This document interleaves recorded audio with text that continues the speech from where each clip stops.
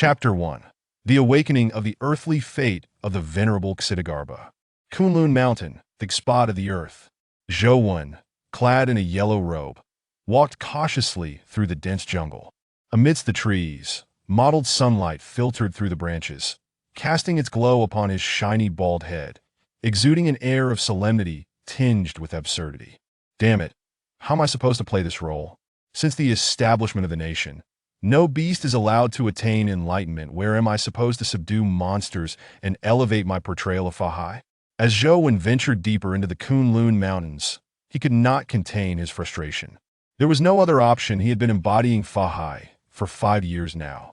However, 2 years ago, his exploration of Buddhist teachings had hit a bottleneck, and his acting system had informed him that his mastery of Buddhist practices had reached its limit. To enhance his portrayal further, he needed to conquer demons. Yet, in this earthly realm, where could he find such demons? Instead, those gaudy massage parlors were filled with beings referred to as fairies. But as a great monk, he dared not even entertain such thoughts. Alas, I have traversed every remote mountain and forest across the vast expanse of Dragon Country, even visiting Kunlun Mountain, the so-called origin of the world's dragon veins, twice, and still, I cannot find any trace of demons. It seems that I shall never achieve 100% in my portrayal of Fahai. After venting his inner turmoil, Zhou was reluctantly forced to confront reality.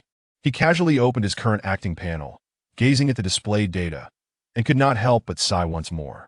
Name: Zhou. Acting target: Fahai. Current acting proficiency: 50. Current acquired ability: 50% of Master Fahai's power. Methods to unlock more acting proficiency: subduing demons. System reminder: when the host's acting proficiency reaches 60, they will obtain the treasured possession of Master Fahai, the Golden Bowl. Surveying the attribute panel before him, Zhou realized that without demons in this world, his path was effectively blocked. No demons in the world. A great fortune for mankind, yet a profound misfortune for me. Just as Zhou sighed, a brilliant beam of golden light suddenly shot down from above, dazzling and radiant, imbued with an overwhelming power. This formidable force descended upon Zhou's body, and in an instant he was rendered utterly powerless, swept away by the golden light. Simultaneously, as Zhou vanished from his location, 465 beams of golden light flickered in and out of existence across the planet, averaging 2 such lights per country. With the disappearance of the golden light, a total of 233 countries worldwide each lost 2 citizens to the previous golden flash. 90% of the stored resources on Earth have been depleted. The earthly fate battlefield is officially opened. A total of 466 chosen individuals will participate, corresponding to the 233 countries on Earth. Please note, the chosen individuals entering the earthly fate battlefield are bound to the fate of their respective countries. When they acquire resources in the battlefield, they will materialize in their homeland at a 10-fold increase, appearing anywhere within their country's borders. Conversely, should any chosen individual meet an untimely demise due to unforeseen circumstances, their country's fate will suffer backlash, resulting in calamities within their own territory. These grand, ethereal proclamations resonated throughout every corner of the earth, even reaching the ears of the deaf and mute. Simultaneously, in the digital realm of Earth, national fate live streams inexplicably emerged, occupying the top recommended slots across various streaming platforms, instantly capturing the attention of countless ordinary citizens. What is this situation? Whose live stream is this? And how did it skyrocket to the top recommendation? Can someone explain? I came down for the explanation, but I have no idea either. Same here. As these live streams appeared out of nowhere, chaos ensued across the globe, leaving both ordinary citizens and high-ranking officials of various governments astounded by this supernatural phenomenon. However, after a brief moment of shock, the higher-ups in various governments quickly made a wise decision. Regardless of what the earthly fate battlefield entailed, the mysteriously appeared live streams had already garnered a massive audience, so they needed to swiftly gain access to the live streaming permissions and arrange for 1 or 2 hosts to participate. Within the earthly fate battlefield, Zhou slowly opened his eyes upon being transported to this battlefield. A sudden influx of information flooded his mind, succinctly outlining his current situation. The earthly fate battlefield. Chosen individuals acquire vast resources to aid the rise of one's country. Ha! How fortunate Dragon Country is to have selected me as a chosen one among over 2 billion people. Having grasped the information in his mind, Zhou smirked, his confidence evident as he muttered to himself. Master, may I inquire if you're my teammate? Just as Zhou was sorting through his thoughts, a celestial voice suddenly echoed in his ear. Upon hearing someone call his name, he turned to see a figure clad in white standing before him. Pure as snow, a beauty like jade, her every smile and frown radiated extraordinary grace. Dear benefactor, this humble monk is Zhou. Your teammate, may I ask how you are addressed? Master, my name is Bai Suzhen, a practitioner with over 2 years of training. Bai Suzhen? A practitioner with over 2 years of training? What on earth is this? Director, the unfolding of this plot is all wrong. Bai Suzhen's words left Zhou utterly dumbfounded. Both her name and her self-introduction struck him like a bolt from the blue. Ahem, so it's Miss Bai. Our adventure in this earthly fate battlefield begins now. I wonder, Miss Bai, what are your specialties? Specialties? Master, I have many talents, such as singing, dancing, and oh, my hair is long too. Upon hearing Zhou question, Bai Suzhen immediately began to rattle off her qualities, even showcasing her waist-length hair at the end to prove its length. Singing? Dancing? Long hair? Oh. A look of utter bewilderment crossed Zhou's face. He had thought that his years of diligent meditation would enable him to remain unflappable in any situation. Yet now, facing this white benefactor beside him, he realized how naive he still was. Chapter 2. The livestream begins. Hope for portraying Fahai. In the Dragon Country's National Fate livestream room. My hair is long. Is that really okay? I'm dying of laughter. This sister Bai is simply too extraordinary. However, honestly, I feel that there's something off about her self-introduction. Shouldn't her specialties be singing, dancing, and rapping? Hello, dear viewers. I am Nan Borer, the host of the Dragon Country's National Fate livestream. Hello, dear viewers. I am Damaho, another host of the Dragon Country's National Fate livestream. As various comments flooded the livestream room, 2 figures suddenly emerged from a small corner. These 2 individuals were none other than the most popular hosts across all streaming platforms. Who would have thought that both of them would appear in the Dragon Country's National Fate livestream, hosting the event together? Wow, Bobo is actually here to host the National Fate livestream. What a surprise. Let's celebrate. Damaho, step aside. Your breathing is affecting my Bobo's stunning beauty. As Nan Borer and Damaho made their entrance, the attention of the viewers in the National Fate livestream room was instantly captivated. Bobo, look, it seems the viewers in the livestream are really welcoming you. Teacher Ma. Oh, everyone is saying your breathing is affecting my stunning beauty. How about you just stop breathing? Whoa, Bobo, we came here together. We should leave together too. You can't just leave me behind. Seeing the warm reception from the viewers, the 2 seasoned hosts jumped right into their banter, instantly lifting the atmosphere in the livestream room. Noticing Damaho's playful response, Nan Borer chuckled lightly, then solemnly steered the conversation toward the content of their live stream. All right, Teacher Ma, enough with the jokes. You heard the conversation between Miss Bai and Master Zhou. Just now, what are your thoughts on our 2 chosen ones from Dragon Country? Well, since you asked, I'll answer honestly. I'm just sitting here watching them. Damaho first made a light-hearted jest with Nan Borer, lively igniting the atmosphere in the live stream room, before he finally spoke with a serious demeanor. Well, everyone, while jesting is all in good fun, there are certain matters that must be approached with utmost seriousness.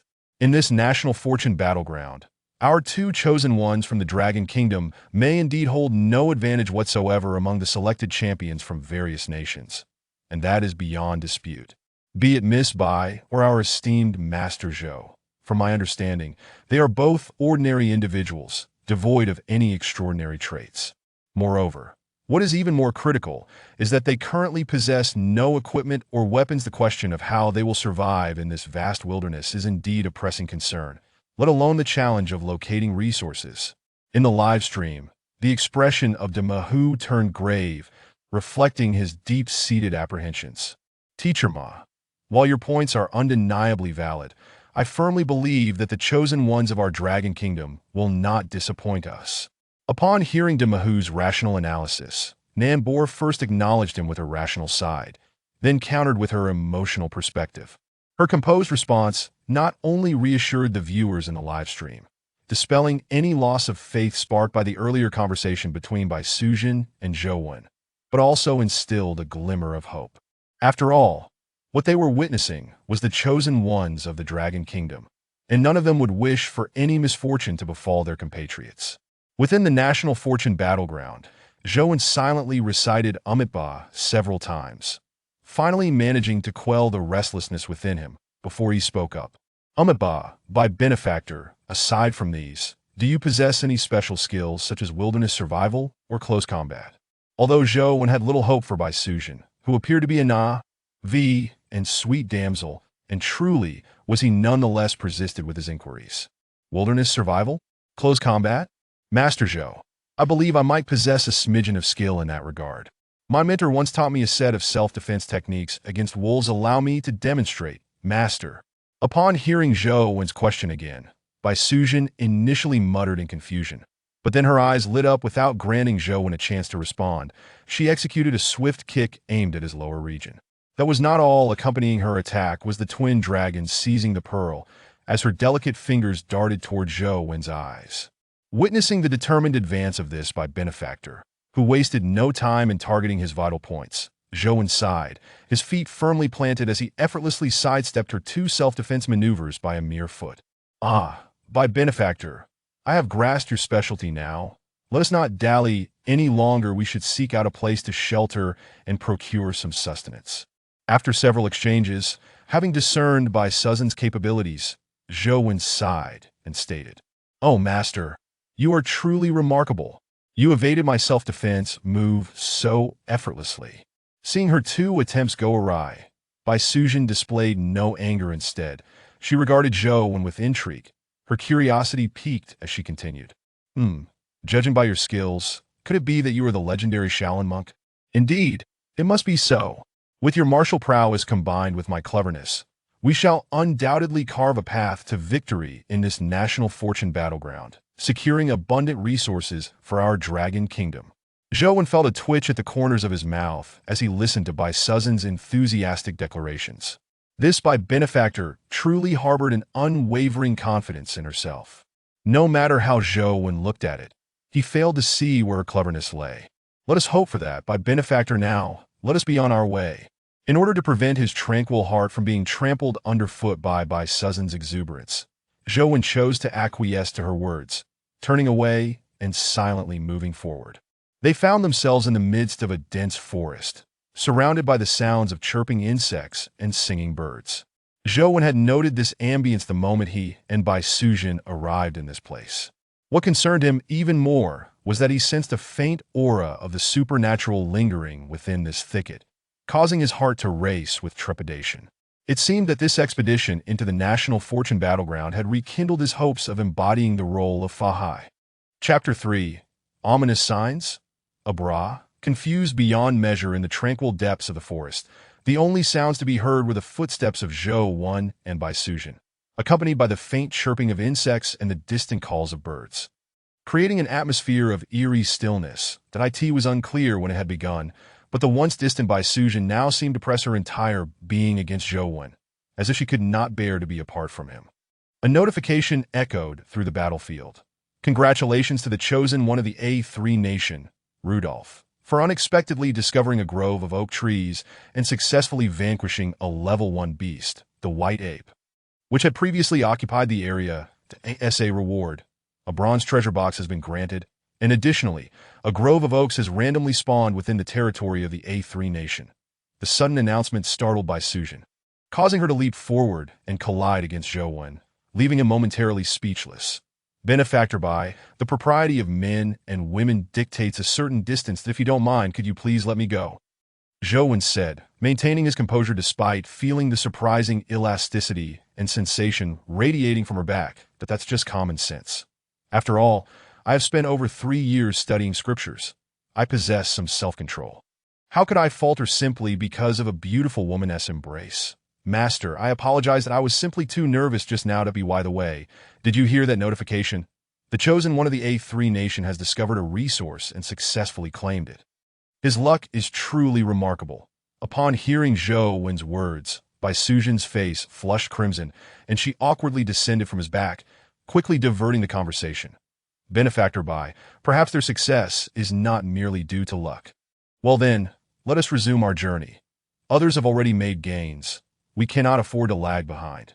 Zhou Wen spoke with a hint of significance, and Bai Sujin nodded, albeit somewhat perplexed. This time, she refrained from further comments.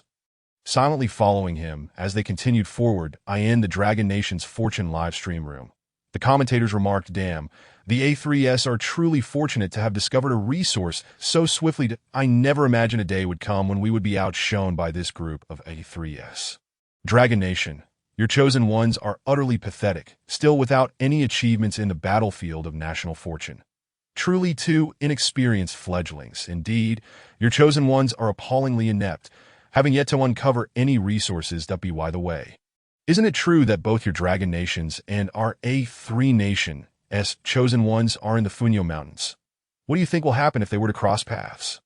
Whoa, is that person from the A3S?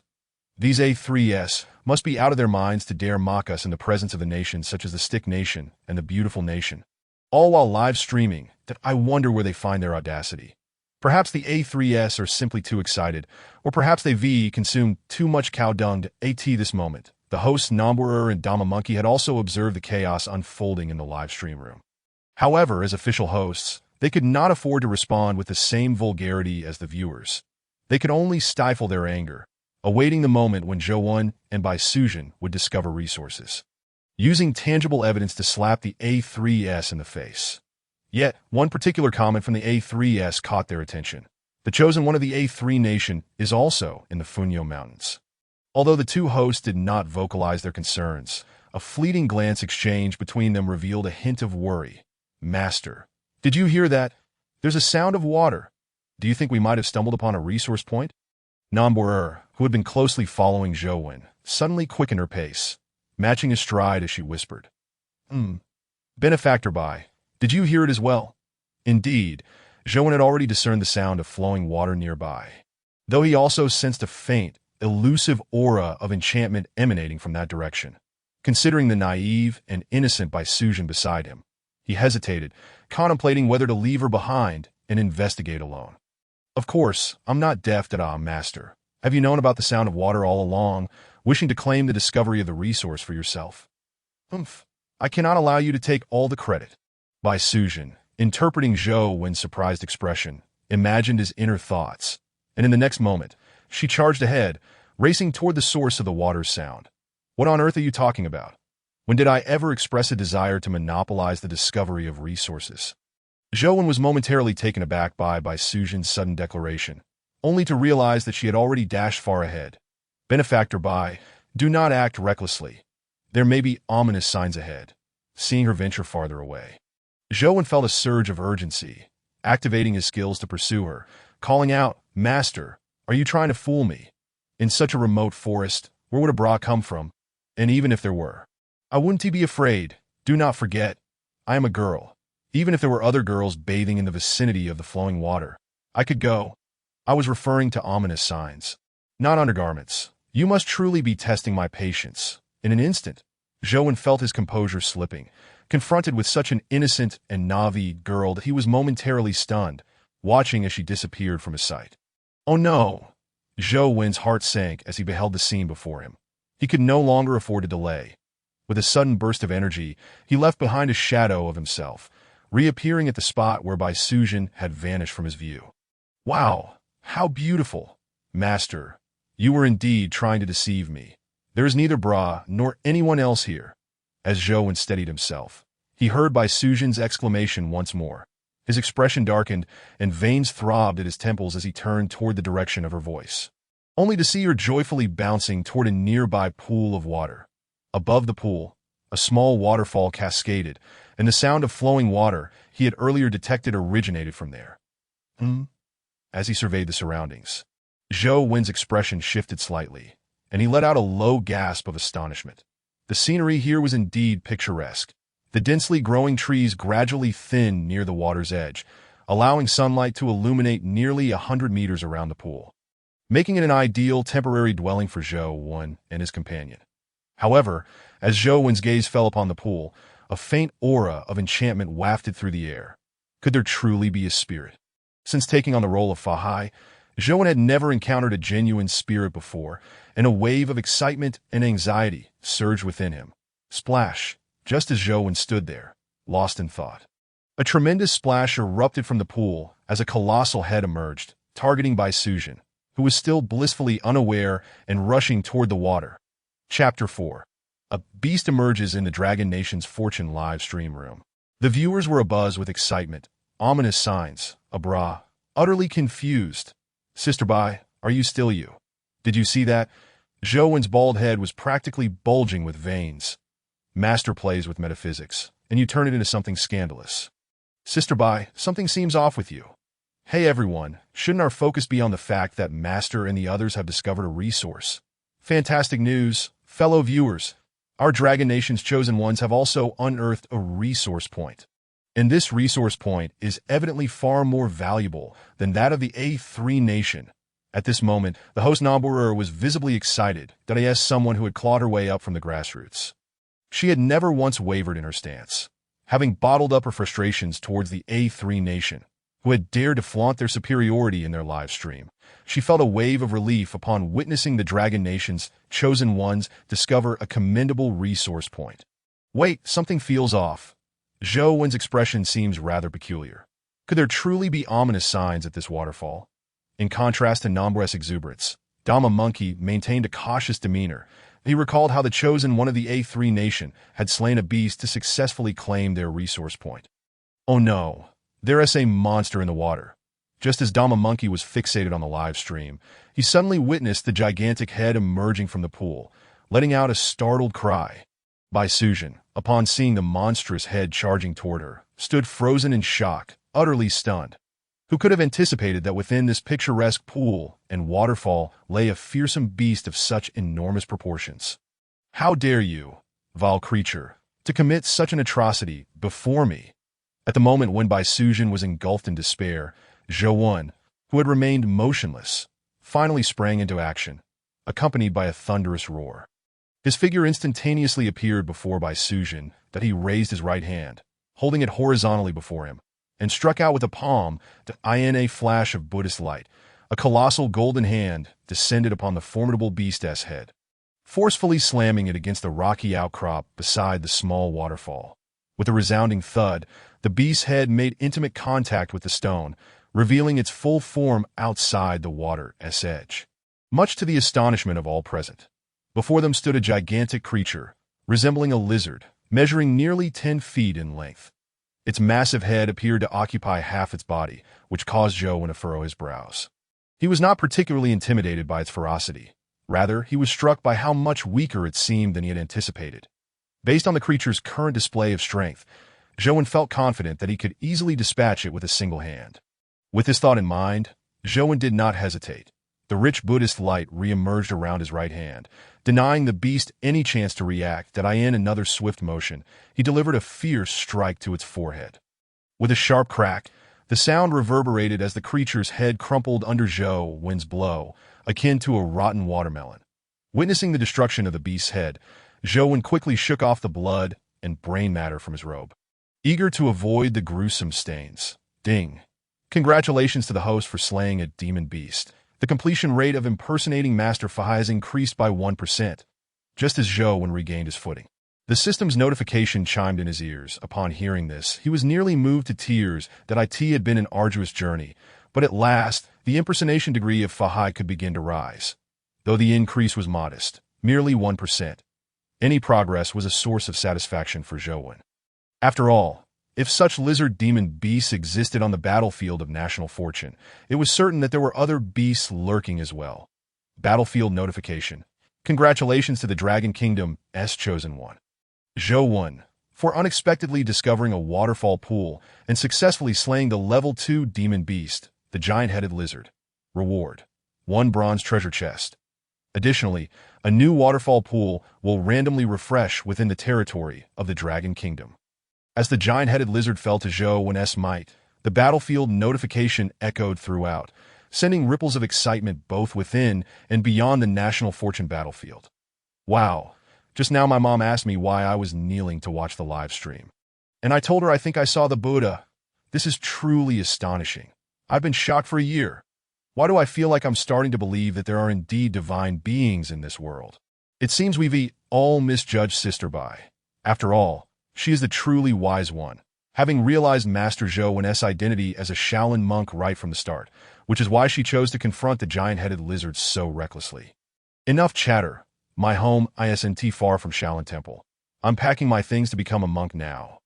Dear patrons, wait for me to master the 72 unique skills of Shaolin, and then I shall return to chat with you all. By the way, what happened to those few who were dominating our Dragon Kingdom's live stream just now? Why are they silent now? Brothers, stop calling out. Those guys are cowards if they were to face us now. It would be too much for them, huh? Amidst the barrage of astonished comments, Nambo, her face flushed a deep crimson. She was overwhelmed with excitement. Zhou Wen's two powerful strikes had exhilarated her beyond measure. Teacher Ma, did you see that? Master Zhou Wen is so formidable. He killed that gigantic beast with just 2 strikes. Could he be the legendary Shaolin monk? Cough, cough, Boer. Remain calm. Point 1 must maintain composure in critical situations. I too witnessed Master Zhou Wen's impressive performance. To be precise, he is indeed powerful and formidable. However, I must clarify to you and all the viewers in the live stream that Master Zhou Wen is definitely not a monk from Shaolin. For all I know, there are indeed some high-level masters among Shaolin monks, but those who possess such spectacular effects upon striking are only seen on television. In reality, such heights are unattainable. In contrast to Nanbo, Damaho maintained a semblance of calm, although internally he was equally exhilarated. What a spectacle it was, with such divine prowess. A mere 2 strikes dispatched an otherworldly beast, leaving Damaho utterly astonished. Teacher Ma, what do you mean? I mean no offense. I merely wish to inform all the viewers in the live stream that our Dragon Kingdom's chosen one is undoubtedly among the best in all the nations of Earth. With their presence, the rise of our Dragon Kingdom is imminent. Chapter 5. Master, you are truly a good person within the realm of national fortune. Zhou Wen casually lifted the now-defeated giant-headed lizard and tossed its carcass aside.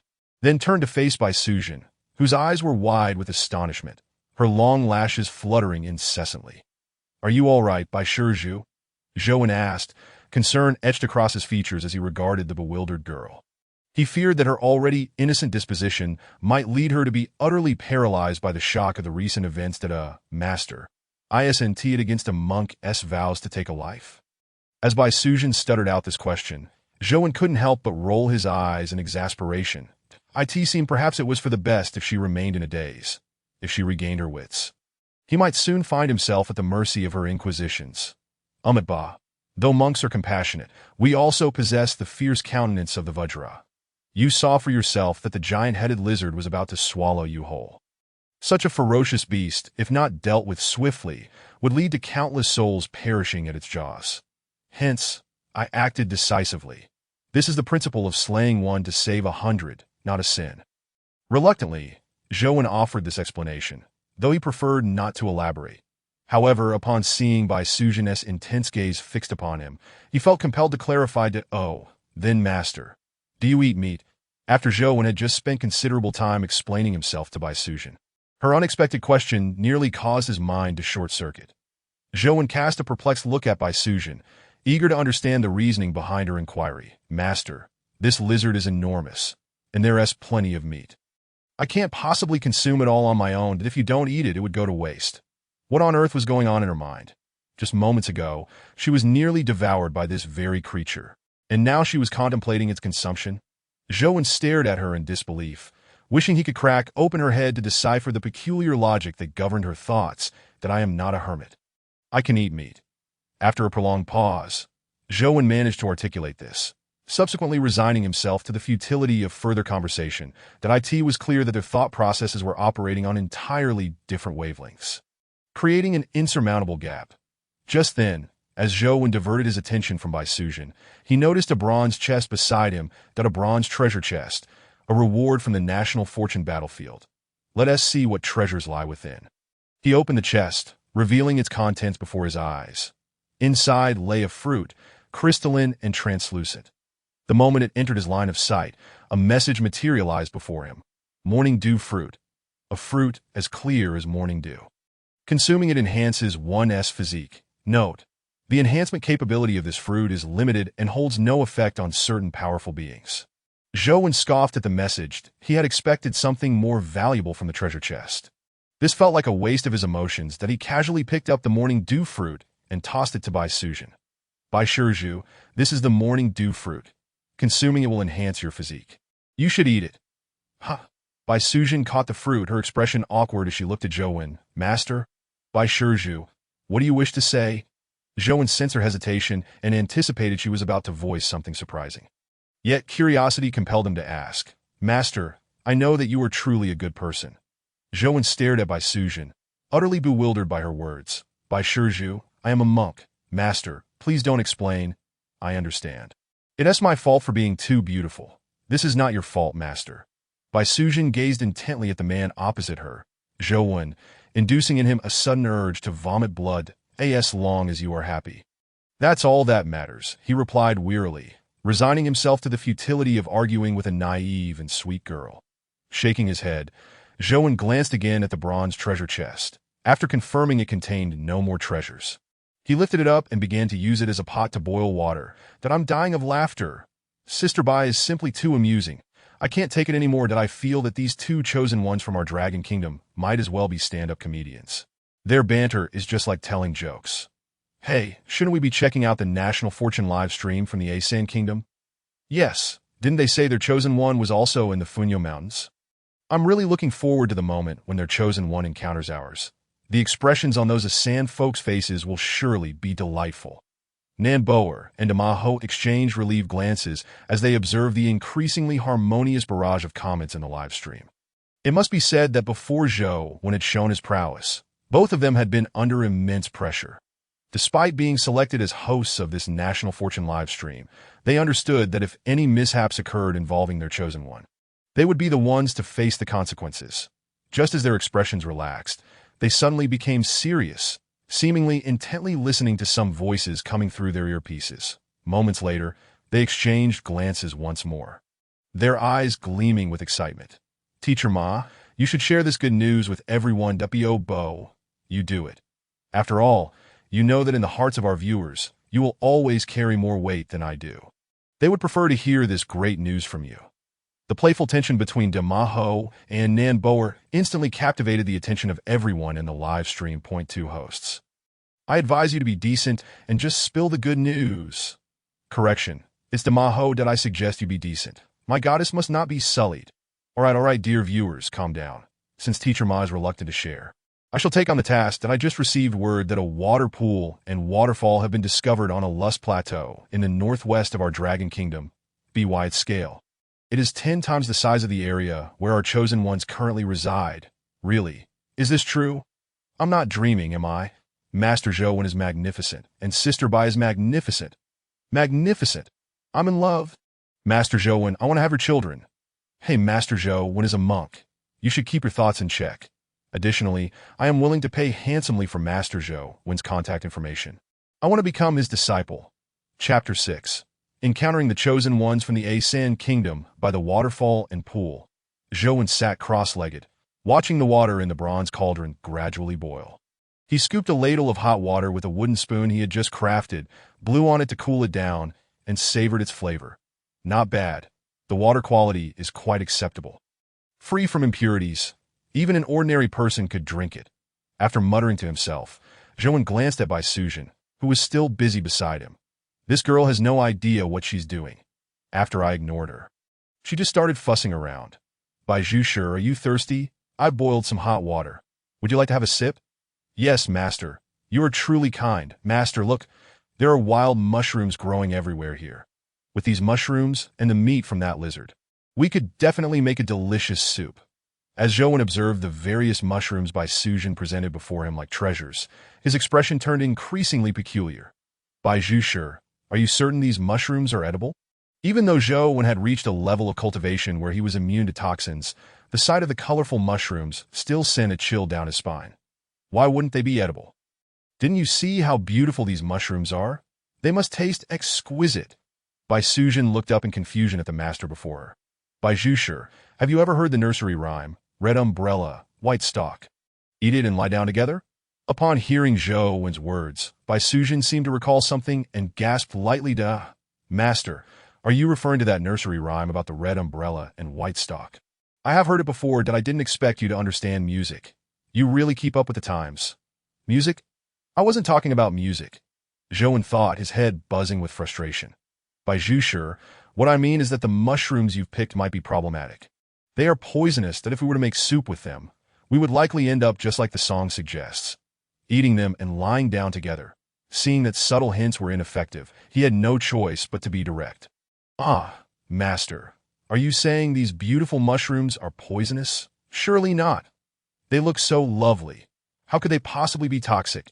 Bai Sujin's small face was filled with disbelief, clearly unaware of the common knowledge that the more vibrant the mushroom, the higher the likelihood of toxicity. Master, are you trying to deceive me so you can enjoy the mushroom soup all to yourself? Ha, you truly are a clever little thing, Zhou Wen thought helplessly. He was genuinely exhausted with this girl before him. Naive, with chaotic thinking and utterly disregarding wise counsel. If it weren't for her being his teammate and a beauty, he would have long since lost interest in her. At that moment, a rustling sound suddenly emerged from the nearby thicket. Upon hearing the noise, Zhou Wen quickly turned to look, just in time to see two dark-skinned, agile figures emerging from the forest. This scene left Zhou Wen quite astonished. He hadn't expected to encounter other living beings so soon after being in this national fortune battlefield for barely a day. The two figures, upon emerging from the thicket, immediately spotted him and Bai Sujin, their expressions reflecting equal surprise, especially as their gaze fell upon the massive lizard carcass lying beside them. Rudolph, look. What is that? A gigantic beast. Did they really kill it? I think we should leave here quickly. Calm down, Luca. There are likely chosen ones like us that AS for that beast. They may not necessarily have been the ones to slay it. Have you forgotten how we dealt with the beast we took down earlier? These two were none other than the chosen ones from the A-San Kingdom, Rudolph and Luca. That it must be said that these two A-San chosen ones were incredibly lucky upon their arrival in this national fortune battlefield. They stumbled upon an oak forest and encountered a severely wounded ferocious beast. What followed was straightforward.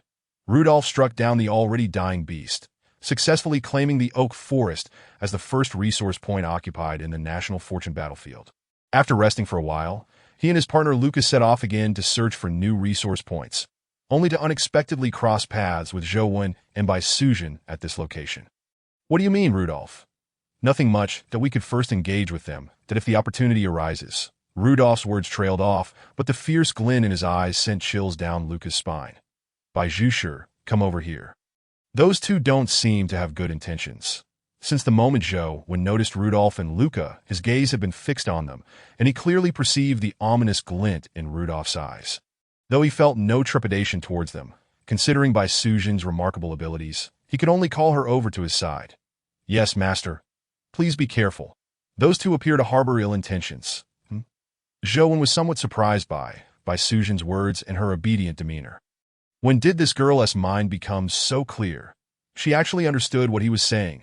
As he pondered this, Zhou Wen saw Rudolph and Luca approaching them and decided not to overthink it. He took a couple of steps forward, slightly bowed, and clasped his hands together, murmuring a Buddhist chant. Ba, esteemed guests, I greet you. Upon hearing Zhou Wen's greeting, both Rudolph and Luca paused momentarily, despite not comprehending the language spoken by the monk. They grasped the meaning behind his words. Master, you honor us, that my brother, and I have come uninvited, seeking your permission to rest our feet for a while and perhaps draw some water. Similarly, although Zhou Wen did not comprehend the language of the individuals from the A3 nation, he understood the implications of their words. With a light chuckle, he gestured for the two men to proceed at their leisure. Observing this, Rudolph and Luca exchanged glances, each retrieving a water pouch crafted from animal hide and submerging it in the pool beside them to fill it with water, as if their sole purpose was to seek a mere drink from Zhou Wen. Chapter 7. Reaping the consequences. Watching the two men engrossed in their task, Zhou Wen discreetly allowed a faint smile to grace his lips. He gradually turned to face Bai Sujin, deliberately presenting his back to Rudolph and Luca, a monk, Zhou recognized the ill intentions harbored by these two ruffians, yet he felt it was inappropriate to strike first before they made their move. Thus, he chose to adopt a strategy of entrapment, intentionally offering them an opportunity to act out of course. Should they hesitate even after such a generous chance, Zhou had no qualms about letting them be. For a monk must embody compassion. However, could these two nefarious characters truly restrain themselves in the face of such an enticing opportunity? Without a moment's hesitation, as Zhou turned his back, Rudolph and Lucre sprang into action. One forcefully shoved Zhou into the ground, while the other produced a sharp thong, viciously plunging it into Zhou's back. Master! A cry of alarm escaped by Suzhen's lips, her eyes wide with disbelief. In her sight, the previously courteous Rudolph and Lucre had instantly transformed into ferocious beasts, ruthlessly striking down Zhou, to her astonishment. The formidable Master Zhou seemed utterly powerless against such an ambush.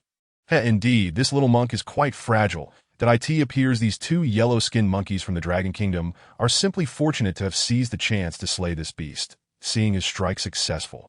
Rudolph cast aside his fade of ferocity, disdainfully glancing at Zhou's lifeless body before removing the thong embedded in it. Lucre, that female monkey from the Dragon Kingdom, is too noisy. Go capture her and silence her mouth. Once we finish with this beast's corpse, we can enjoy ourselves thoroughly. With the thong in hand, Rudolph's greedy gaze fixated on Bai Suzhen, in his eyes. A girl as beautiful as Bai Suzhen was a rare treasure on this battlefield of fortune. Not to be easily let go. Why must you two vile creatures do this to the master? As she beheld Zhou sprawled on the ground, Bai Suzhen's initial shock morphed into rage, then transformed into fear. After all, if the powerful Zhou had been overpowered by these two individuals from the A3 nation, what hope did she, a mere woman trained only in defensive techniques, have against them? With this thought, Bai Suzhen wasted no time, turning to flee towards the direction from which she and Zhou had come. Upon witnessing her alarmed retreat, Lucre let out a lewd chuckle and pursued her. It was only when Lucre and Bai Suzhen vanished from sight that Rudolph finally shifted his gaze back to Zhou's body on the ground. Yet, that single glance sent a jolt of terror through him. The figure that had lain motionless on the ground was no longer there. Startled by this sudden shift, Rudolph quickly scanned the area, and soon enough, Zhou reappeared before him. Ba, your actions are indeed ruthless. It seems you wish to take this monk's life.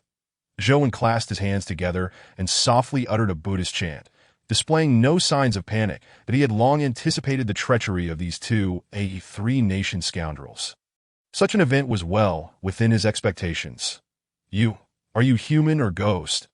Gazing at the seemingly unscathed Zhou standing before him, Rudolph first glanced at the thong in his hand before stammering a question. I am neither human nor ghost, merely a novice of the Buddhist order. However, you, my friend, are about to become less than human. Zhou regarded Rudolph, whose face was etched with shock, his tone calm and a gentle smile adorning his face. Though Zhou's demeanor appeared serene and his voice steady, to Rudolph, it rang like thunder in a clear sky. Without hesitation, Rudolph thrust the thong once more, aiming directly at Zhou's heart, intent on delivering a decisive blow. No, my hand. A series of chilling screams erupted, causing Rudolph, who had just attacked, to shudder in fear. The source of those agonized cries was none other than his companion, Lucre. Upon hearing Lucre's cries of anguish, Zhou's expression shifted slightly, that he promptly dismissed any further engagement with Rudolph, raising his hand to unleash a surge of formidable power, sending Rudolph hurtling away, silenced that in the next moment, Zhou's figure flickered. Darting into the dense forest towards the origin of the screams, he steadied himself amidst the trees. Zhou caught sight of a flash of green darting swiftly into Bai Suzhen's attire. Upon witnessing this, Zhou's pupils constricted, instinctively glancing at Bai Suzhen. However, as his gaze fell upon the location where the green flash had disappeared, he quickly averted his eyes. There was no helping it.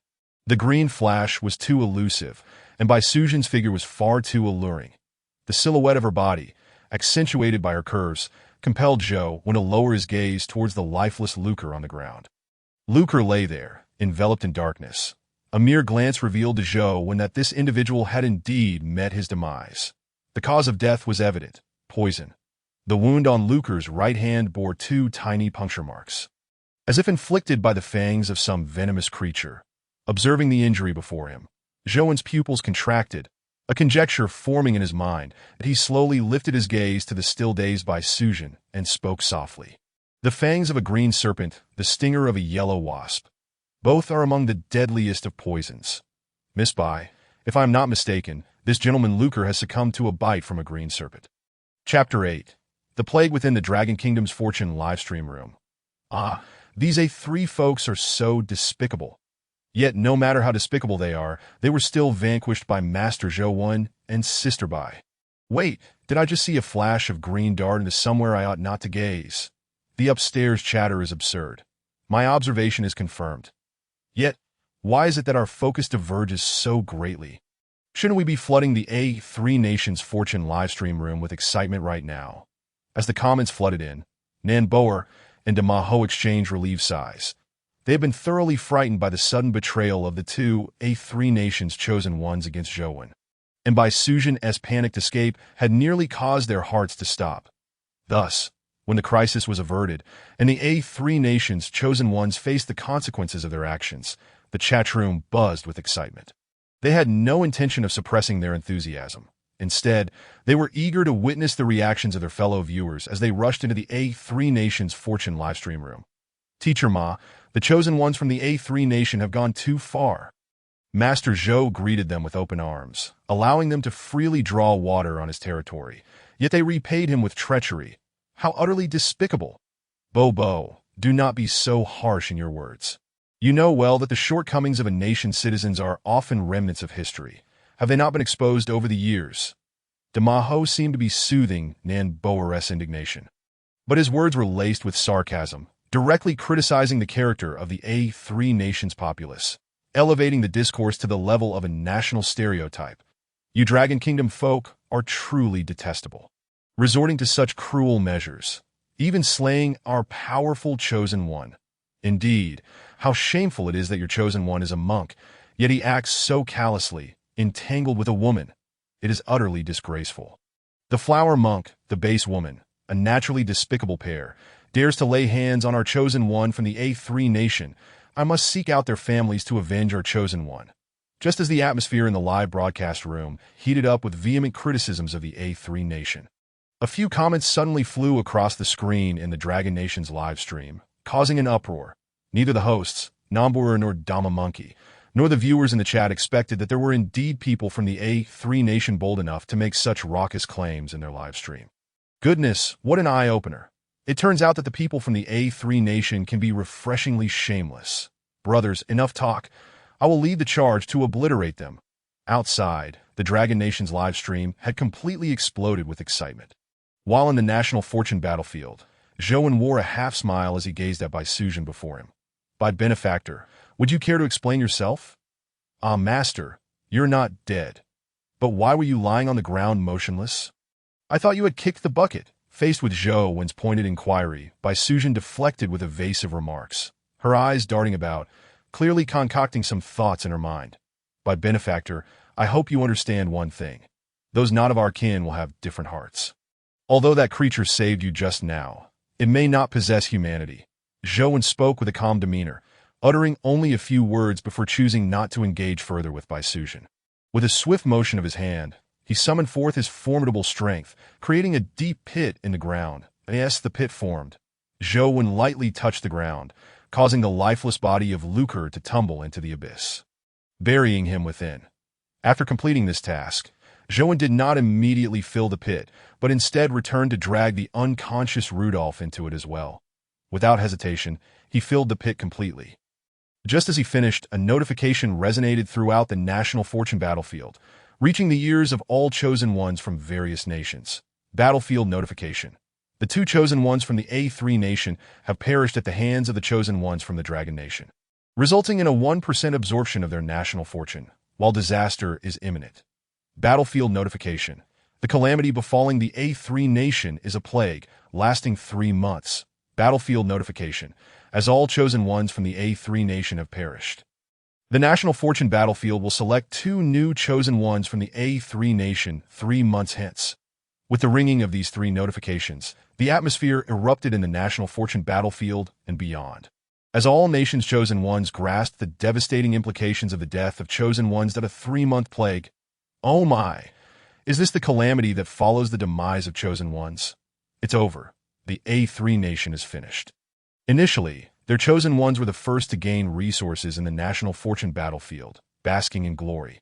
Yet, lamentably, their chosen ones, blinded by hubris, provoked the monstrous chosen ones from the Dragon Nation, not only bringing upon themselves a calamity, but also falling behind the chosen ones of other nations by 3 months in the national fortune battlefield. This is truly despairing that I long to communicate with our nation's chosen ones, urging them to steer clear of those from the Dragon Nation. Within the national fortune battlefield, Zhou Wen's expression shifted slightly upon hearing the battlefield notification. Even he had not anticipated the terrifying calamity that would befall the A3 nation following the death of their chosen ones. Despite his years of mastering Buddhist teachings, a twinge of compassion stirred within him. Not for Rudolph and Lucre, whom he deemed despicable and unworthy of pity. Rather, it was the realization that the vile actions of merely 2 individuals could unleash such calamity upon an entire nation as populace. Yet he swiftly suppressed this flicker of compassion. After all, the rules of the national fortune battlefield were not a game of make-believe. They were a struggle for survival against ferocious beasts, striving for the welfare of their own people that are in such a harsh environment. If Zhou Wen were to harbor compassion and refrain from striking down the chosen ones of the A3 nation, who could predict whether he might not ultimately suffer a disastrous fate? Who would pity the citizens of the Dragon Nation then? Amitabha, if I do not descend into hell, who will? I shall bear all sins myself. With a soft chant of a Buddhist invocation, Zhou Wen's gaze returned to Bai Sujin. At that moment, he had no desire to dwell on her peculiarities. As long as she had the means to protect herself in this national fortune battlefield, it was a relief. By benefactor, everyone has their own secrets. Since you do not wish to clarify yours, I shall refrain from probing further. However, I must remind you that the brutality of this battlefield has already begun to manifest, that we must remain vigilant against anyone we encounter henceforth. Chapter 9. Secret Zhou when observed by Sujin by his side. Initially, he had thought her to be a naive and simple-minded individual. However, witnessing her calm demeanor in the face of Lucre's violent demise made him realize that she was far from the straightforward persona she projected. Master, I do not comprehend what you are saying. Also, please do not gaze at me so intently. You are a monk. You must exercise self-restraint. Bai Sujin's response to Zhou Wen's serious warning ignited within him an urge to spit blood. I am discussing serious matters with you, and you speak of nonsense? Zhou Wen's lips twitched silently as he found it impossible to communicate effectively with his teammate, that he turned and proceeded towards the direction of the pond.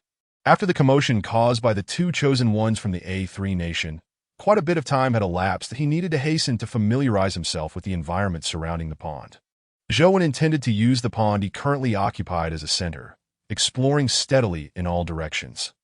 Although the first ferocious beast he encountered seemed relatively weak and fell easily to him, this national fortune battlefield remained unfamiliar territory. In such a strange environment, it was prudent to proceed with caution, lest he fall into unforeseen peril.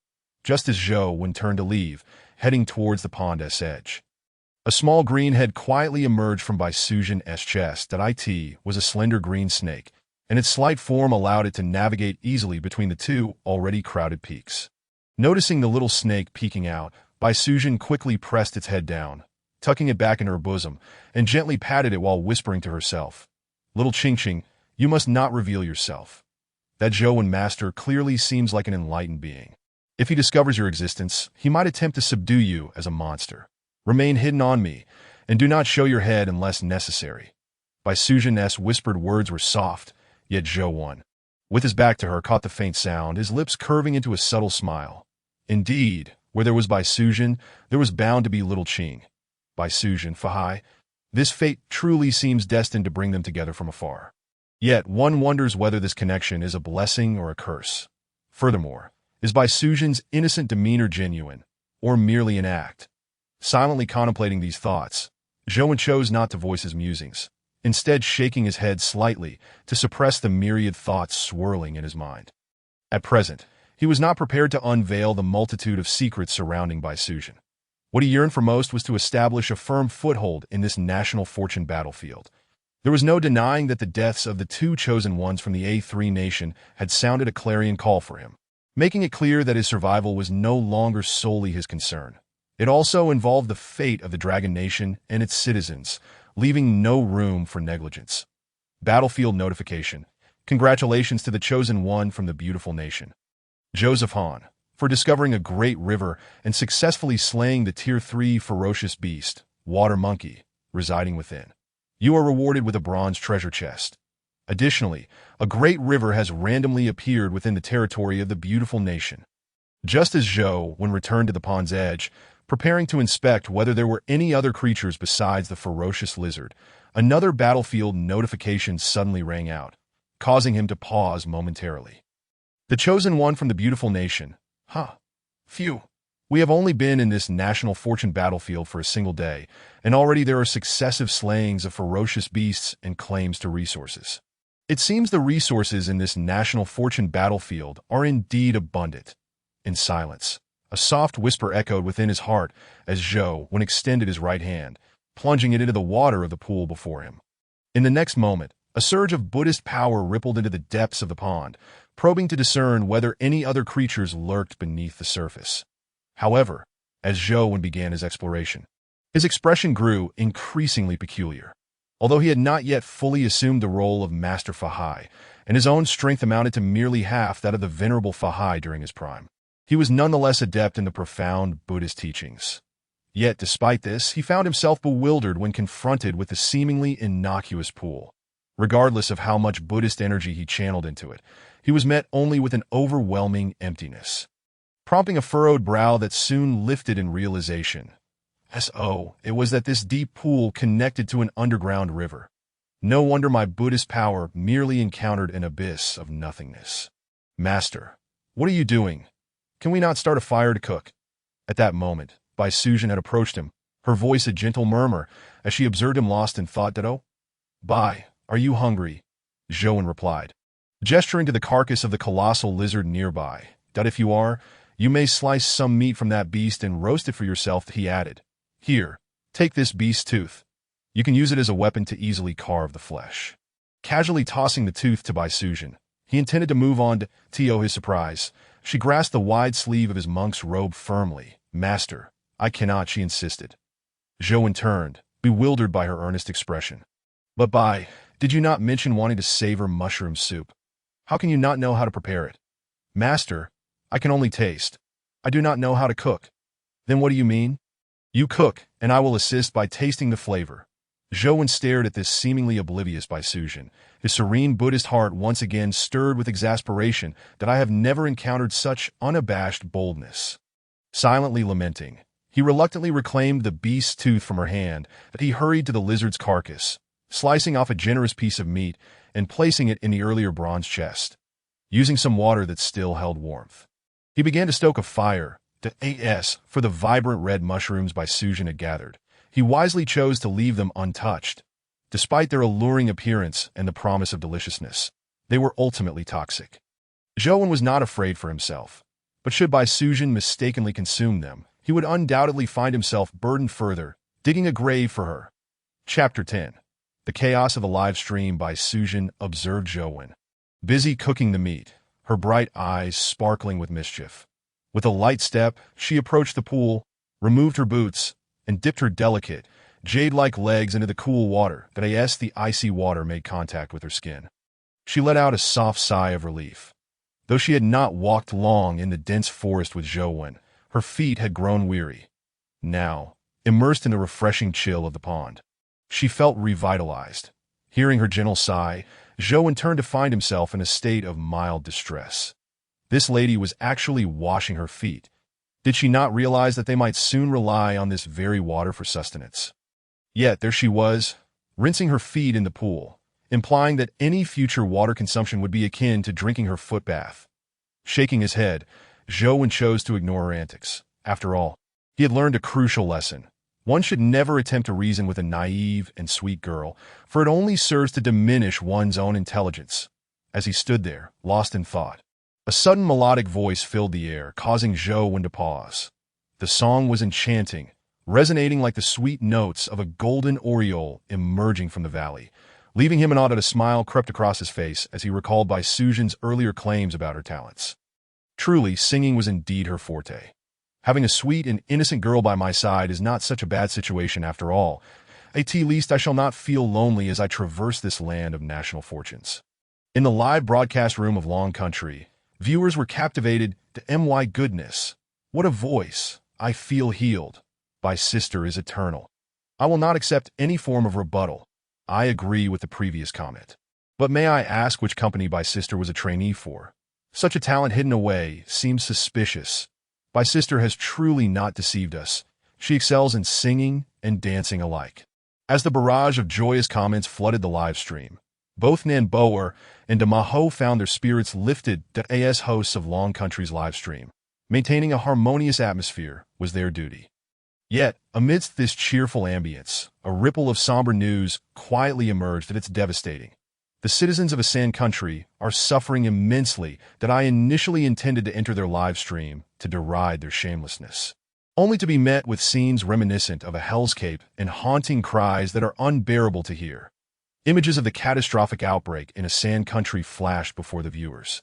Despite the government's prior preparations, the shocking reality of the pandemic's devastation struck hard, leading to a significant decline in the live stream's chatter. As time passed, the comments began to swell again, but this time, the tone was far from joyful. That Asan Country is doomed. 500 million of its citizens have been infected in this sudden outbreak. The most terrifying aspect is the rapid spread of the disease. If this continues for 3 months, nearly all of Asan's population will perish. This is pure hell. Did our Long Country's chosen ones strike too ruthlessly? As Zhou Wan and Bai Sujin's actions were scrutinized, sentiments of pity for Asan Country filled the hearts of many viewers. Some even began to lay blame at Zhou Wan and Bai Sujin's feet. Those upstairs must be deranged. How can you claim our chosen ones acted too harshly? Do you not recall who struck first? Indeed, it was Asan's chosen ones who initiated the conflict. Yet, our chosen ones responded with excessive force, leading to such a dire calamity that I believe Long Country should issue an apology internationally. Apologize? Have you lost your mind? Why should we apologize? Did you not see how the chosen ones from Asan struck with lethal intent? If not for Master Zhou Wan and Bai sister's strength, they would be the ones facing dire consequences now. The audacity to claim our actions were too severe. If you have such a saintly heart, why not join Asan's nationality and save them yourself? As the live stream audience became increasingly divided, one faction using Asan's plight to vehemently criticize Zhou Wan and Bai Sujin, while the other rationally pointed out that Asan's chosen ones were merely reaping what they had sown. Nan Boer and Dama Ho exchanged concerned glances. They realized it was time to intervene. Dear viewers, there is no need for quarrels. Allow me to say just one thing. Seeing Nan Boer's anxious expression as she struggled to articulate her thoughts, Dama Ho stepped forward. Dear viewers, I understand your compassionate hearts cannot bear the sight of Asan Country's tragic state. Indeed, compared to Asan's chosen ones, they are innocent. However, has anyone ever contemplated a certain matter? If it weren't for Master Zhou Wan's exceptional skills and his fearless confrontation with the 2 chosen ones from that A3 nation, it is likely that not long ago, it would have been Master Zhou Wan and Miss Bai Sujin who had met their demise. Consequently, the ones currently suffering from the plague would be us, the people of Long Guo, that battlefield of national fortune. Everything is so brutally unforgiving. Once a conflict arises, it is destined to be either your death or mine. Although the citizens of A3 nation are innocent and all blame lies with their nation's chosen ones, does that mean the citizens of Long Guo are guilty and must bear the horrific calamity unleashed upon their deaths? Chapter 11. The water pool within the live broadcast room of Long was national fortune. As soon as Damaho opened his mouth, it became impossible to contain. Fortunately, he did not hold back and expressed the most genuine thoughts in his heart. Indeed, the citizens of A3 nation are innocent. Does that imply that the citizens of Long Guo are guilty? It was clearly the chosen ones of A3 nation who initiated the conflict. Why should Zhou Wan and his companions refrain from eliminating them? With the utterance of his words, a tremendous uproar erupted throughout the entire live broadcast room. Teacher Ma, I knew you would always be the most rational. This statement is indeed commendable. That's right, Teacher Ma. As a citizen of Long Guo, The last thing we should do is to tilt our stance and criticize our own chosen ones from the position of another nation. It is truly laughable. Alas, this indeed echoes the old saying, one's hero is another's enemy. The differing stances of the two parties inevitably result in divergent perspectives. Fellow compatriots of Longhua, regardless of how Zhou and Jie are perceived by the citizens of A3 nation. As Longhua citizens, we must regard them as heroes. Indeed, we should not let our heroes bleed while fighting for our resources, only to bear the burden of scorn. Otherwise, how can we call ourselves citizens of Longhua? Observing the barrage of comments in agreement with his previous statements, Demaho finally felt a sense of relief. That moment. Namboer also spoke up. Everyone, let's remain calm. It is commendable to possess kindness. But we must not be blindly benevolent to the detriment of the heroes who are bleeding for the development of Longhua. Here, I call upon all the viewers in our live broadcast room to voluntarily organize. Even if our two chosen ones from Longhua cannot feel our support, we cannot remain idle. I have decided to establish a support association for Master Zhou 1 and Sister Bai, so that all citizens of Longhua can recognize that they are fighting and sacrificing for the entirety of Longhua. With Nand Bo Air's proclamation, the atmosphere in the live broadcast room underwent a dramatic shift. The barrage of comments that had previously stood on a moral high ground, condemning Zhou 1 and Bai Suzhen, almost vanished in an instant. There was no denying that Zhou 1 and Bai Suzhen were indeed the chosen ones of Longhua. If these two compassionate individuals were to perish on the battlefield of national fortune, it would undoubtedly be a catastrophic disaster that no one would wish to witness. Meanwhile, Zhou 1 and Bai Suzhen remained oblivious to the stir their earlier actions against the chosen ones of A3 nation had caused. They were currently preoccupied with a substantial piece of boiled meat. Bai Suzhen gazed at the sizable chunk of meat in her hand, gently parting her lips to take a bite. As soon as she took a bite, her expression transformed into one of delightful surprise. Initially, she had viewed Zhou 1's plain boiled meat with skepticism, but upon tasting it, the exquisite flavor nearly made her exclaim, "Master, did you secretly sprinkle some of your special seasoning on this meat? It is utterly delectable. Or perhaps you slyly added some red umbrella mushrooms?" Baiji, the meat's exquisite taste is due to the inherent quality of the ferocious beast's flesh, which is rich in beneficial substances for the human body. It is a top-notch ingredient, unrelated to any seasoning I might add. Moreover, Baiji, I must once again remind you that those mushrooms you forged earlier are indeed poisonous. Do not consume them recklessly, lest. Zhou 1's warning trailed off, but the implication was unmistakably clear. He believed that anyone with a modicum of sense would understand. "Yes, master, I understand." Surprisingly, Bai Suzhen comprehended Zhou 1's words and did not dwell on them any longer. Merely nodding silently before continuing, "Master, I noticed while scooping the boiled meat that this water pool seems to connect to an exceedingly deep underground water vein. Therefore, I plan to dive down and investigate. Please wait for me nearby and do not wander off." "What? Master, you intend to descend into this pool? It's nearly dark, and this pool is unfathomably deep. If you go down, will you be able to return?" Bai Suzhen looked at Zhou 1 in astonishment, finding it quite unbelievable. It is worth noting that despite the seemingly small area of the water pool, the waterfall pouring into it was exceedingly turbulent. Such a rapid influx of water could not fill the pool to overflowing, indicating that the pool must connect to an underground river, which likely has an extensive network that if one were to recklessly enter, who knows if they would survive the experience. Thus, Bai Suzhen's words held considerable merit. "Rest assured, Baiji, since I have made the decision to dive, I am confident in my ability to protect myself. However, you must exercise utmost caution while remaining above." After reiterating his concerns for Bai Suzhen's safety, Zhou 1 wasted no time and leaped into the water pool, watching Zhou 1 plunge into the depths. Bai Suzhen hurriedly stepped closer to the edge of the pool. Once she could no longer see Zhou 1's form, she let out a sigh of relief as soon as she exhaled. The sound of a serpent's tongue flickering reached her ears. Following the sound, she noticed a small green snake had somehow appeared in the bronze chest Zhou 1 had placed on the ground, coiling around the piece of boiled ferocious beast meat and devouring it voraciously. "Little Qing, why are you so gluttonous to sneak out?" Bai Suzhen remarked. "Master Zhou 1 may not have gone far. If he discovers you, he might mistake you for a monster and capture you." However, the little green snake paid her no mind, engrossed in its feast of the ferocious beast meat. There was little she could do. After all, the allure of such meat was far too strong for this nascent spiritual beast. The meat was akin to a miraculous tonic, and consuming it would greatly accelerate its growth.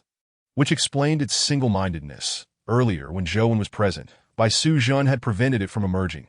Otherwise, the piece of meat Zhou Wen had prepared would have likely been devoured long ago. Chapter 12. The Azure Bull Python in the Depths of the Dark Water Pool. Zhou Wen swiftly descended, bolstered by more than half of Master Fahai's magical power.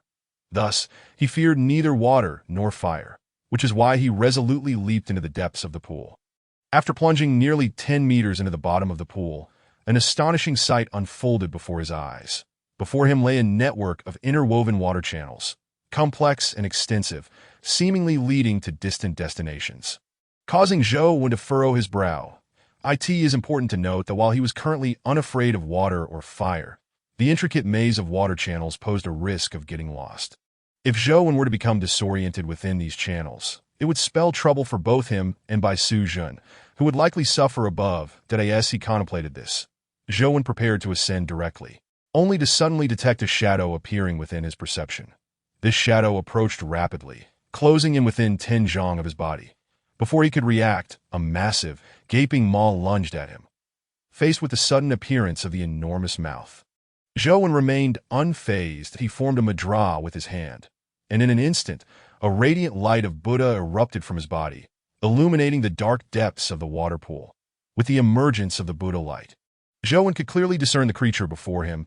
It was a terrifying beast with the head of a giant python and the body of a blue bull. That moment, this creature opened its massive mouth wide, lunging toward Zhou Wen with the intent to bite. The two glimmering, menacing fangs emanated a foul odor, polluting the waters at the bottom of the pool.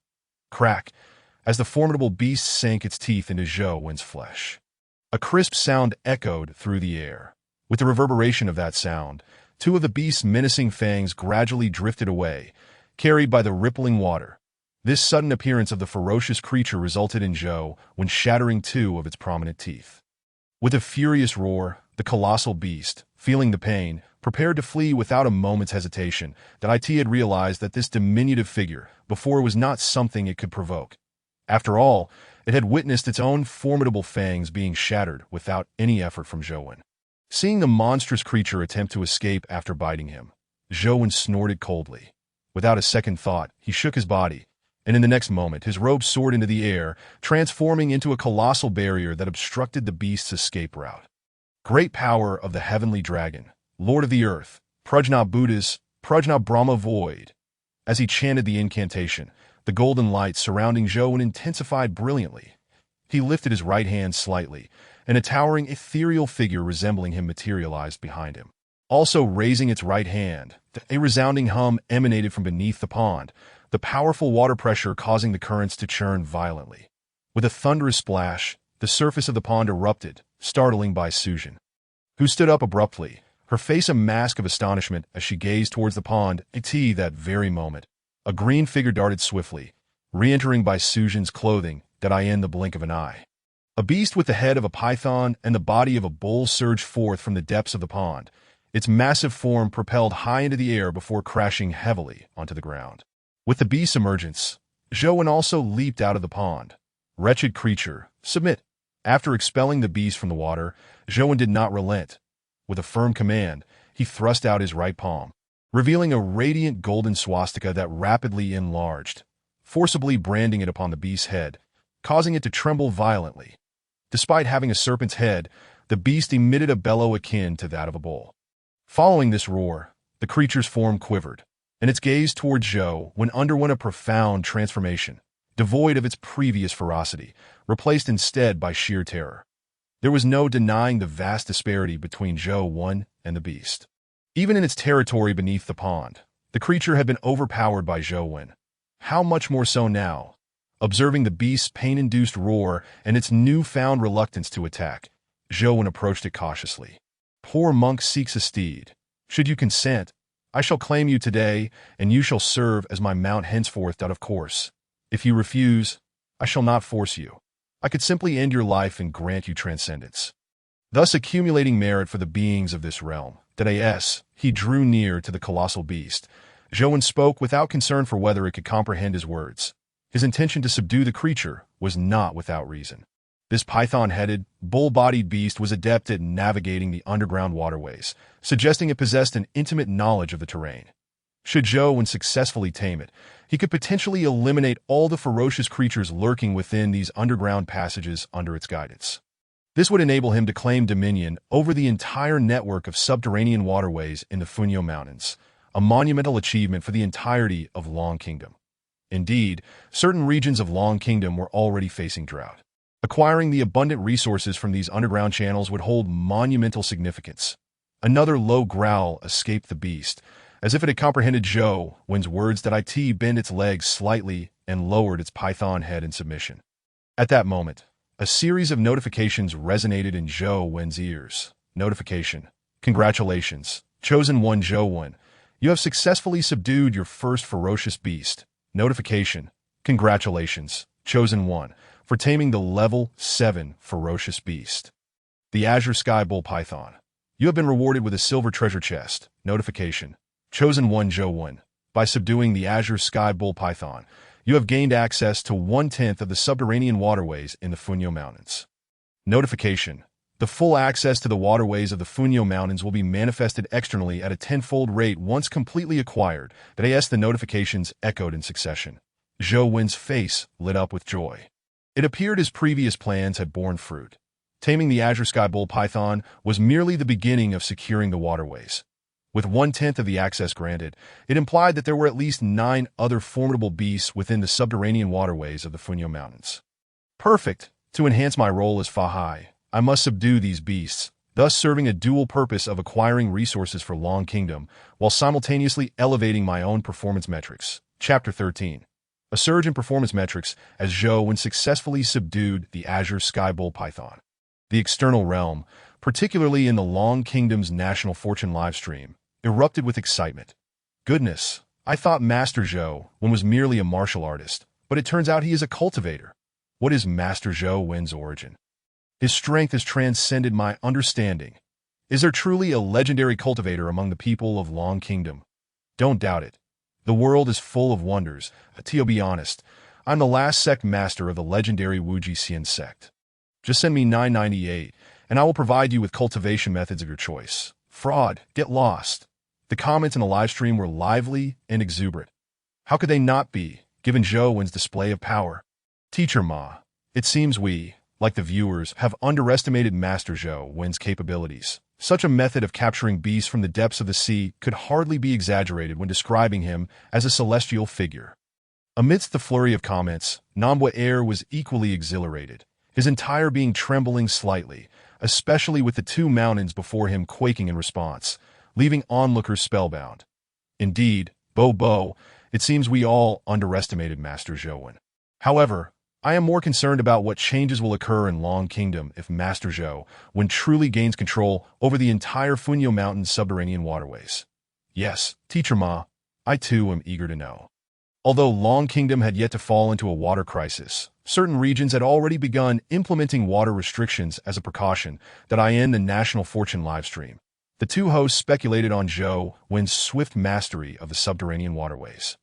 While within the National Fortune battlefield, the atmosphere was anything but tranquil. Following Zhou's subjugation of the Azure Sky Bull Python, a flurry of notifications rang out, seemingly spurred by his actions. Each notification signified that a chosen one from another nation had successfully seized a resource point. Zhou found this quite astonishing. The ferocious beasts within the National Fortune battlefield were notoriously vicious, not easily dealt with without significant prowess. Yet apart from the chosen one from the Asan country, whom he had personally defeated, it appeared no other nation's chosen one had fallen to the beasts, leaving him puzzled and sensing an inexplicable undercurrent in the situation. As for the specifics of this inexplicable undercurrent, Zhou could not ascertain for now. Fortunately, he was not one to dwell on complexities. Seeing that clarity eluded him, he chose to focus instead on his current attributes. Name: Zhou.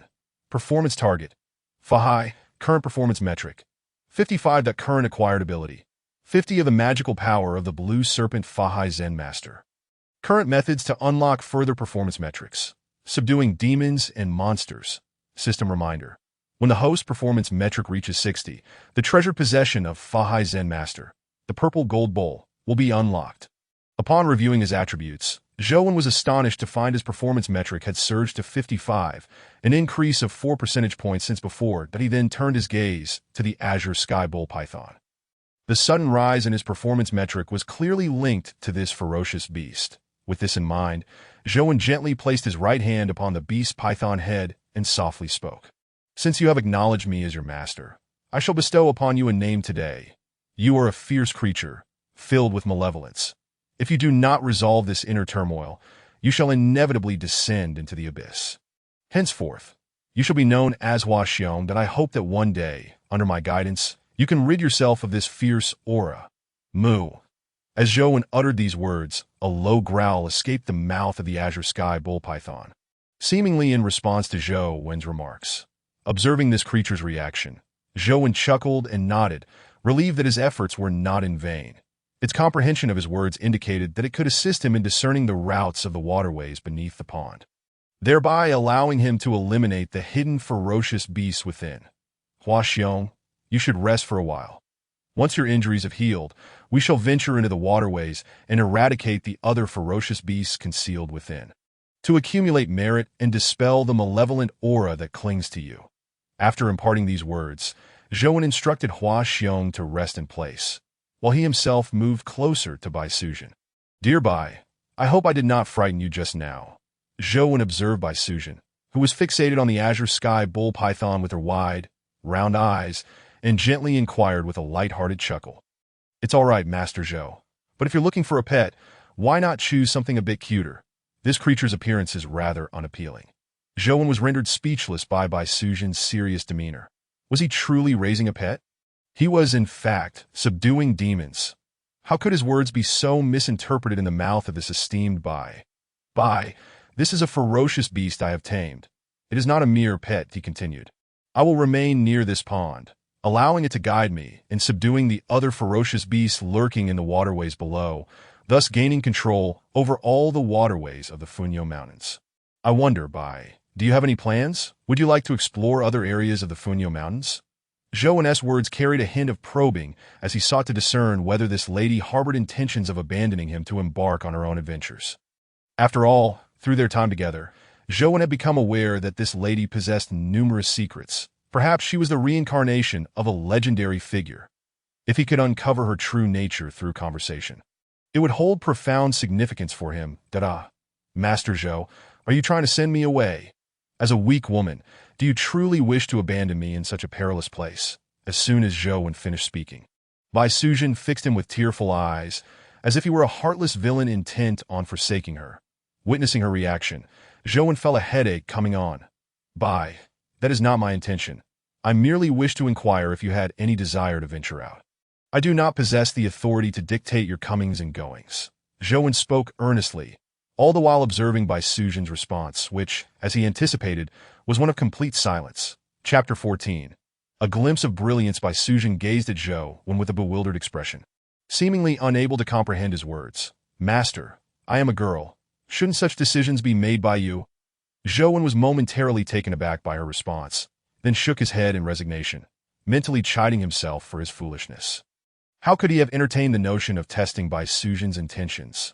Her thought processes had evidently transcended the ordinary, soaring to unimaginable heights beyond his comprehension. Bai, your reasoning is sound. It appears I failed to consider that. Zhouwen recited a brief sutra, decisively abandoning any further attempts at protracted dialogue with her, and then chose to rest nearby. This monk thinks he can cast me aside. Not a chance if I'm discarded. Who will cook for me and protect me? As Zhouwen turned away, Bai Sujin stuck out her tongue, murmuring softly to "At that moment." Zhouwen paused slightly, a bitter smile creeping onto his face. So, this esteemed Bai had indeed taken him for a free caretaker and bodyguard. The Dragon Kingdom's National Fortune livestream room. Oh dear.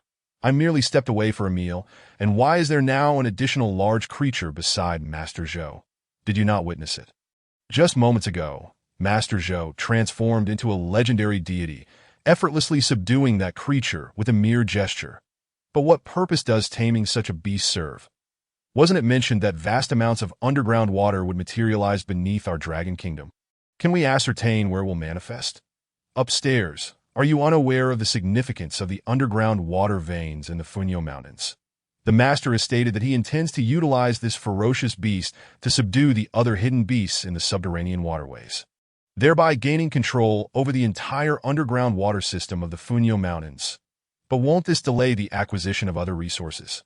After all, even in the national fortune battlefield, the total amount of resources is limited. If others claim a portion, it means our dragon kingdom will have less. That is it truly wise to linger here for so long? Indeed, I share that concern. That I've observed that the chosen ones from the beautiful nation and island nation have begun exploring their surroundings and have made significant gains, while our dragon kingdom's chosen ones have remained stationary after discovering a single resource. Alas, that is precisely what troubles me.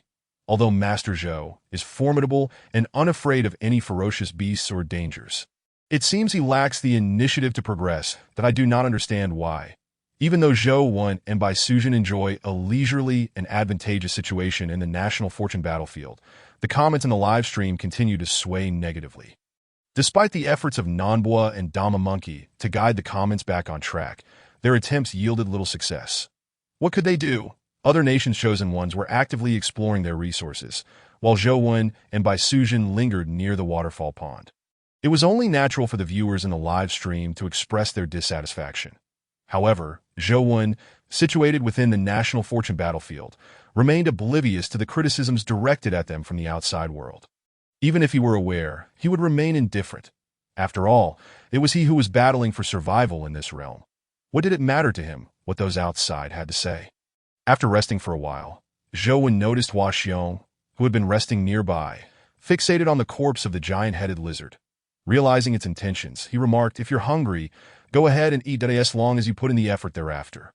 There will be plenty of meat for you." Without hesitation, Hua Xiong darted towards the body of the giant-headed lizard, a creature of the azure sky bull python. Hua Xiong's appetite was indeed a sight to behold. Its massive jaws stretched to an exaggerated arc, swiftly devouring more than half of the giant-headed lizard's body in one gulp. That moment, a flash of green light erupted from Bai Sujin's direction. As the glow manifested, Zhou Wen discerned its true form, a small green snake, scarcely a foot long. Despite its diminutive size, the little green snake bore an impressive temper, baring its fangs at Hua Xiong, which was many times its size. Clearly, this small green snake was quite displeased with Hua Xiong's audacious act of attempting to consume the entire giant-headed lizard. Had it not been for the presence of Zhou Wen, the little green snake might have attacked Hua Xiong outright. "Xiao Qing!" Bai Sujin cried out in alarm as she saw the green snake dart away from her side. Meanwhile, a smile crept onto Zhou Wen's face. He finally caught a glimpse of what the little green snake from Bai Sujin looked like. Sensing the powerful aura emanating from the snake, Zhou Wen remained composed on the surface while feeling a slight shock inwardly. He had not anticipated that despite its small size, the little green snake radiated an aura so potent that it was somewhat intimidating. In Zhou Wen's perception, the little green snake's aura far surpassed that of both the giant-headed lizard and the azure sky bull python. "Bai, I did not expect you to harbor such a formidable pet," he remarked. "This creature is ominous. Would you like me to assist you in subduing it?" Upon seeing the little green snake's emergence, Zhou Wen promptly stood up and addressed Bai Sujin with unhurried intent. "Master, Xiao Qing is not fierce at all. There's no need for you to intervene." Bai Sujin replied, "Xiao Qing, return. This giant-headed lizard was hunted by the master. How it is to be dealt with is entirely up to him. Next, if you wish to feast upon anything, venture forth into the surrounding dense forest and hunt for yourself. I shall no longer concern myself with your affairs." As Zhou Wen rose, displaying an intention to confront Xiao Qing, Bai Sujin was suddenly taken aback, her demeanor and complexion no longer resembling the previous naive and sweet disposition. "Do not be alarmed. Esteemed Bai, I merely jest," he said with a chuckle. "It is no wonder that since your arrival on this battlefield of national fortune, you have exhibited such composure. It all makes sense now. However, given that you are accompanied by such a fearsome creature, it would be unwise to remain here and reap the rewards without effort." Faced with Bai Sujin's abrupt transformation, Zhou Wen felt no surprise. Instead, he deemed it entirely reasonable that it was evident that the seemingly naive Fahai she had previously displayed was, if not entirely feigned, certainly not her truest self. Chapter 15. The Emergence of the System Task Beside the Waterfall Pool, by Sujin and Zhou, when stood opposite each other, as the small green serpent transformed into a blue silk ribbon, playfully entwining by Sujin's lustrous black hair, accentuating her ethereal grace. Master, what do you truly mean by this? Our time together has been pleasant, yet why must you lay all matters bare? Gazing intently at Bai Sujin, Zhou smiled gently and replied, Forgive me, esteemed Bai. My curiosity regarding you stems from your striking resemblance to a dear acquaintance of mine, that I in both temperament and the company of your pet. You are so alike that I could not help but probe further. Acquaintance, master, is this individual with whom I share similarities an adversary of yours? Upon hearing the term acquaintance, Bai Sujin's eyes sparkled with intrigue, revealing her keen sense of gossip. An adversary. Indeed, we share a deep-seated enmity, one rooted in the betrayal of love and family at that moment. Zhou fully embraced the role of Fahai. However, as soon as these words left his lips, Bai Sujin's pupils constricted, her mouth agape in astonishment, as she repeatedly murmured, Betrayal of love and family. Master, no wonder you have shown me no compassion. It appears you have a preference for men. Zhou, having just taken a sip of water, nearly choked, stifling a laugh at her shocking revelation. Ba, I am a monk. I must remain composed. The veins on his forehead throbbed, his previously gentle expression contorting into something more fearsome. Master, please do not act this way. Though I now know your secret, I assure you, I shall not speak of it to another soul. Rest easy, I will never reveal your preference for men. Observing Bai Sujin's continued teasing, Zhou managed to squeeze out a few words through clenched teeth. Esteemed Bai, I am a monk, and in my eyes, there exists no distinction between male and female. Yet Bai Sujin appeared unfazed by Zhou's fierce demeanor. Instead, she wore an even more astonished expression. Wow, master, how unconventional. If you see no difference between genders, does that not imply you are indiscriminate in your affections? Zhou, reeling from the unexpected blow, silently repeated to himself the mantra of calmness. After taking a deep breath, he chose to share a tale instead. A story titled The Legend of the New White Lady. As time passed, once Zhou had recounted the entire tale, he lifted his gaze to meet Bai Sujin's. Continuing, Esteemed Bai, I can now ascertain that even if you are not the reincarnation of the White Lady from my story, you undoubtedly share a profound connection with her. Oh, you heartless master. The White Lady and Su Xian are a pair of devoted lovers. How could you wish to break them apart? Bai Sujin's reaction to Zhou's story left him momentarily speechless, as she seemed wholly absorbed in the narrative. Zhou began to doubt whether Bai Sujin truly had a connection to the White Lady. For aside from their names and the small green serpent, their personalities and other traits appeared to diverge completely. Ba, subduing demons and vanquishing evil is our sacred duty as monks that I am dealing with the White Lady. I find no fault in my actions. Of course, I must admit that my earlier thoughts were born of anger, which is the reason for my reincarnation and atonement. Zhou spoke slowly, embodying the character of Fahai from the new White Lady tale. Even as he acknowledged the flaws in his character, observing Bai Sujin's reaction, he realized that if he were to divulge the entirety of the Green Serpent story, he could only speculate on the sharp retorts he might face. I refuse to listen. You do not understand love. Bai Sujin shook her head in discontent, expressing her disapproval of Zhou's past actions. Ba, esteemed Bai, I seek only to ensure my conscience remains clear. As for the rest, let it unfold as fate decrees. Zhou decided against further explanations. After all, reasoning with a woman was not his forte, and it was wiser to conserve his breath. But master, you just admitted that you acted out of anger in your past life, which implies that you now acknowledge your wrongdoings towards me. The ancients say, to know one's error and correct it is a great virtue. You should compensate me. How can you speak of letting fate take its course? The Buddhist doctrine teaches that karma is cyclical and retribution is inevitable.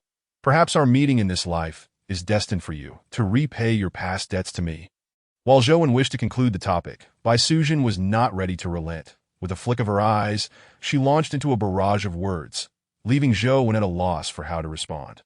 Suddenly, Zhou Wen's expression shifted slightly, his eyes narrowing as he fixed his gaze upon Bai Sujin, causing her to take 2 steps back in fright. Master, what are you doing? Even if you do not wish to repay your past debts to me, you need not stare so intently. Remember, you are a monk, and I am still a lady, flesh and bone. Mere illusions in the grand scheme of things that my earlier lapse in composure was merely a response to the truth in your words. I never expected you, a seemingly delicate maiden, to possess such insight into the karmic principles of Buddhism, even grasping Zen concepts that elude me. It truly humbles me. Zhou casually responded, yet internally he was deeply shaken. For at that moment, as Bai Sujin spoke of her desire for recompense for her past grievances, a notification echoed in his ears. Indeed, it was the sound of his acting system issuing a prompt. Ding! System notification. Would the host like to accept the task of increasing acting proficiency? Past grievances? The task required the host to fulfill 3 requests from Bai Sujin. Upon completion, the grievances would be resolved. An acting proficiency would increase by 8. Failure to complete the task would incur no penalties. Chapter 16.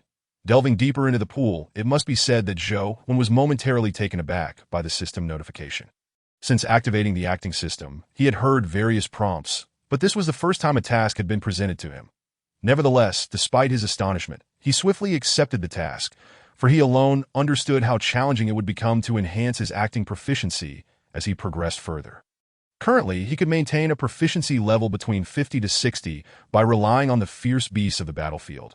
It was uncertain what specific conditions would be required to elevate it beyond 60. Esteemed Bai, as compensation, I can agree to 3 requests within reason. What say you? Upon uttering these words, Bai Sujin's expression transformed into one of sheer astonishment. Her previous remarks had been mere frivolities, yet she had not anticipated Zhou Wen's earnest willingness to comply with her requests. Very well, master. You have offered, and I shall remember your words. However, I believe it prudent to secure my requests in writing, she added. Thus, esteemed master, I implore you to promise me that, on this battlefield of national fortune, regardless of what transpires, you shall not abandon me. Indeed, even without your assurance, I would never forsake you. Observing the unwavering resolve of Bai Sujin as she articulated her initial demand, Zhou Wen readily acquiesced. After witnessing Zhou Wen's forthright response, Bai Sujin continued, Furthermore, my second request is this. Under no circumstances may you take any offensive action against Xiao Qing. Having resolved her own concerns, she swiftly turned her attention to the welfare of her pet. Xiao Qing. After all, strictly speaking, Xiao Qing is a demon and thus a target for Zhou Wen to subdue or eliminate. Consequently, Bai Sujin sought a promise of protection for her. Zhou Wen, recognizing Bai Sujin as his ally, naturally agreed, understanding that her pet Xiao Qing would also contribute to their collective strength. He would never consider undertaking an act that would undermine his own capabilities. Noticing Zhou Wen's compliance with her 2 stipulations, Bai Sujin suddenly revealed a mischievous smile. Master, I have yet to formulate my 3rd request. I shall inform you once I have devised it. While Zhou Wen awaited her pronouncement, she unabashedly expressed her intention. Zhou Wen, however, merely smiled, unconcerned by her words. Regardless of whether she spoke or remained silent, he was indifferent. After all, his mission did not impose any time constraints. The longer it took to fulfill, the greater his eventual rewards would be. Very well, Bai Shizhu, take your time to contemplate. Once you have reached a conclusion, simply let me know. With that, Zhou Wen instructed Bai Sujin to await his return while he ventured with the transformed beast into the depths of the water pool. He recognized that he could not afford any further delays, for throughout the storytelling, the urgent notifications of the battlefield had incessantly echoed in his ears. Just as he rose, a new alert resonated nearby. Battlefield notification. The chosen one of Baoxiang Kingdom has been slain by a powerful beast while exploring uncharted territory, resulting in a 1% automatic dissipation of their national fortune. Moreover, a calamity has begun to brew. Battlefield notification. The calamity in Baoxiang Kingdom has been fully developed. The nature of this disaster is the 5 declines of heaven and man. Battlefield notification.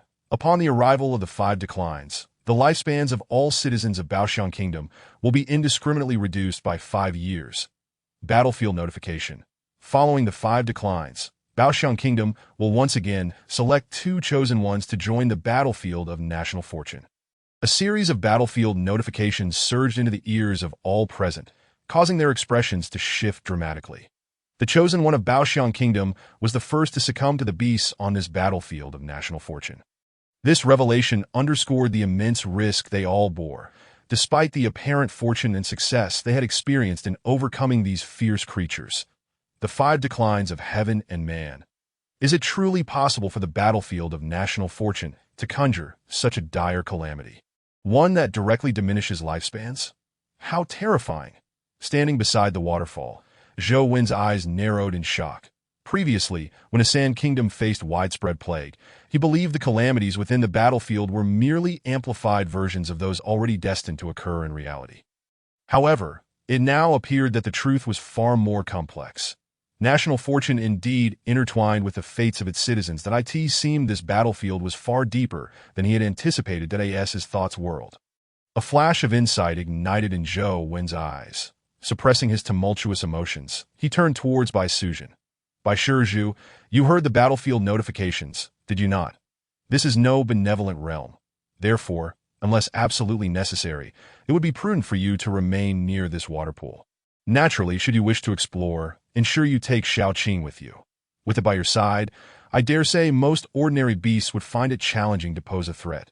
Having given her this counsel, Zhou Wen's gaze shifted to the Qing Tian Yomang, which had nearly recovered from its injuries after consuming the massive lizard. One could not help but admire the remarkable resilience of these fierce beasts. After enduring a severe beating from Zhou Wen, it was astounding that the creature had recuperated so quickly after feasting on the giant. Huaxiong, it is time for us to set forth and reconnect with your old acquaintances. With a call, Zhou Wen dove into the water pool alongside the transformed beast. Zhou Wen's figure vanished from view. Bai Suzhen gazed at the gradually calming surface of the water, her expression becoming increasingly solemn. Xiaoqing, what do you think of the tales recounted by Master Zhou? How much of it is true, and how much is mere fabrication?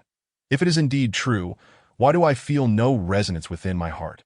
And if false, what compels him to share such narratives with me? In the absence of Zhou Wen, Bai Suzhen revealed her most authentic thoughts. Just then, a pair of hissing sounds interrupted her contemplation. It was the Qing Shi stretching its form and allowing Bai Suzhen's lustrous hair to cascade freely in the breeze. Never mind those thoughts. Regardless of whether Master was deceiving me, I can at least sense his good intentions. Chapter 17. Bishi, I am truly fortunate to have been born in Longhua. Regardless of whether Master Zhou Wen and Sister Bai choose to remain in place or venture forth into the unknown, I shall no longer criticize them. Pray tell, what brings about such sentiments? Has something transpired? Indeed, a calamity has struck Baoxiang Kingdom. It is far worse than that of a Sand Kingdom. Across the nation, families are draped in mourning, and even some of their leaders have perished in this disaster. Who could have anticipated that the calamity afflicting Baoxiang Kingdom would directly diminish lifespans? For years, they have enjoyed favorable weather and high living standards. With many families boasting elders of considerable longevity, it is tragic that they have all fallen victim to this disaster. Is this truly the case? I must observe the National Fortune livestream of Baoxiang Kingdom. Brothers, you have witnessed the fates of the chosen ones from Baoxiang and the Sand Kingdom. To those still targeting our Longhua chosen ones, I question your true identities, or perhaps you have been compensated. No one foresaw that the calamity in Baoxiang Kingdom would alter the atmosphere of the National Fortune livestream for Longhua. The voices that once clamored for Zhou Wen and Bai Suzhen to explore swiftly fell silent. Despite being mere keyboard warriors in the digital realm, they were still bound by the fragility of life. Should anything befall Zhou Wen and Bai Suzhen in this battlefield, the ensuing disaster could very well sweep them away. Who would not fear such a fate? Dear friends, there is no need for such concern. You have all heard that Master Zhou Wen and Miss Bai Suzhen possess profound wisdom. Their strength is evident to all. I have unwavering faith that they will not disappoint the citizens of Longhua. Miss Nambua, observing the shift in the livestream's comments, promptly began to guide the conversation. Indeed, Bobo, your words resonate deeply. Who would have imagined that our Longhua chosen ones are two individuals of profound wisdom? In their past lives, they were formidable, and now that they have returned, it is reminiscent of the return of a king. With the affirmation of Mahu, the comments in the live stream began to speculate about the historical identities of Zhou Wen and Bai Suzhen. pondering which dynasty they belonged to in their previous lives, that I end the tale of the new legend of the White Snake. It is mentioned that Su Xian was a scholar, a Confucian. Thus, it is evident he must have been an ancient figure. Is it not obvious that he is an ancient figure? The pressing question remains. None can ascertain precisely which dynasty he hailed from. By the way, do serpent riders truly exist among humans, particularly those capable of such feats? Dear friends, let us take a moment to discuss this privately. In the battlefield of national fortune, Zhou once again stepped into the depths of the dark, profound water pool, this time accompanied by a fierce beast that he had already subdued. There was no need for him to hesitate any longer. Under the guidance of the transformed beast, Zhou figure flickered as he swiftly made his way into a waterway. The moment he entered this passage, he sensed an extraordinary anomaly in the air. This peculiarity was strikingly unique. Although invisible to the naked eye, it was acutely perceptible to Zhou. Without a moment's hesitation, Zhou halted in his tracks. Allowing his spiritual awareness to extend outward as he began to meticulously observe his surroundings, but he was eager to discern what unusual phenomena surrounded him. Just as his spiritual perception pierced the veil of reality, Zhou's pupils widened in astonishment, his expression reflecting sheer shock. What he discerned was an abundance of spiritual energy within this waterway. This rich spiritual essence was so palpable that he could feel it distinctly, laid bare before his spiritual awareness. Normally, the presence of spiritual energy would not evoke such astonishment.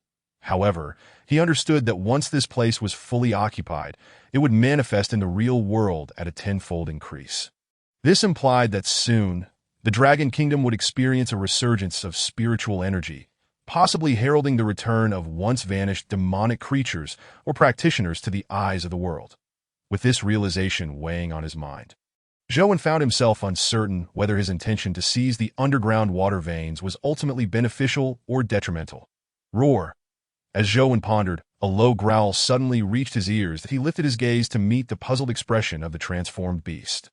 Noting the look of confusion in the beast's eyes, Zhou merely waved his hand, signaling that he was unharmed and urging it to continue leading the way. Thus, the duo, a man and a beast, proceeded deeper into the shadowy waterway. Bang! As time ebbed away, Zhou was suddenly jolted by a muffled sound, only to witness the massive figure of the transformed beast barreling directly towards him. That moment, confined within the narrow passage of the waterway, Zhou felt there was no avenue for escape due to the sheer size of the beast. Yet he remained unfazed. Planting his feet firmly on the watery ground, Zhou raised his right hand. And in an instant, a radiant light erupted from his body, effortlessly halting the beast's advance. Without delay, he exerted force with his right hand, forcefully tossing the beast behind him, clearing his line of sight. It was then that he finally glimpsed the creature that had catapulted the transformed beast towards him. It was a colossal turtle. No, to be precise, it was not merely a turtle. It was a bishi, one of the legendary 9 sons of the dragon. Zhou gazed upon this dragon-headed, turtle-bodied entity known as bishi, its eyes gleaming with golden light. This was the celestial eye of the Buddhist 6 divine powers, capable of perceiving the life and suffering of all beings across the 3 realms and 6 paths, as well as revealing the forms and colors of all things in the world. Unobstructed, it was also Zhou's means of discerning the morality and strength of all things. Just as he employed the celestial eye to scrutinize the bishi before him, the creature suddenly moved. It lifted one of its massive feet and thrust it into the waterway, aiming towards Zhou. Initially, Zhou regarded the bishi's foot with indifference, but as it descended before him, an overwhelming sense of pressure enveloped him, causing him to feel as though he were facing a mountain thousands of feet high. Instantly, Zhou's expression darkened. The dormant Buddhist power within him surged forth, and in a flash, a brilliant golden light erupted from his body, transforming him into a small, golden figure. Chapter 18. The Great Power of the Heavenly Dragon Boom. A thunderous sound resonated from the depths of the pool, even alerting Bai Sujin, who remained above the water's surface. To the terrifying commotion below, the azure serpent coiling beside her immediately curled up, as if encountering a formidable foe, seeking refuge behind Bai Sujin. Noticing the serpent's reaction and the violent sounds emanating from the pool's depths, Bai Sujin's expression shifted slightly. She quickly deduced that Zhou was engaged in combat with some terrifying beast at the bottom of the pool. What manner of creature could create such a ruckus? As she sensed the fierce turmoil below, Bai Sujin hurriedly approached the edge of the pool, peering downwards, but aside from the shimmering water, she could discern nothing. What the hell? Isn't that the Bishi from the Nine Sons of the Dragon? Is Master Zhou when truly battling a dragon? Master Zhou, please be cautious. If anything were to happen to you, how could I possibly endure? In the live broadcast room of the National Fortune, viewers were tuning in to witness the formidable foe Zhou when faced beneath the water. The collective hearts of the audience tightened in concern. At the bottom of the pool, Zhou single-handedly withstood the Bishi's claw, his form wobbling slightly. This was not due to a lack of strength compared to the Bishi. Rather, he was submerged underwater, a terrain that was not to his advantage. Despite possessing great power, how much could he truly exert in such an environment? Seeing that Zhou had managed to block its claw only fueled the Bishi's rage. Within the underwater realm of the Funyo Mountains, it was an unrivaled sovereign. Few creatures, whether the previous azure python or any other beast lurking beneath, could withstand its might. Roar. With a roar reminiscent of a dragon's cry, the Bishi lunged toward Zhou, when with the force of a mountain crashing down, to crush him beneath its massive body. Yet, as it advanced, an unforeseen issue arose. Its sheer size rendered it stuck at the entrance of the waterway. This was, in fact, the fundamental reason it struggled to dominate the underwater world of the Funyo Mountains. Its enormous form made it nearly impossible to subdue the other beastly creatures hiding within the various waterways, exposing its greatest weakness before Zhou, gazing at the Bishi, which was ensnared at the waterway's entrance. A glimmer of brilliance sparked in Zhou's eyes. The next moment, a radiant golden light erupted from his body once more. This time, the brilliance was even more intense than when he faced the azure python, and he began to weave intricate hand seals. Great power of the heavenly dragon, earthly bodhisattva, all the Buddhas of wisdom, Prajnaprartha, a thunderous incantation erupted from Zhou, and in the blink of an eye, he transformed again into a small golden figure. The majestic silhouette that faintly materialized behind him merged seamlessly into his being, elevating his inner Buddhist power to an unprecedented peak, since assuming the role of Fahai. This was the first time Zhou had unleashed the full extent of his Buddhist power. In that moment, he truly embodied a Buddha walking among mortals. However, this Buddha exuded not a gentle compassion, but an overwhelming ferocity, resembling the wrathful visage of a Vajra. Boom.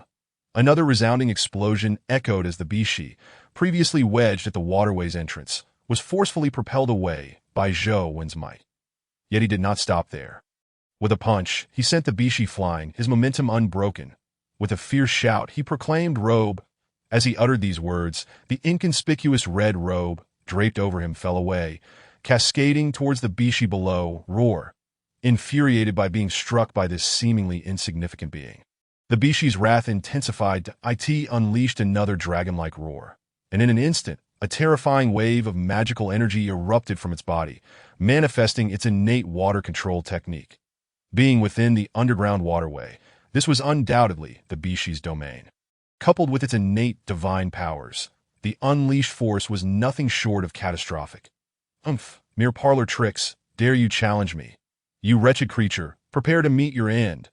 As he witnessed the Kasaya he had unleashed being thwarted by the water-controlling powers of the Bishi, Zhou let out a fierce roar, and the force of his Buddhist might reverberated anew. This time, he directly invoked a formidable Buddhist spell, unleashing the wrathful flames of the immovable king, using fire to consume water and retaliate against the Bishi. Zhou's manifestation of the Vajra flames took the Bishi by surprise. It had never anticipated that someone would dare to set fire within the water, scorching this divine beast of the depths. Even more astonishing was the fact that this audacious act was indeed executed by the diminutive figure opposing it. The Vajra flames were not mere ordinary fire. They were one of the supreme powers of the Buddhist realm, capable of burning fiercely even in water, possessing immense strength that enveloped the Bishi, setting it ablaze with ferocity. A long, resonant roar erupted, surpassing even the previous dragon-like growl. At that moment, the Bishi was truly enraged. For it had sustained injuries. The flames had seared it beneath the water, igniting a fury within it. and no longer restraining its immense power. The Bishi's for claws, previously half-curled, slammed heavily against the riverbed. The instant its feet struck the ground. A tremendous surge of energy rushed from the depths toward its body. In the blink of an eye, the Vajra flames that Zhou when it previously cast upon it were violently dispersed. After dispelling the flames, the Bishi suddenly raised its dragon head, and its tail, like a dragon's, swept fiercely. However, its target was not Zhou before it, but rather the waterway behind him. Observing this movement, Zhou pupils constricted, and he swiftly sidestepped to confront the massive tail of the Bishi. There was no choice. The waterway behind him was his only escape route, that if this creature were to destroy it, who knew if Zhou would ever find his way back to that pond again? After all, traversing the depths of the pond, he had lost all sense of his current location. With a thunderous boom, Zhou braced himself against the crushing force of the Bishi's tail. The impact sent him reeling backward, his arms numbing from the shock, and a look of incredulity flashed across his eyes. The power of this Bishi was indeed terrifying. He had thought himself nearly at full strength, yet could not gain the upper hand in a direct confrontation, which took him by surprise. Chapter 19. The Bishi conquers the abyss, stabilizing his stance. Zhou furrowed his brows slightly, in the next moment. A fierce expression crossed his face, and the golden light surrounding him surged once more as faint sounds of sacred chants echoed in the air. Great might heavenly dragon, compassionate Buddhas, bestow upon me the light of Bodhi. Sever the sea, break. Feeling the overwhelming power of the Bishi in its aquatic domain, Zhou no longer cared whether the might of his spell would disrupt the local hydrology. As he invoked the severing the sea technique, the water within a 10-mile radius surged violently, defying all logic as it rushed upward toward the surface. Meanwhile, several dozen miles away, by the edge of a pond, Bai Suzhen observed the commotion in the water with growing anxiety. Suddenly, a towering column of water erupted from the pond, transforming into splashes that soaked her from head to toe. What on earth is happening down there? Gently wiping the droplets from her face, Bai Suzhen paid no heed to her now drenched clothes, her brow furrowed in confusion as she continued to gaze intently at the surface of the pond. Her curiosity deepening at this moment. Outside the battlefield of national fortune, a group of spectators in the Dragon Nation's live-streaming room anxiously watched Zhou's battle against the Bishi, their composure rapidly unraveling as they shifted their focus from Zhou to Bai Suzhen. Damn, that curve, I can't take it anymore. I am genuinely concerned for Master Zhou, but why won't my eyes cooperate? Bai sister, forever the best. Almost instantaneously, the barrage of comments in the live chat exploded, resembling a wild highway overrun with seasoned drivers. Just as the drool-inducing comments reached a peak, the live stream abruptly shifted. Initially, when Zhou had submerged into the pond, both he and Bai Suzhen shared equal screen time. Now, however, the portion featuring Bai Suzhen became blurred, and the entire live stream was overtaken by the fierce confrontation between Zhou and the Bishi. What the heck? Who hit my Bai sister? I'm about to lose it. Great monkey, give us back our Bai sister, or my brothers will show you what it means to be overwhelmed. Watching the comments flood in, both Great Monkey and Nan Boa wore expressions of awkwardness. They too had been taken aback by Bai Suzhen's stunning figure. It must be said, Bai Suzhen possessed a unique aura. In the moment she became drenched, her presence was utterly captivating, appealing to all. Even Nan Boa, a girl herself, found herself entranced. Coming back to her senses, Nan Boa glanced down at her own modest curves, an unusual hint of self-doubt flickering across her face. Indeed, this world was vast, and there were always those who outshone others. She had underestimated Bai Suzhen's depth. Oh, brothers, look at the hilarious expression on Bo's face. Bo, don't feel inferior. Bai sister is forever the best. And you are all our beloved. Initially, the atmosphere in the Dragon Nation's live stream was rather somber, given that Zhou was facing an extraordinarily formidable Bishi, one that could contend with him, revered as a Buddha. However, following the incident with Bai Suzhen, the mood shifted dramatically, and with Nan Boa's varying expressions, the atmosphere took a wild turn, momentarily diverting everyone's attention from Zhou. Meanwhile, as the spectators' focus shifted from Zhou, he found himself firmly grounded in the depths of the underground waterway beneath the Funyo Mountains. Here, the water within a 10-mile radius had been instantaneously cleared by his severing the sea technique. In the next moment, the golden light surrounding him intensified. He exerted force beneath his feet, creating a deep pit in the ground before vanishing from sight. When he reappeared, he was directly before the Bishi's dragon head. With a thunderous sound, Zhou struck the Bishi's dragon head with a powerful punch, unleashing the entirety of his strength that in an instant, a colossal and overwhelming force surged into the Bishi's head. Unimpeded by any water-controlling magic, delivering a solid blow that sent the Bishi crashing heavily to the ground. However, it was evident that while Zhou punch was fierce, it did not inflict substantial harm. Dual attribute powers? I never anticipated that this Bishi not only wielded water control, but also commanded the forces of the earth. And no wonder it was able to unleash such power when it stomped its feet earlier. I had thought its tail alone possessed such explosive force, but now I realize it was not the case. Although Zhou full-powered punch did not severely injure the Bishi, it allowed him to grasp the creature's true nature. Zhou spiritual awareness continuously monitored the changes around him, and upon discerning the Bishi's secrets, he also noted that the water he had previously dispersed was beginning to converge back toward this location. It was inevitable, given that this was the depths of the underground waterway. Even if Zhou could use his immense power to clear the water temporarily, it would not last, judging by the speed at which the water was returning. He had at most 5 seconds to strike a decisive blow against the Bishi, or he would have no choice but to retreat. With his thoughts racing, Zhou struck again, this time diving beneath the Bishi, intent on launching an upward assault to send it soaring from the ground. Yet, upon realizing Zhou's maneuver, the Bishi's eyes narrowed with malice. It retracted its 4 limbs into its shell-like back, and its massive body plummeted from the air, bearing down upon Zhou. Bishi conquering the abyss. Another divine technique was unleashed. This Bishi possessed 3 distinct powers, and Bishi conquering the abyss was its innate ability. Suddenly, Zhou found the space above him constricting as the weight of the Bishi's body bore down upon him. "Get off me!" At that moment, a furious roar erupted from Zhou's mouth, and the Buddhist power within him surged forth like a volcanic eruption, all concentrated in his right fist, which he hurled towards the colossal Bishi above him. Chapter 20. The Fist of the Holy Monk. With Zhou's punch unleashed, a deep, resonant hum immediately reverberated around him.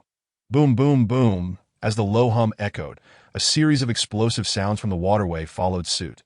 The instant Zhou collided with the Bishi, a tremendous shockwave swept outward, shattering countless waterways, leaving the surroundings in utter chaos. Splash! Just as the sounds of the waterway's explosion began to subside, a torrent of water surged forth once more, engulfing the very spot where Zhou had clashed with the Bishi in an endless deluge. However, amidst the current, a faint red hue permeated the waters. As everything settled, the once motionless Bishi lying at the bottom of the water suddenly trembled, and then a figure slowly crawled out from beneath it. Zhou struggled to emerge from beneath the Bishi's massive form, slightly twisting his right fist. At that moment, the crimson stain on his fist was so vivid, even underwater, it was impossible to disperse. Just moments ago, he had unleashed all his gathered Buddhist power, finally breaking through the Bishi's defenses, which lacked the amplification of earth or water attributes, and forcefully drove his right hand deep into its body, inflicting serious injury. Yet that was not the end. At the very moment he penetrated the Bishi's interior, he executed the immovable king seal, rendering the giant immobile. This was precisely why the Bishi could only allow Zhou to crawl out from beneath it now. However, at this juncture, Zhou felt a pang of anxiety. After all, the Bishi had once again regained its advantageous position. Although it was immobilized, its defenses were akin to an indestructible golden body, making it exceedingly difficult for Zhou to inflict further harm. Truly, as one of the 9 sons of the dragon, it was unexpected that even with half of Fahai's power inherited, he would struggle to vanquish it. However, now that it was under the influence of his immovable king seal, it was impossible for it to harm him again. Zhou gazed at the colossal creature before him, a complex expression flickering in his eyes that, to be honest, he was reluctant to let go of this golden opportunity. He desperately wished to take advantage of the Bishi's injuries and eliminate it right then and there. Yet, lamentably, his current strength was insufficient, that if only he could elevate his performance to above 60. Gaining more formidable power while acquiring that golden bowl, perhaps he could directly refine the Bishi within it. Just as Zhou contemplated retreating to avoid the Bishi breaking free from the immovable king seal and ensnaring him once more. His peripheral vision caught sight of something that was a massive stone tablet, precisely the kind that the Bishi bore upon its back, that one of the 9 sons of the dragon. The Bishi was fond of bearing burdens. And this particular one was no exception. Zhou lifted his gaze, staring at the immense stone tablet on the Bishi's back, and felt a sudden jolt of realization. The tablet bore intricate, mysterious carvings and inscriptions. With just a glance, Zhou's entire focus was drawn to it. Without hesitation, he blinked and reappeared atop the Bishi's back. Standing before the stone tablet, he gazed intently at the engravings and writings. Was this a map? Could it possibly be the map of this national fortune battlefield? The marked locations must be resource points, perhaps. After scrutinizing for a while, Zhou suddenly realized that the designs on the stone tablet were indeed a map, while the accompanying text served as annotations for it. However, since Zhou had not spent much time in this battlefield and lacked a deep understanding of the surroundings and geography, coupled with his inability to decipher the text, his comprehension of the map remained merely speculative. Buzz! Just as Zhou was earnestly recording the immense map on the stone tablet, he suddenly felt a slight tremor beneath his feet, snapping him back to reality. Sensing the vibrations, Zhou furrowed his brow and looked up at the stone tablet once more. He gritted his teeth, his figure flashing as he leapt down from the Bishi's back. There was no choice. The earlier tremors clearly warned him that the Bishi was about to break free from the immovable king seal. To avoid engaging in a futile battle with the Bishi, he had to temporarily evade its power. However, this was only a temporary measure. Once he subdued a few more fierce beasts in this national fortune battlefield, raising his performance level and awakening greater powers and artifacts, the Bishi would merely be a dish waiting to be served. Resolute in his decision, Zhou no longer hesitated. With a series of swift movements, he plunged into the waterway he had initially arrived through. Though much of the waterway had collapsed, Zhou, having memorized its location, forcefully carved a new path with his formidable physique, heading towards the place where the fierce beast dwelled. The very moment Zhou vanished from sight, the previously immobilized Bishi began to tremble with increasing frequency. Finally, a furious roar echoed through the underground waterways of the Funyo Mountains, as the Bishi erupted in wrath as one of the 9 sons of the dragon, possessing the bloodline of a true dragon and naturally awakened with 3 divine abilities. It had been unrivaled in the underground waterways of the Funyo Mountains for millennia. To be injured today and immobilized, subjected to someone else's whims, was an utter humiliation. Roar. The more it thought, the angrier it became. The Bishi unleashed another roar, venting its fury, and its form shifted as it vacated the territory it had occupied for centuries, retreating deeper into the waterway. Despite its rage, the Bishi recognized Zhou's strength. With such a formidable foe lingering nearby, harboring ill intentions, it was no mindless beast to remain and await Zhou's return. Thus, it departed without hesitation, signifying its surrender, never to return, just as the Bishi left its occupied waterway. A resounding notification echoed throughout the national fortune battlefield. Chapter 21. Slaying Another Beast. Battlefield Notification. The Dragon Kingdom's chosen one, Zhou, has successfully defeated the first-level beast, Bishi, and is rewarded with a diamond treasure chest. Battlefield Notification. The Dragon Kingdom's chosen one, Zhou, has successfully driven the beast Bishi from its occupied territory, gaining control over 1/3 of the underground waterways of the Funyo Mountains that Zhou approached the fierce beast. He was momentarily taken aback by the system's notification ringing in his ears, but he hadn't anticipated that merely defeating the Bishi would grant him 1/3 control over the underground waterways of the Funyo Mountains. Phew, it seems that to occupy a resource point, one need not necessarily subdue or slay the beasts residing there. Driving them away is also a viable strategy. However, it was unfortunate that the Bishi had fled from its territory. He wondered if he would have another chance to encounter it again. Zhou stood still, his thoughts swirling in his mind. Meanwhile, the fierce beast at his feet curled up, not daring to breathe, silently lying beside him. Since the moment it had seen Zhou appear beside it, it had remained in this state. There was no choice. After all, the reason the fierce beast had led Zhou to confront the Bishi was due to its ulterior motives. Though it had been successfully subdued by Zhou, its inherent ferocity had yet to be completely tempered. Thus, When it brought Zhou into the underground waterways, it had hoped the Bishi would eliminate the man who had subdued it, granting it freedom. Now, however, the situation had clearly exceeded the fierce beast's expectations. Not only had Zhou survived the encounter, but he had also driven the Bishi away. This meant that if Zhou sought to settle the score later, the fierce beast would be in grave peril.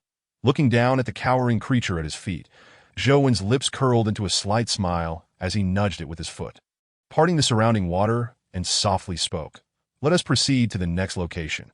Zhou was naturally aware of why the transformed fierce beast at his feet was so terrified, yet he chose not to expose it, nor did he intend to trouble it. After all, it was a fierce beast. Possessing a degree of ferocity was entirely to be expected, that as long as his forthcoming display allowed it to witness what true brutality entailed, it would undoubtedly refrain from causing any further disturbances in the future.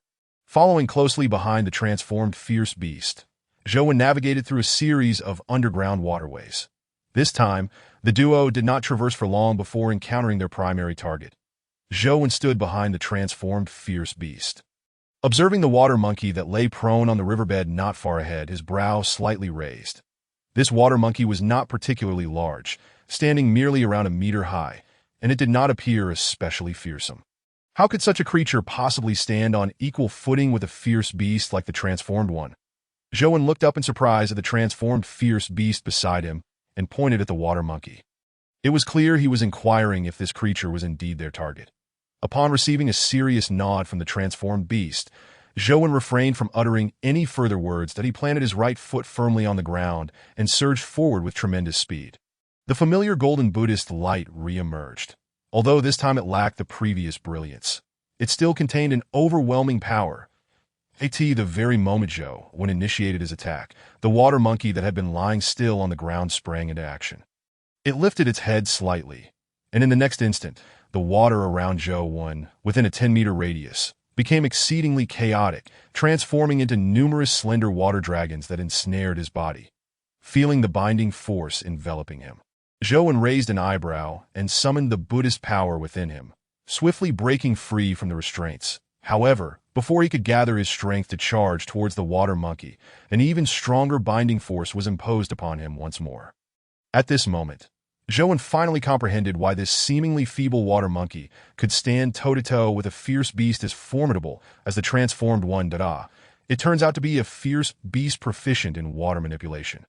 No wonder it could occupy territory with such a fragile physique. However, such a creature before me is but a jest. Muttering to himself, Zhou's lips curled into a slight smile, without any visible effort. The red kasaya he wore flew off once again and, with a mere tremor, shattered the binding force that had ensnared him. But that was not the end. The red kasaya, upon detaching from Zhou's body, began to expand wildly, enveloping the water monkey with its vast expanse. Though the kasaya had been easily dispelled by the water manipulation of the Bishi, that was merely an anomaly, for the Bishi was one of the 9 sons of the dragon, possessing genuine dragon blood and mastery over water manipulation at an unparalleled level, thus withstanding Zhou's kasaya. Yet now, the water monkey before Zhou, in terms of both bloodline and control of supernatural powers, was akin to a grandparent compared to the Bishi. Therefore, when confronted with the kasaya, the water monkey was utterly helpless. No matter how it tried to summon its strength, it ultimately succumbed to the kasaya's binding. Commendable water manipulation. Yet alas, the disparity in our strengths is insurmountable. Observing the water monkey ensnared by his kasaya, Zhou dispelled the surrounding waters and softly spoke that he then gestured, and the red kasaya wrapped around the water monkey. Bringing it to his side, that he extended his right hand and firmly grasped the creature's neck, glancing back at the transformed fierce beast beside him. Crack! A crisp sound of shattering bones echoed in the ears of the transformed beast. The chilling noise, coupled with Zhou's gaze, sent a shiver down the spine of the transformed beast, causing its heart to plummet to the depths of despair. Congratulations to the host for successfully slaying a demon beast, with an increase of 2% in disguise proficiency. Witnessing the transformed beast lower its head and tremble uncontrollably under his gaze, Zhou understood that he had thoroughly intimidated this fierce beast. Just then, a system notification rang in his ears, prompting a slow smile to creep across his face. an expression so peculiar that it sent a wave of unease through both the transformed beast beside him and the viewers in the live streaming room. Chapter 22. An unexpected delight, I swear. The master smile almost made me wet myself that I never expected the usually benevolent and kind master to possess such a dark side that my heart aches for the transformed beast for a fleeting moment. Just look at its trembling little body. I'm genuinely curious about the extent of its psychological trauma. But it brought this upon itself. Who told it to attempt a backstab? I refuse to believe that the astute viewers have failed to notice that the transformed beast had ulterior motives when it led Master Zhou in to seek out the Bishi. Ulterior motives from the transformed beast? How novel. If fierce beasts were so easily subdued, they wouldn't be called fierce beasts, would they? It seems the master must have had confidence in letting this transformed beast take the lead. What a pity, though. The master ultimately failed to slay the Bishi. Otherwise today, Bai Jie and the others would have enjoyed a feast of dragon meat. Battlefield notification. Chosen one of the Dragon Kingdom, Zhou has successfully slain a level 7 demon beast, the water monkey, and received a silver treasure chest, along with a tenth of the control rights over the underground water veins of the Funyo Mountains. Casually tossing the corpse of the water monkey aside, another notification resounded throughout the National Fortune battlefield. In less than an hour, the consecutive notifications had made all the chosen ones still struggling in the National Fortune battlefield acutely aware of a singular truth. If they encountered the chosen one from the Dragon Kingdom, there was no room for hesitation. Simply lay down and beg for mercy. After all, the speed at which these demon beasts were vanquished clearly indicated certain matters. From this, one could infer the misfortune of the two chosen ones from A3 country. If they were to cross paths with Zhou and his companions now, even if they were exceptionally bold, they would likely not dare to show their teeth. Zhou gazed down at the corpse of the water monkey, shaking his head. Although the creature did not resemble a human, it was humanoid that if he were to bring it back to Bai Sujin as sustenance, she might find it unpalatable. Very well then, transformed beast. This water monkey is yours to handle. Once you've dealt with it, let us ascend together. After casually issuing his instructions, Zhou paid no further heed to the transformed beast at his feet. Instead, he began to wander around the territory dominated by the water monkeys. Just a few steps in, Zhou felt his foot sink into the ground, and his brow furrowed as he looked down to discover a glimmering object catching his eye. Intrigued by this gleam, Zhou instinctively began to clear the surrounding soil, quickly revealing a jade disc before him.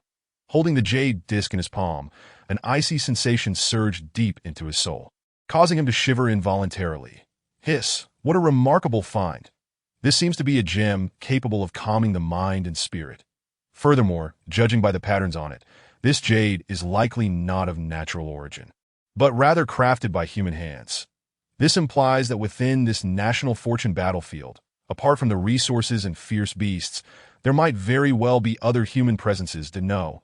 It might not even be humans. It could be remnants left behind by other powerful, intelligent beings that as he caressed the jade disc, Zhou fell into a deep contemplation. Suddenly, he felt a tug at his pant leg. Looking down, he was surprised to see the transformed beast. Having just swallowed the water monkey, tugging at his trousers and gesturing for him to follow. The meaning was unmistakable. It wanted him to come along. Seeing the transformed beast's insistence, Zhou had no doubts and promptly followed closely behind. After a few steps, a small mound appeared before him. Without hesitation, the transformed beast charged into the mound, causing a burst of spiritual light to shoot skyward before Zhou's eyes. The brilliance was blinding, causing Zhou to squint slightly. Once he adjusted to the dazzling light, he finally discerned what lay before him, that it was a mountain of jade, with each object upon it resembling the jade disc in his hand, possessing the unique ability to calm the mind and spirit. Not only that, but this jade mountain continuously emitted waves of spiritual energy. It seems the material of this jade mountain is akin to the jade disc I hold. Yet it radiates significantly more spiritual energy. Could it be that this is the legendary spirit stone? And the reason my jade disc currently lacks any spiritual energy is that it has been refined and crafted by someone? Zhou softly voiced the doubts that lingered in his heart, perplexed as to why the jade disc contained not a trace of spiritual energy, possessing only a formidable effect of concentrating the mind and stabilizing the soul. Yet before him stood a jade mountain, suffused with an extraordinarily rich spiritual essence, so potent that it seemed to evoke a transformation within his very being. Never mind, there are far too many secrets in this battlefield of national fortune. I need not dwell on them, that as long as I remain here, these mysteries shall inevitably reveal themselves to me in due course. He silently repeated this thought in his mind, then made a gesture with his hand, unleashing a tremendous force that erupted from within his body. With a swift extension of his right hand, he effortlessly wrenched the Jade Mountain from the ground. To his astonishment, the weight of the Jade Mountain differed greatly from what Zhou had anticipated.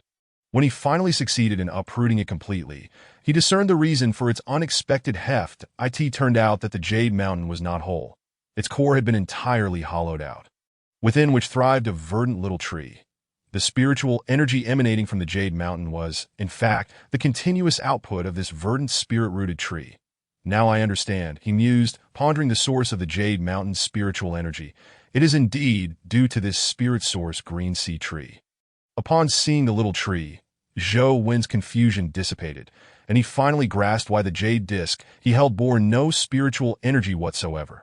The source of the Jade Mountain's essence originated from this diminutive tree, and the disc must have detached from the mountain long ago, resulting in the complete dissipation of its spiritual aura. What a remarkable treasure this is, with this Jade Mountain. Even an ordinary person could seize the chance to become a cultivator. With this thought in mind, Zhou casually tossed the Jade Mountain onto the back of Huaxiong, then stealthily leapt onto its back, softly uttering, "All right, Huaxiong, let us return." As soon as his words fell, Huaxiong promptly bore Zhou and the Jade Mountain back in the direction they had arrived from. The journey remained silent, for Huaxiong was exceedingly familiar with the underground waterways, and they soon retraced their steps to the bottom of the pool they had previously descended from upon their arrival. Zhou no longer remained passively seated upon Huaxiong's back. Instead, he abruptly stood, his right hand sweeping through the air, causing the Jade Mountain to soar gracefully from Huaxiong's back, swiftly ascending towards the surface of the pool. Suddenly, upon breaking through the water's surface, a shrill scream pierced the air, nearly shattering Zhou Wen's eardrums. Hearing the cry, his heart sank, fearing that Bai Suzhen had encountered some misfortune that he hurriedly turned towards the source of the sound, only to witness a scene that nearly caused his nose to bleed. Under the moonlight, Bai Suzhen sat half undraped by the pool, delicately playing with the water as she bathed, while he, inadvertently, was suspended in midair, supporting a Jade Mountain, affording him an unobstructed view of the enchanting scene before him. Chapter 23. Zhou Wen's returned to the shore without a moment's hesitation. Zhou Wen pivoted and plunged once more into the depths of the pool. With a splash, he entered the water, ultimately pulling Bai Suzhen, who had fallen into a daze from her scream, back to reality. She glanced down at the wrap around her chest, her lovely face flushing a deep crimson. Fortunately, she had not completely shed her garments. Otherwise, the earlier scene would have been even more embarrassing. While Bai Suzhen fumbled to cover herself, the external broadcast of the National Fortune livestream was in utter chaos. "Oh, Master Zhou, what did you just witness? Why did I hear Sister Bai's exclamation?" A solitary man and woman, in the serene forest by the dim pool, stirred excitement in the livestream. "Master Zhou, I wish to trade lives with you. This is thrilling, truly thrilling. Who would have thought that the nighttime in the battlefield of national fortune would be the most exhilarating? It's a pity the live stream did not capture the scenes we most long to see. Hey, why are you all so fixated on Zhou Wen's latest hunt of a fearsome beast? He will soon master the local water vein, yet all we do is speculate, and why the slow pace? This is utterly devoid of interest. Clearly, the audience in the live stream has all heard Bai Suzhen's earlier scream, hence their excitement. Witnessing the increasing fervor in the comments, Nan Boer and Demaho stepped in to steer the conversation back on track to prevent their live stream from veering into inappropriate territory. "Well, it seems our Master Zhou Wen is indeed going to enhance our Dragon Nation with an underground water vein," Nan Boer remarked. "Indeed, Ma Laoshi, I must say, Master Zhou Wen has truly exceeded our expectations." Demaho concurred. By the way, Ma Laoshi, have you any insights on our Dragon Nation's water resource reserves? Could you enlighten us on the significance of this underground water vein once it materializes? Seeing Demaho introduce a new topic, Nan Boer smoothly took over, delving deeper into the discussion. "Yes, I have some understanding of this. As you know, our Dragon Nation's landmass is quite extensive, ranking among the top 3 in the world out of over 200 countries. However, despite our vast territory, Many regions suffer from severe water scarcity issues that I have meticulously calculated the water content in the underground vein Master Zhou when is currently near if I am not mistaken. Once this underground water vein is manifested in our dragon nation, we will no longer face any water shortages. After all, resources materialized from the battlefield of national fortune are amplified tenfold.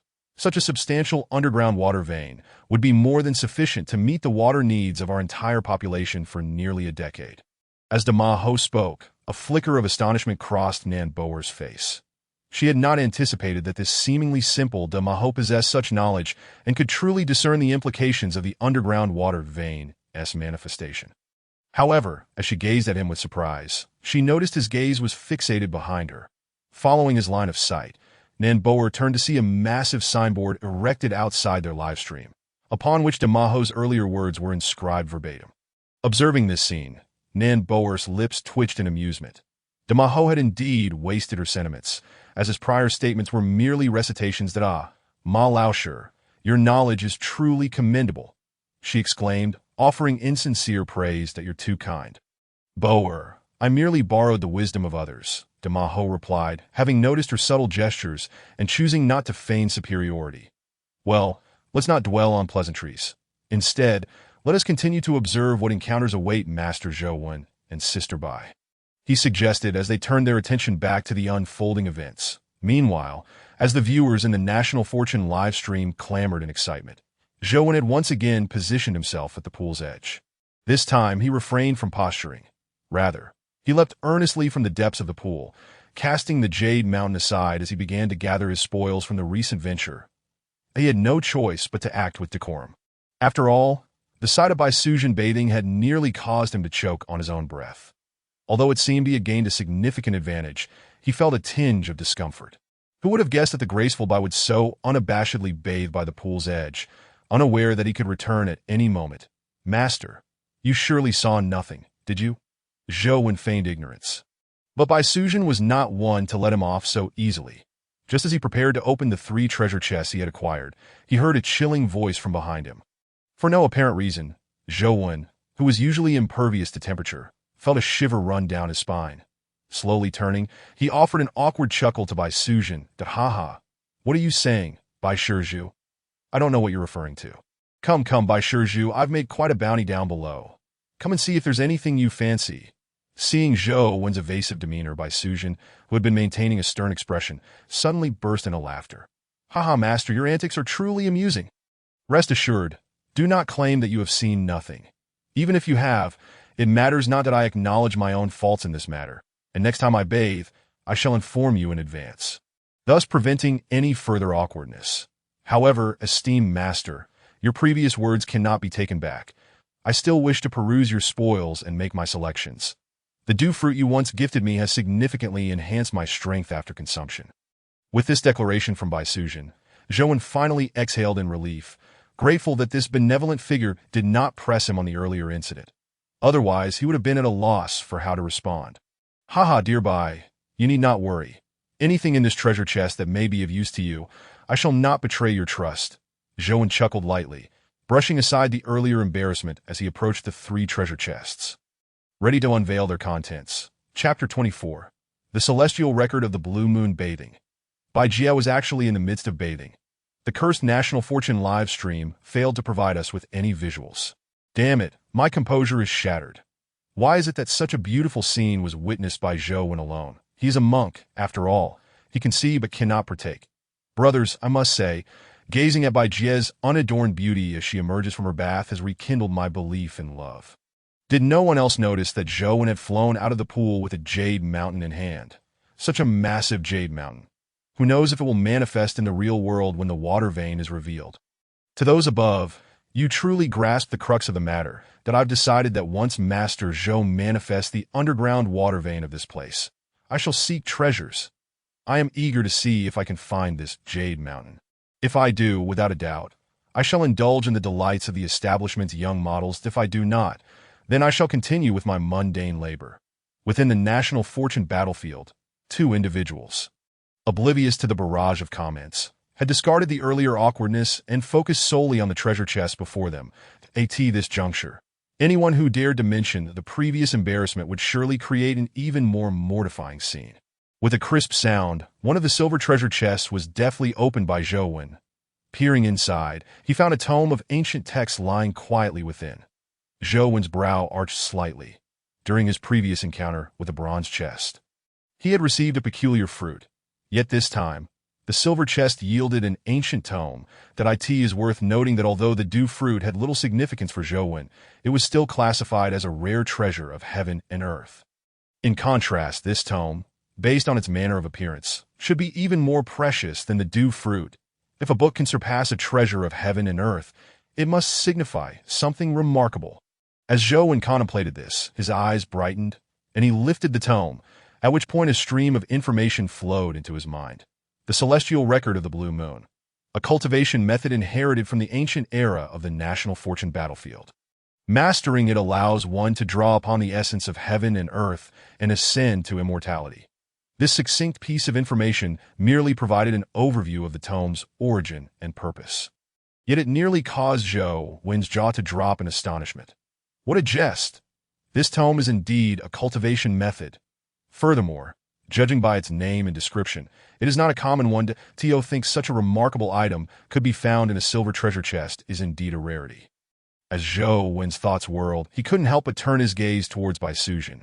Shaking his head gently, he could not deny that this Bai was remarkably fortunate that in his 2 previous attempts at opening chests, he had acquired items that were utterly unusable for himself, yet perfectly suited for her. Could this indeed illustrate the distinction between the fabled luck of the fortunate and the misfortune of the less blessed? Master, why do you gaze at me in such a manner?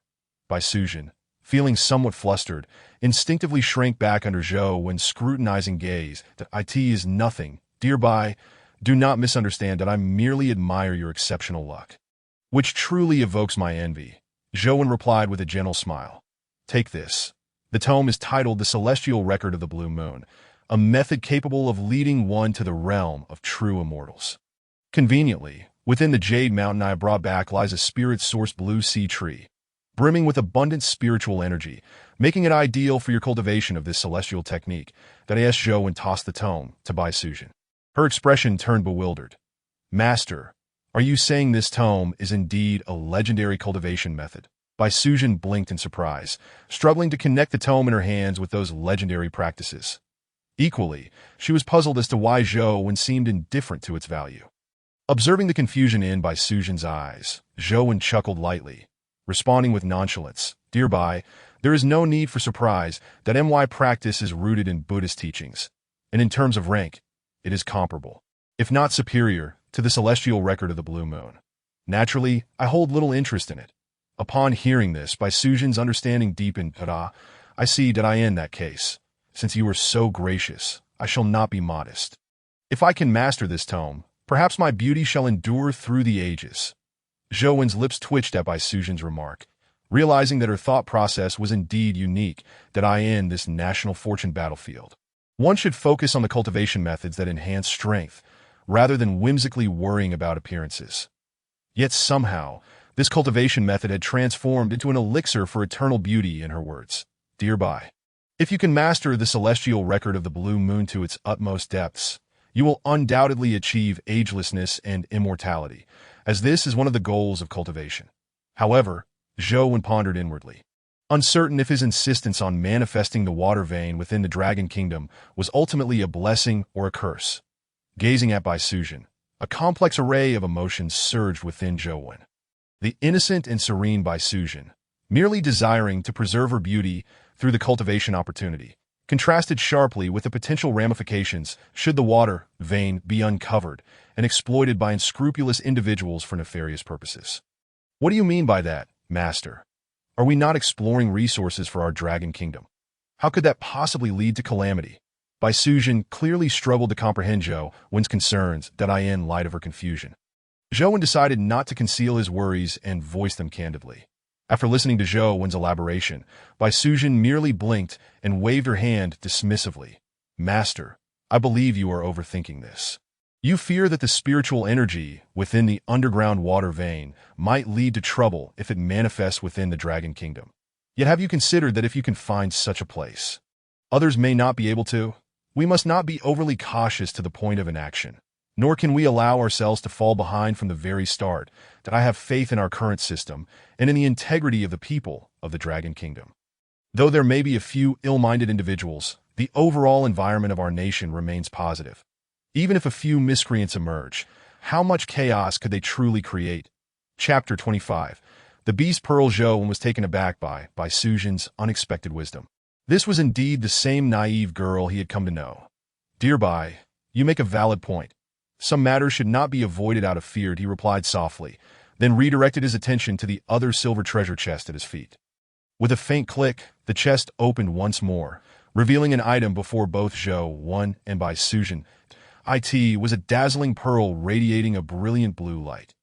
Zhou lifted the pearl, and in an instant, familiar information surged into his mind. Heavenly Thunder, a one-time consumable item that, when used, can annihilate any beast below level 7. Once Zhou processed the information, he understood the purpose of the pearl in his hand.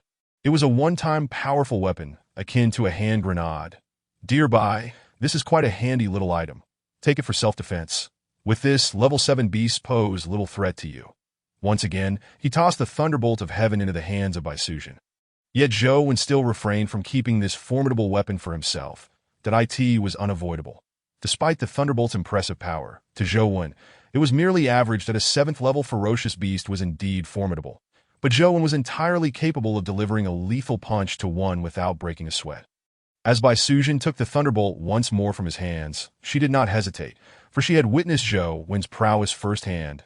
At this moment, the 2 silver treasure chests had been fully opened, leaving only the diamond treasure chest remaining.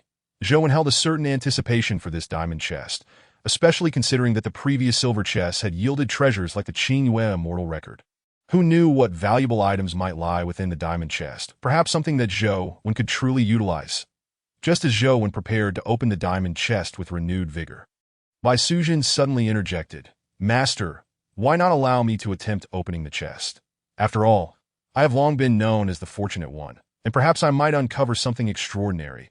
Observing that Zhou had already opened 2 treasure chests with commendable results, Bai Suzhen felt a pang of envy and yearned to experience the thrill of opening a chest herself. Seeing her eagerness, Zhou did not contest her request that in his view, the treasures within the chest had already been predetermined when he vanquished the otherworldly beast Bishi. The identity of the opener would not significantly affect the treasures contained within. Thus, as Zhou stepped back, Bai Suzhen took 2 swift steps forward, standing before the diamond chest. She then extended her delicate, jade-like hand and gently pressed it against the diamond chest. Crack! A light sound echoed, and then an extraordinary phenomenon abruptly unfolded. Zhou stared in astonishment at the spectacle that emerged before him, his expression shifting dramatically.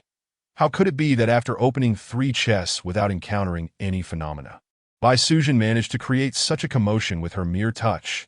Before Zhou, a brilliant golden light shot upward into the boundless void from the now-opened diamond chest. Within this golden radiance, mythical beasts known only from ancient legends began to materialize, some howling towards the heavens while others soared gracefully through the azure skies, showcasing an extraordinary display that in that instant, the entire battlefield resonated with a thunderous sound.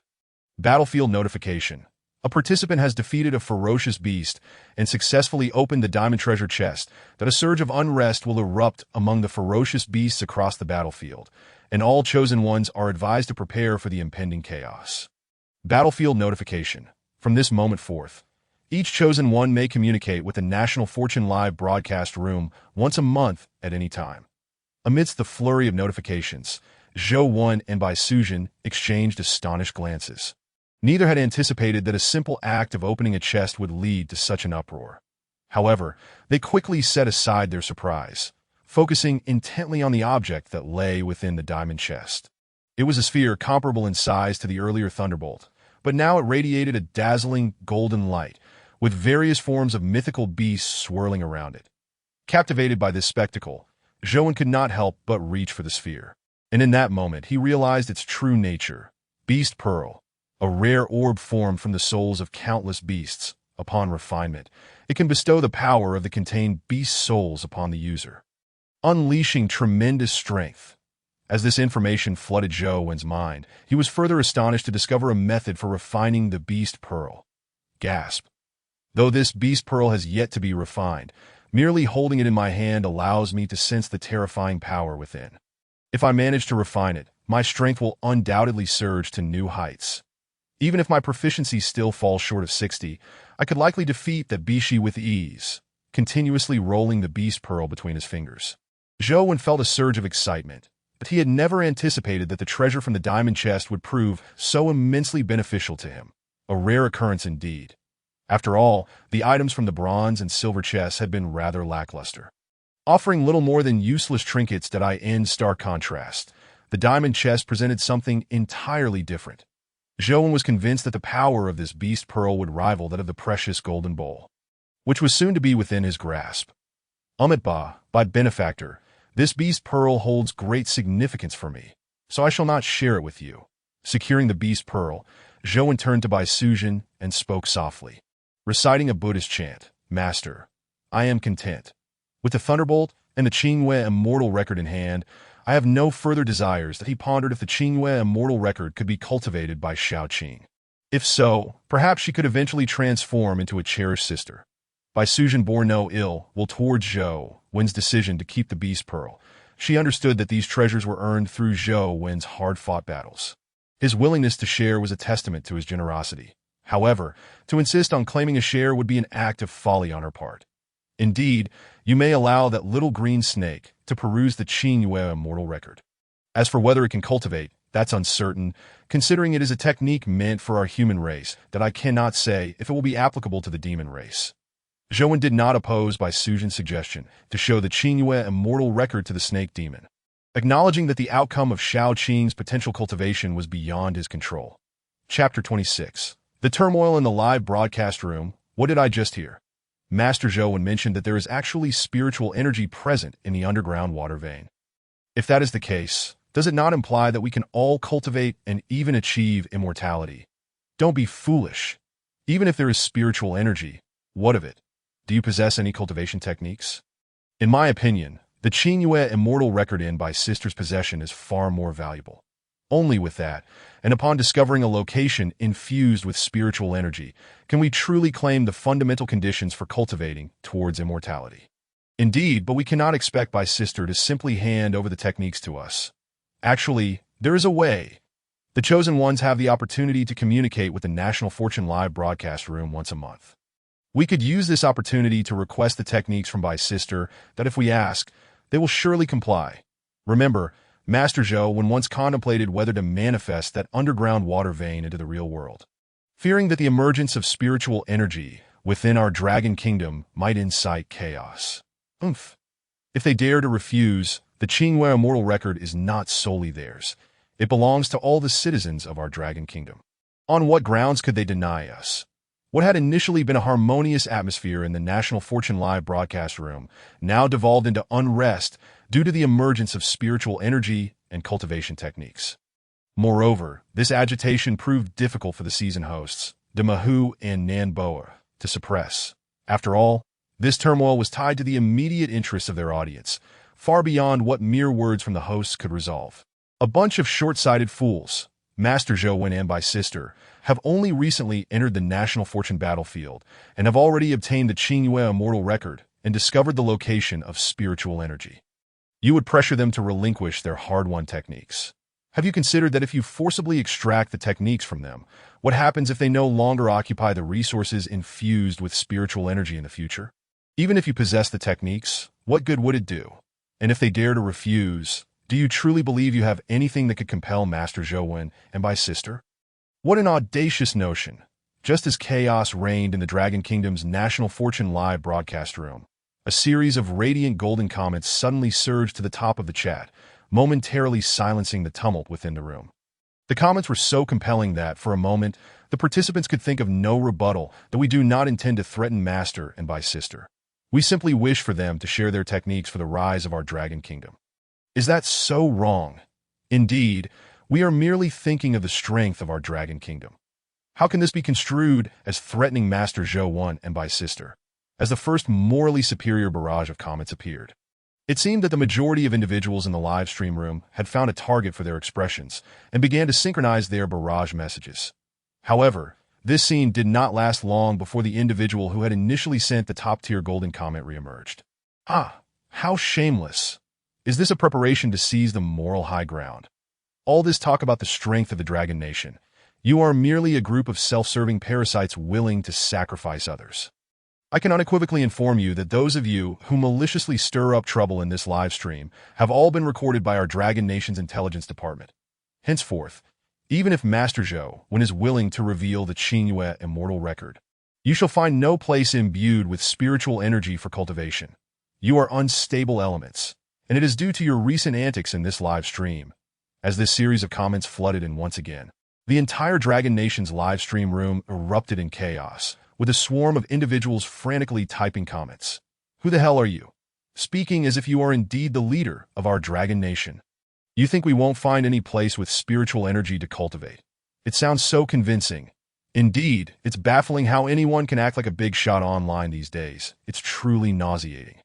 Brothers, let us not waste our breath on that fool. When we can contact Master Zhou, we will simply ask him to contribute the Qingyue immortal record that if he is unwilling, we shall apply pressure with the petition of 1,400 million citizens of the Dragon Nation. Ah, you are truly shameless, thinking no one can rein you in. You claim I am merely speaking. I am Chen Gang, the Deputy Director of the National Land Strategy Bureau of the Dragon Nation.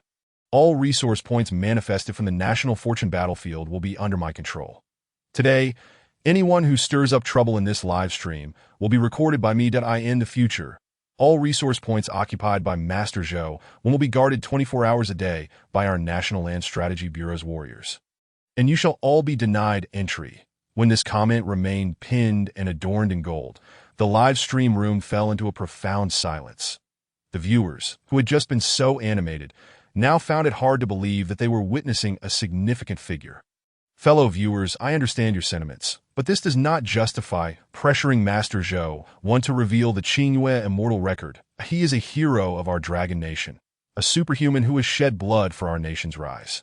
We cannot allow him to face the perils of battle while enduring the scorn of those behind him. I, Chen Gang, Deputy Director of the National Land Strategy Bureau of the Dragon Nation, declare that anyone who dares to let our nation's chosen one, our superhuman hero, bleed and suffer indignities shall not be spared, that I will employ all the authority at my disposal to target them. Following this thunderous barrage from Chen Gang, the live stream room became eerily quiet, with no viewer daring to utter a word. After all, this is no joking matter. If this esteemed Deputy Director of the National Land Strategy Bureau takes note, one might very well find themselves on the blacklist, which would be quite the predicament. Meanwhile, Zhou and Bai Sujin were blissfully unaware of the events unfolding in the National Fortune live stream room.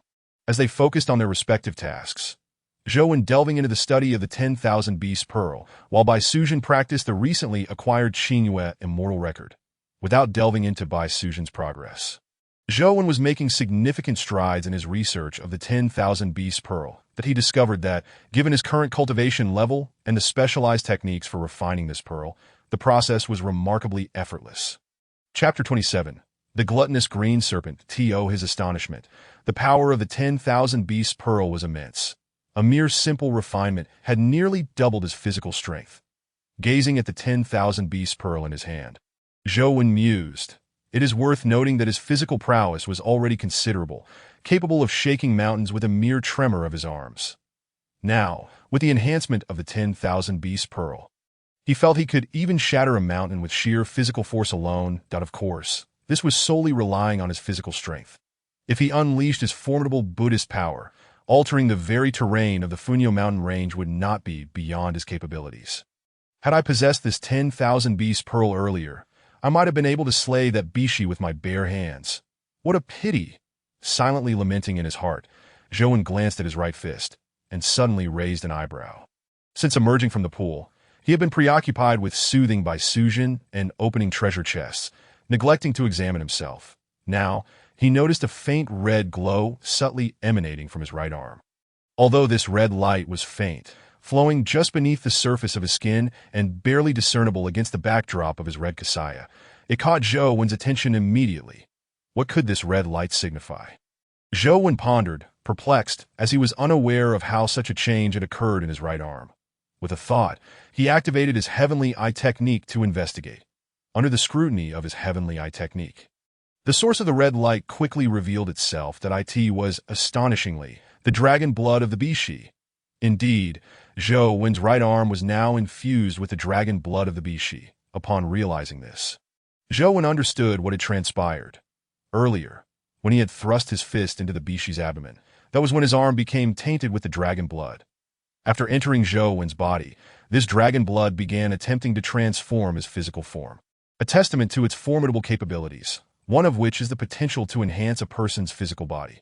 However, the issue was that the dragon blood was now within Zhou Wen's body, given that his physique had already been extraordinarily strengthened over the years by the nourishing Buddhist power. This minuscule amount of dragon blood attempting to further enhance his body was nothing short of laughable. This led to an awkward situation.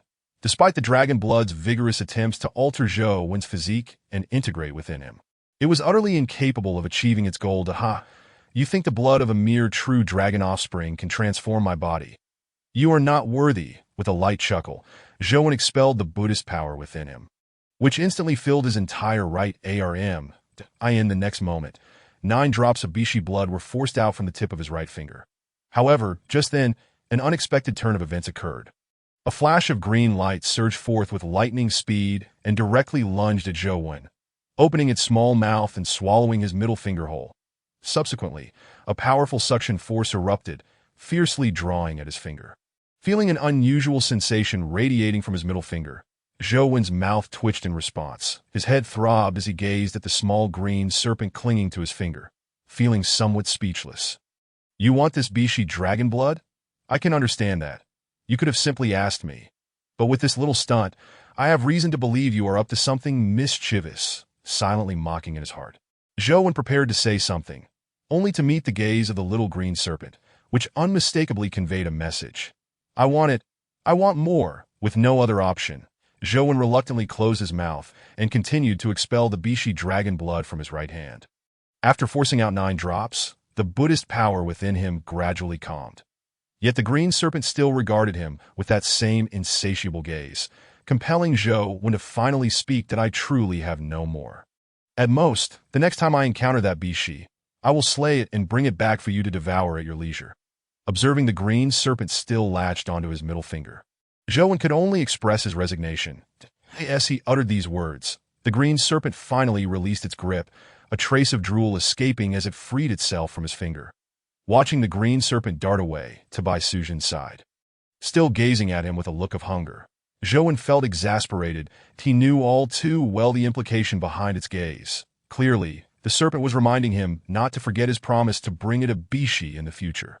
Shaking his head, Zhou Wen chose to ignore the little green serpent and redirected his focus to Bai Sujin. It was at that moment that Zhou Wen couldn't help but gasp. He watched as Bai Sujin sat cross-legged in front of the jade mountain he had brought back, quietly practicing the Qingyue immortal record. It was remarkable to note that this was Bai Sujin's first encounter with cultivation techniques. Yet she was not only able to gather spiritual energy in an instant, but was also making steady progress in her practice. Could this possibly be attributed to her innate talent for cultivation? It seems my suspicions were correct. Bai Sujin undoubtedly possesses extraordinary wisdom that I find myself in a quandary, uncertain whether my nurturing of her is right or wrong. What if, upon her awakening to her innate wisdom, she perceives me as the reincarnation of Fahai from her past life? I wonder if our minds might become as confounded as a dog's. With a silent scoff, Zhou Wen chose to disregard these thoughts. Despite his concerns that the burgeoning Bai Sujin might clash with him once she grew stronger, he recognized that pondering potential conflicts before they arose was excessive. Moreover, Zhou Wen held a firm confidence in himself. He believed that no matter how diligently Bai Sujin practiced, she could never surpass him, as long as his power remained superior. That was sufficient. Gazing upward, Zhou Wen noticed the resplendent moon had ascended to its zenith in the night sky, while the stars twinkled with unwavering brilliance. Though the moon shone brightly this evening, it could not overshadow the celestial glimmer of the stars. The night sky bore an uncanny resemblance to that of the earth. Could it be that this realm of national fortune bore some connection to the earth? Indeed, there must be some correlation. Otherwise, the resource points within this battleground would not inexplicably mirror those in the real world. Alas, my current cultivation is insufficient to discern the specifics of this connection. Otherwise, I might attempt to traverse freely between the realm of national fortune and the earth. With my head tilted back, I sat quietly, awaiting the passage of the night while recuperating my inner Buddhist energy. Chapter 28. The Prodigy of Cultivation. The night passed in silence. Despite the growls of ferocious beasts echoing around the tranquil pond where Zhou Wen and his companions rested, the presence of the formidable Hua Xiong ensured that ordinary beasts dared not approach. With the first rays of dawn once again gracing Zhou Wen, he slowly opened his eyes, shaking his robe to rid it of the morning dew. He turned to glance at Bai Su Jun, who was enveloped in a delicate layer of mist. This ethereal haze surrounded her, shrouding her form and coalescing as if aspiring to become a luminous moon.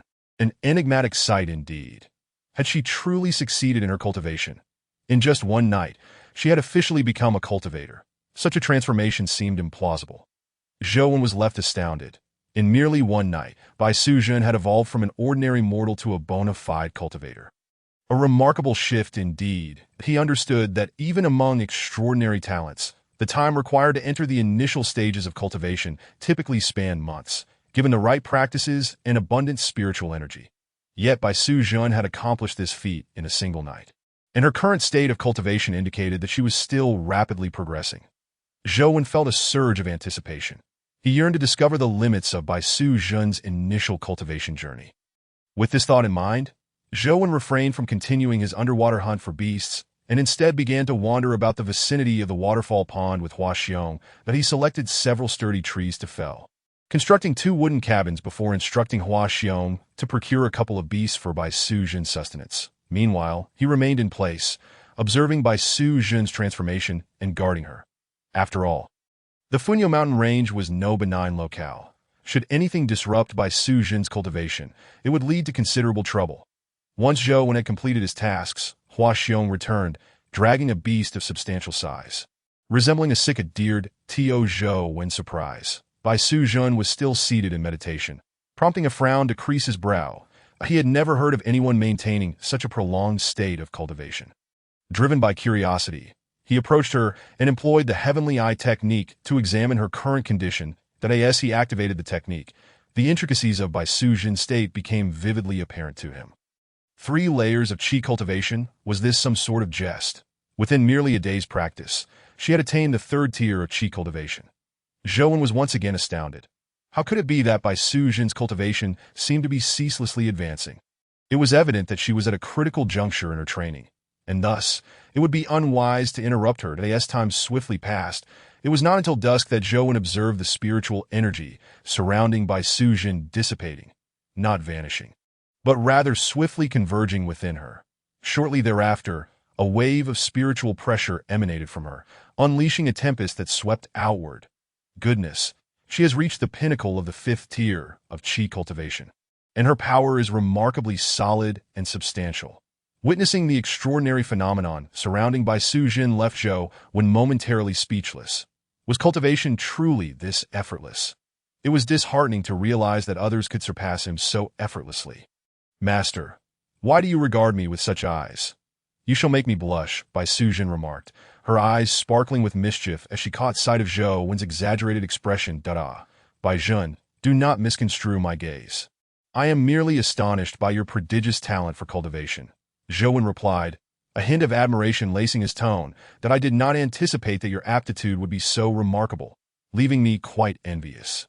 Is it so? My talent for cultivation is exceptional, yet I do not perceive any substantial change within myself, that I merely feel a newfound lightness in my body and a warm current flowing within.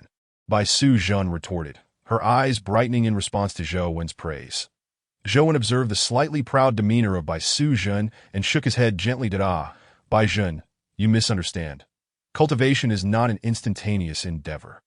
Achieving the 5th tier of qi cultivation so swiftly is an impressive feat indeed. The warmth you feel within is the manifestation of the power that accompanies your newfound level. I believe the Qingyue Xinlu contains some spells. Perhaps you might find one suitable for your current stage. As for your lack of awareness regarding the changes in your body, that is a simple matter. You're practicing a cultivation technique, not a physical enhancement method. The effects on your physique are not as pronounced as those of a morning dew fruit.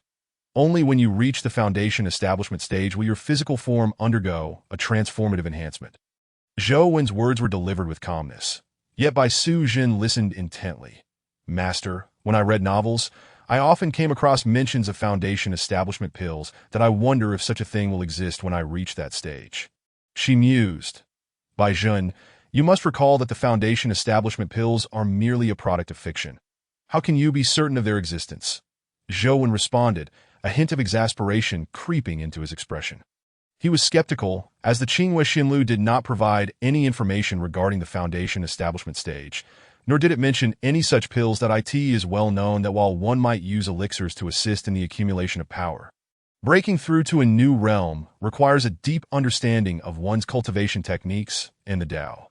Such comprehension cannot be attained through mere elixirs. Therefore, at the outset of one's cultivation journey, it is uncommon for practitioners to rely on pills to transcend their limitations. Regrettably, this is the reality. The value of such spiritual herbs is exceedingly high. Even those of lower cultivation who might acquire them tend to hoard them, saving them for future breakthroughs rather than squandering them while still inexperienced. Chapter 29. A promise. Upon hearing Zhou Wen's words, Bai Su Jun felt a tinge of embarrassment and lowered her head. Master, with your high level of cultivation, I had assumed you possessed numerous valuable items that could assist me in overcoming any future obstacles. Upon hearing her remark, Zhou Wen realized the implications of her words. It appeared that Bai Su Jun had been counting on him. Bai Jun, strictly speaking, I am not a cultivator. The monk's practice is rooted in the teachings of Buddhism and in the pursuit of his cultivation. He finds no necessity for any elixirs to aid him. Hence, he has never sought to gather any celestial or earthly herbs. Thus, Zhou Wen gazed at the figure of Bai Su Jun before him, feeling a mix of amusement and bewilderment. Uncertain of how to respond, as he had previously mentioned, his cultivation was not the result of arduous effort. It had been directly bestowed upon him by the system. Therefore, he had no need to stockpile potions designed to enhance one's cultivation. Is that so? However, Master, it is not too late for you now. The battlefield of national fortune is replete with treasures. Perhaps you might discover some celestial materials or earthly treasures. If you find any that you cannot utilize, it would be best to bestow them upon me, that I know you are a kind-hearted person, Master, and you would surely acquiesce to my request, wouldn't you? Upon hearing Zhou Wen's proposition, Bai Su Jun felt no disappointment. Instead, her eyes sparkled with anticipation as she continued to gaze at him. Under the intensity of her gaze, Zhou Wen felt a slight headache. That is indeed feasible. Should I encounter any celestial materials or earthly treasures that I cannot use in the future, I shall certainly bring them to you, by benefactor. However, there was one matter I wished for Bai Su Jun to agree to. Despite the discomfort in his head, Zhou Wen acquiesced to her somewhat excessive request. Yet, after agreeing, he was prepared to voice a condition he wished Bai Su Jun to accept. Master, please feel free to express your wishes. I assure you that anything within my capacity, I shall not refuse. Bai Su Jun replied with eagerness upon seeing Zhou Wen's agreement that it's not a matter of great significance, but I hope that once your innate wisdom is fully awakened, you will not turn against me. Zhou Wen continued, although, given my current cultivation and the pace at which I am growing stronger, I believe you shall never surpass me in this lifetime. We are both entrusted with the fortunes of Longwa. If we were to become adversaries, the repercussions would extend beyond ourselves. Observing Bai Su Jun's swift agreement, Zhou Wen felt no need to withhold his request any longer. That as he articulated a stipulation, Bai Su Jun nodded without hesitation. I thought it would be something of greater consequence. It turns out you meant this, that I can certainly agree to your request, Master. Regardless of any past grievances between us, this life is separate, and there is no need to carry over past enmities. I hereby promise you that. Moreover, Bai Su Jun asserted, regardless of whether I awaken my innate wisdom in the future, I can guarantee that I will never be your enemy. Her declaration was resolute and unwavering. The reason for her assurance stemmed from her realization of the vast disparity in strength between her and Zhou Wen, a divide that could not be bridged in a short span of time. Faced with such a significant gap in power, it would be foolish for her to antagonize the very person she could currently rely on. Of course, this was only one facet of her reasoning. On another note, Ever since they arrived in this battlefield of national fortune, Zhou had consistently shown her kindness, and she had no intention of repaying that kindness with ingratitude. Upon hearing Bai Sujin's vow, Zhou nodded slightly, refraining from further discussion. Very well, if that is the case, then this matter is settled. Now then, Bai benefactor, you have been cultivating all day. You must be hungry. Coincidentally, I sent Hu Xiong into the depths of the dense forest today, and he has returned with a substantial amount of meat. Please, partake in some to satisfy your hunger. As Zhou spoke, he sliced a generous portion of meat from the colossal beast, placing it in the treasure chest to cook. The day had grown late, and he felt no urgency to venture to the pool below. There was no rush. He intended to study the Wan Shouju in his possession, and planned to explore the subterranean waterways of the Funyo Mountains the following morning. Eradicating all the ferocious beasts within, as the tranquil night descended upon the forest, Zhou and Bai Sujin sat beside a flickering campfire, consuming the meat from the giant beast in silence. After they had eaten their fill, Bai Sujin resumed her cultivation of the Qingyue Xinlu, while Zhou focused once more on refining the Wan Shouju. Despite having spent an entire night refining the Wan Shouju, Zhou had only managed a basic level of refinement, barely unleashing even a fraction of its potential. To fully harness its power, he would need to persist in his efforts, and Zhou was resolute in his commitment to this task. Thus, time passed in a serene and leisurely manner, as one cultivated and the other refined their treasure. However, while the two remained at ease within the battlefield of national fortune, unrest brewed in the live stream of Longwei's national fortune. It was inevitable. On the first day, Zhou had displayed remarkable prowess, seizing a resource point and subduing a ferocious beast, all while vanquishing several others. Yet, by the second day, he had fallen silent, remaining seated and safeguarding Bai Sujin.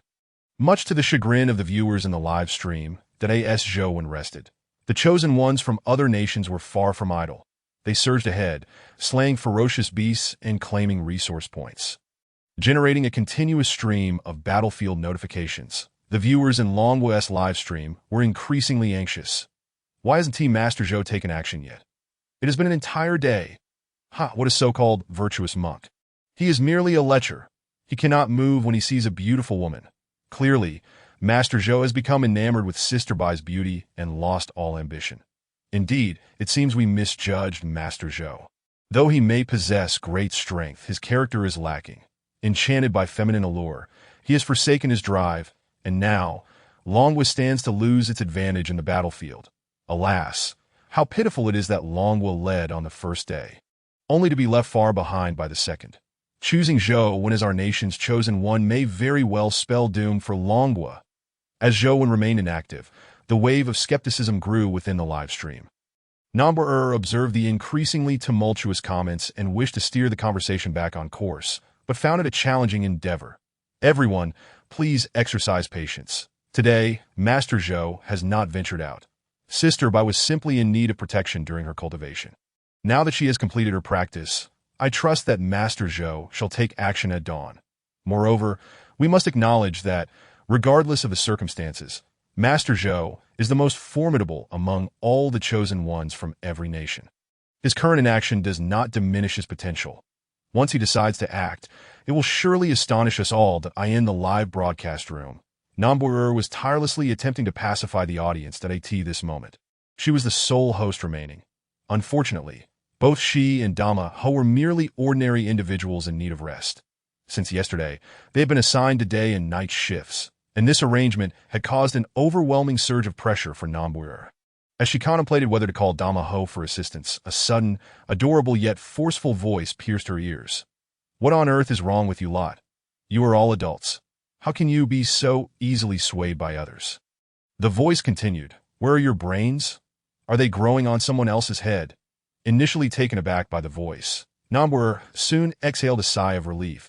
That it was evident that had another individual dared to respond directly to the barrage of comments in the live chat, they would have likely been mercilessly criticized. Yet, this particular person seemed immune to such repercussions, as even their insults lacked any real bite. Tuanzi, you are here too? Nombre greeted Tuanzi with a sense of relief, noticing her presence. Yes, Sister Nan, thank you for your hard work, Tuanzi replied. Observing the faint weariness etched on Nombre's face ignited a surge of indignation within Tuanzi. Without hesitation, she unleashed her signature cute voice into the chat, launching a verbal bombardment. You lot may allow yourselves to be led astray, but how dare you bully our sister Nan? What kind of heartless beings are you? You used to call her wife in jest. And now you are so cruel that I'll draw a circle to curse you. Where are my Tuan fans? Come forth and support me. Her rapid-fire cute voice caused the chat to descend into chaos. Previously, most comments had echoed the rhythm set by the provocateurs, but with Tuanzi's bold stand, the atmosphere shifted dramatically. Who is this infant that dares to shout in our Dragon Kingdom's live broadcast? Get out, another commentator exclaimed. Wow, there's someone so audacious. Just to clarify, I'm referring to the brother above. Tens of thousands of Tuan fans will arrive in 30 seconds. Everyone, hold your fire, I'm one of you. The audacity of challenging Tuanzi directly was a rare sight, prompting another to remark, Brother, I just want to say, your account is finished. With Tuan fan number 1 arriving on the scene, they declared, you can criticize Master Zhou Wen, and we have no objections, but to challenge Tuanzi, your account is done for. Tuan fan number 2 announced, the million-strong Tuan fan army has officially entered the Dragon Kingdom's live broadcast. Those who stir up trouble tremble. Observing the chat erupting into chaos since Tuanzi's appearance, Nambuer felt a flicker of inevitability in her heart. Although the live broadcast remained tumultuous and the comments increasingly sharp, her anxiety diminished. This shift was primarily due to Tuanzi taking the lead and rallying her fans, granting Nambuer the courage to make a decisive move. Tuanzi, you are magnificent. In that case, my fans, stand up and cheer for Master Zhou Wen. I hereby officially declare, on behalf of myself and my fans, that we will forever support our Dragon Kingdom's chosen one, Master Zhou Wen. In that moment, Nambuer shed her fear, igniting a fierce verbal battle against the provocateurs in the chat. The entire Dragon Kingdom live broadcast became a cacophony of noise. Amid this uproar, a purple golden comment suddenly materialized in the chat. Are you arguing on my behalf? Do you wish for me to contribute my acquired fortune for free? What moral standing do you have to demand that I relinquish my fortune after insulting me? The instant this purple golden comment appeared, all other comments in the chat were instantly erased, leaving only this singular line. This was, of course, Zhou Wen, engaging with all the viewers in the live broadcast. Indeed, Zhou Wen was currently seated cross-legged, a virtual screen displaying the Dragon Kingdom's live broadcast before him. Moments ago, having completed the refinement of the 10,000 Beast Pearl, Zhou Wen felt a sudden urge. Recalling that he had one final opportunity to contact the outside world, he promptly initiated this connection. Chapter 31. Zhou Wen's demands as Zhou Wen perused the previous comments in the live chat. A wave of anger surged within him. It was clear that human nature harbors its baser instincts. Keyboard warriors are ever present. My heavens, Master Zhou Wen, is that truly you? Finally, we can connect, Nambuer exclaimed joyfully upon seeing Zhou Wen's appearance. Momentarily disregarding some of his words, she had been overwhelmed by the provocateurs in the chat, and now that the main figure had finally appeared, she felt an immense relief. I doubt ladies. Leave the rest to me. Having grasped the situation unfolding in the Dragon Kingdom, Zhou Wen regarded the two vibrant young women with goodwill that I seem to see someone slandering me. While I am indifferent to such insults, I must assert that I have no obligation to share the cultivation techniques I possess with those who have disparaged me. Furthermore, those who only seek to take without giving are clearly flawed in character and do not deserve to tread the path of cultivation.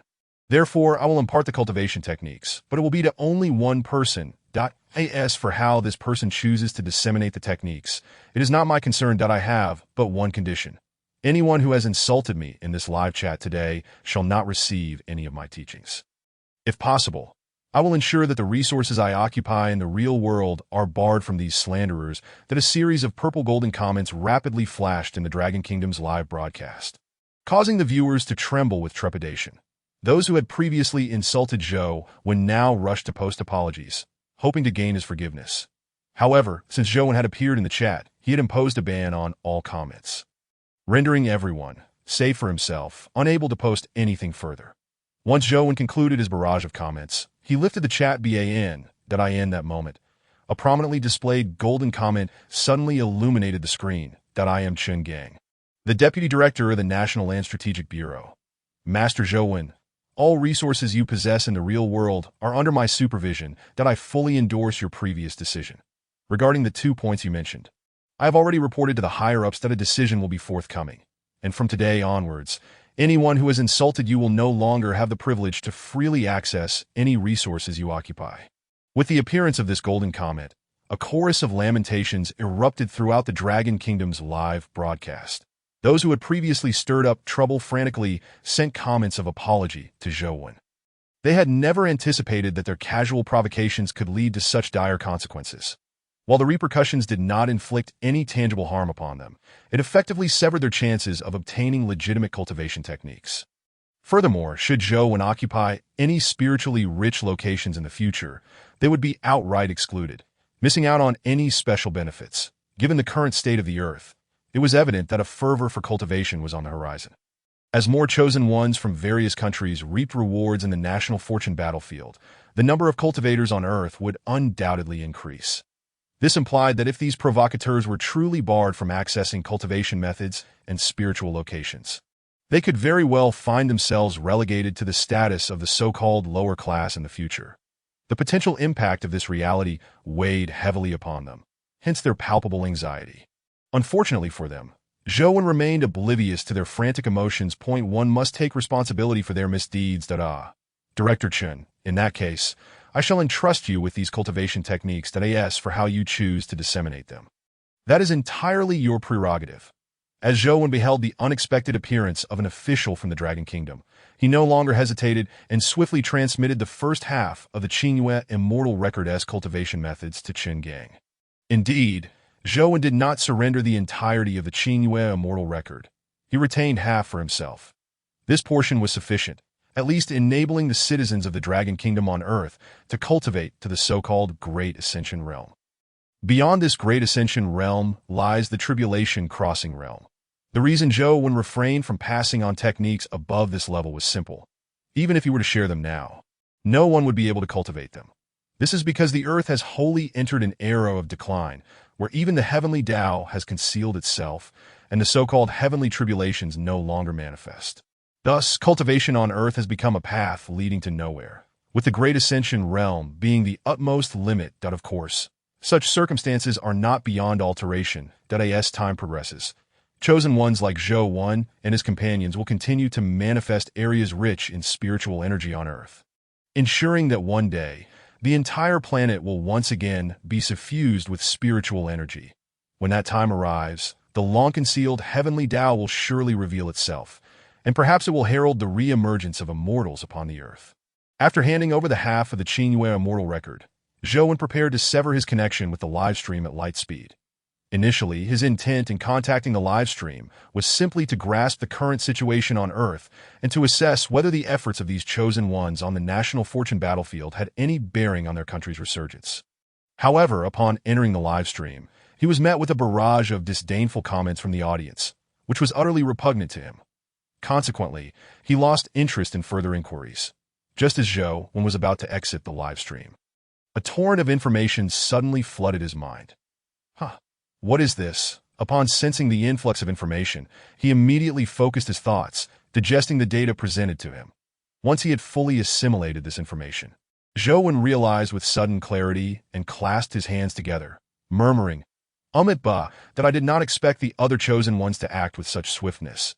It seems this humble monk can no longer afford to delay. Indeed, the additional information in his mind was precisely the data conveyed to him by Qin Gang, and it contained a wealth of useful insights for Zhou. Chapter 32. Preparing to re-enter the pool, Zhou slowly rose to his feet. His gaze piercingly directed beyond the Funyo mountain range. This moment, he comprehended that within the entire Funyo mountain range, apart from himself and Bai Sujin, there were no other chosen ones present. This meant that in proximity to him and Bai Sujin, only the two chosen ones from the country of Asan existed. Unfortunately, these two solitary chosen ones had met their demise at the hands of Zhou and Bai Sujin on the very first day. As for the locations of the other chosen ones, they were exceedingly distant from him. In fact, Zhou discovered through the data that some chosen ones had encountered extraordinarily bad luck, being randomly teleported into desolate deserts and frigid realms, perpetually assailed by harsh weather conditions. Therefore, when compared to those unfortunate souls, it must be said that Zhou Wen and Bai Sujin had indeed fared better. What particularly caught Zhou Wen's attention was a piece of information that was profoundly shocking. There were suspected signs of human activity on this national fortune battlefield.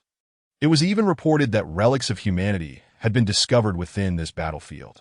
The individuals responsible were two chosen ones from the Flower Flag Nation, who had directly obtained the cultivation methods for fighting energy from the remnants of human civilization, acquiring formidable strength through their practice, and like Zhou Wen, had temporarily refrained from hunting ferocious beasts. However, their restraint had not drawn the ire of the citizens of the Flower Flag Nation, as it was understood that such patience was merely a means to better soar in the future. Regrettably, while this reasoning was evident to some, others remained blissfully ignorant. Contemplating these thoughts, Zhou Wen could not help but gently shake his head. Just then, a soft call reached his ears. "Master Zhou Wen, what troubles you? You suddenly appear somewhat discontented." Turning at the sound, Zhou Wen found Bai Sujin, who had just completed her cultivation, gazing at him with her bright eyes. Upon hearing her inquiry, Zhou Wen promptly recounted his experiences within the livestream. How can there be such despicable people? Here we are, risking our lives to explore resources on this national fortune battlefield, while they merely bask in the fruits of our labor and yet dare to prance about. Why don't we, Master Zhou Wen, simply remain here, not venture anywhere, and see what they can do to us? After listening to Zhou Wen's account, it was evident that Bai Sujin was somewhat angered. Furthermore, her temper flaring, she seemed to disregard any caution. Following her outburst, a chorus of lamentations erupted within the Dragon Kingdom's livestream. There was no helping it. The audience had discerned that their previously somewhat naive Bai Sujin might indeed be genuinely incensed. If Master Zhou Wen were truly swayed by her, and the two chose to remain stationary, diligently cultivating without venturing forth, their safety would undoubtedly be ensured. However, the Dragon Kingdom's aspirations for greater resources and ascendance would be rendered a farce. Where are those beasts who previously attacked Bai Sujin and Master Zhou Wen? Come forth and confront us? If Master Zhou Wen and Bai Sujin choose to remain stationary, can you bear the consequences?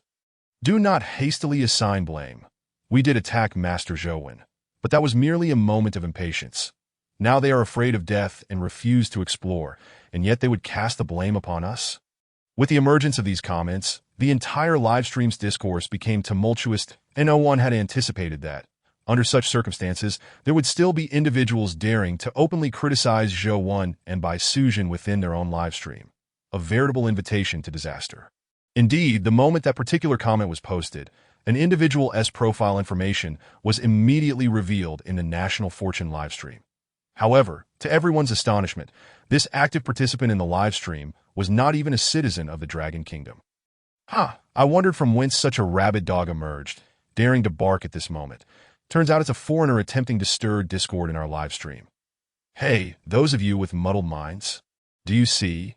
You've been led astray by these foreigners, losing your opportunity to cultivate and practice the immortal techniques that I trust one need not instruct you on what to do next. As this individual's identity was exposed, a golden pinned comment swiftly followed in the livestream, and soon, responses flooded in. Damn it.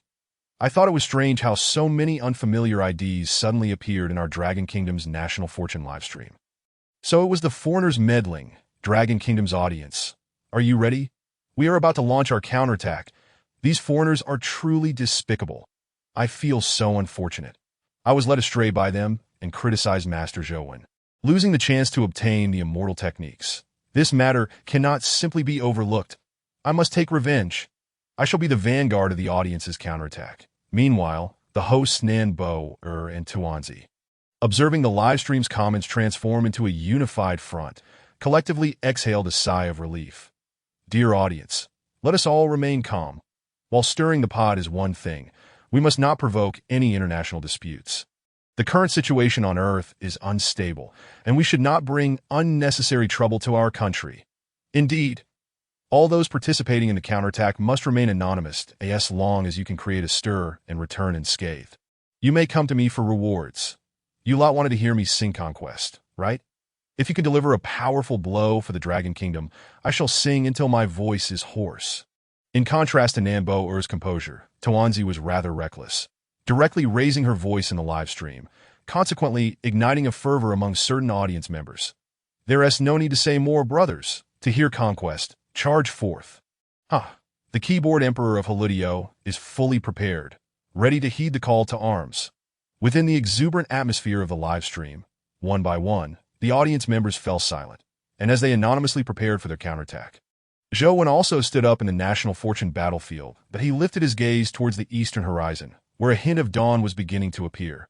By benefactor, although there are indeed some individuals in the external live stream who are quite excessive, they represent but a small fraction. I can sense that the majority of our Dragon Kingdom's populace still supports us. Thus, we must not allow the short-sightedness of a mere few to dishearten those who stand with us. Now, as dawn breaks, I, the humble monk, have devoted the entirety of yesterday to safeguarding you, the esteemed Bai. Without venturing forth, it is indeed time to stretch my limbs beneath this tranquil pool. Bai, I advise you to remain close to the water's edge and not wander aimlessly. With the azure serpent by your side, even the fiercest beast shall pose no threat to you. Of course, should you encounter an adversary beyond your means, simply plunge into this pool and seek my aid. Observing that Bai Susu has ventured further along the path of cultivation, Zhou feels increasingly assured about leaving her alone near the pool. Understood, Master, I shall ensure my own safety. Moreover, I have meticulously studied the Qingyue Xianlu and found that with my current cultivation, I can arrange a simple formation recorded within, as well as cultivate several defensive spells. My next course of action will be to set up a protective formation around this pool before honing those defensive spells. I believe it won't be long before I, too, attain strength akin to yours, Master Zhou. Upon hearing Zhou's intent to descend into the pool, Bai Susu remains unperturbed, having recently mastered the Qingyue Xianlu. Her confidence surges, and she begins to harbor an unwarranted assurance in her burgeoning abilities. Zhou pays little heed to this. After all, it is often through hardship that one truly grows. Chapter 33, Crisis. Crisis with a splash. Zhou and the transformed beast plunged once more into the depths of the pool. The creature, having consumed the giant-headed lizard and the water monkey, has significantly enhanced its strength. Its size has notably increased compared to before. Zhou observes the increasingly robust form of his companion. Contemplating thoughtfully, he does not concern himself with the potential threat posed by the beast's newfound power. Rather, he perceives a slight misdirection in its evolutionary path. For a creature of its nature, solely focusing on physical growth and enhancing its corporeal strength is instinctual. However, Zhou believes that true strength transcends mere physicality and must also encompass the essence within. In moments of leisure, he contemplates imparting some of his Buddhist teachings to the beast, perhaps enabling it to shed its feral form and transform into a guardian of his own. As time flows steadily, Zhou and his companion arrive at a most peculiar location. Upon arrival, he senses something amiss. Having traversed numerous subterranean waterways, none have exhibited the strange characteristics of their current surroundings. The water temperature here is alarmingly high, even causing him discomfort. It is indeed strange to encounter such warmth at the bottom of a pool. Could there be an underground volcano within the Funyo Mountains, explaining this anomaly?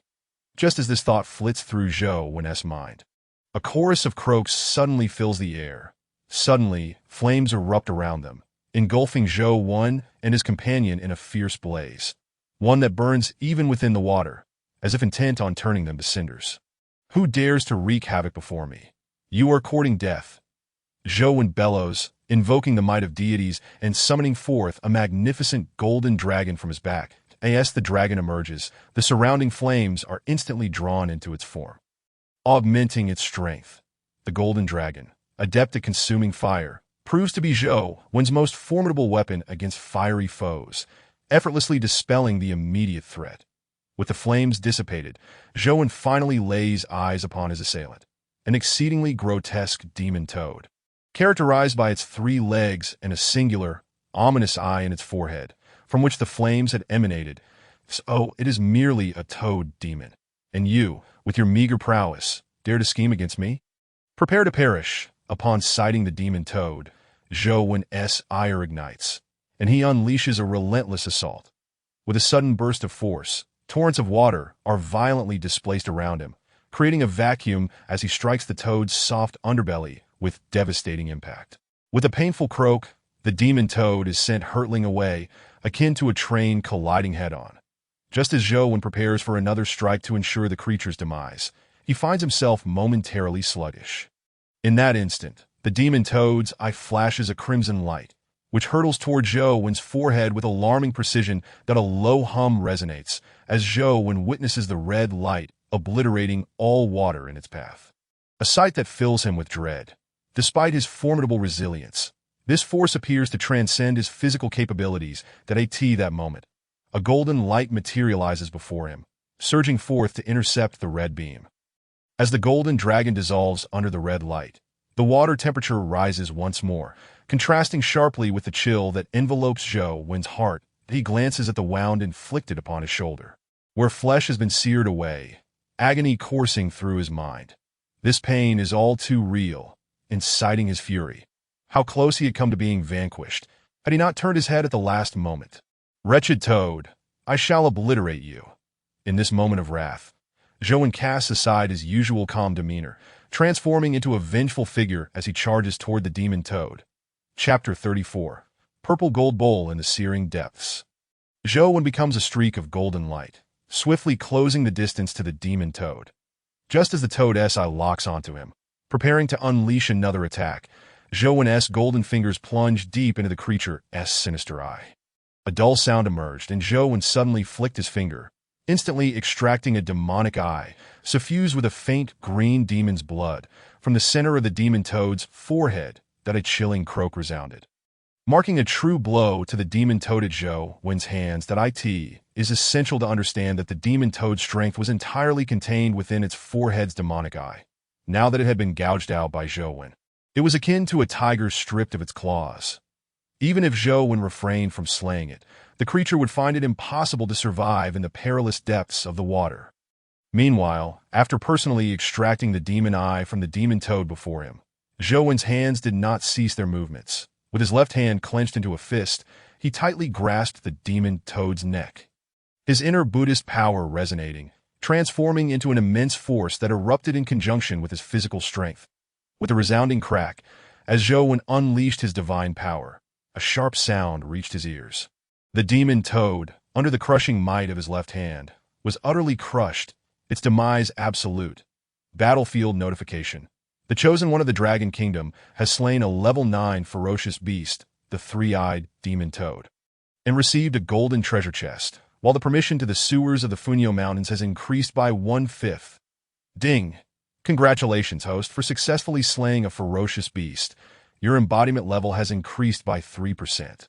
As the demon toad's head shattered within his palm, 2 consecutive notification sounds echoed in his ears. Hiss! No wonder this demon toad was so formidable, as it turned out to be a level 9 ferocious beast. Furthermore, it was evident that it had skewed its talent points entirely towards attack. Otherwise, a mere level 9 beast could never have harmed me. Listening to the 2 sounds ringing in his ears, Zhou murmured a few words within his heart, then directed his gaze towards the demonic eye resting in his palm. This eye was the toad's life source, the foundation of its most potent abilities. Sensing the warmth emanating from the eye held in his palm, Zhou's lips curled into a slight smile. This was indeed a valuable item. With a bit of refinement, it could undoubtedly become a formidable weapon in his arsenal. Let us proceed to the next location. After dispatching the demon toad, Zhou scoured the area, ensuring there was nothing of significance worth his attention, that he then spoke to his companion, the transformed beast. As his words fell, the creature understood well, promptly swallowing the golden treasure chest whole and leading Zhou towards a specific destination. Fortunately, the ferocious beasts in this region had a peculiar habit. They seldom relocated easily. Otherwise, it would not have been a simple task for Zhou to hunt them down one by one to seated atop the transformed beast's back. Zhou silently calculated. Presently, he had acquired 70% control over the underground water veins of the Funyo Mountains. This meant that, at most, only 3 ferocious beasts remained concealed within these depths. Moreover, his embodiment level had seemingly reached a new height, especially after slaying the demon toad, which had granted him a full 3% increase. Wait a moment, that if I calculate it this way, my embodiment level should have reached 60, then why has there been no system notification yet? Lost in thought, Zhou felt a wave of confusion wash over him and promptly opened his attribute panel. Name, Zhou, embodiment target. Fahai, current embodiment level. 60 possible development paths. 1. Fahai of the Green Snake. 2. Fahai of the Legend of the White Snake. Note: the increase in this embodiment level will grant magical power and artifact rewards, which will be immediately distributed by the system upon the host selection. Current acquired ability: 50% magical power of Fahai from the Green Snake. Current methods to unlock more embodiment levels: subduing demons and monsters. System reminder: when the host's embodiment level reaches 60, the host will obtain the supreme treasure of Fahai, the purple gold bowl. Zhou glanced over his attribute panel, finally grasping the situation. It seemed the system required him to make a choice regarding his future developmental path before bestowing rewards. Fahai from the Green Snake and Fahai from the Legend of the White Snake.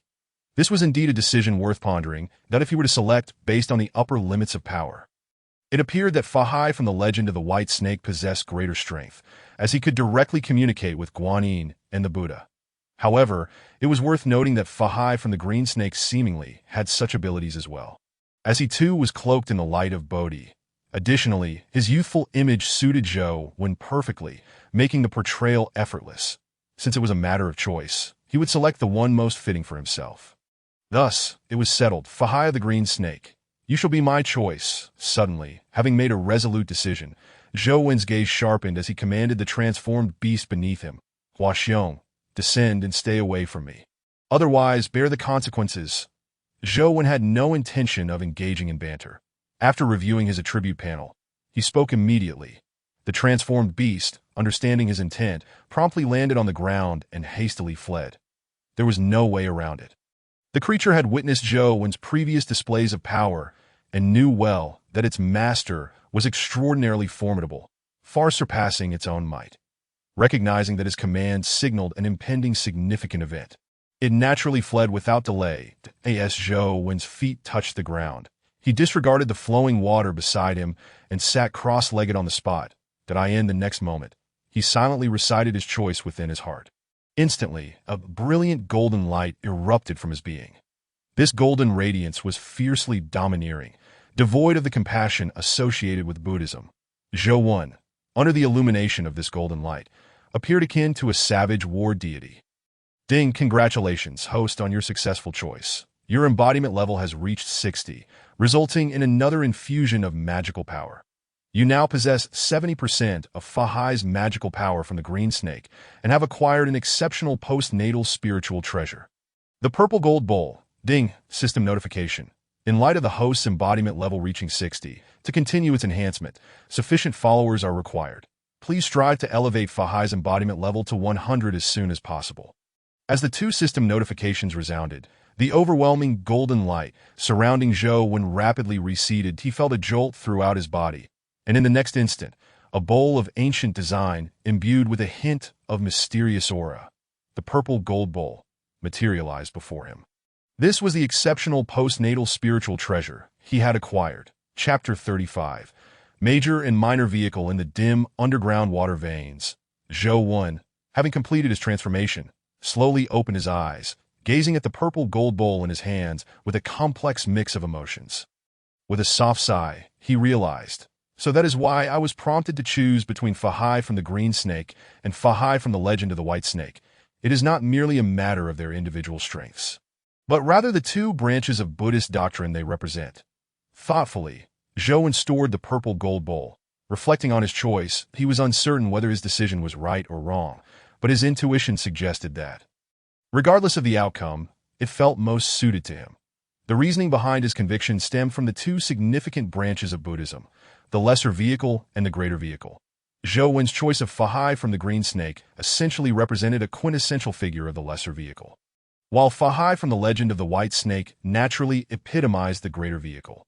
The lesser vehicle emphasizes self-liberation, where one witnesses the world's turmoil and the suffering of reincarnation, thus cultivating a profound desire to escape.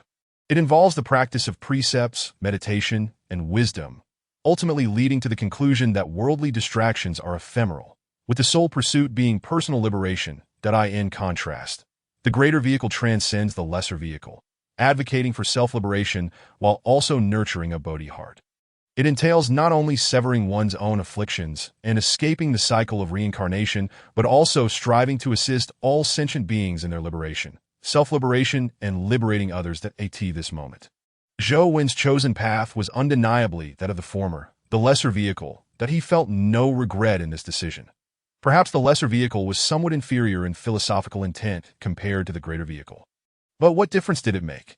After all, Zhou Wen had no intention of becoming a monk for life. His current motivation for embodying Fahai was purely to acquire formidable strength. Thus, the choice of the lesser vehicle, while perhaps lacking in philosophical depth, facilitated a more straightforward increase in embodiment level, allowing him to augment it with greater ease. Amitabha, the secular world is akin to a sea of suffering. That seems the time has come for this poor monk to navigate the boundless sea of affliction with the power of his followers' faith, ultimately reaching the other shore and attaining Buddhahood. Having comprehended the essence of his choices, Zhou Wen softly intoned a Buddhist chant, gradually rising to his feet. That as he did so, the endless torrents of water that had previously engulfed him parted spontaneously, revealing a clear path beneath the surface. Observing this extraordinary phenomenon before him, Zhou Wen remained impassive. With a delicate step, he vanished from his original position, only to reappear beside the formidable creature, Hua Xiong. 100 zhang away. This remarkable feat was none other than the divine footwork, one of the 6 supernatural abilities within the Buddhist teachings. Initially, Zhou Wen had only grasped the celestial eye technique, but now he had successfully mastered 2 additional divine skills, one of which was the divine footwork, while the other was the enigmatic heart-reading technique. This moment, having just acquired the divine footwork and heart-reading abilities, Zhou Wen felt compelled to demonstrate them and assess their potency. He turned his gaze towards Hua Xiong, silently activating the heart-reading technique. Master, have you recently experienced a breakthrough in your cultivation? Such an overwhelming aura. I sense that even the once mighty Bai Shi would be subdued by you now. Alas, I wonder if, having grown so powerful, you still require my service as your steed. Would you consider slaying me if I were deemed unnecessary? Hua Xiong's thoughts were laid bare before Zhou Wen, who, maintaining a calm facade, extended a hand and gently pressed it against Hua Xiong's forehead. In the next instant, a torrent of Buddhist power erupted from Zhou Wen, surging forth as an unceasing stream of magical energy into Hua Xiong's mind. The Buddhist power infiltrated. Zhou Wen quickly discerned its target, a stubborn bone known as the horizontal bone, a remnant within the body of a demon beast that rendered it incapable of uttering human speech, no matter how formidable its cultivation. Zhou Wen was now aiding Hua Xiong in refining this horizontal bone. Although Zhou Wen could sense Hua Xiong's inner turmoil, he felt no urgency in the refinement process, as he had come to appreciate Hua Xiong's recent contributions. Thus, he sought to reward him with this sweet morsel, hoping to win his allegiance and transform him into a steadfast protector. Zhou Wen's Buddhist wisdom continued to refine the horizontal bone. Hua Xiong's body trembled violently, an intense pain surging deep within its soul. This torment was so excruciating that it almost elicited a furious roar from Hua Xiong. Yet its form remained immobile under Zhou Wen's control. With a soft sound, Zhou Wen observed a wound forming at the corner of Hua Xiong's eye, causing his pupils to constrict slightly. It was no wonder that the path to demonic evolution was fraught with peril. Merely refining a single horizontal bone inflicted such agony. However, enduring hardship is the hallmark of true beasts. Hua Xiong, do not hold it against me, he mused inwardly. Hua Xiong's features contorted in pain. Its head became engulfed in a pale red mist of blood, which dissipated into the depths of the water. Just as Zhou Wen whispered to himself, his expression shifted once more. In the next moment, his already formidable spiritual awareness surged forth, rapidly radiating outward to assess his surroundings, soon identifying 3 approaching figures. I did not expect you to come seeking demise so eagerly. Very well. After I eliminate you today, I shall have complete dominion over the subterranean waters of Funyo Mountain. Within Zhou Wen's heightened perception, he clearly discerned the 3 figures, the last remaining ferocious beasts of the Funyo Mountain. Realizing their presence, he wasted no time in unleashing his full Buddhist power into Hua Xiong, completing the refinement of the horizontal bone. As he withdrew his power, Hua Xiong's head shot up, releasing a long-suppressed roar of pain, followed by the expulsion of a large mouthful of foul blood and a piece of bone mingled with flesh, the very horizontal bone Zhou had just refined. Hua Xiong, congratulations. With my assistance, you have successfully refined the horizontal bone within you. Now that it is gone, your intelligence shall blossom, and perhaps you may even acquire the chance to cultivate my techniques.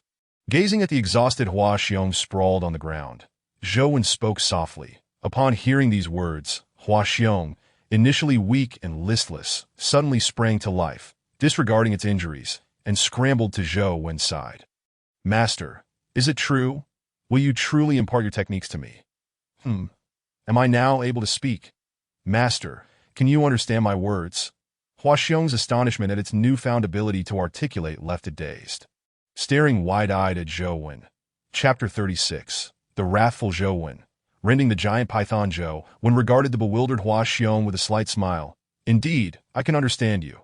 However, if you wish to learn my cultivation techniques, you must demonstrate your commitment. Should you continue to harbor treachery in your heart, your aspirations to learn from me shall remain forever unfulfilled. The expression on Hua Xiong's face turned sheepish at the implication of Zhou's words. Admittedly, it had plotted against Zhou previously, but the latter's magnanimity, or perhaps a recognition of Hua Xiong's utility, had spared its life. Rest assured, master, from this day forth, I shall follow you unerringly. If you bid me to go east, I shall not dare venture west. Witnessing Hua Xiong's fervent promises, Zhou waved his hand dismissively. Enough of this display of loyalty. Although I have helped you refine the horizontal bone, it has also inflicted severe damage upon your body. You must retreat and recuperate. That I sense that a few old acquaintances are approaching, and judging by their aggressive demeanor, they do not come with benign intentions. It seems I shall be obliged to send them on their way. With these words, Zhou's aura of compassion dissipated, revealing a menacing demeanor. This sudden shift in energy caused Hua Xiong to shudder. Unable to fathom why its master, a supposed monk, emanated a ferocity far more intense than its own. However, there was no time for contemplation, as it swiftly retreated, enduring the pain coursing through its body. It understood all too well how terrifying Zhou could be when he unleashed his full power. And no sooner had Hua Xiong distanced itself than three fierce auras erupted beside Zhou. These were three formidable beasts, each exuding an aura that rivaled that of Hua Xiong. Yet, Zhou exhibited no trepidation in the face of these adversaries. His gaze sharpened, bearing an uncanny resemblance to the formidable monk Fahai, as he had once confronted the serpentine demons. Demons, monsters, and fiends, be gone. Without further ado, Zhou launched himself into action, sending forth the newly acquired purple gold bowl from his grasp, swiftly encapsulating one of the ferocious beasts within it, effectively neutralizing it in an instant. In a heartbeat, only two beasts remained. Undeterred by their impending assault, Zhou was enveloped in a golden radiance, charging forth towards them without hesitation. With a resounding thud, Zhou collided with a fearsome azure bowl. An invisible ripple cascaded outward as the colossal figure was sent reeling backward, crashing into its companion, causing both beasts to tumble into a heap. Before the two beasts could regain their footing, Zhou was already upon them once more. Above him, a radiant spirit pearl floated, emanating terrifying waves of energy that amplified his physical prowess. The source of Zhou's newfound strength lay in the enhancement provided by the 10,000 beast pearl perched above his head. As he surveyed the two beasts still struggling to rise, a fierce glint ignited in Zhou's eyes. His fists whirled like windmills, engaging them in brutal hand-to-hand combat without employing any spells. With a thunderous bellow, the azure bull, previously struck down by Zhou's punch, was enraged to see such a small figure daring to charge at them. Without hesitation, it lowered its formidable horns to retaliate. Having learned nothing from its prior encounter, crack! As Zhou's form brushed past the two colossal bull horns, a crisp cracking sound echoed through the AI, or did I in an instant, the enormous horns spun off the azure giant bull's head. Plunging deeply into the ground, moo! Accompanying the loss of the horn, the azure giant bull emitted a cry of anguish. Its head had just endured a devastating blow, struck fiercely by Zhou's right hand, nearly shattering its skull. However, just as Zhou engaged in combat with the azure giant bull, a massive python stealthily approached him from the side. Suddenly, the python lashed its tail, ensnaring Zhou Wen's form and drawing him into its embrace. The python constricted as the serpent's tail curled. Zhou Wen found himself completely enveloped within its grasp that in an instant, an overwhelming force erupted from the python's body, relentlessly squeezing Zhou Wen inward. Feeling the immense power surrounding him, Zhou Wen remained unfazed as golden light flowed continuously across his surface, surging forth like an unending river of shimmering gold, pouring through the gaps in the python's body and exploding outward. Under the protection of this golden radiance, Zhou Wen stood steadfast, unyielding and indestructible. Yet that was not all. Above him, the beast pearl suddenly flickered with a streak of black light, which vanished in an instant, transforming into a dark line that pierced into Zhou Wen's brow. In that fleeting moment, an image of Zhu Yin, a figure adorned with black fur, standing on crimson feet and crowned with a tuft of white fur, flashed within Zhou Wen's mind. With the manifestation of this Zhu Yin image, Zhou Wen felt an overwhelming surge of power erupting from within him. As if summoned from the depths of his being, that in the blink of an eye, he unleashed a force that instilled fear even in the python. What kind of strength was this? The golden light around Zhou Wen gradually receded, yet his form began to stretch the python's body, slowly extricating himself from its constricting hold. But that was not the end. Having gained the opportunity to maneuver, Zhou Wen firmly grasped the body of the python, exerting force with both hands. "Open," he uttered in a low growl, and a flicker of crimson light shimmered between his hands.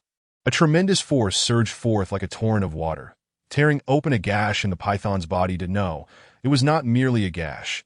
Zhou Wen's arms continued to explode with raw strength. As he attempted to literally rip the python in half, the python, unable to resist Zhou Wen's might, was powerless against the disparity in strength that in the throes of intense agony, the python uncoiled its massive body, allowing Zhou Wen to emerge from its grip. Just as Zhou Wen's form reappeared, an azure bull charged towards him, lowering its head and using its lone remaining horn as a weapon, rushing headlong at Zhou Wen without hesitation. Chapter 37. Subduing the three fierce beasts, the azure bull galloped forward, while Zhou Wen remained immovable, lifting the python's body high once more and channeling his strength. Rip! The enormous python was violently torn asunder, crimson blood rapidly dispersing into the surrounding waters, staining the area and enveloping Zhou Wen entirely within its crimson shroud. Hiss! Moo! Just as the scarlet blood enveloped Zhou Wen, the horn of the azure giant bull finally embedded itself into a mass of soft flesh. The sensation sent a thrill through the azure bull, causing it to emit a low roar, believing that its horn had indeed struck Zhou Wen and penetrated his body. Yet the next moment, as it raised its head towards the heavens, eager to fling away whatever was impaled on its horn, a pained cry of the python resonated in its ears. Instantly, a familiar shape was flung from its horn, soaring out of the blood-soaked realm and landing before the bull's eyes. That was the front half of the python, the very creature that had been pierced by the bull's horn moments earlier. Now, having been torn in two by Zhou Wen and subsequently impaled by the azure bull's vicious strike, the python was on the verge of death, gasping for breath. Fear flickered in the azure bull's eyes as it realized that the three fierce beasts had sought trouble with Zhou Wen today, effectively courting their own demise, with two of its companions either absent or on the brink of death, and only it remaining unscathed. A chill of dread surged within the bull, without hesitation, as fear gripped its heart. The azure giant bull began to turn tail. It sought to escape, to flee to a place where Zhou Wen could not pursue. However, it was painfully obvious that the bull's realization had come too late. Now, the desire to flee was far too late. Azure bull, how do you wish to meet your end? Behind the azure giant bull, Zhou Wen watched with a calm demeanor. His gaunt form, draped in a vivid red robe, appeared almost terrifying in the eyes of the azure bull. The earlier brutality with which Zhou Wen had dealt with the python had left the azure bull trembling with trepidation in the face of Zhou Wen's blockade. The azure bull, undaunted, let out a low growl and charged recklessly towards him once more, as if intent on battling Zhou Wen to the death. Seeing this, Zhou Wen remained unfazed. He lifted his right hand, tugging at his robe. Subdue the demons, arise. At his incantation, the crimson robe expanded, shielding Zhou Wen behind it, awaiting the azure bull's charge. Yet just as the red robe concealed Zhou Wen's form, the azure bull which had been charging towards him, abruptly veered off, brushing past Zhou and bolting away. Zhou watched in astonishment as the azure bull sprinted past him, its hooves pounding towards the distance. He had not anticipated such a maneuver. However, upon reflection, it made sense. Zhou displayed prowess was beyond the azure bull's capability to contend with. Even the lowliest of creatures cling to life, let alone a fierce beast that had survived for countless ages. Yet seeing the beast attempt to flee, Zhou could not allow it to escape so easily. With a swift gesture, he pointed, and in an instant, the robe transformed into a vast canopy that enveloped the direction the azure bull was fleeing. As Zhou's robe descended, the azure bull found itself with no avenue of escape. Even as it struggled beneath the robe, it was all in vain. Zhou struck with one hand, unleashing a surge of Buddhist power that surged into the canopy, directly suppressing the azure bull, using the robe as a means to begin its refinement. Indeed, Zhou was utilizing the fierce azure bull to refine and enhance his robe. That it must be noted that this robe was entirely unremarkable, merely an ordinary garment. Its current display of extraordinary abilities was the result of Zhou when wearing it for many years, infusing it with Buddhist teachings, elevating it to the level of a common artifact. Ordinarily, for a mundane object to become an artifact was already a considerable achievement. Yet now, amidst the battlefield of national destiny, with countless fierce beasts surrounding him, Zhou found the perfect opportunity to further enhance this robe. Refining the flesh and blood of fierce beasts into the garment would elevate its material, augment its foundation, and ultimately, through Buddhist teachings, temper the inherent ferocity and malice within it, perfectly suited for the purpose. Moo! Beneath the crimson robe, the azure bull's cries echoed continuously. Yet Zhou paid them no mind. The surging Buddhist power poured forth, reinforcing the robe before him. At long last, after a while, silence enveloped the area beneath the robe, as a formidable fierce beast was completely absorbed into Zhou's garment through his relentless refinement. Witnessing the robe had successfully refined the azure bull, Zhou willed it back, returning to its ordinary size. Enveloping him once more, battlefield notification. Chosen one of the Dragon Kingdom, Zhou has slain the level 7 fierce beast azure-eyed water bull, earning 1 silver treasure chest, and increasing control over the underground water veins of Funyo Mountain by 10%. Battlefield notification.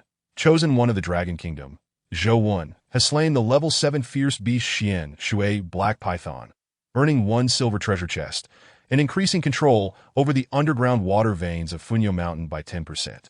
Battlefield notification. Chosen one of the Dragon Kingdom, Zhou has slain the level 7 fierce beast Black Water Poison Spider, earning 1 silver treasure chest, and increasing control over the underground water veins of Funyo Mountain by 10%.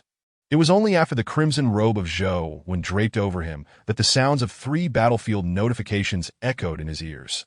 Upon hearing the 3 notification sounds, Zhou first turned his head to glance in the direction of the black serpent, only to discover that the creature had succumbed to the powerful blows delivered by himself and the azure-eyed corner water python.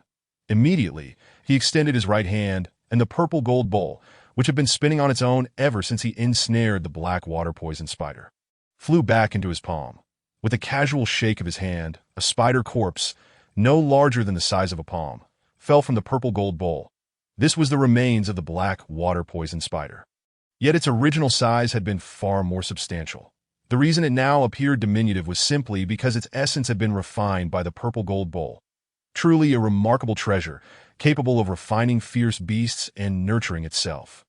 No wonder it was regarded as a top-tier, innate spiritual treasure. Cradling the purple gold bowl in his hand, Zhou couldn't help but voice his admiration. Chapter 38. Battlefield notification. To say that the purple gold bowl in his hand was extraordinary would be an understatement. Setting aside its rank, its unique attributes rendered it a rare gem. This purple gold bowl possessed the ability to refine a demon beast, thereby augmenting its wielder's power, that as more and more creatures were refined. It might very well evolve into a superlative treasure capable of incinerating mountains and boiling seas. After casting another contemplative glance at the purple gold bowl, Zhou reversed his palm and drew it back into his body, nurturing it with Buddhist energy. This was yet another feature of innate treasures. They could be refined and absorbed into the owner's body at will, which made them incredibly convenient for transport. truly a household essential for travel. As Zhou concluded his tasks, the transformed creature quietly returned to his side. It gazed at the diminutive spider beside Zhou, as well as the massive serpent corpse lying nearby, and couldn't help but draw a sharp breath. Master, have you truly slain both the black water spider and the black serpent? With that, only the old bull remained in the subterranean water vein of Funyo Mountain. Acknowledging the situation, the transformed creature approached Zhou, lowering its head in utmost submission, and spoke. You are mistaken. All the fierce beasts hidden within this subterranean water vein have been vanquished by me, save for yourself. The old bull you mentioned has already been refined into this robe I wear, enhancing its power. Observing the transformed creature that had silently approached him, Zhou nonchalantly corrected its misstatement. Upon hearing his words, the transformed creature trembled slightly, its gaze betraying a hint of fear as it glanced at Zhou's countenance. It was disconcerting to realize that all the fierce beasts in the subterranean water vein had been slain by its master, leaving only itself behind. The transformed creature felt a surge of anxiety, fearing that its master might inadvertently eliminate it as well. Enough with the dread, Zhou reassured, if I had intended to dispatch you, I would have done so long ago without engaging in this lengthy discourse. Clean up the battlefield. We must return that I still need to take control of this subterranean water vein, and there is much to be done to do not slack off. Observing the transformed creature's fearful expression, Zhou, even without telepathic connection, understood its thoughts and playfully nudged it with his foot. Indeed, Zhou had much to attend to, although he had, with the guidance of the transformed creature, slain all the fierce beasts within the subterranean water vein and gained control over it. A crucial step remained to manifest this power in the physical realm. This step was also indicated by the battlefield notification. However, since this notification pertained solely to Zhou, even the viewers in the Dragon Nation's live broadcast room remained oblivious to any such information. Battlefield notification. Chosen 1 Zhou, having completely occupied control of the subterranean water vein of Funyo Mountain for the first time, must prepare for the merging of Water Vein Authority to become the co-master of this water vein. Furthermore, this merging of authority will bring significant changes, so the Chosen One is advised to prepare accordingly. Recalling the battlefield notification in his mind, Zhou's expression turned solemn. Although he was uncertain about the nature of the changes that would arise from the merging of Water Vein Authority, the fact that the notification had singled him out for attention warranted his utmost seriousness. Transformed creature, hurry up. I will go ahead. As he observed the transformed creature still diligently cleaning the battlefield, Zhou suddenly called out, disappearing from his original spot in an instant. At present, his spiritual perception had greatly increased, allowing him to locate the water pool where he had descended without needing the transformed creature's guidance. This was one of the many benefits of achieving a 60% proficiency in the Azure Snake's magical realm. Just as Zhou's figure vanished from the water's depths, he reappeared at the edge of the pool. An occurrence both abrupt and uncanny at this moment. Bai Suzhen was deeply engrossed in her formation, studying several low-tier spells recorded in the Qinghua Xinlu, completely unaware of Zhou's return. Zhou gazed at Bai Suzhen, who was focused on her cultivation, seated within one of the 2 wooden houses he had constructed. Despite the barriers created by her formation, Zhou, endowed with the heavenly eye, was not hindered by such rudimentary defenses. Though her formation techniques were still somewhat crude, it was indeed impressive for someone new to the path of cultivation to achieve this level. Well then, since you are engrossed in your training, I shall refrain from disturbing you for now. Silently uttering these words in his heart, Zhou proceeded to the other wooden house he had built. Upon entering, he showed no intention of setting up protective formations. Instead, he sat cross-legged on the ground and began contemplating how to fully merge the control of the subterranean water vein of Funyo Mountain in the external realm, within the Dragon Nation's National Fortune live broadcast room. Viewers were in a state of astonishment. Wow, why do I feel that Master Zhou is even more formidable than before? Could it be that his cultivation has broken through again? It must be true. Master Zhou is truly a legend. I cannot fathom what his limits might be.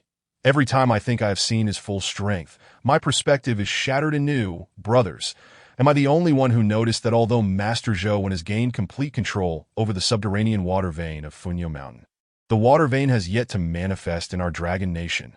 Indeed, I noticed that too. Does this mean Master Zhou has been toiling away for nothing? What a loss! Just as the viewers in the live broadcast room were filled with confusion. Their attention was suddenly drawn to a particular scene within the stream. It showed Zhou when seated cross-legged in the wooden house, when suddenly his body quivered slightly. In the next moment, a faint blue aura, resembling flowing water, enveloped his form. Simultaneously, a scroll-like image began to unfurl within Zhou mind, revealing a comprehensive map of the subterranean water veins of Funyo Mountain. Not only that, but the map was also annotated with various markings indicating the abundance of spiritual energy in different sections of the water veins, as well as the presence of any special resources. For instance, Zhou's attention was drawn to a particular area marked in purple on the map. As soon as his thoughts focused on that purple mark, a series of messages flooded into his mind.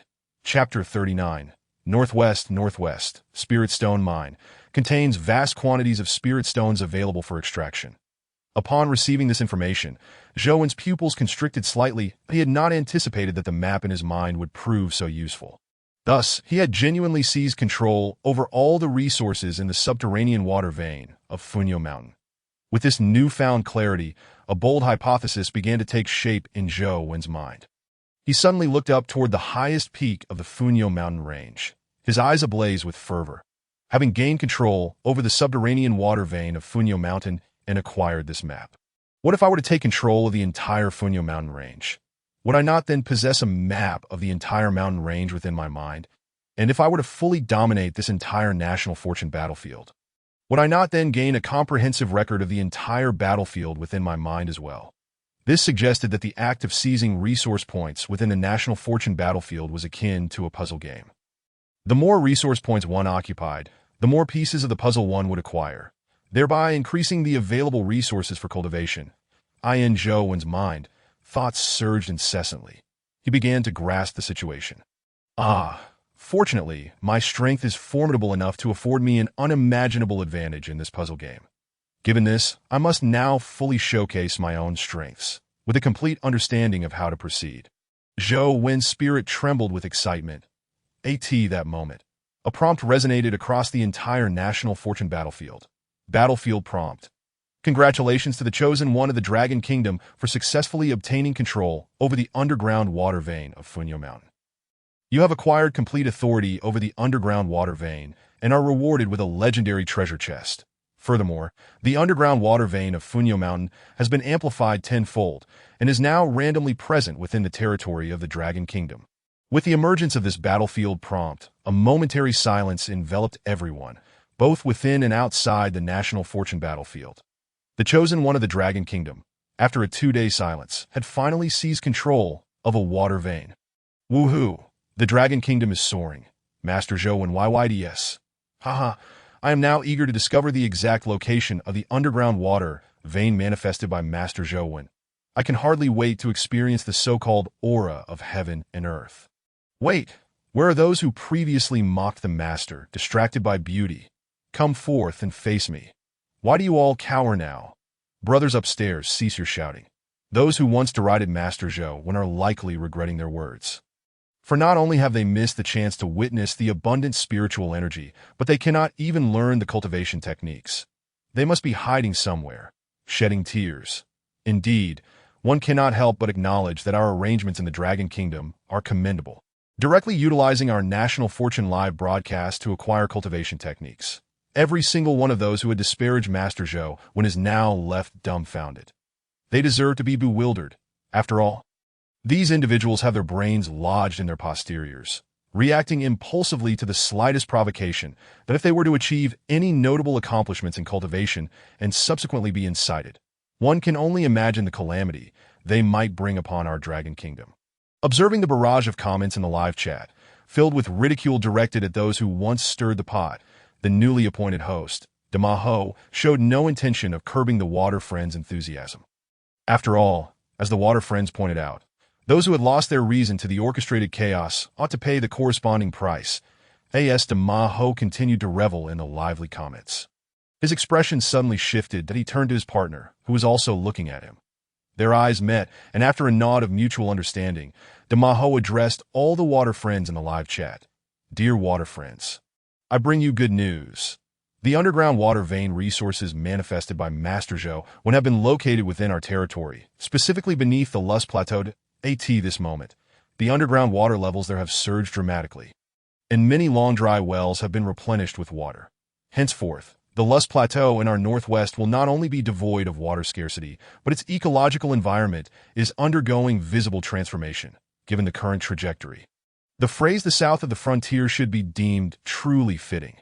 Demaho was genuinely excited, as he had just received this news. Without hesitation, he shared it with all the water friends in the live chat. The Lust Plateau, where this underground water vein is located, can it really transform into the south of the frontier? Surely, the host isn't exaggerating. To those questioning, Demaho assured them, "You need not doubt. I can confidently tell you that it will indeed become the south of the frontier. Let us not delve into other matters. If the Northwest truly experiences the emergence of underground water veins, generating spiritual energy, would you not consider relocating your families there? Brothers, let me speak frankly. The Northwest Lust Plateau has been plagued by severe soil erosion, bordering on desolation, indeed a place where life is scarce. However, I am somewhat stubborn. If no birds dare to defecate there, I shall be the exception. Brothers, clear the way. Allow me to scout ahead." "Ah, brothers upstairs, you are not alone. Let us band together," as Demaho's message sparked a flurry of excited comments in the chat. His demeanor remained composed, for he was still live streaming and needed to maintain a semblance of decorum. Brothers, a gentle reminder. Those wishing to head to the northwest should hurry and purchase tickets. Observing the bustling live chat, Demaho chuckled as he reminded his fellow water friends. "Goodness, are you all truly dawdling? There are no tickets left, whether for trains, planes, or high-speed rail. They are all sold out. How long has it been since the news broke? Brother, the swift-handed will prevail. I just managed to snag a high-speed train ticket. Enough chatter. I must prepare my luggage. Ha, you brothers are far too petty. I have already purchased real estate in the Northwest, preparing to settle my family there. Thanks for the heads up, brother. I'm off to buy property too. Goodness, how have housing prices in the Northwest skyrocketed as if fueled by adrenaline? Are you all truly dawdling? Stop dawdling. If opportunities arise, seize them quickly, lest you miss even a drop of soup. My word, what is happening? I just checked with the Northwest real estate agents, and they all say there are no available listings. What on earth have you all been up to?" In the live chat, after Demaho's reminder, some latecomers finally remembered to check for tickets to the Northwest. However, they were left astonished to find that the news of the underground water veins emergence had just been announced, and tickets were already scarce. That was not the end of it. Even more astonishing was the skyrocketing housing market in the Northwest. Prices were not only soaring, but every real estate agency was displaying signs stating that no listings were available. Chapter 40. Opening treasure chests. It is quite embarrassing, but one must admit that the citizens of the Dragon Kingdom possess a remarkable ability to act swiftly, having completely bought out every route to the Northwest and cleared out all available housing, leaving one's scalp tingling in disbelief that, of course, all of this had no bearing on Zhou, who was currently seated cross-legged inside the wooden cabin, diligently exploring the various markers depicted in the tome within his mind. With each attempt, the information in his mind grew increasingly abundant, and his expression became ever more captivating. Remarkably, this tome was capable of revealing not only the distribution of various resource points within the underground water vein, but also the diverse life forms residing therein, all of which could be observed with clarity. At this moment, Zhou was concentrating on a small blue within the tome, which was constantly in motion, heading directly towards him. Sensing the aura emanating from this small blue dot, Zhou realized that it was a transformed beast, in addition to this transformed beast, there were many other small blue dots on the tome. However, these blue dots did not represent ferocious beasts, but rather ordinary beings thriving within the national fortune battlefield. Upon discovering these entities, an idea suddenly sparked in Zhou's mind that he felt an overwhelming impulse to set forth immediately and investigate the gathering place of these small blue dots, curious to see what kind of creatures they might be. After all, aside from ferocious beasts, he had not encountered any other living beings in this national fortune battlefield. "Master, I just heard the battlefield prompt. Did you eliminate all the beasts lurking beneath the pond?" Just as Zhou was engrossed in the tome within his mind, a melodious voice reached his ears. Upon hearing this call, Zhou snapped back to reality. He slightly turned his head and was greeted by a stunning visage. "Ah, white benefactor, You have emerged from your seclusion. Seeing the radiant figure before him, Zhou softly greeted her. Indeed, I was not in a state of cultivation, merely studying a few simple spells recorded in the Qingyue Xinlu. Upon hearing the battlefield prompt, I hurried out, and lo and behold, you have indeed returned. Master, by the way, Master, it seems you have slain a few more ferocious beasts. Do you have the treasure chests with you? Are we about to open them again? After exchanging pleasantries, Bai Sujin wasted no time in revealing her ultimate purpose for coming. Opening chests. Zhou was momentarily taken aback, then chuckled in amusement. So, it turns out, white benefactor, you came merely to open chests. Very well, I see the transformed beast is approaching. Let us wait by the pond for its arrival. Apart from this epic-level treasure chest, all the other treasure chests are in the possession of the transformed beast. Regarding Bai Sujin's desire to open the treasure chests, Zhou naturally would not refuse, as he had intended to unlock them at this very moment. He had just brought Bai Sujin to the vicinity of the water pool when a tremendous splash erupted from its surface, and the next instant, Huaxiang emerged from the water, carrying the corpse of a gigantic python. Upon witnessing Huaxiang's return from beneath the water, Zhou immediately spoke up. Huaxiang, please set down the corpse of that Shui black python and retrieve those treasure chests for me first. Certainly, Master. Upon hearing Zhou's command, Huaxiang did not hesitate and opened its maw, expelling 4 treasure chests, 3 silver and 1 golden. Observing the treasure chests being regurgitated from Huaxiang's belly, Bai Sujin momentarily displayed a look of disgust. Master, are you truly allowing it to handle the treasure chests like this? Hearing Bai Sujin's inquiry, Zhou retorted, what do you expect a fierce beast to do, if not to bring these chests up in such a manner? After taking a glance at Huaxiang's 4 hooves, Bai Sujin found herself at a loss for words. There seemed to be no other feasible method for a beast with 4 hooves to transport the chests ashore aside from swallowing them whole. Master, you make a compelling point. I find myself utterly speechless. Observing the look of exasperation on Bai Sujin's face, Zhou chuckled softly. Well then, Bai benefactor, shall you commence your chest opening? Oh no, I have no desire to touch those sticky things. Master, I believe it would be best if you handled those 4 chests that I wish to open the one you hold. Would you be so kind as to relinquish it to me? Upon hearing Bai Sujin's request, Zhou raised an eyebrow. He was well aware of which chest she referred to, and it was precisely this knowledge that caused him to hesitate. After all, this was an epic-level treasure chest, and the probability of obtaining something remarkable from it was quite high. To be frank, Zhou was inclined to open it himself. However, since Bai Sujin had already spoken, he felt he could not refuse. Very well, Bai benefactor, I shall entrust this chest to you. After a moment of contemplation, Zhou pushed the treasure chest in his hands toward Bai Sujin. Thank you, Master. I knew I could count on you. You truly are a good person. Zhou, inexplicably receiving a good person card, rubbed his nose and shook his head in resignation as he observed Bai Sujin moving closer to the epic treasure chest. He casually approached the 3 silver chests unbothered by any perceived filth. Before long, Zhou arrived at the 3 silver treasure chests and unhesitatingly opened one. As he did so, a singular object emerged before him, a string of beads, entirely exhibiting a deep azure Ningzhu, a precious pearl formed from the condensation of pure energy within the universe. Wearing it enhances focus and tranquility. Gazing at the string of pearls before him, a surge of information flashed in Zhou's mind that a treasure for enhancing focus and tranquility. Not too shabby, he toyed with the Bai Ningzhu for a moment before stowing it away in his possession. After Zhou opened his silver chest, he turned to glance at Bai Sujin, eager to see what remarkable item she had obtained from her epic treasure chest.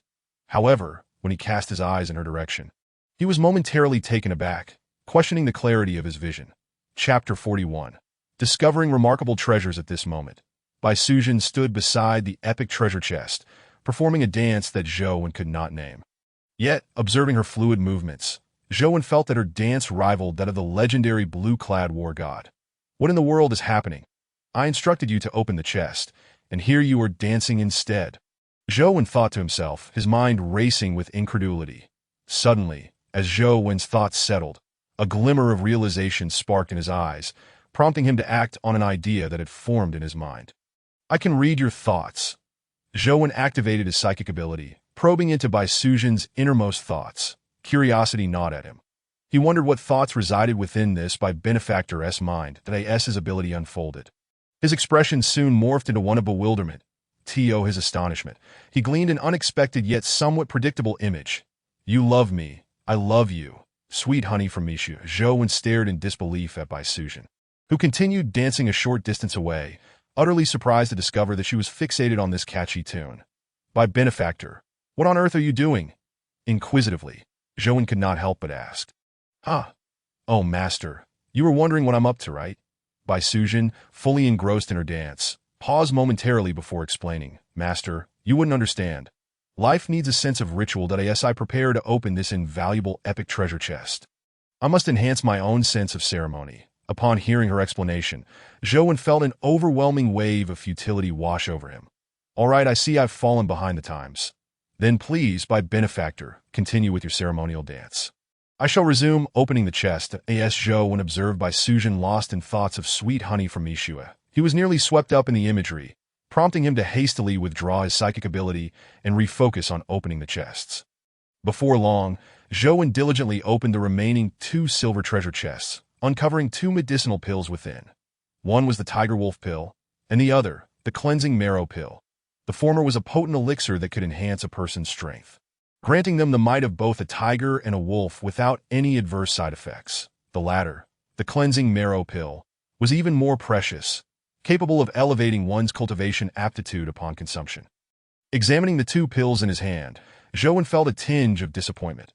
Although these pills would be considered treasures in the hands of an average person, to him, they were essentially useless. Even if he gifted them to Bai Sujin, their enhancement for her would be minimal at best. Well, something is better than nothing. I'll hold on to them for now. Perhaps they will prove useful in the future. With a sigh, Zhou stowed away the pills and turned his gaze toward the final golden treasure chest. "Only you remain. I hope you do not disappoint me," that he whispered a silent prayer, and, with renewed determination, opened the golden treasure chest. Instantly, a scroll appeared before him. Zhou stared at the scroll, lying quietly within the chest, devoid of any glimmering aura, momentarily taken aback. Yet when the information regarding the item appeared in his mind, his astonishment was swiftly replaced by uncontainable joy. East Domain Map. A portion of the map of the Eastern Domain in the National Fortune battlefield, detailing the terrain and river flows of 2 major regions. The content of this information was brief, yet Zhou was elated upon receiving it. After all, this was precisely what he had been lacking. With this map in hand, there was no doubt he could swiftly seize other resource points with his strength. Just as Zhou carefully stowed the map, a sudden exclamation from behind him caught his attention. "Wow, master, come quickly and see what marvelous treasure I have found." Having secured the map, Zhou quickly turned around to approach Bai Sujin. Upon arriving by her side and witnessing the item that had emerged from her treasure chest, his mouth dropped open in disbelief.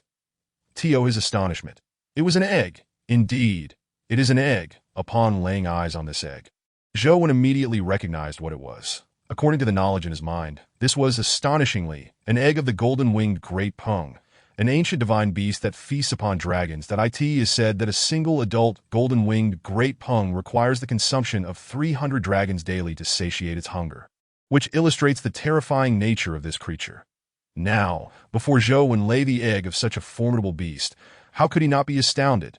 As Zhou's heart was engulfed in shock, a sudden flash of azure light erupted from Bai Sujin's body, darting straight towards the egg of the golden-winged great pung. In that very instant, Zhou's hand shot out, effortlessly grasping the azure light. The next moment he flung it to the ground. Upon hitting the earth, the azure light did not linger. Without a second thought, it sprang back up, once again targeting the egg nestled within the epic treasure chest. Seeing this, Zhou, who had just been cautious not to harm the azure serpent, furrowed his brow and once more reached out to capture the creature. This time, he exerted a slight pressure, gripping it firmly at its vital point, causing the azure serpent to immediately become docile, coiling limply around his right hand. "Little one, do not cause a ruckus. This egg of the golden-winged great pung is not for you to consume.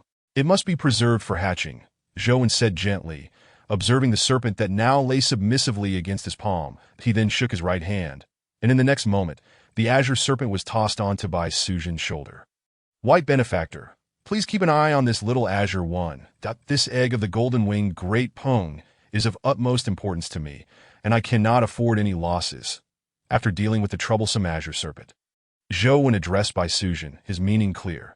He could not relinquish the egg to her. By Suzhen, of course, had no objections. Indeed, master, this is something you fought valiantly to obtain. I would never contend with you for it. Furthermore, while the golden-winged great pung is magnificent, it ultimately pales in comparison to my little azure. Chapter 42. The golden-winged great pung. Zhou, when gazed in astonishment at Bai Suzhen, who displayed not the slightest concern for the egg of the golden-winged great pung. It was hard to comprehend that she was so unfazed by an egg of an ancient ferocious beast. However, after his initial surprise, he chose not to dwell on it further. After all, they were teammates. If not for the worry that this young lady might cause trouble upon awakening her latent wisdom, he would have considered yielding the egg to her. Ultimately, Zhou valued the egg primarily for its innate talents and abilities. The swiftness of heaven and earth, as for the battle prowess of the golden-winged great pung in its adulthood, he honestly did not care much for with his current role as a formidable system. The power he could attain in the future was beyond imagination. After all, his system was not merely capable of embodying a single individual. According to the information Zhou had acquired, every time he achieved 100% embodiment of a character, he could unlock the next one, whose strength would inevitably surpass the previous. However, he remained unaware of the limits of this system or how many individuals he could embody, shaking his head to dispel these thoughts. Zhou refocused his attention on the egg of the golden-winged great pung that he approached the colossal egg, casually slicing his finger to let a drop of blood fall upon it.in the next moment. His blood was astonishingly absorbed by the egg, seeping into its very core. This was not the end. As Zhou's blood permeated, cracks suddenly appeared on the surface of the egg. Initially minor, these fissures grew larger and deeper with the passage of time. Crack! As the cracks spread, a clear sound echoed, and the glint of a metallic beak soon came into Zhou's view.in an instant. The egg shattered entirely, revealing a resplendent golden bird as soon as the great bird appeared. Its wings unfurled, and with a powerful beak, it unleashed a force that drew in the scattered fragments of the egg, swallowing them whole. Ka! With a cry, the golden-winged great pung ballooned in size after devouring the remnants of its shell, quickly reaching a height of over a person. This indicated that the golden-winged great pung had swiftly transitioned from its juvenile phase into its growth stage. Such is the might of these ancient divine beasts. As long as they are born normally, they almost immediately develop combat capabilities, avoiding the fate of perishing due to their initial weakness. Zhou beheld the rapid growth of the golden-winged great pung, his eyes reflecting satisfaction. It seemed he had indeed stumbled upon a stroke of fortune, acquiring a powerful ally right from the moment of opening the chest. Ka! Another cry rang out as the golden-winged great pung, having just emerged, began to ravenously consume the remnants of its shell, catching Zhou completely off guard. Beside him, Bai Suzhen, who had been observing the changes in the golden-winged great pung with keen interest, suddenly found herself overshadowed by a looming shadow.in her gaze. A massive beak expanded, aiming directly for her head. Just as she thought she was about to meet her demise at the hands of this beak, a towering figure unexpectedly intervened in front of her. Zhou, holding a string of prayer beads, uttered a mantra, invoking the unmoving king body. Amit Ba-ding! A resounding clash echoed as Zhou remained steadfast, his radiant bald head absorbing the impact of the golden-winged great pang's strike. In that moment, he glowed with golden light, transforming entirely into a golden figure, reminiscent of a diminutive golden deity. Zhou first withstood the beak's assault using his unmoving king body, then flipped his right hand, pressing a glowing swastika symbol onto the creature's head, pinning it in place. White benefactor, are you unharmed? Once Zhou had completed his actions, he turned to inquire about Bai Suzhen without looking back. The events had unfolded so abruptly that had Zhou not been by her side, even he might have struggled to respond to the speed of the golden-winged great pang's attack. Master, I am fine. Is this bird insane? We kindly incubate it, and yet it attacks me as soon as it hatches. Had it not been for your protection, I would surely have faced disaster, Bai Suzhen replied, biting her lower lip, her gaze complex as she looked at Zhou, her voice trembling slightly. She was genuinely terrified. After all, given the might of the golden-winged great pang's attack, even her azure serpent which had been coiled around her, would have found it difficult to react in time. That moment. Above by Sujin's head, a small serpent radiating azure light bared its fangs, glaring at the immobilized golden-winged great pung. Without a doubt, it was enraged by Sujin's predicament. However, it refrained from attacking, recognizing that the golden-winged great pung held an innate superiority over it, which was precisely why it had attempted to seize the egg earlier. It is worth noting that the azure serpent possessed a complete lineage of spiritual serpents, and within that lineage, there existed a secret technique known as the spirit serpent devouring eggs, which could transform it into a dragon by consuming the egg of the golden-winged great pung. Thus, had Zhou Wen not intervened, allowing the azure serpent to consume the egg, it might have harnessed this secret art to refine the colossal egg and attain the bloodline of a true dragon. Unfortunately, in the end, Zhou Wen's intervention thwarted that plan. Little Azure, cease your baring of teeth. The reason it attacked by Sujin is due to your earlier action against its egg. Consider this a fair exchange. Each of you has had a turn. From now on, if either of you dares to make a move, I shall suppress you without hesitation. Sensing the small Qing behind him continually provoking the majestic golden-winged Dupang in front of him, Zhou Wen immediately spoke in a low voice. As his words left his lips, the small Qing, which had been coiled atop by Sujin's head, hesitated for a moment before ultimately curling back into her hair bun. Neatly tying up her flowing black tresses once more, for the golden-winged Dupang before Zhou Wen, it had already been released from the immovable king seal by him. You should calm yourself as well. If you dare to strike again, I shall completely subdue you, rendering you incapable of rising again for eternity. After admonishing the green snake, Zhou Wen shifted his full attention to the golden-winged Dupang before him. In stark contrast to his gentleness towards the small Qing, Zhou Wen showed no leniency towards the Dupang. His expression turned cold, and a menacing aura emanated from his words, causing the Dupang to shudder slightly. Although the golden-winged Dupang had only just emerged into existence, it was, after all, an ancient divine beast and could certainly comprehend Zhou Wen's words. Ka. Observing the golden-winged Dupang bow its head, appearing somewhat aggrieved under his reprimand. Zhou Wen reached out to pat its large head, letting out a sigh as he spoke. All right, I understand that what transpired earlier was not your fault, but you were still in the wrong. You have just come into this world today, and there are things you do not yet comprehend, so let this matter rest. However, remember this. From now on, you must not lay a hand on anyone around me. Otherwise, do not blame me for revealing my true form to subdue you. Zhou Wen employed both a stick and a sweet date, leaving no room for leniency towards the golden-winged Dupang, utilizing both methods in hopes of swiftly taming this creature. However, it was evident that he was overthinking.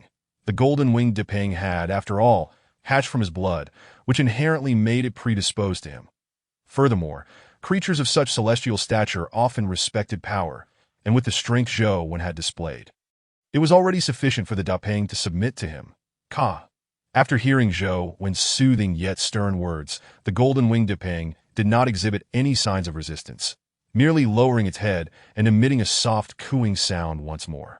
Seeing this, Zhou Wen understood that the creature grasped his intent and ceased his harshness, simply gesturing for it to stand aside.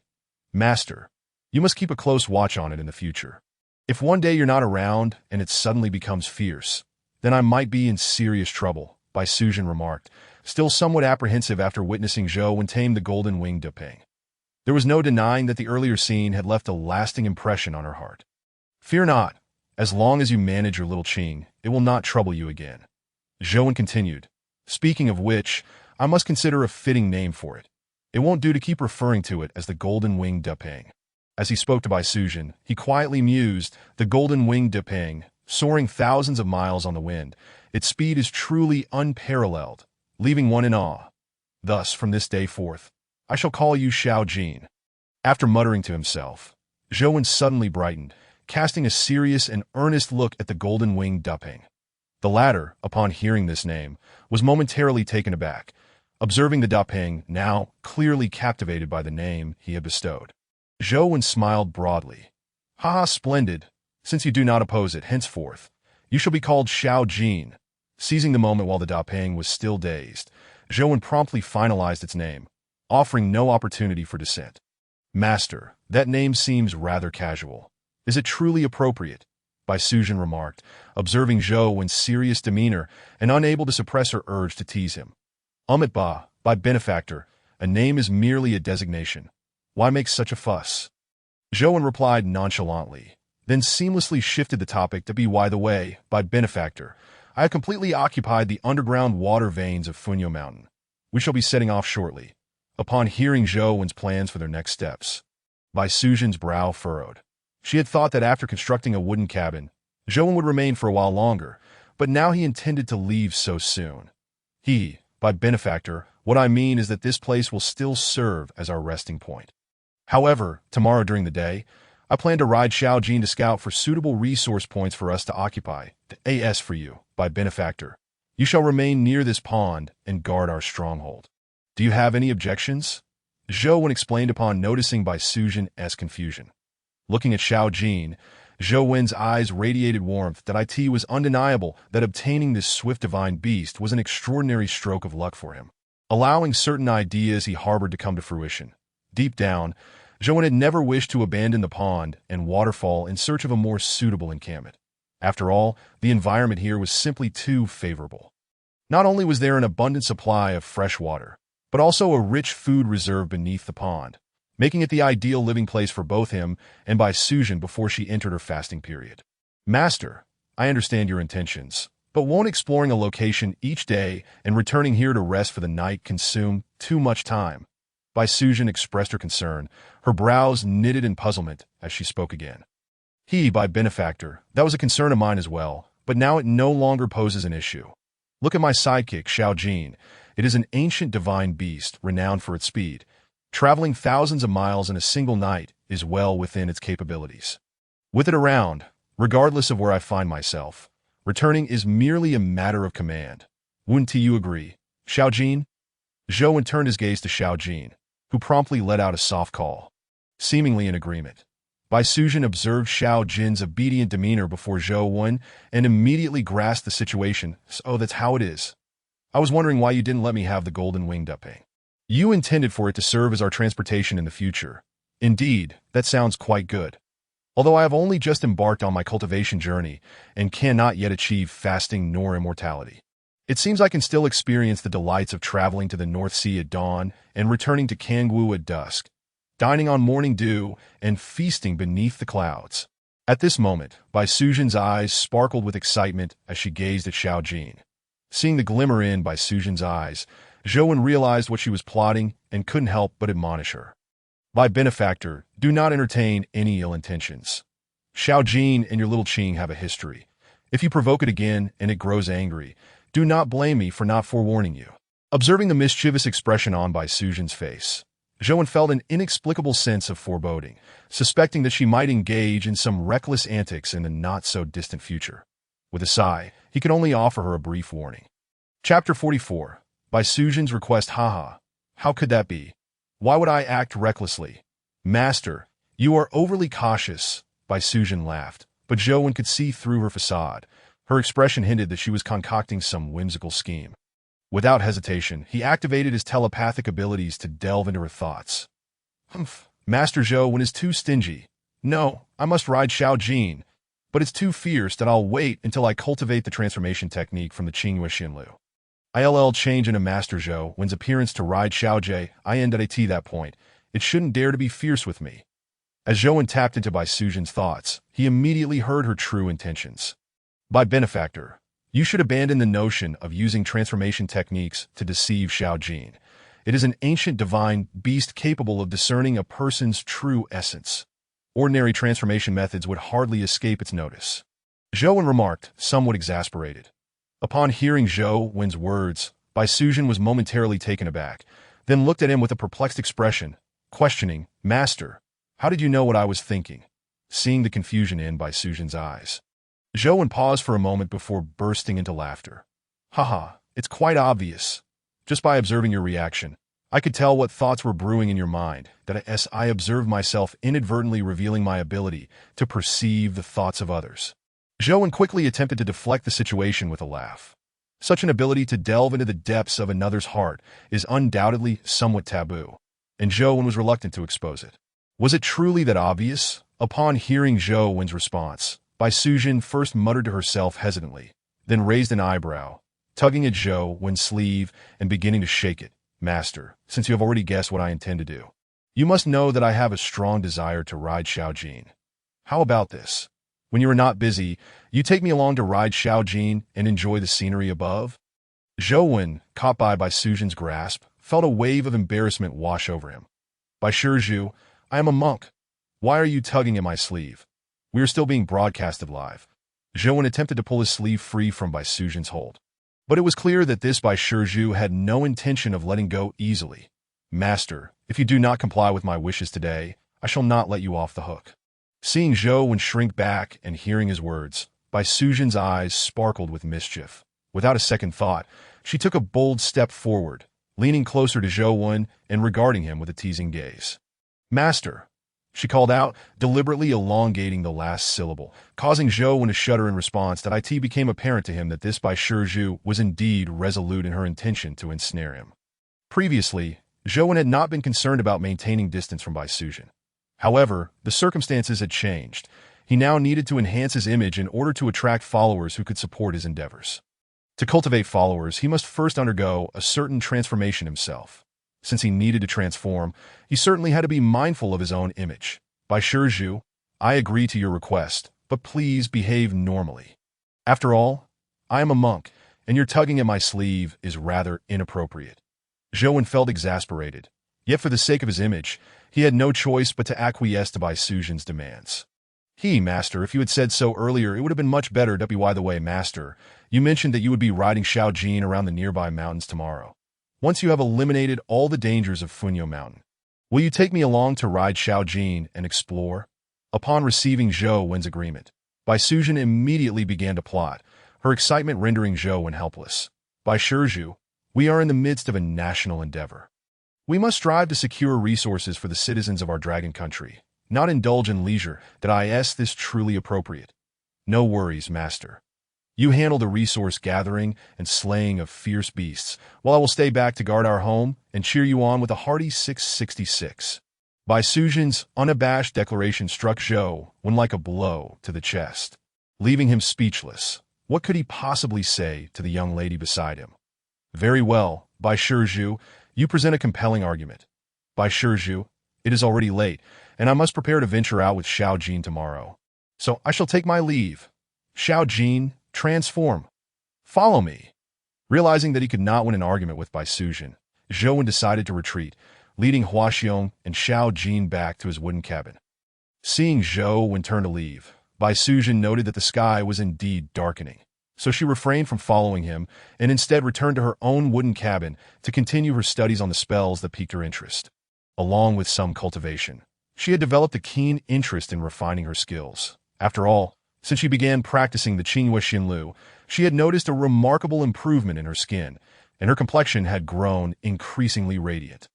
The notion of immortality may not have concerned her, but as a woman, the changes in her appearance and skin were matters of utmost importance. That I must diligently pursue my cultivation to reach the foundation establishment stage as soon as possible.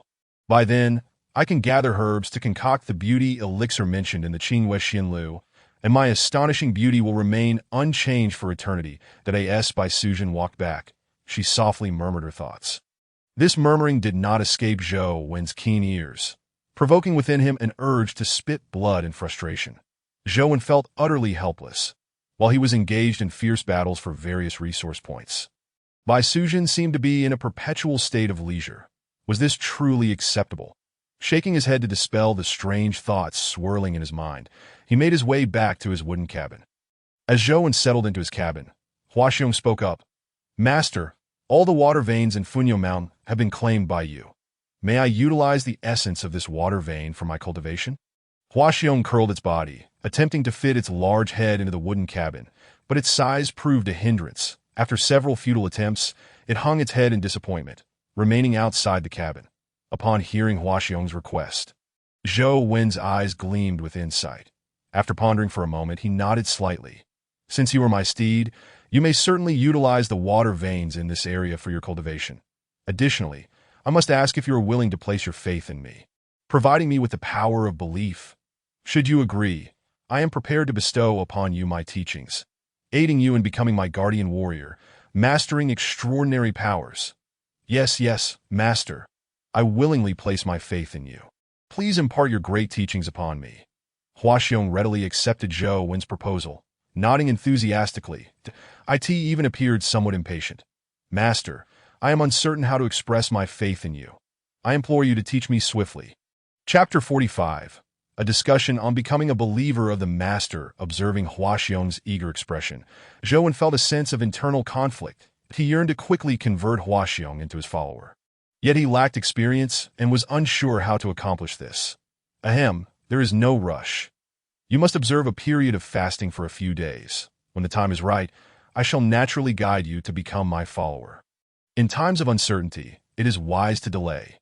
Zhou Wen decided to treat Huaxiong as a test subject, eager to discover how to convert others into his followers. However, this was information he could not allow Huaxiong to discover. Even if it were to find out, Zhou Wen was confident that in light of the opportunity to acquire his Buddhist teachings, Huaxiong would be unconcerned about being treated as a test subject. Yes, Master, I shall await your guidance until the opportune moment arises. Upon hearing that Zhou Wen required a few days, Huaxiong ceased its chatter and obediently lay down in place. Just as Huaxiong was dismissed, Xiao Jin began to stir, using its sharp beak to incessantly peck at Zhou Wen's shiny head. What are you doing? Do you have no manners? Zhou Wen swatted Xiao Jin's head away, casting a glance at it while employing his mind-reading ability to delve into its thoughts. I also wish to become the Master's follower. I want to cultivate the techniques and grow stronger. Hearing Xiao Jin's inner voice, Zhou Wen promptly spoke. All right, I understand what you are thinking. You wish to cultivate my techniques and become my follower. Correct? I consent to this, but you must remain obedient for now, that I need to begin researching how to make you my follower. Okay. Frustrated by the incessant pecking from the nearby Xiao Jin, Zhou Wen could no longer contain himself. Exclaiming in exasperation, Zhou Wen the Master was truly at his wit's end, having been driven to this point by a large bird's incessant pecking. The viewers in the live stream were thoroughly entertained, with an avalanche of witty comments flooding in. Does anyone know why Master Zhou Wen has begun recruiting followers? To become Master Zhou Wen's follower, must one also set up a statue of him at home and offer incense daily? I, being the clever one, have already contacted a sculptor. I intend to use my cherished piece of Hetian jade to carve a full-body statue of Master Zhou Wen and pay homage to it 3 times a day. 3 times a day? Do you treat it as a deity? To believe in a person, there shouldn't be such tedious rituals. Dear viewers, if you truly wish to believe in Master Zhou Wen, simply offer your heartfelt admiration and respect in your hearts. However, if this reverence lacks sincerity, then no external display will hold any value. It must be said that the friends in the live stream room are truly omnipotent. Astonishingly, there are those who understand how to genuinely believe in someone. It is worth noting that even Zhou Wensheng remains utterly perplexed about this matter to this day. Sincerity is the most challenging thing to acquire in this world that we now live in an information age. And I ponder how I might persuade myself to place my faith in a master. Teach, the person upstairs seems utterly devoid of feeling. Master Zhou Wensheng has bestowed upon our dragon nation the methods of cultivation, spiritual energy, and resources. Which of his deeds does not inspire genuine admiration? How has it become so difficult when it passes through your lips? In the live stream room, comments flew by, while the silent observer, Damaho, began to tidy his belongings. That as he organized his things, he silently contemplated, regardless of how these friends may act, I shall return home and sincerely attempt to revere Master Zhou Wensheng. What transformations might this bring me? After all, the things he has accomplished are more than sufficient to inspire faith and respect. Beside Damaho, a young man, like him, was also quietly packing up. Observing his actions, Damaho softly inquired, Zhizai, what are your thoughts on Master Zhou Wensheng? Would you consider believing in him? Master Zhou Wensheng. He is a true sage that if you ask me whether I am willing to believe in him, my answer is yes. However, I am uncertain if my faith towards him is sufficiently sincere. The young man beside Damaho is named Xiaoji, also an experienced streamer, who has recently been assigned to collaborate with Damaho in hosting the National Fortune livestream. Oh, you share the intention to believe in Master Zhou Wensheng. How fortuitous. We are set to switch places with Bobo later. Why not arrange to try together? Sure, I happen to have some questions regarding the live stream that I would like to consult with you. Master Ma, let us meet up. Xiaoji did not decline Damaho's suggestion that it is well known that in the streaming circle, Damaho's popularity is paramount. Otherwise, he would not have been paired with Nan Bo Air to co-host the National Fortune live stream from the outset. Therefore, Xiaoji readily accepted Damaho's invitation, knowing that establishing a connection with a prominent figure like Damaho would greatly benefit his career. Meanwhile, in the background of the National Fortune live stream, Nan Bo Air and Tuanzi were already prepared. As Xiaoji and Damaho exited, Nan Bo Air and Tuanzi immediately stepped up to take their places. Meanwhile, Xiaoji and Damaho swiftly departed towards a grand villa not far from their location. At this moment, in the realm of National Fortune, Zhou Wenxing sat cross-legged, deeply contemplating how to develop his following. Relying on the ferocious beasts within the realm of National Fortune to become my followers and rapidly increase my influence is certainly unfeasible. My only recourse lies with the billions of citizens of the Dragon Nation, the Chosen One. Imparting cultivation techniques and seizing resource points can be viewed as bestowing grace upon them. I wonder how many will choose to believe in me out of gratitude for these favors. Zhou Wenxing's thoughts flickered within. As the saying goes, one does not forget to repay a favor. Yet at this moment, he found himself utterly incapable of achieving this. After all, he is not a saint devoid of personal desires. In fact, his ambitions are greater than those of the average person, for his aspirations far exceed the ordinary. Chapter 46. The Vajra fruit position in the tranquil wooden cabin. Zhou Wenxing sat cross-legged, his mind in a state of serenity, as he opened his attribute panel. Name: Zhou Wenxing. Role target: Fahai. Current role proficiency: 60. Current acquired ability: 70% of the power of Qing, Shi Fahai Zen Master. Methods to unlock further role proficiency: possess one's own followers. Note: only those who sincerely revere and admire oneself can be transformed into one's inner circle. When the quantity and quality of followers reach a certain level, role proficiency will increase again. System notification: when the host's role proficiency reaches 90, the host will attain the Bodhisattva fruit position. As the attribute list unfolded before Zhou Wenxing, a surge of information flooded his mind, imparted by the system within him. The Vajra fruit position, equivalent to the realm of an ordinary loose immortal. So, I have already achieved longevity. Zhou Wenxing sighed softly upon absorbing this information. Since acquiring the role-playing system, he had finally undergone a significant transformation within the realm of National Fortune, officially stepping into the domain of longevity. The Vajra fruit position in Buddhism is akin to the realm of a loose immortal in Taoism, granting one a lifespan of 1 yuan hui, which amounts to 12,960 years. Compared to an ordinary lifespan of merely a century, this certainly qualifies as longevity. Phew, it seems that the pressure regarding my lifespan has nearly dissipated. What remains is the endeavor to enhance my combat prowess. Presently, if I wish to elevate my combat strength, self-cultivation is undoubtedly the slowest route. However, given the abundance of resources within the realm of National Fortune, it is quite suitable for me to refine some magical artifacts. If I can successfully forge 1 or 2 artifacts of extraordinary power, my combat strength will surely rise significantly. Silently contemplating these matters, Zhou Wenxing meticulously devised the primary direction for his future cultivation. To speak of his current combat strength, he has long been capable of breaking through the confines of his realm. After all, before achieving the Vajra fruit position, he faced a Bishi that could contend with a loose immortal and easily subdued it. This illustrates that Zhou Wenxing's combat power indeed far exceeds that of his own realm. This is also a characteristic of Fahai from the Qingxi legend. Regardless of his own disposition and realm, his combat strength can rival that of the highest heavens. Just as Zhou Wenxing was immersed in these thoughts, he suddenly raised an eyebrow as 2 unfamiliar thoughts resonated within him. Master Zhou Wenxing, I am your disciple Ma Wenxi. I wish to believe in you and become your follower. Master Zhou Wenxing, I am your disciple Xiaoji. I wish to believe in you and become your follower. As Zhou Wenxing's consciousness resonated with these 2 thoughts within him, a faint whisper echoed in his mind that in the next instant, a peculiar power began to surge into his consciousness, gradually altering his inner state. It is important to note that Zhou Wenxing's mind had already begun to trend towards the state of a relic due to his elevated realm, when this peculiar power surged into his consciousness. The trend toward becoming a relic accelerated significantly. The power of faith, followers. With the emergence of these changes, Zhou Wenxing immediately comprehended the source of this transformation, that it was due to the faith of others in him, infusing him with the first thread of faith power. And based on certain peculiarities of the power of faith in Buddhism, Zhou Wenxing discovered that he could convey information to these two followers. No, it was not merely information. He felt that he could even channel his magical power into their bodies through the conduit of their faith power. Hiss. Are the citizens of the Dragon Nation believing in me? Although there are only two, is this not akin to a spark that can ignite a prairie fire?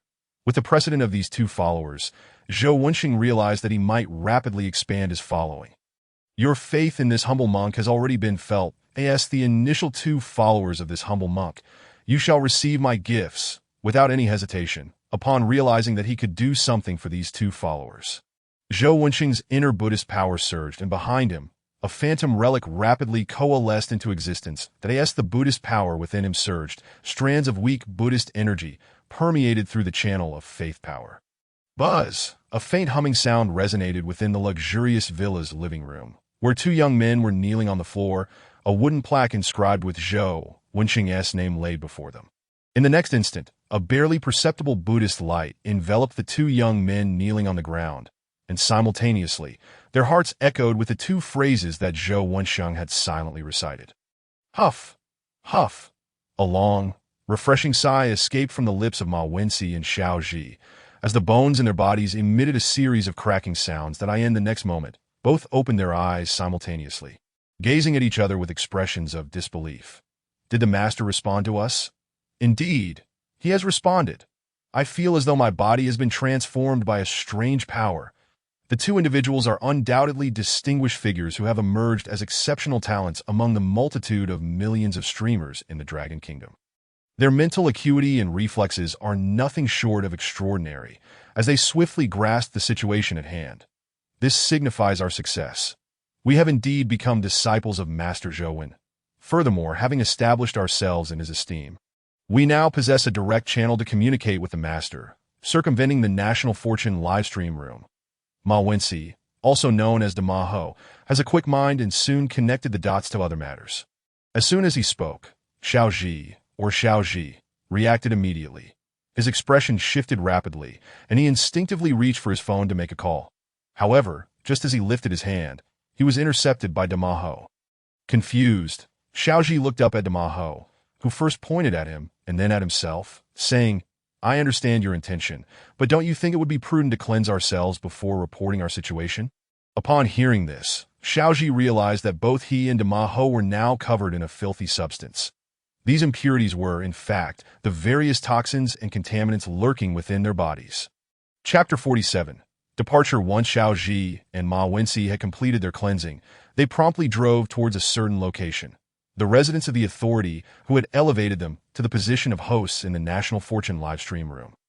Initially, they had intended to contact the leader directly via phone, but upon reflection, they deemed the matter too significant to handle without a face-to-face report. Throughout the journey, neither Xiao Zhi nor Ma Wenxi spoke. They simply attuned themselves to the changes within their bodies. Xiao Zhi fared better, being young and in good health. However, Ma Wenxi, a veteran of the streaming industry, felt quite differently. Years of prolonged sitting and irregular habits had left his body akin to an old vehicle, teetering on the brink of suboptimal health. Yet now, he sensed that the discomfort he had previously endured had vanished entirely, and even the wrinkles on his face had diminished in the realm of national fortune. Zhou was unaware that his newly acquired disciples were preparing to report their affiliation to their superior. Nevertheless, he could surmise that many would soon wish to become his followers, if only for the tangible benefits they could reap. After all, his current level was that of a celestial being, and the purity of his spiritual energy was profound. Those who were infused with his energy might not experience miraculous resurrection, but they would certainly enjoy longevity and immunity to toxins. With such substantial advantages at stake, it was hard to believe he wouldn't attract a legion of devoted followers. As his thoughts coalesced, Zhou's inner energy surged, replenishing the reserves he had just expended. It must be said that using his own spiritual energy to heal his followers was no simple task. After all, Zhou was not on the same plane as Xiao Zhi and Ma Wenxi. The distance between them was unfathomable, if not for the existence of the channel of faith. Zhou's current spiritual energy would have rendered him incapable of bestowing such blessings. When Zhou Wen had restored his expended energy, the exterior of the wooden cabin was bathed in golden rays of sunlight. The sun ascended, casting warm light upon the earth. Realizing that dawn had broken, Zhou Wen rose and stepped out of the cabin. With a gentle creak, he emerged and gazed skyward. Without needing to issue a command, the golden-winged rock beside him unfurled its wings and soared into the air. The aura of this ancient divine beast radiated magnificently, instilling awe in the creatures surrounding the pond. Today, Zhou Wen intended to venture further into the Funyo mountain range, and he was well aware that upon his departure, some unwise, ferocious beasts might attempt to cause trouble near the pond. To preempt any unforeseen incidents, Zhou Wen had instructed the rock to release its aura, instilling fear in any would-be aggressors.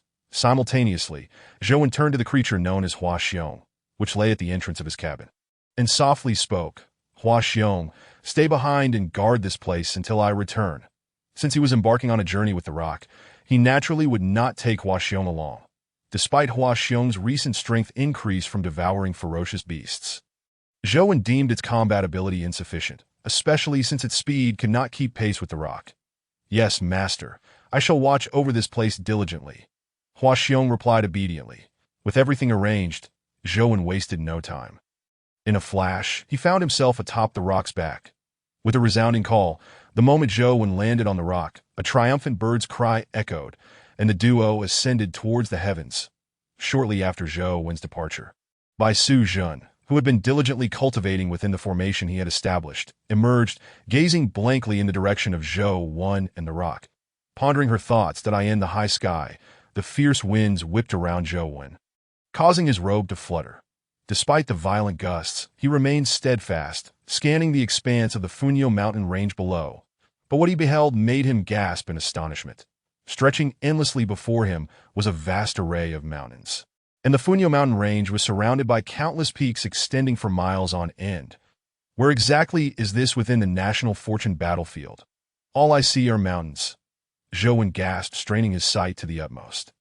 Employing his celestial vision, yet even at its peak, he could not discern the end of this mountain range.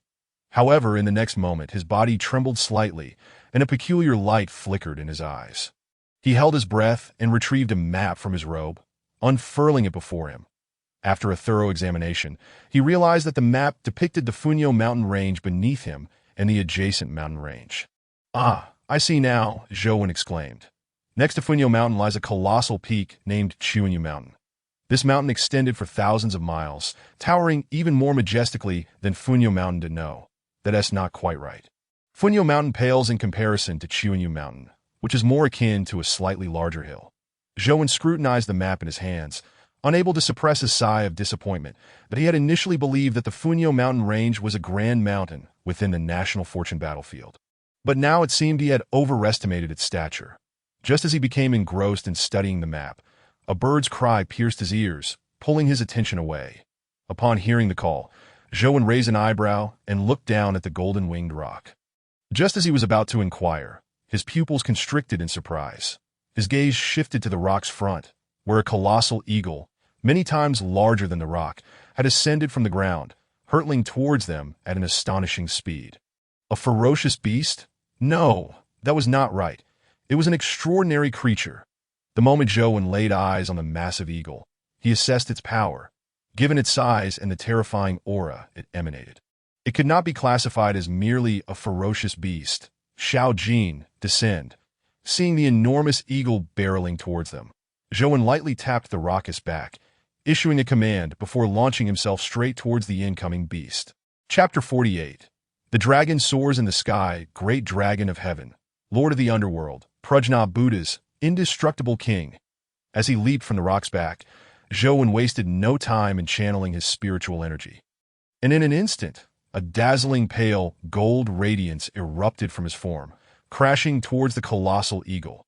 The eagle let out a shrill cry, unperturbed by Zhou Wen's approach, with a powerful flap of its wings. It summoned a thunderous wind that in the next moment, blades of wind materialized and shot toward Zhou Wen. Unfazed by the onslaught, Zhou Wen did not flinch or evade. He stood his ground, ready to confront the challenge ahead. The incessant clangor of metal reverberated through the air, while Zhou Wen's body was sliced by the wind blades, yet he stood resolute and unyielding. This was the result of his physique, now imbued with the power of Buddhism, rivaling that of a humanoid magical artifact. With a piercing cry, the colossal eagle, infuriated by its failure to completely rend Zhou Wen asunder, furiously flapped its powerful wings, summoning a tempest that surged towards him. This was no ordinary wind. It was the soul-piercing gale, a formidable manifestation of wind-based sorcery. Such trifling techniques dare to flaunt themselves before this poor monk. You seek your own demise, kill. The giant eagle unleashed a barrage of increasingly ferocious attacks. Zhou Wen's expression turned frosty as he unleashed the immovable king's seal. And in an instant, a swastika talisman manifested in the world, shattering the eagle's wind-based sorcery. Yet this was merely the beginning. Having successfully disrupted the eagle's spell, the swastika talisman did not linger, but struck with sudden force directly upon the eagle's brow. With a cry of pain, the eagle emitted an enraged shriek as Zhou Wen's talisman struck it. However, in the next heartbeat, that shriek was abruptly silenced, for a bowl flew forth from Zhou Wen's form. This bowl, initially no larger than a palm, rapidly expanded to 100 feet in size as it met the wind, radiating a brilliant golden light that immobilized the eagle mid-flight. Zhou Wen, when he chose to act, did so with lethal intent. The immovable king seal, in conjunction with the mightiest artifact in his possession, the golden bowl, combined their forces to viciously subdue the gigantic eagle, descend. As Zhou Wen's form collided with that of the eagle in midair, he unleashed his fists, imbued with the strength of 1,000 Jun. Striking down upon the eagle's head, in an instant, the eagle lost control of its body, plummeting towards the ground, seemingly destined to be ensnared within the golden bowl. The eagle's piercing cry resounded once more. But with a powerful flap of its wings, it defied Zhou Wen's immovable king seal, liberating itself from its downward trajectory. Not daring to hesitate, the eagle fervently flapped its wings, striving to break free from the golden bowl's grasp. Yet Zhou Wen, positioned above it, would not permit such an escape. Without a visible gesture, the red kasaya from his body flew forth, binding the eagle's wings. Attempt to flee. You shall find no escape. Zhou Wen's cold whisper echoed. As the power of Buddhism surged within him, aiming to suppress the eagle beneath him, in response to Zhou Wen's kasaya, the eagle emitted a shriek, summoning a multitude of wind blades to slice through the kasaya. Mere wind blades think they can sever my kasaya? How utterly laughable. Beast, taste my dragon soaring through the heavens. With a flourish, Zhou Wen cast aside his kasaya, revealing his upper body as he chanted incantations. A colossal dragon, ablaze with searing flames, erupted from the tattoo on his back, incinerating the eagle's feathers. As the fire dragon manifested, the eagle, already straining under the pressure, succumbed to the intense flames that engulfed its body. Particularly, its repeated use of wind-based powers only fueled the fire's wrath, amplifying the dragon's ferocity further. With a swift motion, as the eagle was entirely engulfed in flames, the golden light from the bowl surged violently, drawing the eagle downwards. This time, it had no means of escape, plummeting straight downwards. Upon the eagle's descent into the golden bowl, a flash of purple light erupted in the void, and the bowl swiftly returned to Zhou Wen's right hand. Spinning rapidly, with its rotation, the bowl emitted a series of resonant Buddhist chants as it unleashed its power to fervently refine the eagle contained within. Observing this, Zhou Wen's eyes sparkled with intensity, his rapidly descending form stabilizing midair. He then focused on the direction in which Xiao Jin had fled, lightly shifting his feet. Utilizing the divine foot technique, he vanished from his original position, reappearing atop Xiao Jin's back. Conceal your presence within the mountains below. Once I have refined the eagle, we shall continue our journey. Resuming his seated position on Xiao Jin's back, Zhou Wen promptly closed his eyes, channeling a surge of Buddhist power into the golden bowl. As Zhou Wen's energy flowed into it, the bowl emitted a low humming sound, while the eagle within showed no signs of resistance. Having entered the bowl, the eagle was denied any opportunity for reprieve. Zhou Wen's intention in channeling all his magical energy into the bowl was merely to expedite the refinement process. There was no choice. If he failed to refine the eagle, he would be unable to utilize the golden bowl again. This was not favorable for him. The battlefield of national fortune was exceedingly perilous. Having only just ascended, he was already beset by a formidable beast. Without swiftly refining the eagle, releasing the bowl once more, he would be left devoid of security. Meanwhile, the golden-winged roc, having descended into the forest below, retracted its presence, silently awaiting Zhou when to complete the refinement of the eagle. As time flowed slowly by. Approximately half an hour later, Zhou finally opened his eyes. With the opening of his eyes, the golden bowl, which had been spinning steadily in his hand, came to a halt, plunging into silence. Gazing down at the golden bowl, Zhou found himself momentarily speechless at this moment. He had indeed refined the eagle, significantly enhancing the bowl's power. However, paradoxically, he found himself unable to utilize the golden bowl for the time being. This was due to the immense benefits he had gained from thoroughly refining the eagle, necessitating time for him to assimilate the newfound power, leaving Zhou somewhat discontented. Chapter 49. The power ranking of the chosen ones within the dense forest. Zhou sat cross-legged upon Xiao Jin's back, his countenance somewhat grim. Who could have imagined that after refining a beast with a magical artifact, his own strength would inadvertently diminish? As he grappled with this predicament, a sudden battlefield notification echoed in his ears. Battlefield notification. Chosen one of the Dragon Kingdom, Zhou has successfully slain the first-tier beast, Xuanfeng Eagle, and has acquired a diamond-level treasure chest, successfully securing the resources of the 10-mile Wind Spirit Orchard. Additionally, a 100-mile Wind Spirit Orchard will randomly manifest within the domain of the Dragon Kingdom. With the battlefield notifications proclamation, a treasure chest materialized before Zhou, revealing itself to be a diamond-level chest. Ah, yet another treasure chest. I wonder what marvels await within this time. Gazing at the treasure chest before him, Zhou murmured to himself, this moment. He had already leaped down from Xiao Jin and had no intention of proceeding further for the time being. There was no alternative. Having unexpectedly encountered and successfully slain the Xuanfeng Eagle, he had taken possession of the resource point it guarded, and he was determined to locate that very resource point. However, before embarking on the search for that location, Zhou had one more task to attend to. He stared at the diamond treasure chest for a considerable time, and without further hesitation, he raised his hand and opened it. As the diamond chest swung open, a palm-sized lotus platform materialized before him. This was a pristine, white lotus platform, classified as a third-grade item. Though it appeared exceedingly delicate, it was in fact an extraordinarily rare, innate spiritual object. Of course, the value of this third-grade white lotus depended on who wielded it, but if it fell into the hands of an ordinary individual lacking the methods to refine it, the lotus would be akin to a pearl cast into darkness. Fortunately, as a practitioner of Buddhism, Zhou was exceptionally proficient in the various techniques for refining lotus platforms, allowing him to extract the maximum value from this third-grade white lotus. As thoughts surged in his mind, Zhou extended his right hand gently above the silver chest, channeling the Buddhist power within him to draw the white lotus up gracefully, eventually allowing it to rest entirely in his palm. Observing the lotus that had flown into his grasp, Zhou deftly flipped his right hand, and in the next moment, the white lotus seamlessly merged into his physical form, taking root beneath the illusory image of the relic in his brow. Within Zhou's brow, there had previously been only a singular illusory relic occupying his sea of consciousness, but now a white lotus had suddenly emerged. The petals of the lotus unfurled, enveloping the still-forming relic, utilizing its innate spiritual energy to assist in its transformation.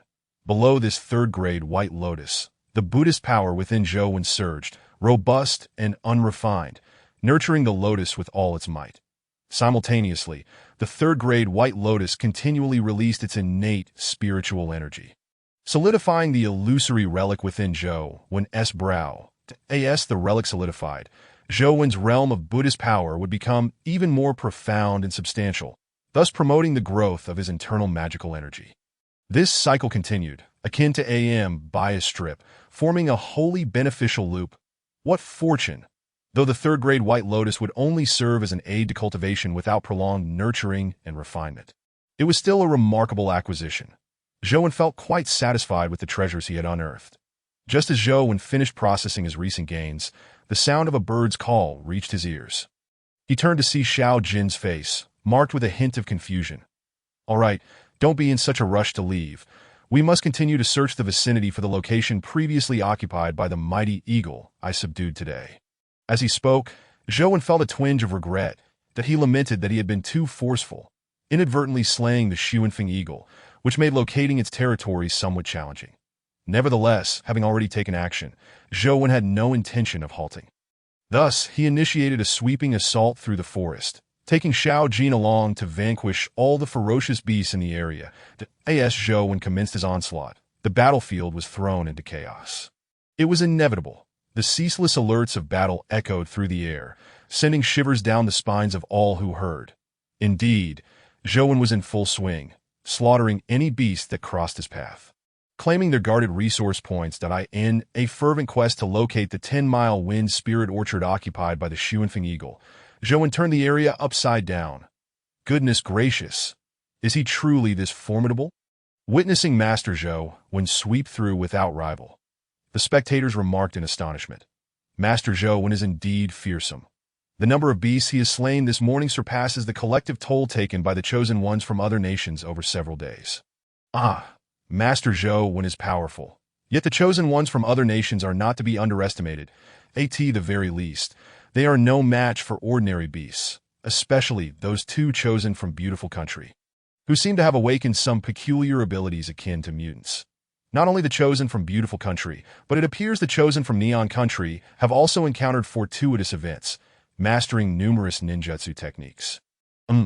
While I am unfamiliar with the chosen from beautiful country, I can attest that the chosen from neon country possesses extraordinary prowess. His ninjutsu is particularly unique in practical combat, formidable in its own right.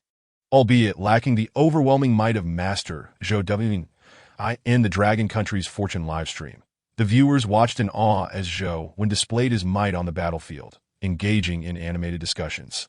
Just as these viewers were engrossed in the spectacle, an astonishing piece of news began to circulate in the livestream. This news revealed that a ranking list had been posted in the beautiful country's livestream, showcasing the power rankings of chosen ones from around the globe. The viewers' astonishment. Zhou from their Dragon Country was ranked a mere 10th on this list. As this news spread through the Dragon Country's livestream, the chat exploded with disbelief. What nonsense is this? Our Master Zhou is annihilating foes in the Fortune battlefield, yet he is only ranked 10th. Who is in first place? First place on the chosen rankings. Beautiful countries chosen. Will strength, ability, spatial manipulation, achievements. Faced 5 third-grade beasts simultaneously, annihilating them with ease. Upon reading the estimated strength and basic information of this beautiful country chosen, the viewers erupted in laughter. Facing 5 third-grade beasts simultaneously and annihilating them with ease. With such a record, you dare place him at the top. Have you not seen Master Zhou slaying even higher-tier beasts, yet he is still relegated to 10th place? I wonder if these beautiful country folks are using a third leg to compile their rankings. Shit, this is the first place. The beautiful country's chosen rankings are clearly skewed. Dragon Country viewers, you don't understand. Your chosen may appear powerful, but his strength is merely a product of the mysterious item he wields. In contrast, our beautiful country's chosen relies solely on his own strength, making him truly formidable. In comparison, your chosen is insignificant. As the viewers in the Dragon Country's livestream fervently criticized the beautiful country chosen, an extremely discordant comment appeared in the chat. Wow, the beautiful country folks really have the audacity to stir up trouble. Wait a minute, I'm hearing for the first time that 1S equipment doesn't count as part of their strength. If your chosen is truly powerful, then why not acquire a potent piece of equipment for yourself? Instead, you resort to boasting about your nation as chosen being the strongest. Brothers, let us not engage in a war of words with these beautiful country folks. They claim their chosen is the strongest in the world. So when next Master Zhou contacts us, let us inform him of the beautiful country chosen's location and let him test their mettle. Seeing foreign viewers causing a ruckus in their Dragon Country's livestream, the local viewers did not hold back, unleashing a torrent of criticism. The dragon folks are indeed arrogant. Your chosen, Zhou, is undoubtedly strong. But he is not invincible. You are merely viewing the world from a narrow perspective. We, Neon Country, unequivocally support beautiful countries chosen as the strongest. We from Asan Country also fully support beautiful countries chosen as the strongest. We from Giant Statue Country, we stand with beautiful country, We from the flag country. Unbeknownst to anyone, the livestream room of the Dragon Kingdom suddenly erupted with activity. Astonishingly, over 50 nations among the 200 countries worldwide made their presence felt in the Dragon Kingdom's livestream, expressing their unwavering support for the chosen one of the beautiful nation, claiming them to be the mightiest among the elect. In light of such a development, both Nambuur and Tuanzai, who were hosting the stream, exhibited profound changes in their expressions. This was undoubtedly a monumental livestream incident, one that could not be salvaged, akin to an act of nature. The chosen one of our Dragon Kingdom harbors no desire to contest the title of the strongest among the elect. As the golden bullet screen reappeared, the content of this particular message cast a pall over the hearts of all viewers in the Dragon Kingdom's livestream, as its tone seemed somewhat subdued. However, this atmosphere did not persist for long. With the emergence of the next message, the viewers became fervently animated. The title of the foremost champion is not bestowed by others, but rather earned through one's own prowess. Furthermore, we have been acutely aware of the subtle maneuvers of certain nations.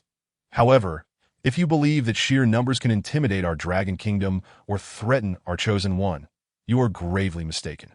Our Dragon Kingdom does not acquiesce to any form of coercion or intimidation. As these lines of messages filled the screen, the ambience in the live stream surged with excitement. Indeed, our Dragon Kingdom has upheld the principle of self-reliance throughout history, and we shall not tolerate threats from others. There is no doubt that we support Master Zhou when as he sweeps across the battlefield of national fortune, unparalleled in might. Esteemed viewers, I am the Great Monkey, and I shall take a moment of Bo and Xiao Tuanzai's livestream time to convey a crucial message. Just as the atmosphere in the livestream became overwhelmingly vibrant, the Great Monkey, who was supposed to be resting, suddenly appeared within the room that he took over the hosting duties from Nambuur and Tuanzai, addressing all the viewers directly to that very moment of his appearance. The attention of all Dragon Kingdom viewers was instantly captivated, eagerly anticipating the significant information he was about to share. Dear hosts of the Dragon Kingdom, you must carefully consider that the information you are about to divulge could disrupt the delicate balance of the world order, and the repercussions that ensue will rest squarely upon your shoulders. If the official representatives of the Dragon Kingdom are willing to cease their current actions, we will halt the joint blockade against you. I am the diplomatic officer of the beautiful nation, and I urge you, officials of the Dragon Kingdom, to ponder the consequences of your actions. Observing the sudden influx of bewildering messages in the Dragon Kingdom's livestream, the viewers found themselves in a state of confusion. That I understand your curiosity regarding my presence here, so I shall be succinct and reveal everything I am permitted to share this moment. The Great Monkey exhibited no regard for the threats directed at him or his nation. Not long ago, I and Xiaoji sincerely expressed our faith in Master Zhou when within my villa and were rewarded with his assistance, having our very essence refined by his formidable powers. Those familiar with me can now discern the transformation I have undergone, recognizing the veracity of my words. The Great Monkey reached this point in his address. He suddenly faltered, his body trembling as he struggled to contain a surge of emotion. Drawing a deep breath to steady himself, he continued, upon realizing that our faith in Master Zhou was indeed perceptible to him and that we could communicate. Xiao Ji and I intended to report this to our superiors. However, unexpectedly, we were ambushed en route.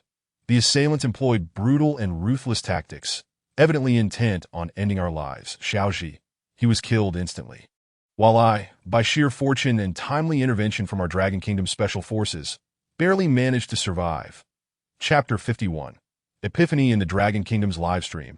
As the Great Monkey's words echoed, an eerie silence enveloped the room. The renowned domestic host, Xiao Ji, had inexplicably met his demise. The Great Monkey had become a disciple of Master Zhou and had undergone a transformative experience. The rationale behind other countries intervening in the live stream to silence the Great Monkey was clear. They sought to prevent the citizens of their respective nations from embracing the teachings of Master Zhou when a flurry of questions and speculations flooded the minds of the viewers. Dear viewers, do not doubt Mr. Ma's assertions. His presence in the live stream signifies that his words have been validated. Furthermore, I must inform you that at the very moment A began to speak, nearly 50 nations across the globe declared their severance of diplomatic relations with our Dragon Kingdom and ceased all trade interactions. This implies that from this day forth, Our dragon kingdom shall rely solely on its own strength. A golden pinned message reappeared, forcefully corroborating the great monkey's statements and articulating the precarious position of the dragon kingdom within the livestream. Heavens, over 50 nations have severed ties with our dragon kingdom. What could possibly be the reason for this?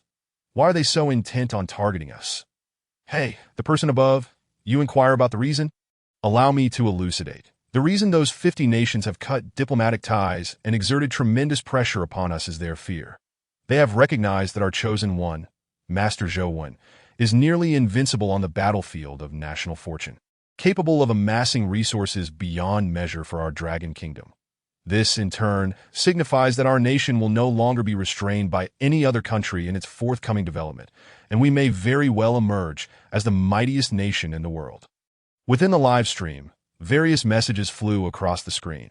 Some viewers expressed concern over the potential calamities that might arise from the blockade imposed by these 50 nations, while others fixated on the prospect of becoming disciples of Zhou Wen. Indeed, a significant portion of these viewers commenced efforts to embrace the faith of Zhou Wen. Dear friends, under the guidance of Master Zhou Wen, the ascendance of our dragon kingdom is truly unstoppable. Even if those nations unite to impose a blockade, our resources are surging, and we are fully capable of achieving self-sufficiency. Moreover, let us not forget that Master Zhou Wen is still battling on the national fortune battlefield. As long as he remains, our dragon kingdom shall not succumb to any threats or blockades. Esteemed viewers, in pursuit of our nation's rise, I, the great monkey, implore you to embrace the teachings of Master Zhou Wen and extend your support. As the great monkey gazed at the barrage of messages in the live stream, he shouted fervently, striving to rally more followers for Zhou Wen. He had discerned that Zhou Wen, amidst the national fortune battlefield, truly needed disciples. Otherwise, he would not have expended his powers to refine both himself and Xiao Zhi. Alas, Xiao Zhi's misfortune had led to his untimely death. Following this incident, the great monkey astutely deduced that he must have been under surveillance. Otherwise, the timing of the ambush would have been implausibly precise. It is essential to note that he and Xiao Zhi had only recently become disciples of Master Zhou Wen, a fact that had yet to be known to others, making the ambush all the more suspicious that on the national fortune battlefield, after slaying 7 formidable beasts of varying strengths, Zhou Wen successfully located the resource point of the 10-mile Wind Spirit Orchard. Naturally, he also acquired the resource points associated with the 7 beasts he had defeated, which held considerable value, particularly the fruit forest and 2 lush medicinal fields that brimmed with spiritual energy, which Zhou Wen regarded with great interest. Simultaneously, as he secured more resource points, Zhou Wen sensed a palpable change within himself. Just as he prepared to delve deeper into this transformation, an unforeseen event abruptly took him by surprise. What is happening? My disciple has unexpectedly perished. Feeling the abrupt severance of one of the 2 fragile threads of faith within his consciousness, Zhou Wen furrowed his brow in concern. Suddenly, his brow arched slightly as an ethereal figure materialized within his consciousness. The apparition's abrupt appearance left Zhou Wen bewildered. Where am I? What is this place? Shouldn't I already be dead? Ah, indeed, they say that upon death, one enters the cycle of reincarnation. It appears this is the realm of rebirth. But where, then, is the fabled passageway of reincarnation? Listening to the echoes of heartfelt voices resonating within the lake of his heart, Zhou Wen's expression momentarily faltered. Seemingly recalling something, he directed his entire focus towards the ethereal silhouette before him. At that moment of concentration, a barely perceptible thread of faith revealed itself to his perception. This thread, originating from the phantom figure, slowly ascended into the yet-formed relic within Zhou Wen, leading him to finally ascertain the identity of this elusive presence. Astonishingly, it was one of his devotees from Earth who, after an unexpected demise, had not undergone reincarnation but instead manifested within Zhou Wen's sea of consciousness. This revelation was indeed surprising. Hiss, could it be that upon becoming my follower, one could escape the cycle of reincarnation after death? Yet if one does not reincarnate, how can I facilitate their rebirth in this world? Questions swirled in Zhou Wen's mind, yet there was no one to provide answers. Just as he was engulfed in confusion, a sudden flash of insight coursed through his mind, and the words Buddha Kingdom in the palm, sprang forth that in that instant. Zhou Wen seemed to grasp a profound and esoteric power. He, who had been standing in a daze, promptly settled into a meditative posture. With a swift motion, his right palm extended, and in the next moment, a resplendent light of Buddha illuminated his palm's center. Inspired, Zhou began cultivating the supreme, divine art of the Buddha kingdom in his palm. Meanwhile, as Zhou commenced his practice, the third-grade white lotus, which had been nurtured within his consciousness, suddenly emitted a beam of white light, enveloping the phantom figure still residing within his heart and bringing it forth into the palm of Zhou. Chapter 52, Buddha Kingdom in the palm deep within the dense forest. Xiao Jin flitted around Zhou, ensuring that he remained undisturbed during his cultivation. This moment, as Zhou sat cross-legged, the sacred third-grade white lotus in his right palm began to spin gracefully. The surging Buddha power within Zhou flowed into it, seeking to use it as a foundation to successfully cultivate the supreme, divine art of the Buddha kingdom in his palm. As for the ethereal figure within the lotus, under the influence of Zhou's Buddha power, or perhaps the unique properties of the third-grade white lotus, it gradually began to solidify. The figure bore a look of bewilderment, entirely unaware of the unfolding events before it. Calm your mind. Poor monk Zhou speaks to you now.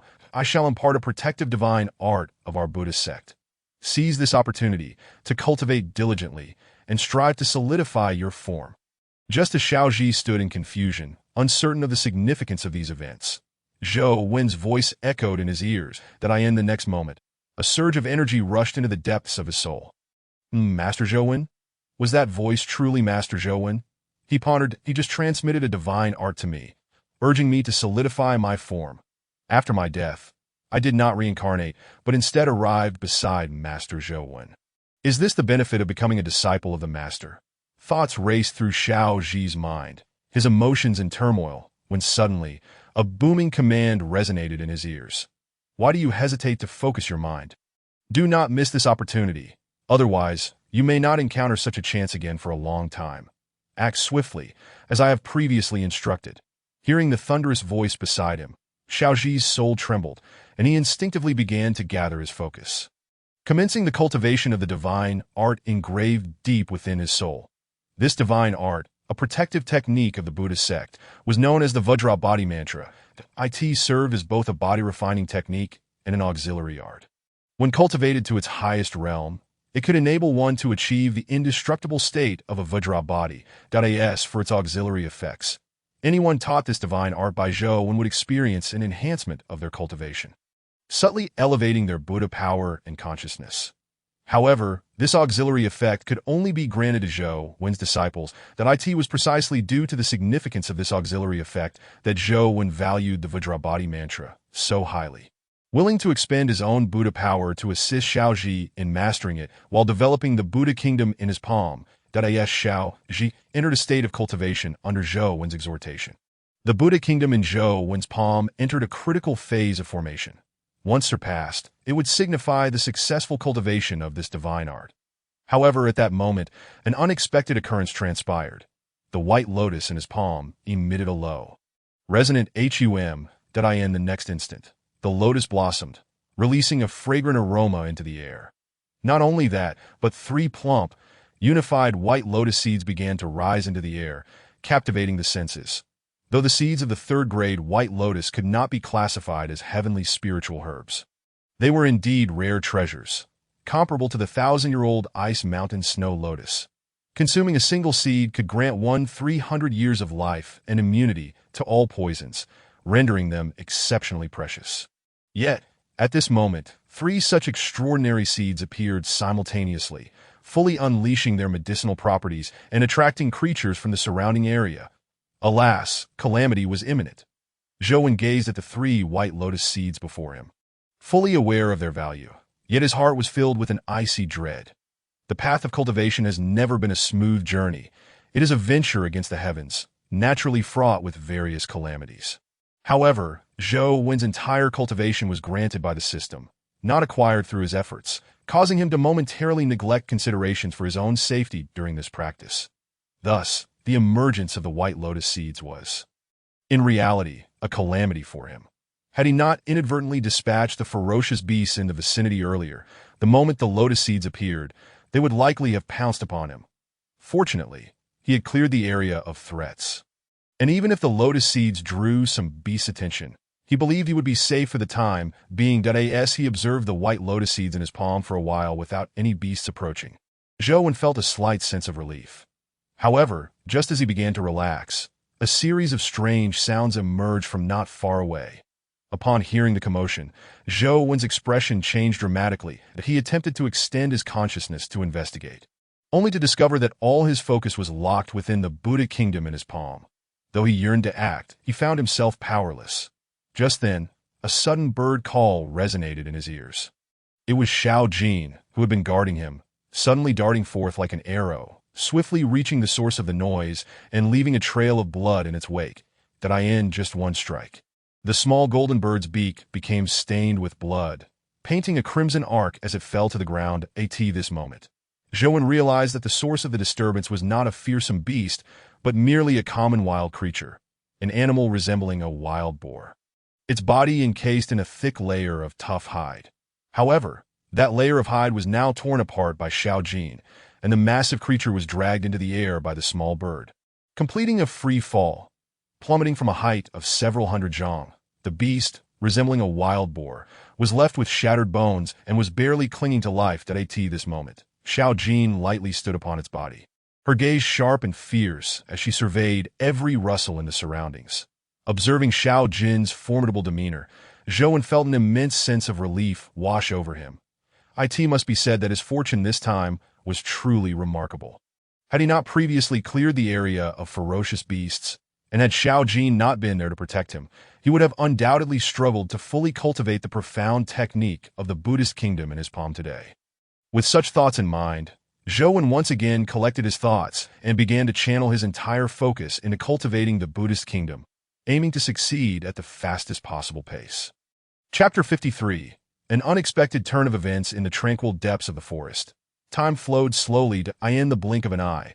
Over an hour had passed since Zhou began his cultivation of the Buddhist kingdom. During this time, one or two beasts occasionally rushed into the area, attempting to devour the 3 white lotus seeds in Zhou's palm, but they were all swiftly dispatched by Xiao Jin. With no unforeseen incidents occurring, originally, if no extraordinary events were to unfold, Zhou would have been able to navigate this tribulation with relative ease. However, the world is rarely as one wishes, and tribulations seldom pass without challenge. At that moment, just as Zhou's Buddhist energy began to boil and the cultivation of the Buddhist kingdom was on the verge of success, a sudden cry of an eagle pierced the air from above. Upon hearing the cry, Xiao Jin's sharp eyes narrowed instantly to the next moment. Her wings unfurled violently, and she soared into the sky without hesitation.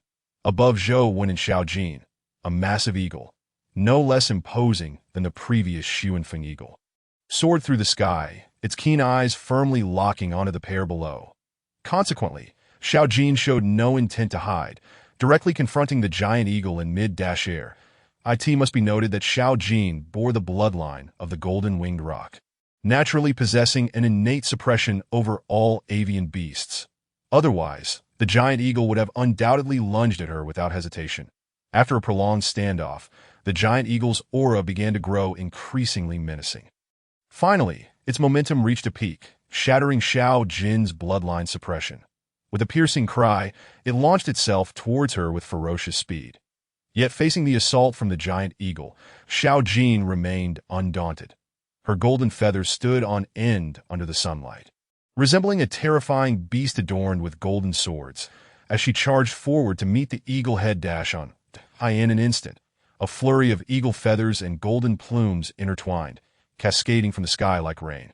With a fierce screech, Xiao Jin let out a cry, but the giant eagle's strike left a gash on her wing, severely hampering her speed and making her increasingly vulnerable to the eagle's relentless assault.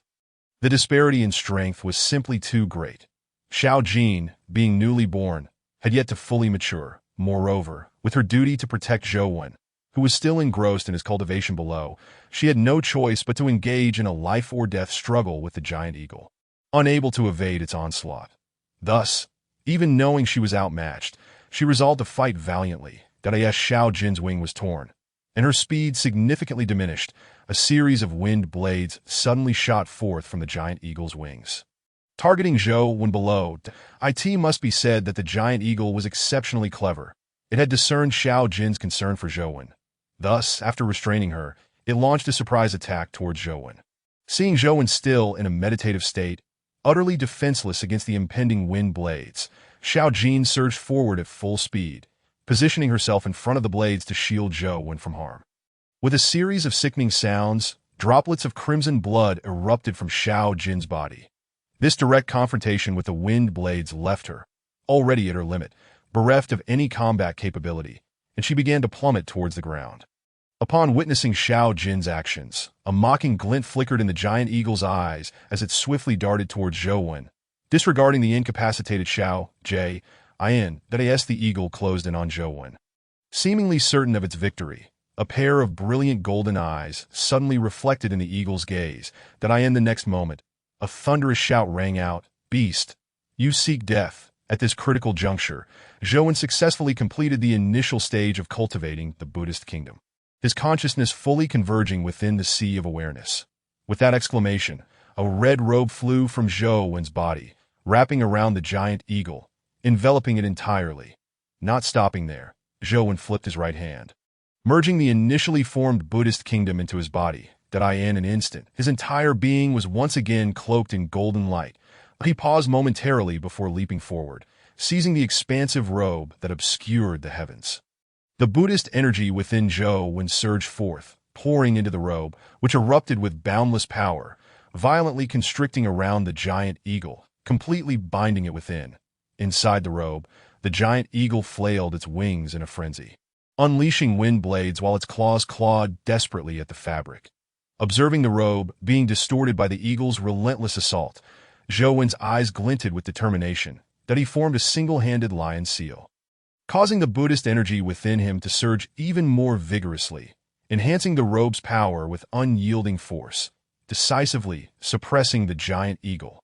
In that instant, the giant eagle let out a mournful cry as the robe tightened around it, rendering its wings and claws immobile, leaving it utterly defenseless as it was forcibly pressed down from the sky to the ground. Seeing the giant eagle successfully subdued, Zhou wasted no time. He swiftly moved toward Xiao Jin's side and, without hesitation, retrieved a white lotus seed from his possession, placing it gently in her mouth while channeling Buddhist energy to heal her wounds. As Zhou infused his Buddhist energy into Xiao Jin's body, he finally felt a weight lift from his heart. Upon inspection, he discovered that while her injuries were severe, they had not compromised her essence. In other words, most of her injuries were superficial, and with some time for recuperation, she would fully recover without any lingering effects. With a sigh of relief after thoroughly examining Xiao Jin, Zhou lightly patted her head, saying, "Indeed, I owe you my gratitude this time. Without you, I would have found it difficult to cultivate that profound technique today. That I will remember this, and in the future, you shall receive a fitting reward." Watching as Xiao Jin, under the influence of his Buddhist energy, slowly opened her eyes, Zhou spoke softly to her before retracting his energy and turning his attention back to the giant eagle still trapped in place. Undoubtedly, this giant eagle bore some connection to the previous Xuanfeng eagle Zhou had slain. Otherwise, it would be quite the coincidence for two ferocious beasts of the same kind to exist in such proximity. Chapter 54. The formative union of nations gazing at the giant eagle ensnared within the robe and rendered completely immobile under the immobilizing seal. Zhou let out a cold snort. "Foolish creature, seeking death so eagerly. Very well, I shall grant you your wish that my purple gold bowl may be satiated, but this robe still hungers for your blood to enhance its power." With that declaration, Zhou moved once more to the side of the robe, employing the treasure refinement technique, channeling immense Buddhist energy into the process, fervently refining the giant eagle within the robe. Creatures like the giant eagle, which had transcended the realm of mere beasts, were treasures in themselves. If he could thoroughly refine it, it would undoubtedly elevate the quality of his robe significantly. As Zhou diligently refined the colossal eagle, a peculiar transformation was also occurring with the little golden creature nearby. Although the little golden one was not without its injuries, it was, after all, an ancient divine beast, endowed with a robust essence. Furthermore, Zhou had provided it with a white lotus seed, which rendered its injuries relatively trivial. At this precise moment, as Zhou Wen was engaged in the refinement of the giant eagle, the medicinal properties of the white lotus seed began to activate within its body, drawing forth a portion of its innate essence and thus augmenting its strength. Indeed, the little golden creature was growing stronger. This injury, rather than hindering its future development, had instead catalyzed a remarkable enhancement of its inherent power. Thus, both man and beast entered a state of cultivation simultaneously. This time, no ferocious creature dared to intrude upon their endeavors. That it was no wonder, for Zhou Wen had previously dispatched two formidable beasts, and the residual aura left in their wake was sufficient to intimidate ordinary, ferocious beings, ensuring that none would dare to tread upon this ground again. Within the live-streaming room of the Dragon Kingdom's fortune, viewers watched with fervor as Master Zhou, when subdued, yet another powerful beast. The atmosphere was charged with excitement. Another formidable beast has been captured by Master Zhou Wen. I wonder what resources our Dragon Kingdom will gain this time. Master Zhou truly is as prolific as a sow. With such a rapid acquisition of resources, how could our Dragon Kingdom fear the blockades of other nations? Hey, how can you speak of Master Zhou in such a derogatory manner? Aren't you afraid he might turn you into dust with a single swipe? Brothers, big news! I just heard that the chosen ones from the beautiful nation and the flower flag nation have successfully encountered one another and formed an alliance. The viewers were once again astonished by Zhou Wen's formidable prowess. An explosive piece of news rippled through the live-streaming room. The chosen ones from the beautiful nation and the flower flag nation had indeed met and joined forces without any hesitation. Their collaboration was, after all, a necessity, given that Zhou Wen was such a bug-level anomaly on the battlefield of national fortune. Though the Flower Flag Nation and the Beautiful Nation had consistently refused to acknowledge Zhou Wen's might, no one was foolish enough to overlook his terrifying capabilities to combat Zhou Wen and the rapidly ascending Dragon Kingdom. They had no choice but to unite. Moreover, their coalition was not limited to just these two nations. It included over 50 others, such as the Enamel Nation, Neon Nation, and the Elephant Nation. Their chosen ones began to purposefully converge upon a specific location, and according to certain domestic speculations, it was highly likely that all these nations' chosen ones would gather in one place to collectively occupy resource points and strengthen their respective nations. Wow! With so many nations' chosen ones joining forces, will they not soar to new heights? Not so fast. Even though these nations' chosen ones are united, they are certainly not of one mind. As the saying goes, it is not the few that is worrisome, but the imbalance. With so many chosen ones gathered, merely the distribution of benefits will be enough to give them headaches.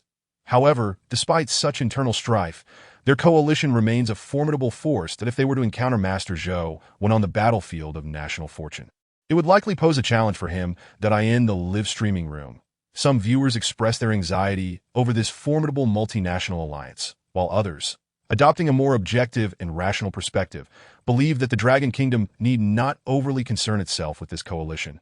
Better to remain calm and observe. As the viewers fervently debated the implications of this multinational alliance, the hosts, Nambor and Tuanzai, seemed to have received some information and commenced their analysis of the situation. Dear viewers, I noticed your concerns regarding the alliance of chosen ones from foreign lands. I have just received the latest news to share with you all.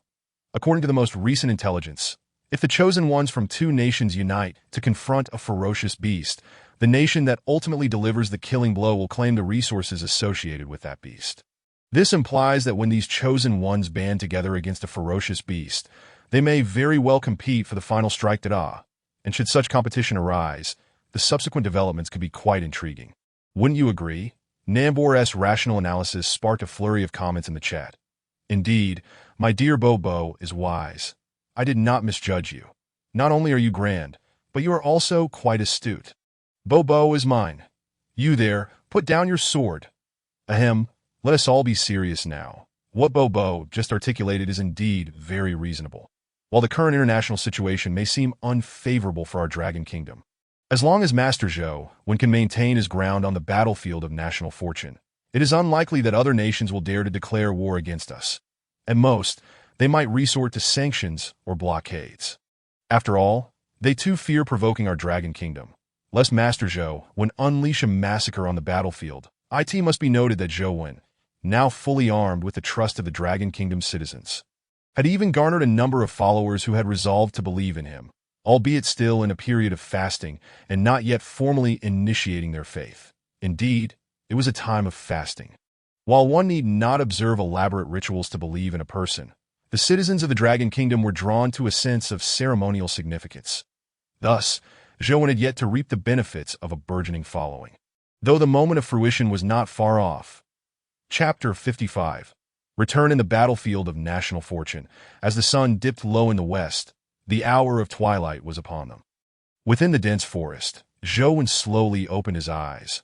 With a gentle shake of his right hand, the crimson robe he wore enveloped him once more. After dedicating a significant portion of the day to refining the essence and spirit of the giant eagle, he had successfully infused his robe with its power, enhancing its might once again. However, Zhou felt a twinge of regret. Despite having vanquished another beast of considerable caliber, there were no treasure chest rewards or battlefield notifications. It seemed that this giant eagle was indeed akin to the previous Xuanfeng eagle. Otherwise, there would surely have been some form of reward that, the gains from this outing have been ample. If there are no treasure rewards, then so be it. Muttering to himself, he dismissed the thought, for as he had stated, his acquisitions had indeed been substantial, and there was no need to be greedy. Just then, a soft chirp interrupted his musings. It was the little golden creature, standing beside him and gently flapping its wings. Turning to gaze at the golden-winged rock, Zhou was astonished to observe a notable increase in its size. He understood the implications of this growth. "Little Jean, I did not anticipate that you would benefit from this ordeal. Your size has indeed increased considerably, and your strength must have risen as well." He reached out to pat the wings of his steed, speaking with a note of delight. This was indeed a cause for celebration. The stronger the little golden creature became, the faster it could fly, which would facilitate Zhou Wen's comprehensive understanding of the eastern region of the battlefield of national fortune. "All right, we have gathered enough for today. Let us return and rest. Tomorrow, we shall see if we can push through from Funyo Mountain all the way here." Seeing his master elated by its newfound strength, the little golden creature flapped its wings excitedly, exuding an aura of enthusiasm. Zhou Wen then mounted its back, and they set off towards the location of the water pool and waterfall.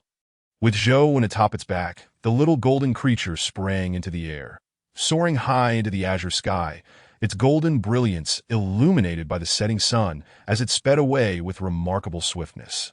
Meanwhile, unbeknownst to Zhou Wen, in the distant mountains, his figure seated upon the back of the little golden creature caught the attention of two shadowy figures. Beside the water pool and waterfall, Bai Sujin had set up a campfire, where a hefty piece of hind leg meat sizzled over the flames, the dripping fat and enticing aroma drawing the attention of the nearby transforming beast, which writhed in anticipation.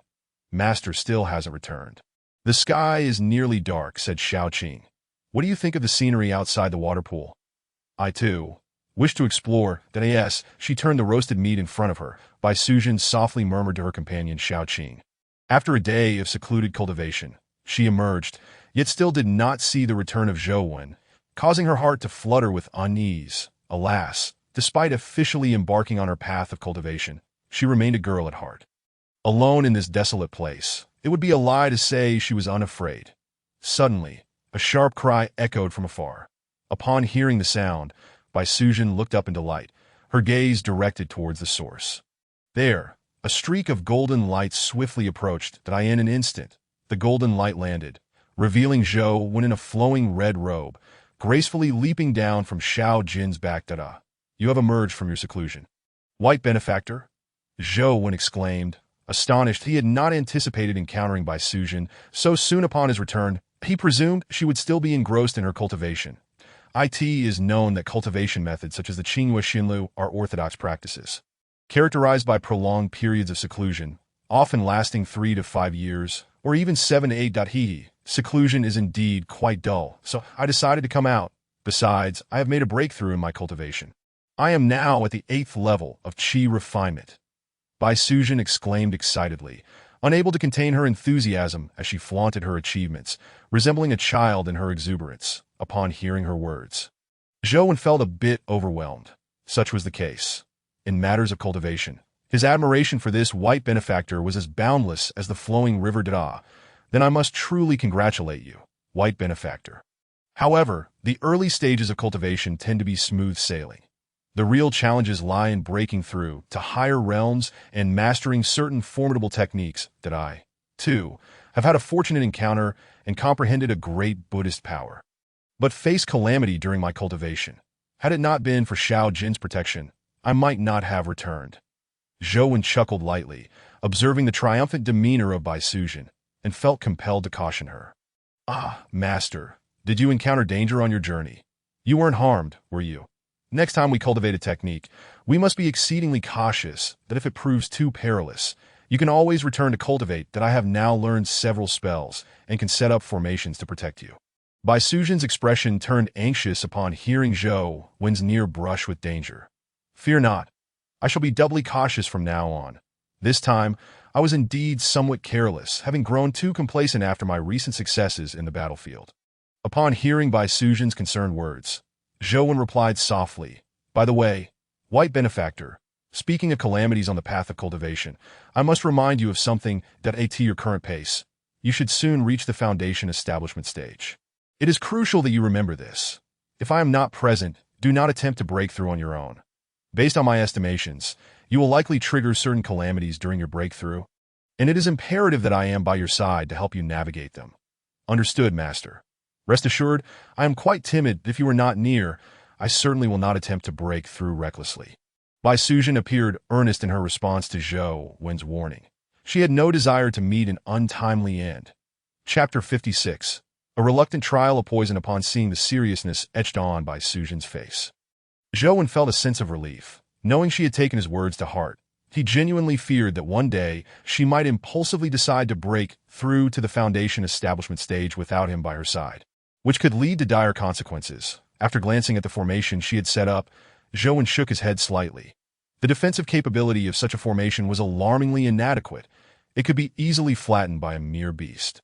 However, he knew better than to voice such thoughts directly, as that would surely offend Bai Sujin. By the way, Master, come eat some roasted meat. This is my first attempt at roasting, and it smells delightful. Your steed, the beast, has been eyeing it hungrily. Seeing that Zhou Wen had finished his invitation, Bai Sujin eagerly began to serve him a generous portion of roasted meat, placing it before him while urging him to eat while it was hot. In that moment, Zhou Wen found himself momentarily entranced by her attentive demeanor, reminiscent of a devoted wife. Master, Bai Sujin called gently, noticing Zhou Wen's distraction. Zhou Wen snapped back to reality, swiftly snatching the piece of roasted meat from her hand and devouring it voraciously. Master, how does it taste? Bai Sujin inquired cautiously. It's quite good, though a tad bland. Zhou Wen mumbled through mouthfuls. Do you feel any discomfort? Perhaps dizziness or a stomachache? Huh. Zhou Wen paused mid-bite, glancing at Bai Sujin with astonishment. What did she mean? Could one feel dizzy or have a stomach ache from roasted meat? As he pondered, his expression shifted again as he sensed an unusual feeling within him. His pupils constricted as his gaze fixated on the piece of roasted meat in his hand. Clearly, something was amiss with the meat, and it was serious. This poisoned? Zhou Wen inquired uncertainly, looking to Bai Sujin for confirmation. Is it really poisoned? Bai Sujin's face fell in disappointment upon hearing Zhou Wen's question and observing his expression. Are you joking? I trusted your feeding, and you poisoned me? Zhou Wen glared at her with an incredulous expression, feeling utterly betrayed. Master, please don't look at me like that. I didn't mean to poison you. Earlier, when I picked the mushrooms, you mentioned they could be toxic. You assured me I would be fine, but I might perish if I ate them, so you wanted me to be your test subject? Zhou Wen realized with a sinking feeling that Bai Sujin had been overly solicitous today just to see if it was safe for her to eat. Was this truly acceptable? White Benefactor, your actions make me quite anxious. Faced with Bai Sujin, who so casually suggested he test the poison, Zhou Wen felt a mix of exasperation and amusement. Come on, Master, don't be angry. After all, if these poisonous mushrooms are in your stomach, they won't harm you, and it might even whet your appetite. It was evident that Bai Sujin did not take the matter of testing the poison seriously at all. Zhou Wen could only sigh in resignation upon seeing her nonchalant demeanor. Fine, given her disregard for the danger, I shall simply refuse any future offerings of food she provides. Quietly resolving this in his mind, Zhou Wen tossed the questionable piece of meat to the beast, knowing it would be a waste otherwise, and it looked at him eagerly. By the way, Master, did you bring back the treasure chests? Is it time for another opening? Bai Sujin inquired, seemingly oblivious to Zhou Wen's increasingly dubious gaze. Zhou Wen, realizing that he could not truly engage with her in this moment, sighed again, shaking his robe to reveal 7 treasure chests that landed on the ground. Among the 7 chests, 3 were bronze, while the remaining 4 were silver. Here are the treasure chests, White Benefactor. If you're interested, feel free to open them all. Additionally, I brought back some spirit fruits. Since the roasted meat is toxic, you won't be able to eat it. So take these to fill your stomach. After casually informing Bai Sujin, Zhou Wen turned his attention to other matters, leaving her to her excitement. All right, Master, you are truly kind, bringing me spirit fruits and letting me open treasure chests. Rest assured, I am quite adept at this now, and shall surely surprise you. Bai Sujin, brimming with confidence, gently patted her modest bosom, sending ripples cascading forth, prompting Zhou Wen to subtly shake his head in response. Observing Bai Sujin engrossed in devouring spirit fruits and opening treasure chests, Zhou Wen too remained industrious. He raised his right hand, and in an instant, a third-grade white lotus manifested within his palm. This was his palm Buddha kingdom. Unlike the usual palm-sized Buddha realms, Zhou Wen's manifestation represented a unique form of divine power, straddling the line between magical artifact and supernatural ability. After all, his practice of the palm Buddha kingdom had been infused with the essence of a third-grade white lotus. This infusion was, indeed, the reason he was able to master such a profound technique. Without the assistance of that third-grade white lotus, Zhou Wen would have found it impossible to cultivate the supreme Buddha power of the palm Buddha kingdom. Given that he only possessed the Vajra fruit stage, it is said that this technique could only be successfully mastered by a true Buddha in legend. Truly, fortune smiled upon me for obtaining a third-grade white lotus, which led me to cultivate an unparalleled divine ability. Regrettably, the very lotus that brought me success also sowed the seeds of my vulnerability, while the aid of the white lotus enabled the complete cultivation of my palm Buddha kingdom. It also left an indelible flaw, an Achilles heel, if you will. Observing the white lotus in his hand with meticulous scrutiny, Zhou Wen couldn't help but murmur softly, indeed, the palm Buddha kingdom I now command harbors a significant weakness, one that cannot be concealed. Anyone with a discerning eye can easily discern its flaw when I wield this power. After all, how can one overlook such a large white lotus? It appears that I must nurture this lotus until it becomes unbreakable. Once it attains such strength, the weakness of my technique shall no longer be an issue. As Zhou Wen's thoughts meandered, a sudden mental voice echoed within his consciousness. Master Zhou Wen, can you hear my voice? Ethereal and elusive, the voice rang out, causing Zhou Wen's brow to furrow as he followed an instinctual pull to locate its source. The voice emanated from the very white lotus in his palm, within which a realm of bliss had taken shape, and at its heart, the ethereal figure of Xiaozhi materialized, resembling strands of mist. Although not yet fully corporeal, it was a marked improvement from its previous insubstantial state. Yes, I can hear you, Xiao Benefactor. Your luck has indeed favored you this time. Were it not for your becoming my disciple, allowing you to be reborn in my Buddha realm after death, and my fortunate attainment of the palm Buddha kingdom, you would likely still be a wandering soul, unanchored in the vastness of existence. Xiaozhi is profoundly grateful for your salvific grace, Master. Without you, I fear I would have already succumbed to the underworld. Though he had yet to fully regain his physical form, Xiaozhi now glimpsed a glimmer of hope. Not only the possibility of recovering his body and resurrection, but also the prospect of immortality and eternal youth. After all, remaining within Zhou Wen's palm Buddha kingdom spoke volumes about the situation. This signified that Zhou Wen possessed the power to defy death. As a disciple of such a figure, Xiaozhi understood that a promising future awaited him. Ba, no need for thanks. As you are a disciple of a humble monk, I shall naturally safeguard you. Moreover, the tribulations you face are inherently connected to me.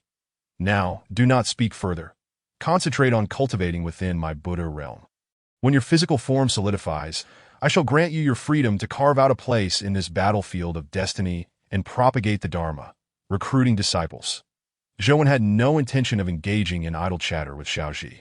The latter had yet to regain his form, and the priority was clear: diligent cultivation to hasten recovery, not trivial conversation.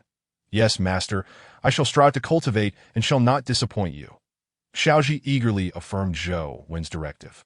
Witnessing Xiaoji immerse himself in cultivation after receiving his instructions, Zhou Wen withdrew his focus and returned the white lotus to his body, nurturing it with Buddhist power, gently enhancing its quality. However, this was a gradual process, not one that could yield immediate results. Unless he discovered some exceptionally suitable treasure of heaven and earth to aid the lotus growth, it would take at least a millennium to see any significant improvement. Master, come quickly. Look at what I've opened. Just as Zhou, when it sealed the lotus back within himself, Bai Suzhen's exuberant cry pierced the air. Upon hearing her call, Zhou promptly lifted his foot and appeared by her side in an instant. Gazing into the wide-open treasure chest before her, inside lay a vibrant orb of green light, lacking any physical form. Upon beholding this luminescent sphere, Zhou Wen's heart surged with elation. Had it not been for the decorum of his high monk status, he might have been tempted to embrace Bai Suzhen and indulge in a jubilant feast. Imu Shinjin, an essence containing the primordial energy of Imu, capable of nurturing and enhancing the quality of Imu-attributed treasures. Zhou Wen could hardly contain his excitement at the sight of the Imu Shinjin.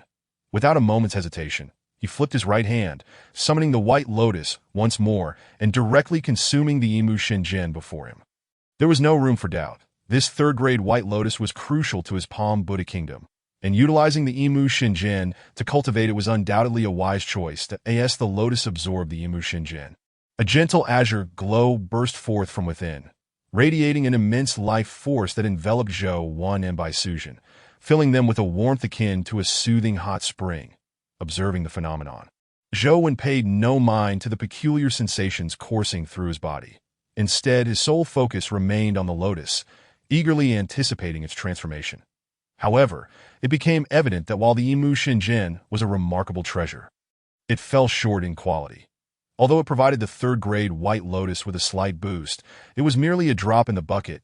To effectuate a genuine transformation in the lotus, Zhou Wen would need to gather thousands of similar Imu Shinjin to facilitate a gradual assimilation. Regrettably, although the Imu Shinjin was commendable, its quality still lacked the requisite caliber that if only he could acquire a higher quality treasure of the same attribute. Sighing as the white lotus completely absorbed the Imu Shinjin, Zhou Wen could not suppress a wistful exclamation. "Fear not, master. Since the bronze treasure chest yielded the Imu Shinjin, higher-grade chests must surely contain even finer treasures that we need not rush. Patience will serve us well. Especially since you slay these ferocious beasts as easily as one would a chicken." Observing the value of her find to Zhou Wen, Bai Suzhen's eyes sparkled with delight. Yet upon witnessing his sigh, she boldly offered her encouragement. Hearing Bai Suzhen's words, a glimmer of insight ignited in Zhou Wen's eyes. Her reasoning was sound. If the bronze treasure chest could yield the Imu Shinjin, it stood to reason that silver, gold, and even higher-tier chests would surely provide even grander treasures of the same attribute. Thus, if Zhou Wen sought to expedite the elevation of the lotus, it implicitly meant that the beasts in this battlefield of destiny would soon face their reckoning. Indeed, by benefactor, you speak wisely. It seems I must embark on a thorough cleansing of the entire Funyo mountain range of its ferocious beasts. Initially, he intended to explore the surrounding environment, but he decided to prioritize the complete domination of the Funyo mountain range. Upon hearing Bai Suzhen's words, Zhou Wen swiftly reached a decision in his heart. Previously, his reluctance to seize the resources of the Funyo Mountains stemmed from the absence of other chosen ones around him. Thus, the entire Funyo Mountain range was, in essence, a private domain for him. Whenever time allowed, he could effortlessly slay the ferocious beasts and claim it for himself. This was why he rode on Xiao Jin to venture into the outside world. While it was termed exploration, it was, in truth, Zhou Wen delineating his territory. Initially, he had no clear understanding of the expanse of the National Fortune battlefield, but after a daytime excursion, he had gained a lucid comprehension of its vastness. Resources within the National Fortune battlefield were virtually inexhaustible, so he need not worry about being too slow to act and thereby allowing others to monopolize all the resources that as night descended. Zhou Wen and Bai Suzhen sat by the campfire, each lost in their own thoughts. Zhou Wen gazed at the flickering flames, his mind racing through the events that had transpired since his arrival in the National Fortune battlefield. It was undeniable that being able to step foot in this realm was an extraordinary stroke of fortune for him. After all, The land of Earth had long been devoid of demons and the so-called heavenly treasures, effectively stifling his potential. It was only upon reaching this national fortune battlefield that everything fundamentally transformed. Master, do you miss home? By Sujin, seated beside Zhou Wen and gently toying with a green snake in her hand, suddenly posed this unexpected question. Miss home? Zhou Wen replied with a hint of implication. By benefactor. Have you forgotten? I am a monk devoid of a home. Since there is no home, what is there to miss? Despite his words, Zhou Wen was acutely aware that he was merely oblivious to the whereabouts of his homeland. He was, after all, a wanderer lost in a foreign land. How could he not yearn for his hometown? Unconsciously, memories of his life before the crossing flooded back, immersing him entirely in his reverie. That moment, however, a strange dark energy infiltrated his consciousness. This dark energy was exceedingly peculiar, seamlessly merging with Zhou Wen's spirit without eliciting any awareness, as if it were an intrinsic part of his being. Master Zhou Wen, I wish to believe in you and become your disciple. Master Zhou Wen, I wish to believe in you. Master Zhou Wen. As Zhou Wen's mind was wholly absorbed in the memories of the past, a chorus of fervent prayers suddenly pierced his consciousness, abruptly pulling him from his introspection. What just happened? Zhou Wen, momentarily bewildered, had yet to grasp the situation when, like a tidal wave, an overwhelming force of faith surged into his spirit, rushing towards the elusive relic within him. In the blink of an eye, Zhou Wen's consciousness was drawn into the relic, which finally took shape within his sea of consciousness. The relic solidified. A plume of dark energy erupted from within it. This dark energy was the very essence that had earlier merged with Zhou Wen's spirit. Although he remained oblivious to its intrusion, its manifestation was unmistakable. Demonic energy. How did a trace of demonic energy infiltrate my spirit? Zhou Wen mused, and no wonder I was so enraptured by my past memories. It seems this demonic energy is the culprit. Goodness, does this mean I was on the brink of being ensnared by this dark force? Fortunately, the majority of the citizens of the Dragon Kingdom chose to believe in him and became his disciples, providing him with a wellspring of faith. Otherwise, who knows what calamity might have befallen him under the influence of this demonic energy. Listening to the continuous prayers echoing in his ears, Zhou Wen felt a surge of trepidation. It was undeniable that the faith bestowed upon him by these disciples came at a most opportune moment. Had it been any later, once the demonic energy fully assimilated with his spirit, extricating it from his relic would have proven to be an insurmountable challenge. However, with the sudden influx of disciples, a new dilemma presented itself.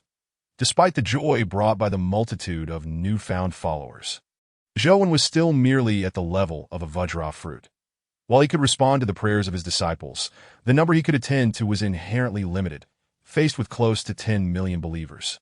The mere thought of bestowing blessings upon them all left him feeling as though he might be drained of his very essence. Then, I shall impart the Vajra body spell to you all. Consider it a different form of blessing. Zhou Wen's thoughts raced, and in an instant, he reached a resolution. The next moment, the relic within his sea of consciousness soared forth, radiating an immense light. This light was the brilliance of wisdom, encompassing boundless knowledge and illuminating the understanding of sentient beings, allowing them to perceive the profound mysteries of existence. With the emergence of the relic and the illumination of the Buddha's light, the ferocious beasts in the vicinity let out low growls, and Xiao Jin also emitted a resounding cry. Under the embrace of the Buddha's light, both creatures underwent inexplicable transformations. As for Bai Sujin and Xiao Qing. Under the radiance of the Buddha's light, Bai Sujin appeared dazed, as if recalling something, while Xiao Qing suddenly curled up in apparent anguish. Unbeknownst to Zhou Wen, the catalyst for all these changes was his own spirit, which had been fragmented into countless pieces, bestowing the Vajra body spell upon his disciples. Within the borders of the Star Dragon Kingdom, this night was destined to be extraordinary. Countless individuals chose to believe in Zhou Wen, although many among them lacked sufficient sincerity in their faith and thus failed to succeed. Those who did were counted in the millions. As a result, these millions of disciples received Zhou Wen's blessings in the first instance, being imparted with a Buddhist cultivation method known as the Vajra body spell. Countless beams of Buddha's light flickered like stars across the territory of the Dragon Kingdom, manifestations of Zhou Wen's intent as he divided his spirit into myriad parts. scattering his thoughts throughout the realm. Haha, I have received the blessings of Master Zhou.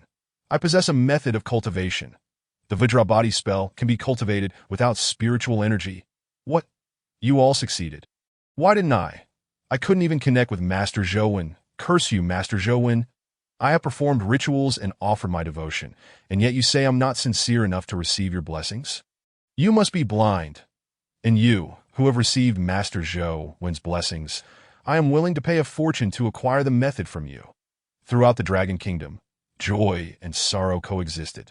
Some, having been sincere enough in their hearts, rejoiced at receiving blessings from Zhou, while others, despite outwardly performing many rituals, were filled with selfish desires within. Unable to become Zhou's disciples, they unleashed their frustrations and curses against him, revealing the myriad expressions of sentient beings. Chapter 59. A mirror to dust within the national fortune battlefield. Zhou remained seated in meditation, yet the relic upon his head had dimmed considerably, swaying precariously as if about to fall. The immense consumption of spirit due to bestowing blessings upon his disciples, though not akin to a cleansing of Buddhist power, was still profoundly exhausting. Had he not successfully condensed the relic, thereby significantly enhancing his spiritual power, he might have very well exhausted himself to the point of death. Of course, even without succumbing to exhaustion, he had already lost half of his vitality. Zhou slightly opened his eyes, and the relic above his head once again fell into the depths of his consciousness. His complexion was exceedingly pale, revealing the gravity of his predicament. Master, what troubles you? Why does your face appear so ghastly? Are you injured? Upon the instant the relic vanished, Bai Sujin jolted back to reality, her heart racing at the sight of Zhou's ashen visage. Fear not. It is merely a matter of excessive consumption that I shall recover shortly. With a dismissive wave towards Bai Sujin, Zhou responded softly before rising slowly to his feet. He stepped deliberately into the wooden cabin he had constructed, subsequently enveloping the entire space with his robe, retreating into deep meditation.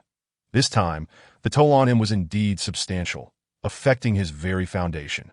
Had it not been for the acquisition of nearly 10 million followers this time, he would have truly found himself at a loss. Meanwhile, just as Zhou, when settled into his meditative state, a sudden notification from the system echoed in his ears. Ding! Congratulations, host. You have gained 17 million followers. Your role as Qing, Fahai Zen Master has increased by 8, and you have received the reward, Ming Jing Fu Chun. For every increase of 5 in role performance, a Buddhist artifact will be awarded. As the melodious sound of the system notification resonated, a rod of Fu Chun materialized before Zhou's knees. Fu Chun, a Buddhist artifact, serves 3 purposes: to drive away flies, to dust off, and to symbolize the dispelling of inner troubles, guiding sentient beings through the mire of confusion. This artifact, once wielded by Qing, Fahai, is remarkably effective in both calming the mind and vanquishing evil spirits. Now, in Zhou's possession, it perfectly compensates for his previous deficiencies in mental clarity, allowing him to sweep away his worries and maintain an unchanging heart. Amitabha. Feeling the Ming Jing Fu Chun resting upon his knees, Zhou softly chanted a Buddhist invocation. As the power of Buddhism within him surged, threads of imperceptible belief coalesced like gentle streams, converging into his relic. With the infusion of this belief and the revival of Zhou's Buddhist power, his nearly collapsing relic gradually stabilized, signaling a turn for the better.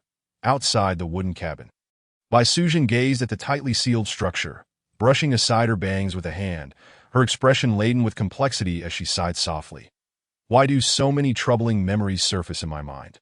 Could it be that my past life, as Master Zhou suggested, truly aligns with the serpent demon in the legend of Madame White?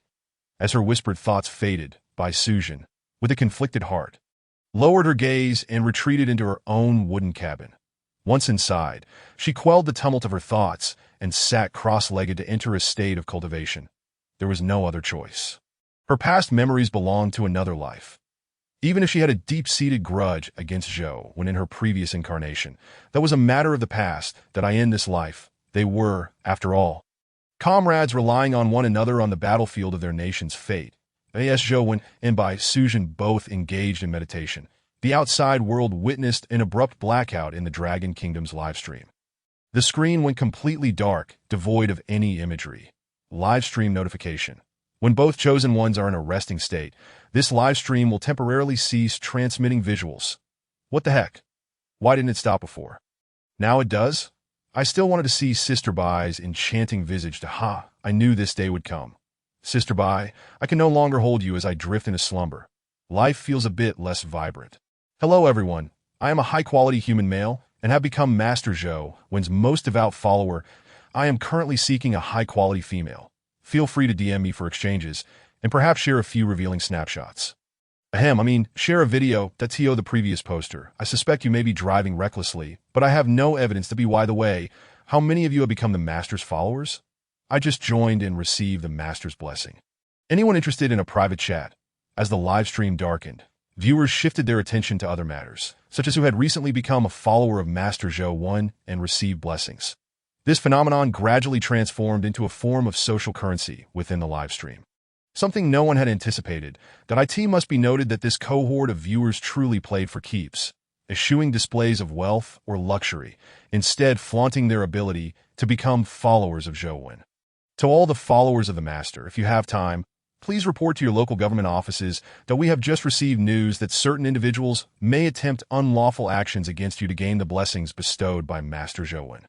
Just as everyone was boasting about becoming followers in the live stream, a striking purple and gold pinned message suddenly appeared. With the emergence of this message, the entire chat was immediately set ablaze with excitement. Oh wow, the authorities are here. No further words needed. I'm heading to report to the government. Same here. With the official announcement, countless followers of Zhou Wen promptly chose to trust the authorities. After all, the government's stance on the recruitment of followers by Zhou Wen had always been supportive. Indeed, when a prominent figure in the live stream urged everyone to become followers of Master Zhou Wen, it was clear that the government's position was unwavering. Thus, when the official called out in the live stream, it prompted a chorus of responses. Leader, we have just detected that our satellites have locked onto long-range intercontinental missiles from the beautiful country, the Enamel country and the Flower Flag country, targeting our largest hydroelectric project, the Yuan Gorge Power Station. In an office within the capital of the Dragon Kingdom, a middle-aged man in his 50s reported to an elderly figure. These powerful nations truly have the audacity, thinking our Dragon Kingdom remains the same as before, one to be bullied at will. Send orders down. Should the beautiful country dare to act against our Yuan Gorge, we shall launch a full-scale counterattack and obliterate the capitals of these nations. Despite his silver hair, the elder remained resolute. It is inescapable. The dialogue and exchange between nations mirror those between individuals. If one is not strong, one can only be oppressed, much like the Dragon Kingdom decades ago, on the brink of annihilation. But now, things are different. As he stated, the Dragon Kingdom has risen. It will no longer accept threats from anyone. Those who defy us will face war. The Dragon Kingdom has never backed down from the courage to fight. Yes, I will convey your orders. Upon hearing the elder's command, the middle-aged man saluted and turned to leave. Watching the man exit the office, the elder's gaze was profoundly contemplative as he turned his attention to a liquid crystal display on his desk. In the past, he had never paid heed to such devices. But with the rise of the National Fate battlefield and Zhou Wen's emergence, the elder found himself utilizing this technology. It was precisely because he noticed Zhou Wen on the display that he sensed the Dragon Kingdom's resurgence was truly imminent. Master Zhou Wen, our Dragon Kingdom pledges its utmost support to you. We hope you shall not disappoint our citizens. Chapter 60. The End of Isolation. Time swiftly passed, and the night melted away. By Sujin, who had been in seclusion, opened her eyes at the break of dawn and stepped out of her wooden cabin. As she emerged, she noticed that Zhou Wen's cabin remained tightly sealed, showing no signs of opening. This realization caused her expression to darken slightly. The Master's condition seems to be worse than I imagined. Otherwise, he would not have remained in seclusion for an entire night without recovery. It appears I cannot afford to enter seclusion myself in the coming days. I must remain vigilant regarding the safety of this place. This thought flickered through her mind. Bai Sujin focused her intent, and a green serpent slipped from her hair, landing in her palm. Observing the serpent, Bai Sujin spoke softly. Shao Qing, go and survey our surroundings. See if there are any noteworthy dangers nearby. Recognizing that Zhou Wen would be unable to emerge from his meditation for a while, Bai Sujin decided to take action herself, even releasing her ever-present companion, Xiao Qing. Hiss! Upon hearing Bai Sujin's command, Xiao Qing flicked her tongue and in the next moment slipped from her hand, transforming into a streak of green light, vanishing from Bai Sujin's sight. Huaxiong, you too, scout the area and ensure that no unseeing beast disturb Master Zhou Wen's cultivation. After instructing Xiao Qing, Bai Sujin redirected her focus to Huaxiong, who obediently acknowledged her command before departing with a simple reply. Understood. Bai Shizhu, I will diligently fulfill your request. With a single utterance, Huaxiong departed of its own accord. Observing the retreating figure of Huaxiong, Bai Sujin's gaze revealed a hint of astonishment. For some inexplicable reason, ever since Huaxiong had its throat pierced by Zhou Wen's blade, it seemed to have become remarkably astute, or rather, its manner of thinking appeared increasingly human-like. Shaking her head, Bai Sujin cast aside the tumultuous thoughts swirling in her mind, and then fixed her gaze on the little Jean stationed at the entrance of the wooden hut. Wisely choosing not to speak further, this little Jean was unlike Huaxiong.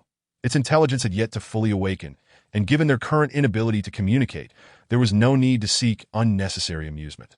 At that moment, she busied herself, starting to set up formations around Zhou Wen's wooden abode. Outside the hut, Bai Sujin was tirelessly engaged, while inside, Zhou Wen's consciousness lingered in a state that was neither dream nor wakefulness.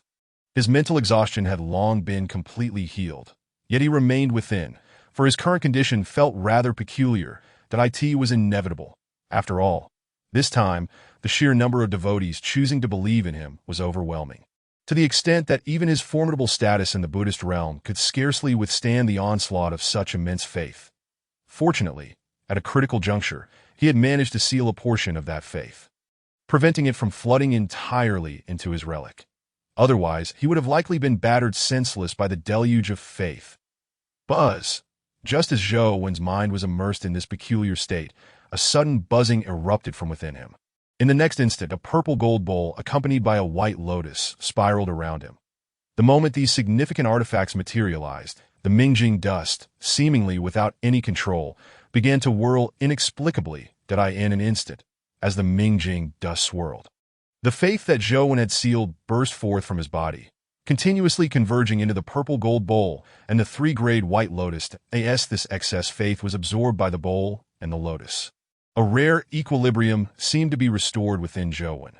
With the emergence of this balance, his consciousness gradually stirred from its dreamlike state, and of course, this awakening was exceedingly slow, resembling a gradual process. Yet, it mattered not.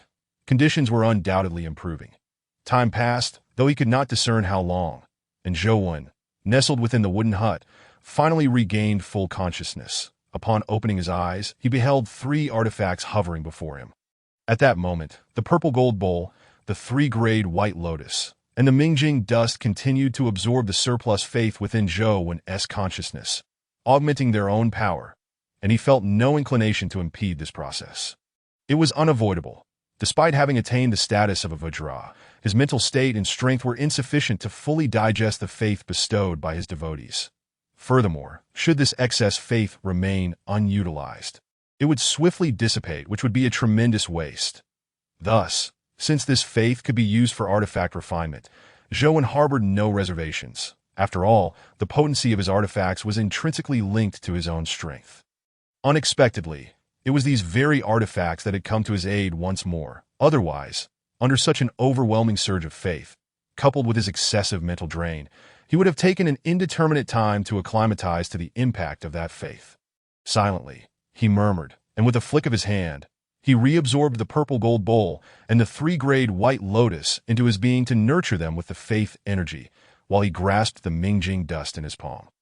This object, being of initial nature, required time and method for thorough refinement. The gains this time were substantial. Not only had he discerned the direction for his future cultivation, but he had also acquired the enhancement of faith energy. In the future, even without increasing his performance, he could elevate his cultivation through this faith. Moreover, what was even more remarkable was that this time his combat prowess had significantly improved. Firstly, the purple gold bowl had autonomously absorbed the entire power of the Xuanfeng eagle and could be employed once more. With it in hand, even ordinary exotic beasts would be subdued effortlessly. Additionally, With the Mingjing dust, his combat strength had undoubtedly increased beyond mere increments. However, the specifics of his combat capabilities would require testing. A gleam flickered in Zhou Wen's eyes as a sudden impulse surged within him to venture forth and slay ferocious beasts. He tempered his excitement, ensuring it did not cloud his judgment. And with a thought, he summoned the Kasaya that enveloped the entire wooden hut back onto his corporeal form, stepping outside. Chapter 61. Hua Xiong injured Zhou Wen slowly pushed open the door of the wooden hut. And the first sight that greeted him was the golden-feathered little Jean, standing like a guardian deity at the entrance. Peering beyond the little Jean, Zhou Wen beheld a highly intricate formation. This formation was peculiar. It was not a complete array, but rather a fusion of various formations. Observing with his divine eye, Zhou Wen was initially unable to locate the entrance to this array. After a prolonged gaze, he awkwardly realized that the formations he had erected around the wooden hut had intermingled, bizarrely sealing off all their entrances. In other words, these amalgamated formations obstructed him from identifying any means of passage. Is this the array arranged by Suzhen? When did her formation skills improve to such a level? Zhou Wen was taken aback, and as his gaze continued forward, he spotted Suzhen standing not far from the wooden hut, gazing at the chaotic array she had set up. Suzhen's expression was somewhat grim, her brows tightly knit. Today marked the 7th day of Zhou Wen's seclusion. Throughout these 7 days, she had diligently maintained a pace of setting up one formation each day around the wooden hut, continually augmenting the defenses. However, it was only yesterday afternoon, while arranging the final formation, that she encountered an exceedingly awkward situation. The formations she had established began to operate autonomously. That was not all. Suzhen was left dumbfounded as she observed this grand array, realizing that she now had no confidence in traversing through it to reach Zhou Wen's wooden hut. If she could not reach Zhou Wen's hut, she would be trapped within the array, leaving her utterly helpless. Master, if you have emerged from your retreat, you wouldn't be trapped by my formations. Unable to escape, would you? Suzhen felt somewhat helpless. What kind of predicament was this? She had crafted the formation, yet could not break through it. Who could she turn to for an explanation? Meanwhile, Zhou Wen's face twitched. Though he had not heard Suzhen's words from outside, he could surmise something from her expression. Goodness, I can simply disregard these formations now. Otherwise, shaking his head, Zhou Wen decided not to linger any longer. Utilizing his divine footwork, he effortlessly bypassed all formations and spatial constraints, appearing instantaneously before Suzhen outside the array. White benefactor, what brings you here? Zhou Wen inquired knowingly as he observed Suzhen, who was lost in thought, staring at the array ahead. Startled by the sudden voice beside her, Suzhen jumped, her surprise morphing into joy upon recognizing Zhou Wen. Master, it's you? But wait, I thought I had sealed off the wooden hut with the array. How did you manage to come out? Hearing Suzhen's question, Zhou Wen smiled gently and recited a Buddhist chant, saying, Ba, this humble monk just comprehended the divine footwork from the 6 supernatural powers of Buddhism, allowing me to traverse through any array without hindrance, appearing wherever I wish. Master, is that true? How impressive, by the way. Master, could you impart this divine footwork to me? You know I enjoy studying formations. If one day I get caught in my own formations, I could use your divine footwork to escape. Upon hearing Zhou Wen's words, Suzhen wasted no time and directly requested him to teach her the divine footwork, showing no hesitation. White benefactor, the techniques of the divine are not easily bestowed. Moreover, you are not a disciple of my Buddhist sect. Even if I were to teach you, you would not be able to grasp it. Witnessing the glimmer of longing in Suzhen's eyes, Zhou Wen swiftly shattered a certain illusion she harbored. All right, I suppose that settles it. By the way, Master, you're all right now, right? You've been in seclusion for quite a while. It has been 3 days and nights. Did something happen?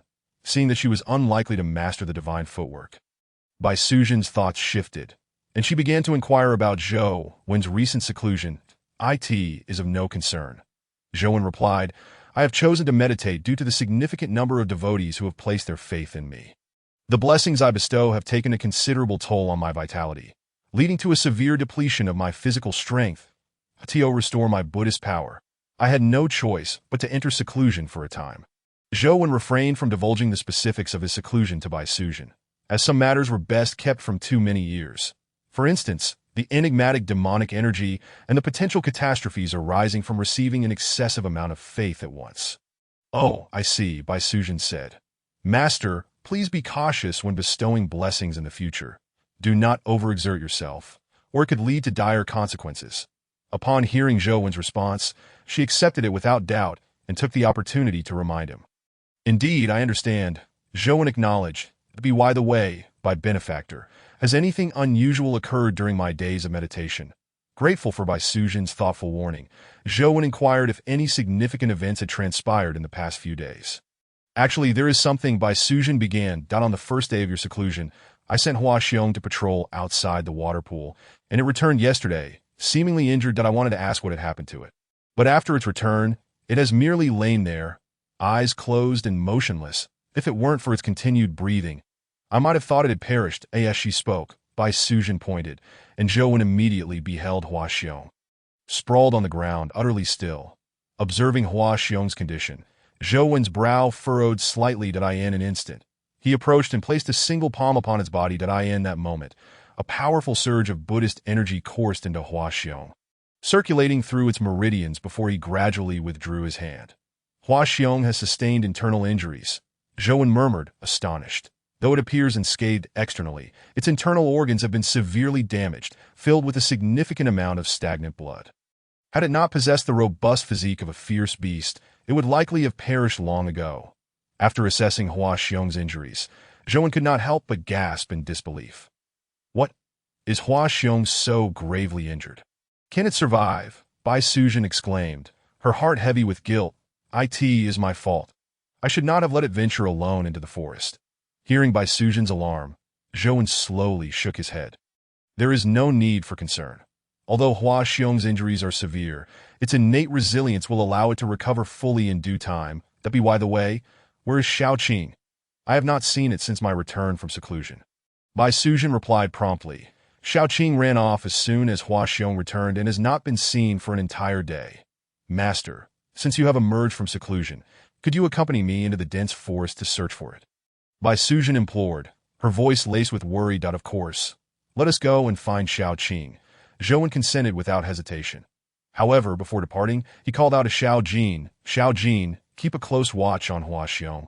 Ensure nothing untoward happens, and I shall be back shortly." At Zhou Wen's command, Xiaojin, resembling a golden statue, immediately flapped its wings, unleashing a fierce gust that swiftly obliterated all the formations Bai Sujin had painstakingly arranged over the past 3 days. Witnessing the chaos, Bai Sujin's expression twitched in disbelief. "Master, my formations have been destroyed." "I see," Zhou Wen replied. "However, without dismantling your formations, Xiaojin would not be able to exit. It does not possess my divine footwork." "That is not what I meant, Master. I was wondering if my formations were so easily breached by you and Xiaojin," Bai Sujin said, her eyes hopeful, yearning for a reassuring response from Zhou Wen. Yet, Zhou Wen's reply only deepened her sorrow. "Do not be disheartened, by benefactor. Your formation skills are commendable. The ease with which we dismantled them is merely a reflection of your current level. As your cultivation improves, the power of your formations will naturally increase." Although Zhou Wen's words were meant to console Bai Sujin, they struck a painful chord within her. "Master, let us not dwell on formations. Xiaoqing has been missing for too long, and I am deeply concerned for its safety, though we must hasten to find it." To evade further embarrassment, Bai Sujin swiftly diverted the conversation. Zhou Wen merely smiled at her reaction and continued onward, leading the way into the depths of the forest. Since arriving at this battlefield of national fortune, Bai Sujin and Zhou Wen had not explored the Funyo Mountains together since their first day. Today was a timely revisit of old tales. "Master, do you know where Xiaoqing might be, or shall we search aimlessly in this dense forest?" Bai Sujin asked, a hint of confusion in her voice as they navigated the dappled light within the woods. "This Funyo mountain range is vast. Searching without a destination will be a challenge," she mused. "Fear not. Previously, I inscribed a trace of divine intent upon Xiaoqing's being as long as it remains within 50 miles of me. I will be able to pinpoint its location with precision." Zhou Wen reassured her, unfazed by her concerns. "What? Master, you had already marked Xiaoqing?" "Indeed. Being a fierce beast, I worried that without a mark, it might stray from our path." making it difficult to locate later. Zhou explained casually as they continued walking, his pace unwavering. The two traversed deeper into the forest, gradually distancing themselves from the waterfall pool where they had temporarily resided. Zhou Wen's gaze darted about, his celestial vision fully engaged as he surveyed the surroundings. Though his movements appeared casual, he was meticulously examining the traces left by Hua Xiong. Given that Xiao Qing had ventured out after Hua Xiong's return, it was highly likely that it had encountered the formidable presence that had previously injured Hua Xiong, that if that were the case, Xiao Qing could be in grave danger. After all, while Zhou Wen recognized Xiao Qing's remarkable abilities, he believed it was evenly matched with Hua Xiong at best, that if that hidden entity could injure Hua Xiong, it was clear that Xiao Qing would not stand a chance against it. Lost in these thoughts, Zhou Wen's stride faltered slightly, and a serious expression crossed his face as he glanced down at something on the ground, at the same time, by Sujin, who had been following closely behind. Noticed the object as well, gasping in alarm. Xiao Qing, she cried, rushing forward to retrieve the item. However, before she could reach it, Zhou Wen swiftly intercepted her. By benefactor, do not act rashly. That is not Xiao Qing. After halting by Sujin, Zhou Wen quickly performed a hand gesture, summoning a celestial flame that consumed the object before them. That as the item ignited, a strange odor erupted from it.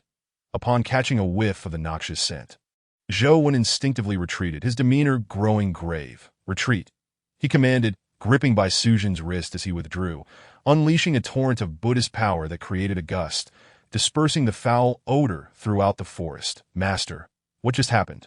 Why did you burn what you thought was Xiao Qing? By Sujin asked, struggling against Zhou Wen's grip while seeking clarification. By benefactor, that was not Xiao Qing, that it was merely an illusionary enchantment. Previously, all that we beheld was but an illusion. White benefactor, you must remain calm. Chapter 63. Little Qing is injured. After retreating 100 zhang from their previous location, Zhou Wen still grasped the fair wrist of Bai Sujin. However, in response to her inquiries, he provided an explanation. It turned out that what they had witnessed earlier was indeed the form of Little Qing. Yet, as Zhou Wen had not detected any trace of his own divine consciousness upon her, he decisively concluded that the entity before him could not possibly be the true essence of Little Qing, prompting him to take preemptive action and incinerate it. Following Zhou Wen's act of destruction, he inadvertently triggered a mysterious mechanism. Had he not reacted swiftly, who knows what unforeseen consequences might have ensued.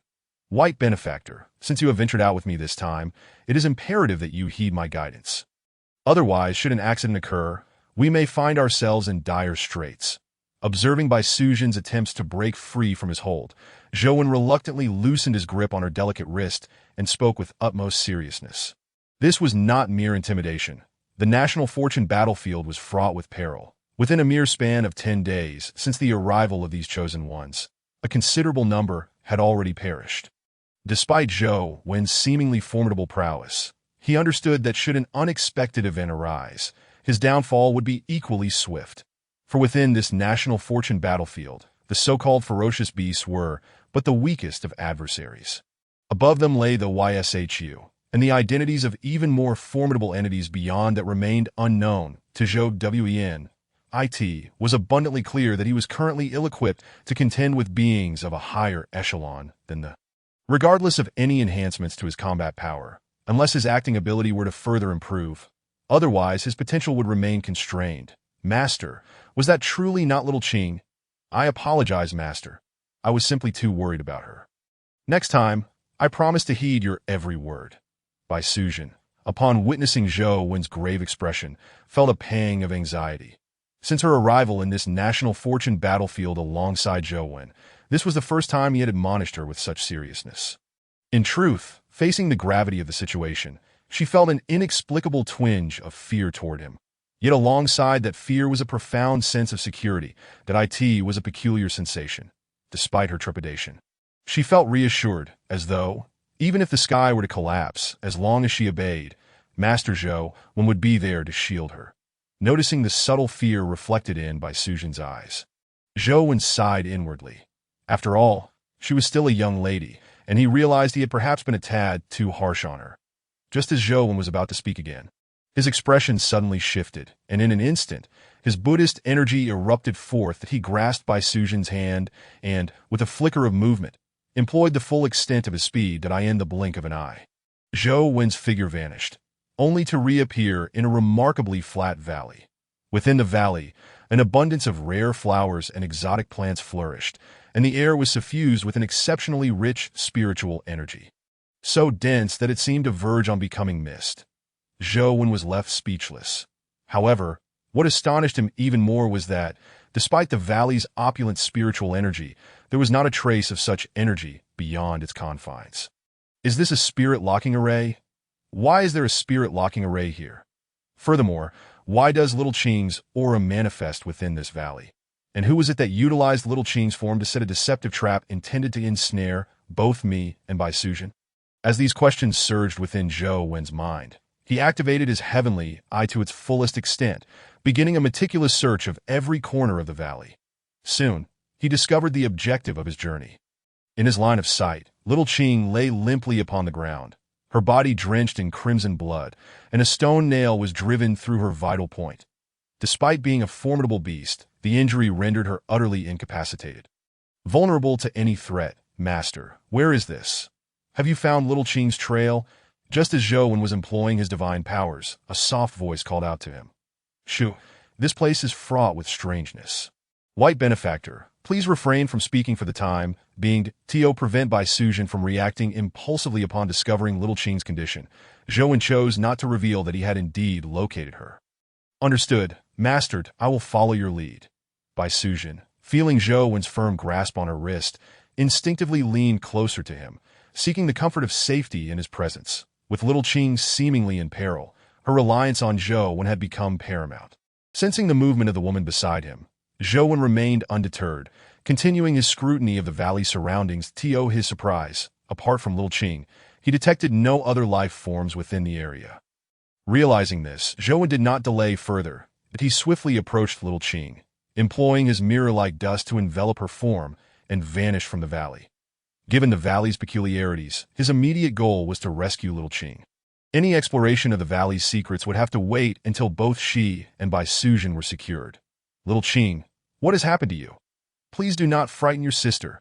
As Zhou Wen regained his footing, Bai Sujin's gaze fell upon the stone nail, piercing Little Qing's vital point, prompting her to weep uncontrollably. She rushed toward the mirror like dust, trembling hands reaching to remove the stone nail embedded in Little Qing. However, Zhou Wen quickly interjected. White benefactor, please hold your actions. Given that Little Qing is gravely injured, any rash movement could exacerbate her condition. Allow me to examine her first, and then you may tend to her wounds. Upon hearing Zhou Wen's words, Bai Sujin's body jolted, yet she compelled herself to cease her actions. She lifted her gaze, her tear-filled eyes fixed upon Zhou Wen. Master, please save Little Qing. You must help her. Witnessing Bai Sujin's state of distress, Zhou Wen spoke gently. White benefactor, remain composed. Although Little Qing's injuries are severe, her foundation is robust, and her vitality is plentiful. She is in no danger of losing her life. Allow me to utilize my Buddhist energy to investigate her condition, and I shall then administer the appropriate remedy that I in this manner. Her injuries will be manageable. Zhou Wen reassured Bai Sujin. He placed his hand upon Little Qing's serpent head, channeling his Buddhist energy to explore her internal injuries. Chapter 64. The Spirit Ape. Within the dense forest, Zhou Wen's hand radiated with Buddhist light, which surged into Little Qing's body, revealing an extraordinarily peculiar force permeating her being. This force was not particularly powerful, yet it exuded an air of strangeness that effectively restrained Little Qing's bloodline power, limiting her natural healing abilities. Were it not for this, even with her vital point pinned down, Little Qing would not be in such a feeble state. What a bizarre force, yet at present, it is not within your master's body, merely a rootless weed, unable to stir up any waves. Zhou Wen's Buddhist energy engaged with this strange force. It audaciously retaliated, attempting to devour his energy. Unfazed, Zhou Wen coldly snorted, dismissing the attack, and intensified the output of his Buddhist energy, that in an instant, a torrent of majestic and potent Buddhist energy surged through Little Qing's body, forcibly expelling the strange force from within. As this force was cast out, Little Qing's eyes suddenly snapped open, and without hesitation, she lunged to bite Zhou Wen's neck. Seeing little Qing charge at him, Zhou Wen did not flinch or evade. There was no need to. Manifesting the unmoving king body, he shone like glass, bracing himself against her bite. He then extended his left hand, swiftly removing the stone nail embedded in her vital point. With a splatter, fresh blood gushed forth, and the once ferocious little Qing slumped back down. Zhou Wen gently laid her upon the ground and retrieved a white lotus seed from his robe. Placing it in her mouth, "White benefactor, I have not failed my duty. Little Qing is now safe that I have administered a lotus seed. With a bit of time to recuperate, I believe she will fully recover." Zhou Wen remained unconcerned by little Qing's earlier attack, recognizing it as merely an instinctive reaction. Once she awoke, he anticipated she would regain her senses. "Master, thank you," observing the frail figure of Shao Qing lying helplessly on the ground. Bai Sujin felt a surge of emotion, eager to express her thoughts, yet ultimately managing only to utter 5 words. Upon hearing her gratitude, Zhou Wen merely shook his head slightly.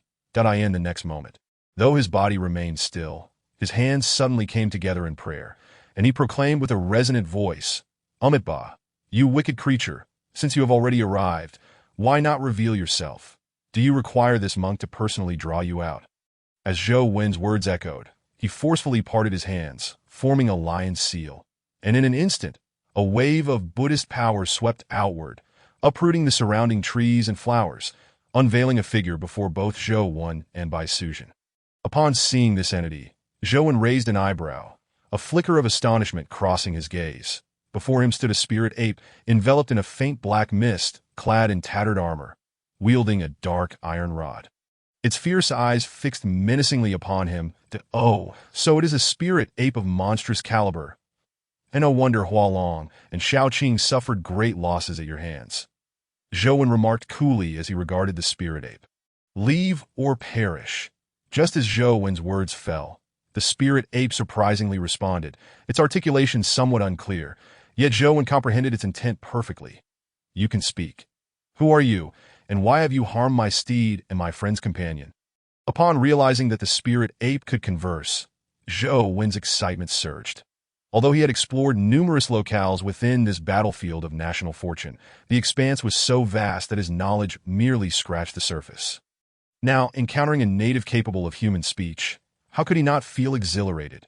After all, this meant he could gain a more direct understanding of the information surrounding this battleground. "Leave or perish," the spirit ape reiterated, causing the atmosphere to grow tense. Since that is the case, this monk shall capture you and inquire further." Zhou Wen's ire flared as he noted the creature's refusal to engage in dialogue.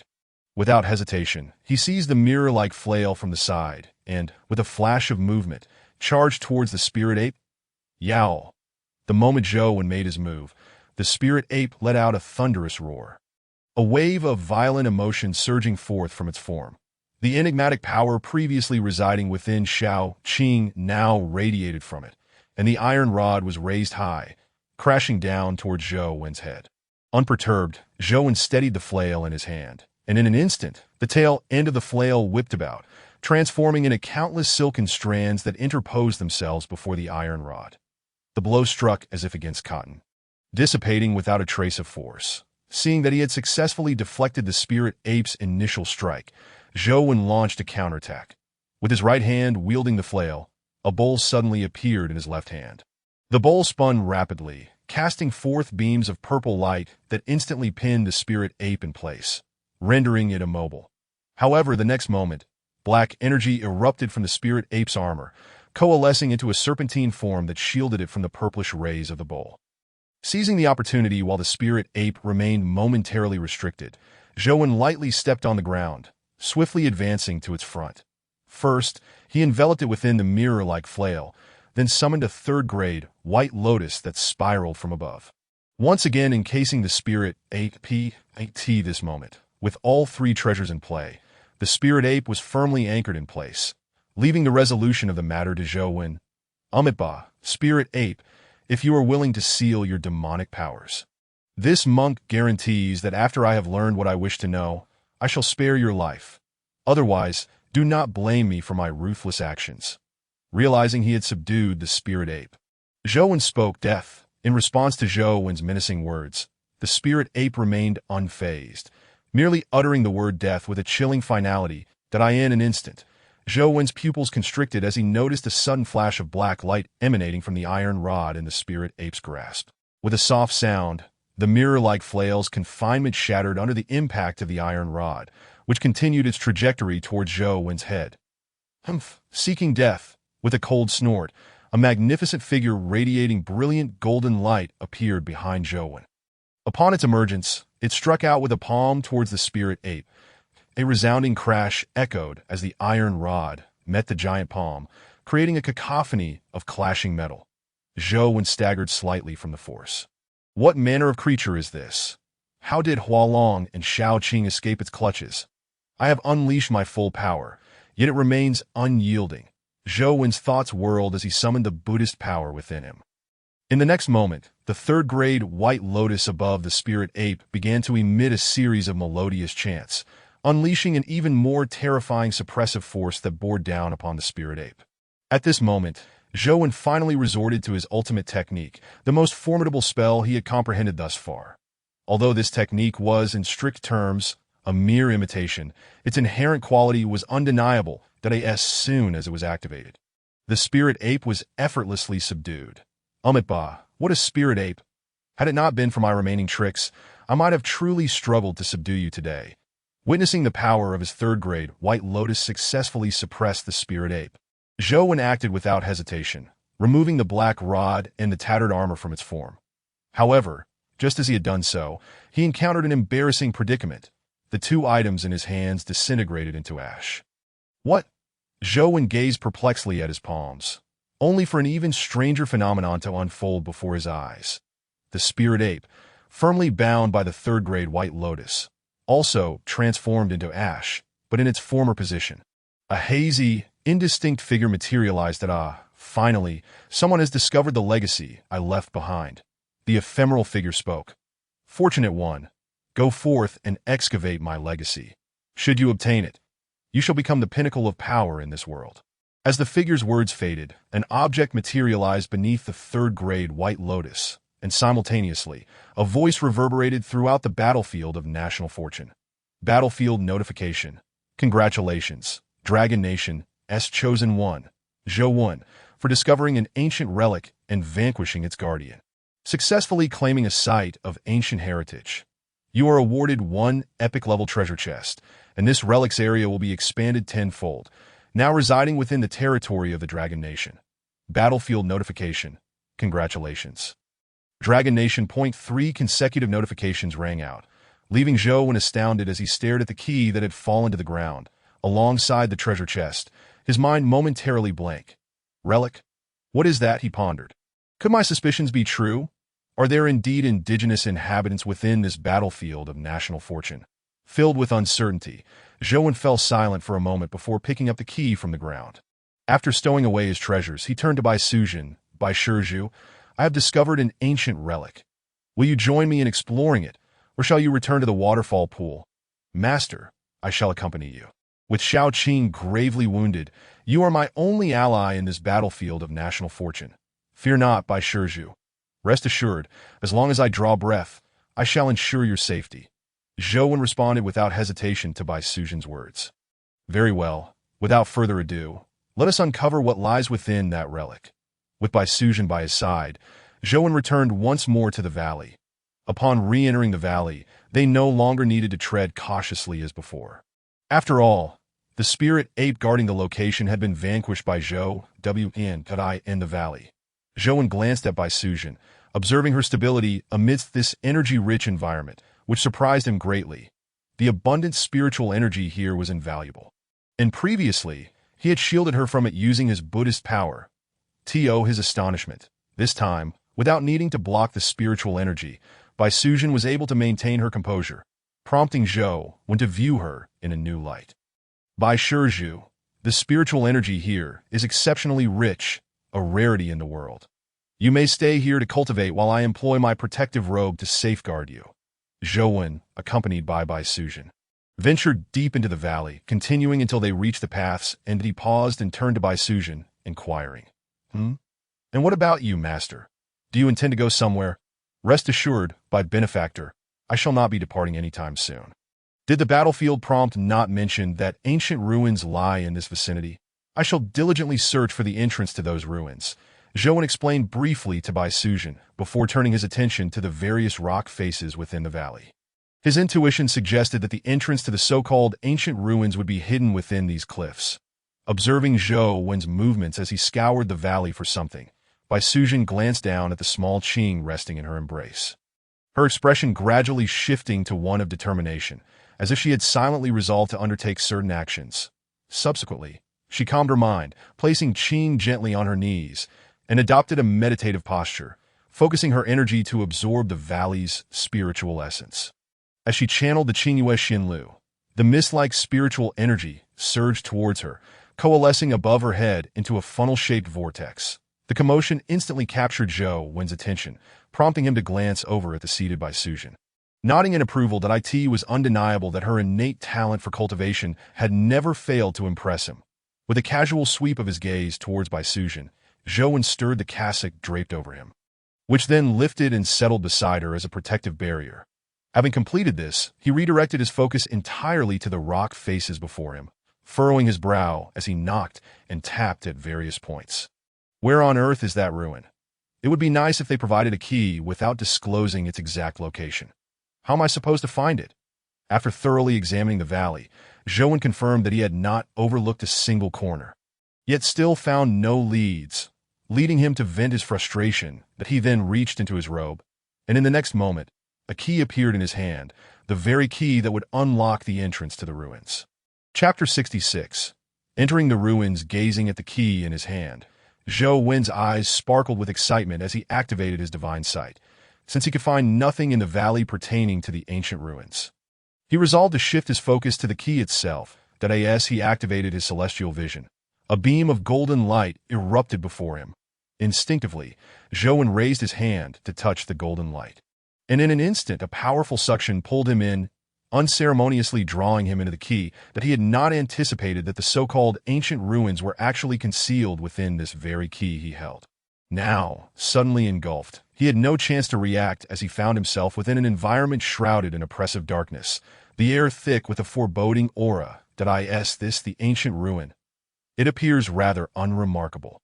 Devoid of spiritual essence, he mused, surveying the area in confusion, wondering if this was truly all there was to the ancient ruins. His thoughts raced.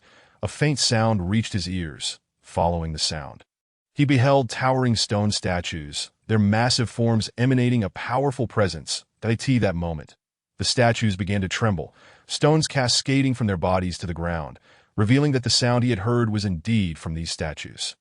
Stone statues? Puppet statues? They haven't even granted me a glimpse of their treasures, and yet they come to test me. Zhou Wen mused, lightly flicking his dust whisk, his eyes shimmering with divine light as he scrutinized the colossal statues, attempting to discern the mechanics behind their movement. Yet, despite his celestial vision's ability to pierce through illusions, it proved ineffective against the 9 towering statues, yielding no insights. Bang! A resounding crash echoed as Zhou Wen continued to gaze at the statues, which began to stir. The ancient statues, having slumbered for eons, were now awakening. Their colossal feet struck the ground with a thunderous resonance, causing Zhou Wen's expression to twitch. It was clear that these stone giants possessed significant strength, their imposing presence evident as they broke freed. Those who enter the ruins. 3 formidable trials await you. Should you conquer these trials, the entirety of my legacy shall be yours. Should you fail, however, you will face obliteration. As the statues regained their mobility, an announcement reverberated throughout the ruins, establishing the rules of engagement. Zhou Wen, unfazed, acknowledged this grim reality, that he had anticipated the lethal dangers hidden within these ancient ruins. He had never believed in the notion of fortunes falling from the sky to reap rewards. One must strive and contend, even when it comes to opportunities. Humph. If that is the case, I shall see if these 3 trials can truly withstand my efforts. With the announcement echoing in his ears, Zhou Wen resolved to act. With a flick of his dust whisk, imbued with his Buddhist power, it transformed into a 100-foot-long ribbon, striking fiercely against the foremost stone giant. Swish! As the sound rang out, Zhou Wen's expression shifted as he observed the result of his strike. The giant had merely shed some stone debris, sustaining little damage. This left Zhou Wen perplexed. After all, these stone giants were merely puppets. Given his current strength, slaying monstrous beasts was a trivial task, yet he found himself struggling against these stone beings. Indeed, the products of ancient ruins do not disappoint. Despite his dust-whisk's ineffective strike, Zhou Wen remained composed that he understood that the primary function of this whisk was not for offense. Even though the initial attempt bore no fruit, it had provided insights into the statue's levels of strength. Great Dragon of Heaven, Earthly Bodhisattva, Wisdom Buddhas, Soaring Dragon in the Heavens, heed my call. With the dust whisk proving futile, he decided to summon his divine abilities that in an instant, a fire dragon, engulfed in roaring flames, erupted from Zhou Wen's back, surging towards the 9 stone giants with terrifying might. The fire dragon ascended, spewing forth searing flames akin to a barrage of dragon breaths that in the blink of an eye. The intense heat enveloped all 9 stone giants, threatening to incinerate them. Yet, the stone giants remained unfazed, their movements steady and powerful as they advanced toward Zhou Wen. Witnessing this, a glimmer of cold determination crossed Zhou Wen's gaze. In the next moment, he formed hand seals, gathering Buddhist power within him, and declared with conviction, Great Dragon of Heaven, Earthly Bodhisattva, Wisdom Buddhas, grant me your divine might to subdue the demons, as he unleashed his divine abilities once more. Zhou Wen wielded one of his most powerful artifacts, the purple gold bowl, combining it with his divine prowess to attempt to immobilize the 9 stone giants before him.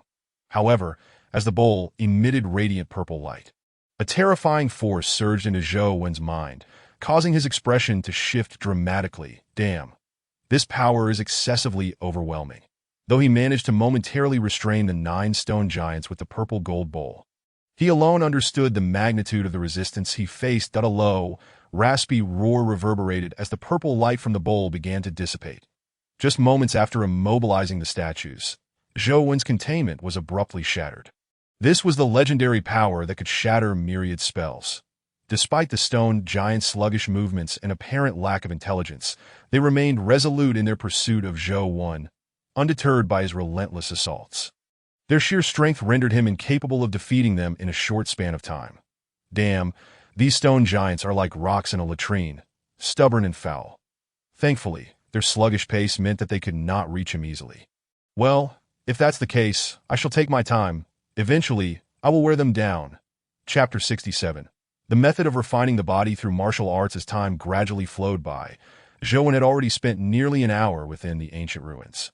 Before him stood 9 colossal stone statues, with only one remaining. The other 8 had been utterly scorched and rendered fragile by the fire dragon he unleashed, ultimately crumbling beneath his relentless assault. Zhou Wen gazed at the last remaining statue, but despite feeling confident of victory, his brow furrowed in contemplation. Although I have successfully vanquished these 9 stone giants, it has also revealed certain deficiencies within myself. Primarily, my offensive capabilities are insufficient. Despite the immense strength of my Buddhist energy, neither my divine abilities nor my magical artifacts are particularly adept at offense.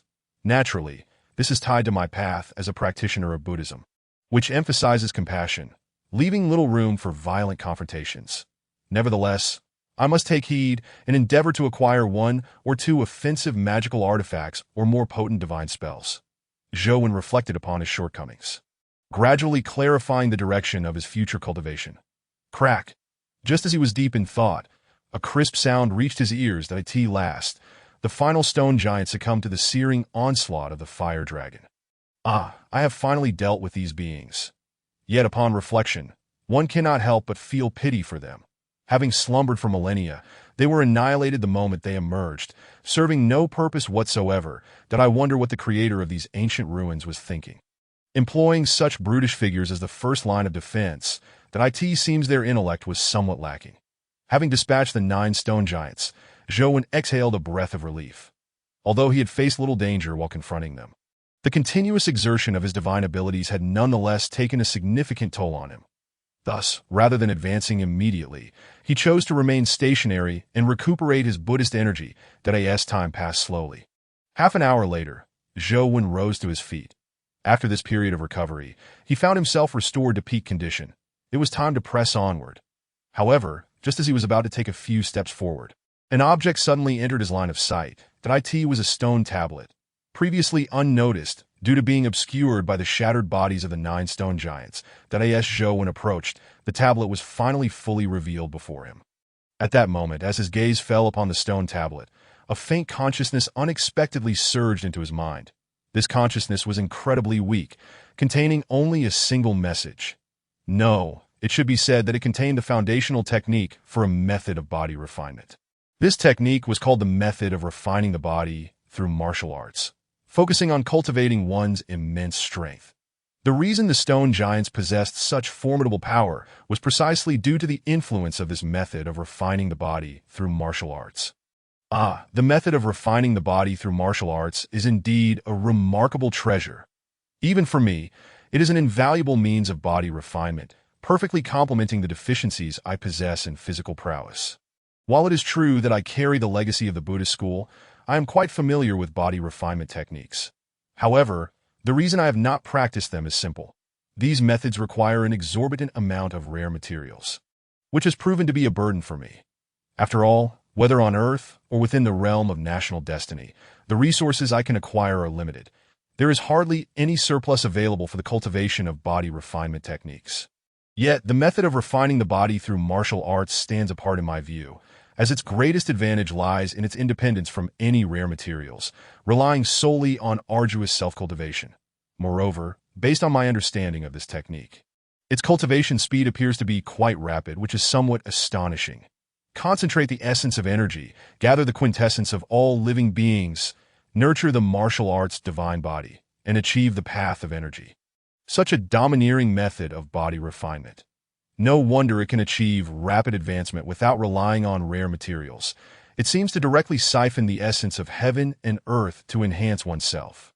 Furthermore, the culmination of this technique points directly toward a grand path. Even though I currently possess the inheritance of the Buddhist school, I have yet to fully attain the complete transmission of the Dharma Sea. Therefore, I do not yet grasp any supreme technique that directly leads to the grand path.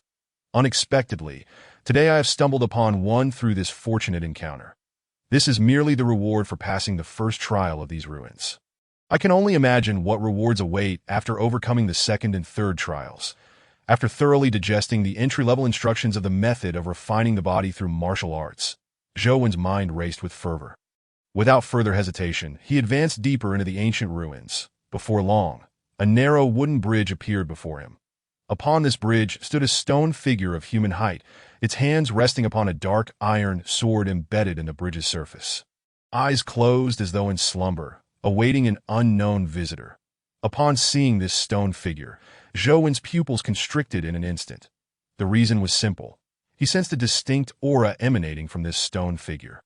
One that was markedly different from that of the previous 9 stone giants. It exuded a profound presence. Despite being merely a stone figure, it appeared to Zhou as if it were an unfathomably powerful master. This second trial seems far from simple. I wonder if I can withstand it. Muttering to himself, Zhou pressed onward, recognizing that he had no path of retreat. No, that is not quite right. Since he entered these ancient ruins, he had already forfeited his opportunity to retreat. As Zhouwen's foot touched the narrow wooden bridge, a voice echoed once more. Fated one, it appears your strength is commendable, having successfully passed the first trial I set. How did you find the reward of the first trial? If you wish to continue obtaining more rewards, then brace yourself for the trials ahead, for the subsequent rewards will leave you in awe. The familiar voice elicited a slight smile from Zhou when he was not enticed by the words, but rather found the situation quite amusing. Since arriving in the realm of national destiny, this was the first time he felt genuinely interested in a matter. Chapter 68. Utilizing strength standing motionless upon the narrow wooden bridge, Zhou silently observed the stone figure across from him. In the next instant, the stone figure's eyes abruptly opened, revealing a divine light within its gaze. Indeed, it was divine light.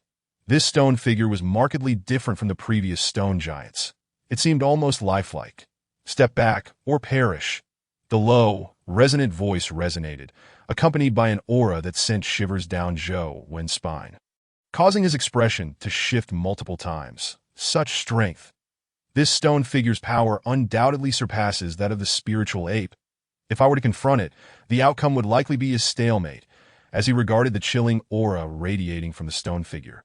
Zhou felt a surge of alarm. There is no choice. I had hoped to conserve my resources, but it appears I have no other option. With a quiet murmur, Zhou gently tapped his fingertip against his brow. And in the next moment, a golden relic materialized behind him. With the emergence of the relic, a vast wave of belief power descended from the void, while simultaneously, Zhou divided his consciousness to transmit a message. Dear followers, this humble monk faces a formidable adversary and seeks to borrow your belief power to vanquish it. All celestial beliefs, come forth. On earth. Upon receiving Zhou message, his followers immediately understood his need for their belief power. In an instant, countless individuals previously engaged in their daily tasks halted everything and began to pray fervently. Meanwhile, in an office within the capital of the Dragon Kingdom, an elder, having received the news, remained silent for a few seconds before issuing what some would deem an unbelievable command. Relay to the military district of the capital. Gather all soldiers and direct them to offer their belief in Master Zhou, providing him with their support. The elder's command was resolute. Devoid of any hesitation, that as soon as he issued the order, the entire Kyoto military district sprang into action.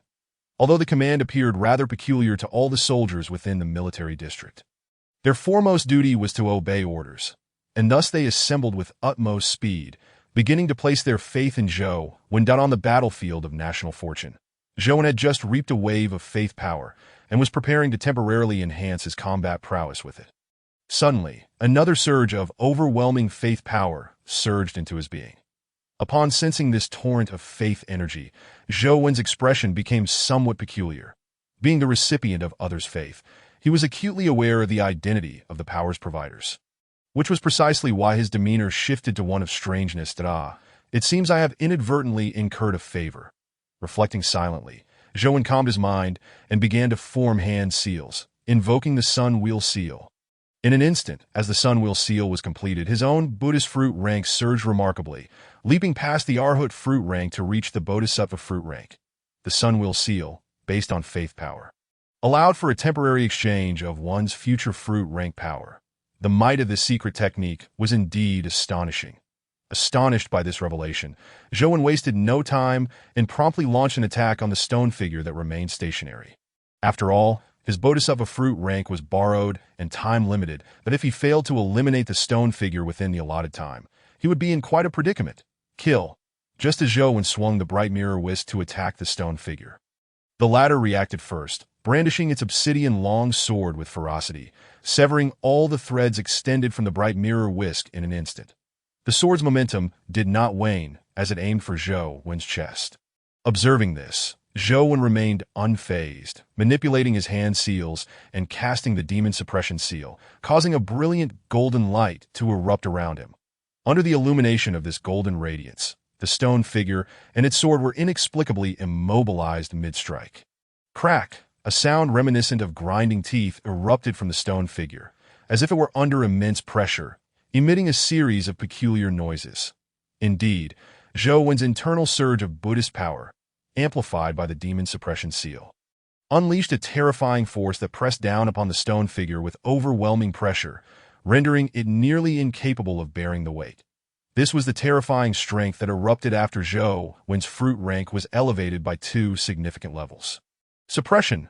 Witnessing the stone figure's inability to rise against him, Zhou uttered a true incantation, and a 3-petal white lotus blossomed above his head, swiftly sealing the stone figure completely. That moment, the entire wooden bridge trembled violently. Boom! The continuous, thunderous sounds resonated from the abyss beneath the wooden bridge, and amidst the terrifying vibrations, a stone tablet inexplicably appeared before Zhou. This tablet recorded, beyond the introductory techniques of the Panwu body refinement art, all of its remaining techniques. After absorbing the entirety of the remaining techniques from the Panwu body refinement art, Zhou's brow furrowed slightly in confusion. He had initially believed he would need to overcome the 3rd trial to obtain the complete teachings of this art. To his surprise, he was granted access now. Huff, although this feels somewhat like cheating, it also signifies that my current combat strength can reach a new pinnacle. standing silently for a moment, feeling the unfathomable surge of terrifying power within him. Zhou paid no heed to the tremors beneath his feet, but he took a step forward, instantly arriving at the deepest part of the relic. In this depth, a small earthen mound loomed, and before it stood a stone tablet, upon which a classically styled long sword was embedded. Zhou's form appeared in this place. Yet another prompt echoed in his ears. Congratulations, fated one. Reaching this step means you are only one trial away from my complete legacy. The final trial is quite simple. As long as you can pull out the sword before you, you will pass. Hearing the prompt once more, Zhou merely smiled faintly and replied coldly, "Oh, so I am merely one step away from your entire legacy? Yet, I cannot help but feel that I am but one step away from unsealing you and setting you free at this moment." Zhou chose to ignore the prompt's guidance to draw the sword before him. Instead, he placed a hand upon the stone tablet, channeling the surging Buddhist power into it, beginning to unravel the secrets concealed within. Chapter 69. Primordial Chaos. As the torrent of Buddhist power penetrated the stone tablet, Zhou's brow arched in surprise as he perceived an inexplicable heartbeat emanating from within. This was undeniably peculiar, so it was true. The so-called 3 trials were essentially about breaking the ancient relic seal upon you. Right. So, do you have anything else to say? Zhou fixed his gaze upon the stone tablet, speaking with an air of indifference. However, as soon as he uttered this, the surrounding air fell eerily silent. As if his conjecture were mistaken, and he was merely talking to himself. Still putting on a facade? Are we? Very well. Then I shall impose an additional seal upon you, and find a way to depart this relic, ensuring you remain forever trapped here. Noticing the silence surrounding him, Zhou remained unconcerned. He raised his right palm, and in an instant, golden glazed Buddhist light reappeared as he activated the demon suppression seal, intending to apply yet another seal to the stone tablet before him. At that moment, a soft sigh resonated. Alas, fated one, do you truly wish to forsake this easily attainable opportunity? I am indeed sealed within this stone tablet before you. Should you draw the sword, I shall be freed. However, fret not. I have been sealed for eons, and my power has long since diminished. Even if I were to break free, I would lack the ability to harm you. Moreover, I can assure you that if you release me, I will impart all that I have learned throughout my existence, making you my greatest disciple. Such a mutually beneficial arrangement far surpasses merely sealing me and obtaining a single technique from this relic. Does it not? Seeing Zhou seemingly resolute in his intent to continue the sealing, the presence within the stone tablet grew increasingly anxious. After all, he had been sealed for millennia. If no one came to release him, he might truly perish here, a fate he wished to avoid. Thus, he had no choice but to act. After all, millennia had passed, and Zhou was the only one to have discovered this relic and entered it. If he did not assist in his unsealing, who knew how long it would be until another individual stumbled upon this relic? By then, he might as well be dust. Therefore, he had to step forward once more, attempting to entice Zhou with words, "Oh, senior, you have finally chosen to reveal yourself, that if only you had disclosed your intentions earlier, we would not be in this predicament." Zhou's face broke into a faint smile upon hearing the entity within the stone tablet finally emerge. "Senior, I must confess that I have little interest in your legacy, that my curiosity lies in uncovering who sealed you, who you are, and why you are imprisoned here, that if you can satisfy my inquiries, I may consider releasing you from the stone tablet." Zhou spoke, his entire being exuded a dissipating Buddhist power, the strength he had borrowed from his followers dispersing as well. That portion of power was indeed borrowed, and sustaining it this long was already commendable. "Humph, you dare claim disinterest in my legacy, young one, such audacity. You must understand that I was once a top-tier expert within the perfection of enlightenment realm. Had I not been ambushed by foes, encountering 3 opponents of my standing simultaneously, I would not have fallen to my current state." Listening to the entity within the stone tablet speak in such a manner, Zhou raised an eyebrow, choosing to sit cross-legged on the ground, curiosity prompting him to inquire further. "Perfection of enlightenment realm? What does that entail, senior? Please enlighten me." The perfection of enlightenment realm, also known as the Great Luo Golden Immortal Realm. Upon reaching this stage, one can traverse time and space with eternal freedom, possessing an indestructible golden essence that remains unscathed through countless tribulations. thus achieving a state of eternal life and immortality. This is precisely why, even when my enemies inflicted severe wounds upon me, I could only be sealed and not killed. As the enigmatic figure sealed within the stone tablet began to speak, Zhou uncovered the true nature of this being. Consequently, a tempest of emotions surged within him. Within these ancient ruins, the entity that lay imprisoned was, astonishingly, a terrifying existence of the Deluo Golden Immortal Realm. What is the Deluo Golden Immortal Realm? Zhou pondered. How could he possibly be unaware of it? After all, in the Buddhist teachings he had inherited, the so-called Buddha corresponded precisely to this Deluo Golden Immortal Realm. Predecessor, if you claim to be a Deluo Golden Immortal, your name must surely resonate through the ages. Might I inquire if you would be so kind as to reveal it, so that I may ascertain whether I have heard of your illustrious title before? Junior, it is no trouble to disclose my name. Though I hope you are not easily frightened, I am the Heavenly Court Demon Saint, Xiangyang, that I in bygone years, during a fierce battle against the barbaric Wu clan. I was ambushed by Di Jiang, Shibai Shi, and Ho Tu, gravely wounded and sealed here for countless millennia. Young one, should you release me, once I recover my strength, I shall take you to the Heavenly Court.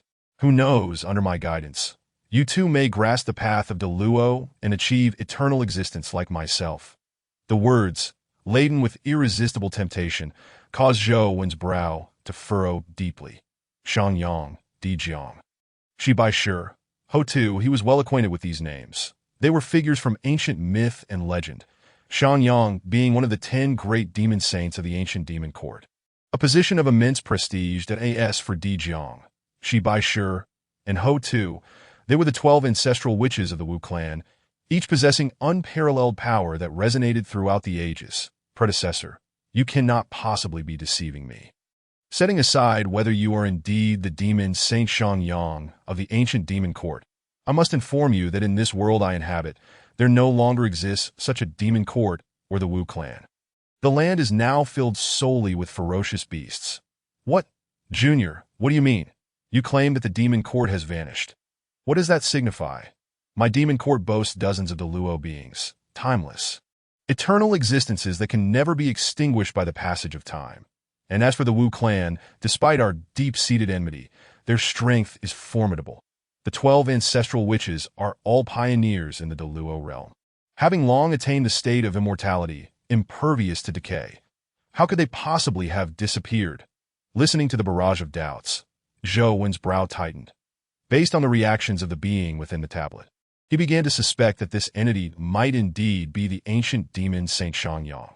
This realization left him in a quandary. If he were truly Xiangyang, then this battlefield of national fortune he found himself in could very well be a remnant of the primordial world, a notion that was both exhilarating and daunting.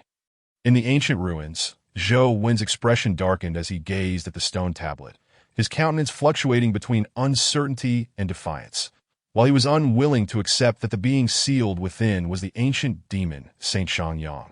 It was evident that this individual must have originated from the primordial era. This implication signified that the battlefield of national fortune Zhou occupied was likely linked to the primordial world, a connection that bore both advantages and disadvantages. The advantage lay in the elevated realm of the primordial world, which would significantly benefit his cultivation. However, the disadvantage was equally grave. The primordial world was teeming with golden immortals, where Deluo beings were as common as dust. For instance, the individual sealed within the stone tablet, who claimed to be one of the 10 great demon saints, appeared to possess a high status. Yet in the primordial realm, his strength would not even rank within the top 100. The predecessor, I have no reason to deceive you. The times have changed. Golden immortals and Deluo have become mere legends. As for the demon court and the Wu clan you speak of, they have long since perished in this world. The dominion belongs to humanity and ferocious beasts. Therefore, I believe it would be best for you to remain sealed within the tablet, as you are now but a figure of legend.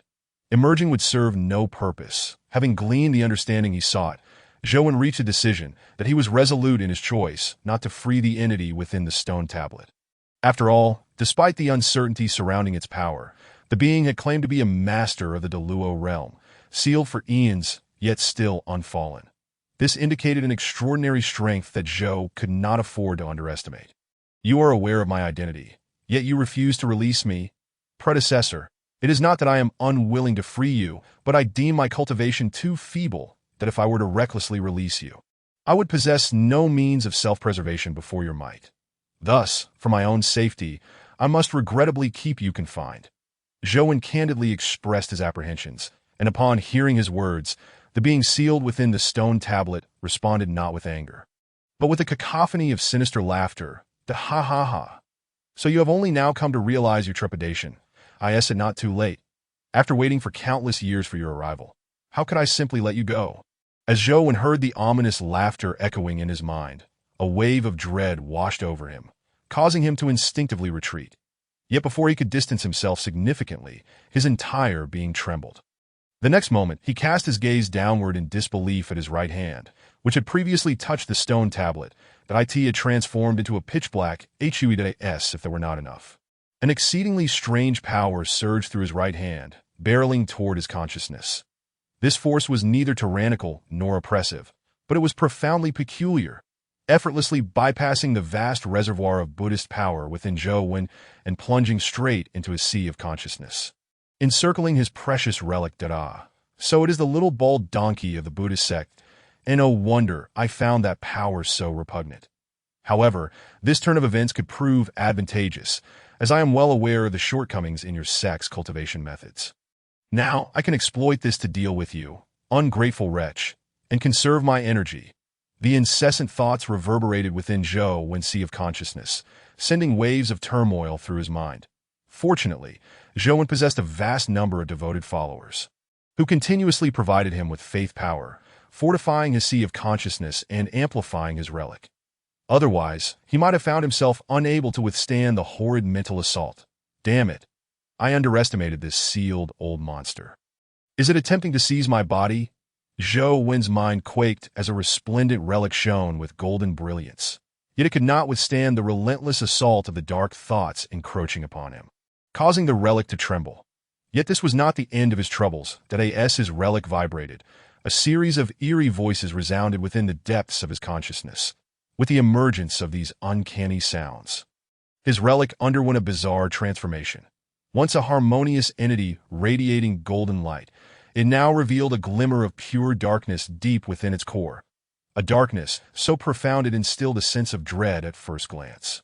This is not good. Realizing the transformation within his relic, Zhou mind was shaken, and he silently cried out in alarm that ha ha ha. Indeed, indeed. Once your Buddhist techniques are induced, they undergo a fundamental transformation. And such changes are irreversible.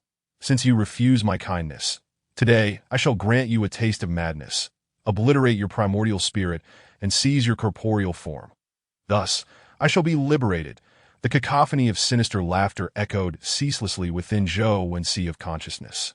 At that moment, he felt as though he had been driven to the brink of despair, with no chance of resurgence. Yet just then, a resounding voice erupted from within his consciousness. Bold demon, mere trifles. How dare you presume to flaunt your skills here? Depart at once.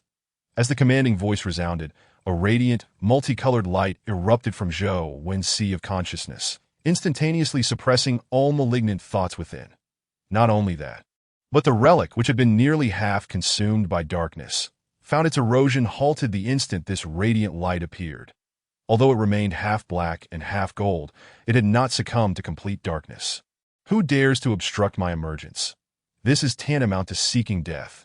Witnessing the sudden breach of his own means, the lurking presence seethed with rage, unleashing a cacophony of furious roars while simultaneously channeling its formidable power into Zhou's very being.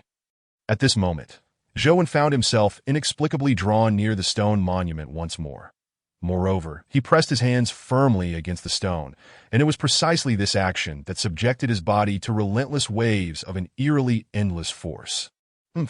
How utterly ignorant of the vastness of the heavens and the earth. It seems I am but a trifling concern to you.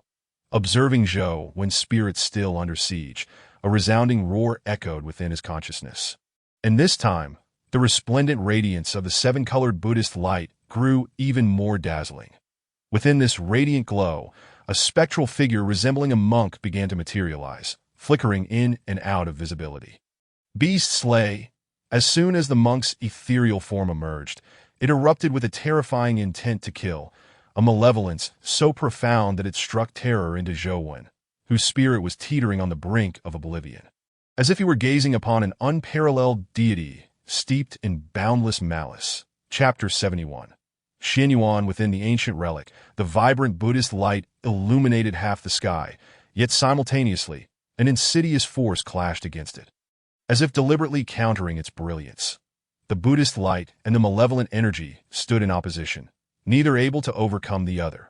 Within Zhou consciousness, these two forces entwined and clashed, eventually erupting beyond his corporeal form into the external realm. Heh.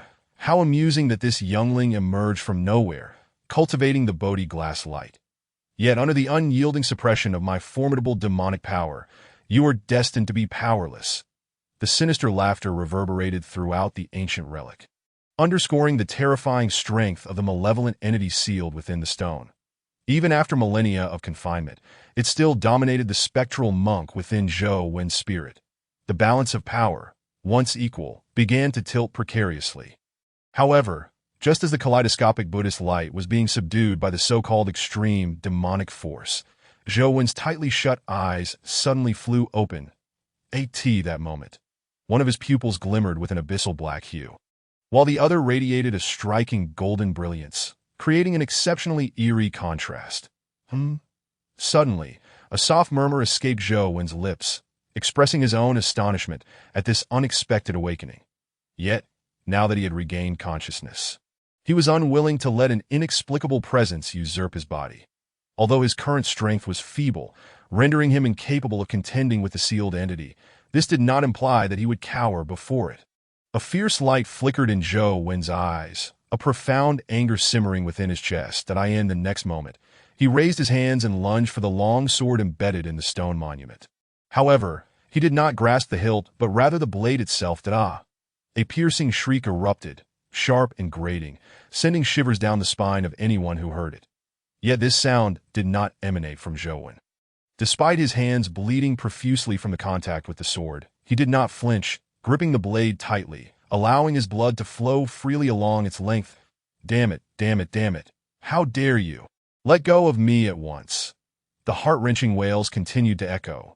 Above, the extreme malevolent energy, which had been relentlessly suppressing the seven-colored Buddhist light, suddenly recoiled, only to surge towards Zhou once more, clearly intent on re-entering his body and compelling him to relinquish the sword's blade.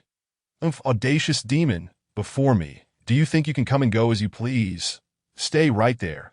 As the extreme malevolent energy sought to invade Zhou's body again, the seven-colored Buddhist light abruptly converged, transforming into the ethereal form of the monk once more. Without moving, it suddenly vanished from its original spot, reappearing to block the malevolent force, preventing it from entering Zhou's body again. Get away from here, you little bald donkey. The malevolent energy trembled, nearly driven to madness. It had anticipated that after waiting for eons, it would finally seize the opportunity to break free, yet Zhou proved to be an enigma, harboring within him the imprint of an unparalleled powerhouse, unafraid of the corruption of his own relic, maintaining a pure heart. This thwarted its plans for possession and placed it in imminent danger of demise. Cease your actions, young one. If you stop, I shall promise never to seize your body again. I will return to the stone monument willingly, content to be sealed once more. Realizing it was barred from Zhou's body, the sealed entity began to soften its stance. Yet Zhou paid no heed to its words.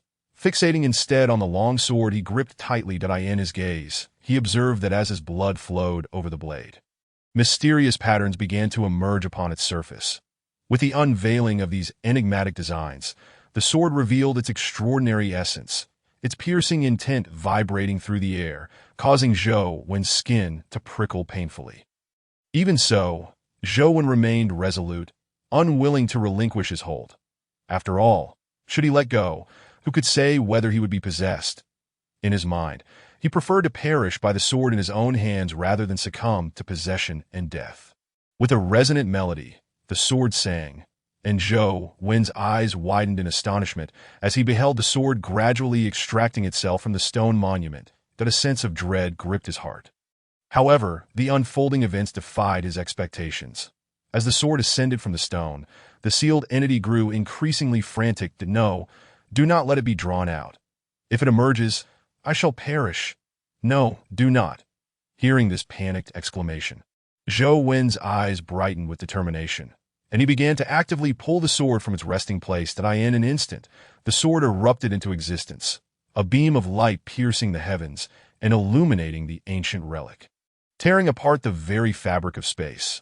The stone monument, once deeply embedded with the sword, shattered into pieces. As the monument crumbled, a pulsating heart lay fully exposed beneath the sword's edge. In the next breath, that vibrant heart, once full of life, ceased to beat, cleaved in two.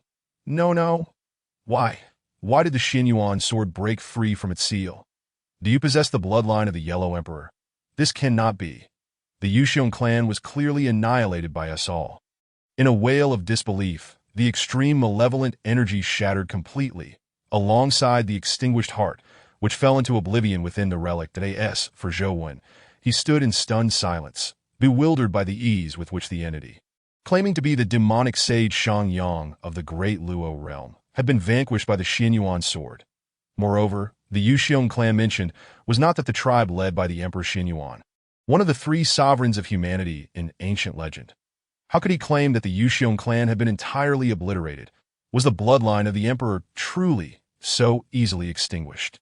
What manner of existence was this national fortune battlefield that rendered all that transpired so utterly confounding? Chapter 72. Exiting in the lush and abundant valley, a sword aura cleaved the heavens and rent the earth. Soaring skyward and awakening by Sujin, who had been deep in meditation, in the next moment, she opened her eyes to behold Zhou Wen, his back turned to her, gripping the blade of a mysterious ancient sword. Blood dripping steadily from his hands. Simultaneously, a radiant seven-colored Buddhist light enveloped him, rendering his figure both enigmatic and towering. Master, you cannot be ascending to the Western Paradise, can you?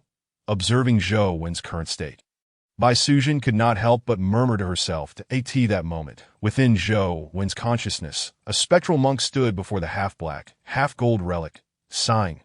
Opposite him, Zhou Wen's spirit coalesced into a figure, standing in counterbalance. In my past, I too fell into a state of half-demon, half-Buddha. Little did I expect that today, a strand of my consciousness would cross realms, only to encounter a demon Buddha once more. May I inquire your identity? Master, what brings you to the depths of my consciousness, and why do you lend me your aid? Zhou Wen recognized that the spectral figure before him was undoubtedly referring to him as the demon Buddha. Yet he paid it no mind. After all, he was still alive, was he not? I am Fahai, a humble monk, that I have come here in response to the call of a formidable presence to ask for why I have extended my assistance. Who could resist helping one who has inherited the legacy I once left behind? Enough, do not speak further. This fragment of my consciousness cannot endure for long. Remember every word I shall impart to you. You have now nearly half of your Saraira corrupted, which poses a grave crisis. A moment's inattention could plunge you into the boundless path of demonic influence. Yet this also presents a significant opportunity for you. If you can steadfastly maintain your true heart and preserve an unwavering Buddhist spirit, your future achievements will surely be incalculable. Furthermore, today I shall impart to you a mantra for subduing demons, which you may recite at all times to suppress the demonic thoughts within your heart. It should greatly benefit your cultivation. The ethereal figure of the monk did not afford Zhou Wen a chance to speak. It merely continued its monologue. Ultimately, with a flicker of Zhou Wen's Saraira, a scripture materialized within his memory. In the next moment, Zhou Wen beheld the ephemeral figure before him shatter into a myriad of vibrant lights. These colors danced within his consciousness, and suddenly, his Saraira trembled slightly, drawing these resplendent hues into itself. In the blink of an eye, a flow of Buddhist power began to circulate through Zhou Wen, subtly infused with the essence of these colors. Perceiving the transformation of his Buddhist strength, a glimmer of divine light flickered in Zhou Wen's eyes, and a slight smile graced his lips. Indeed, he had struck gold. Not only had he acquired a technique for refining his body, but his inherent Buddhist power had also undergone a profound change, significantly enhancing his overall strength. And what of this Xinyuan sword in my possession? This blade is likely the very sacred sword of humanity wielded by the ancient Emperor Xianyuan, one of our race's three sovereigns. Such a divine artifact has come into my hands. Could this be considered sheer luck? With all matters concluded on his end, Zhou finally exhaled in relief and began to tally his gains. That it must be said that despite facing a dire crisis and nearly falling prey to possession, the benefits reaped were beyond imagination. To speak of nothing else. This Xianyuan sword, being a sword of humanity, possesses boundless power, if it could be refined for his use. Zhou was confident he could traverse the entire battlefield of national fortune with it. As he pondered this, Zhou lifted the Xianyuan sword. But in the next moment, his expression shifted slightly, for cracks had unexpectedly appeared upon the once ancient and mysterious blade. These fissures spread across the entire sword, penetrating deeply within, as though it were on the verge of shattering entirely. How could this be? This was once the sacred sword of our human emperor, an unparalleled treasure. How could it be so riddled with cracks? Could it have sustained grave injuries in the past? As thoughts raced through his mind, Zhou fell in a deep contemplation, recalling all he had experienced within the ancient relics, gradually forming a bold hypothesis. The individual sealed within the steel claimed to be the demon, Saint Shangyang of the demon race, an existence of the Deluo golden immortal realm, eternal and indestructible. Yet it was evident he lied. He could not truly be the demon saint of the demon race. After all, among the 10 demon saints, all but the foremost by Zhe had been slain by the witch race. That if that were the case, what then was this individual's identity? The only beings that could be sealed by the Xianyuan sword must be the enemies of the human emperor. That in ancient myth, Emperor Xianyuan fought against the chieftain of the Zhuli tribe, the human witch Qiyu, and won the hand of the princess, thus becoming a legendary emperor. That if so, the being sealed within the steel was likely one of Qiyu's subordinates. That if this conjecture holds true, could he possibly be of the witch race? No, he could not be of the witch race. Witches and demons have never coexisted. That a witch could never claim to be a demon. Thoughts flitted rapidly through Zhou Wen's mind, and he began to form a rough hypothesis regarding the events of ancient times. However, conjectures remain mere conjectures. To understand the truth, more evidence is needed. Never mind, I shall not dwell on this. Those matters are still distant from me. That I will focus on my own path first. Shaking his head to cast aside the chaotic thoughts, he redirected his attention to the Xianyuan sword in hand, admiring its blade adorned with celestial bodies on one side and mountains and rivers on the other. The hilt bore equally mysterious carvings. When Zhou shifted his focus to it, he was astonished to find one side inscribed with agricultural and pastoral techniques, while the other spoke of unifying the 4 seas. That a splendid sword of humanity. Despite the terrifying cracks that marred its surface, the essence of righteousness and the ability to vanquish all evil remained intact. That if I could restore it to its former glory, who would I need to fear?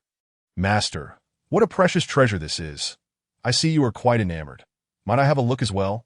At this moment, Zhou, absorbed in the Xianyuan sword, failed to notice Bai Suzhen's approach. Only upon hearing her voice did he turn to see her. With little Qing nestled in her arms, gazing at the sword with keen interest, upon hearing Bai Suzhen's request, Zhou extended the Xianyuan sword to her, eager for her to witness its magnificence. However, as he did so, an unexpected scene unfolded. Little Qing suddenly became agitated, desperately trying to burrow deeper into Bai Suzhen's embrace, clearly frightened. Little Qing, what troubles you? Observing the unusual behavior of Little Qing, Bai Suzhen immediately forsook her curiosity about the sword and hurriedly cradled Little Qing, asking with concern, "Fear not, esteemed lady. Little Qing is merely intimidated by the Xianyuan sword in my hand. This sword, being a weapon of humanity, inherently suppresses all demonic entities. That as Little Qing belongs to the demon race, it is only natural for her to feel immense fear. That is that so? Then I shall not look at the sword. Please, master, put it away." Upon hearing Zhou Wen's explanation, Bai Suzhen tightened her hold on Little Qing, clearly anxious that the Xianyuan sword might harm her beloved companion. "Rest assured, esteemed lady, I shall keep a watchful eye on the Xianyuan sword. As long as Little Qing does not approach it, all will be well. By the way, how is Little Qing's injury? Has she recovered?" Zhou gently inquired, observing Bai Suzhen's protective demeanor. "Yes, master, Little Qing is already well. By the way, where did you obtain the Xianyuan sword? Did you acquire it from the ancient relics?" "Indeed. Earlier, while you were cultivating, I was suddenly drawn into the ancient relics and battled a fearsome existence within, which is how I obtained the Xinyuan sword. Phew, I consider myself fortunate. Otherwise, esteemed lady, you might not have seen me again. As Zhou concealed the Xinyuan sword behind him. He briefly recounted his recent experiences to Bai Sujin. Although he spoke lightly, Bai Sujin discerned the peril contained within his words. Since arriving at this battlefield of national fortune, she had seen Zhou display an overwhelming prowess, yet now he claimed to have nearly perished. This hinted at deeper concerns. Master, was it truly so perilous?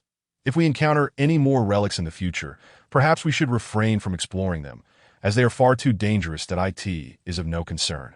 Every advantage carries its risks. Though I faced tremendous peril this time, the gains were equally substantial.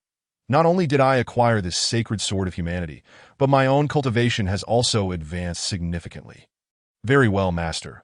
Allow me to meditate for a while as well, while I wait for your rest to conclude. Seeing Zhou intent, Bai Sujin readily agreed, and the two found separate spots to sit in meditation.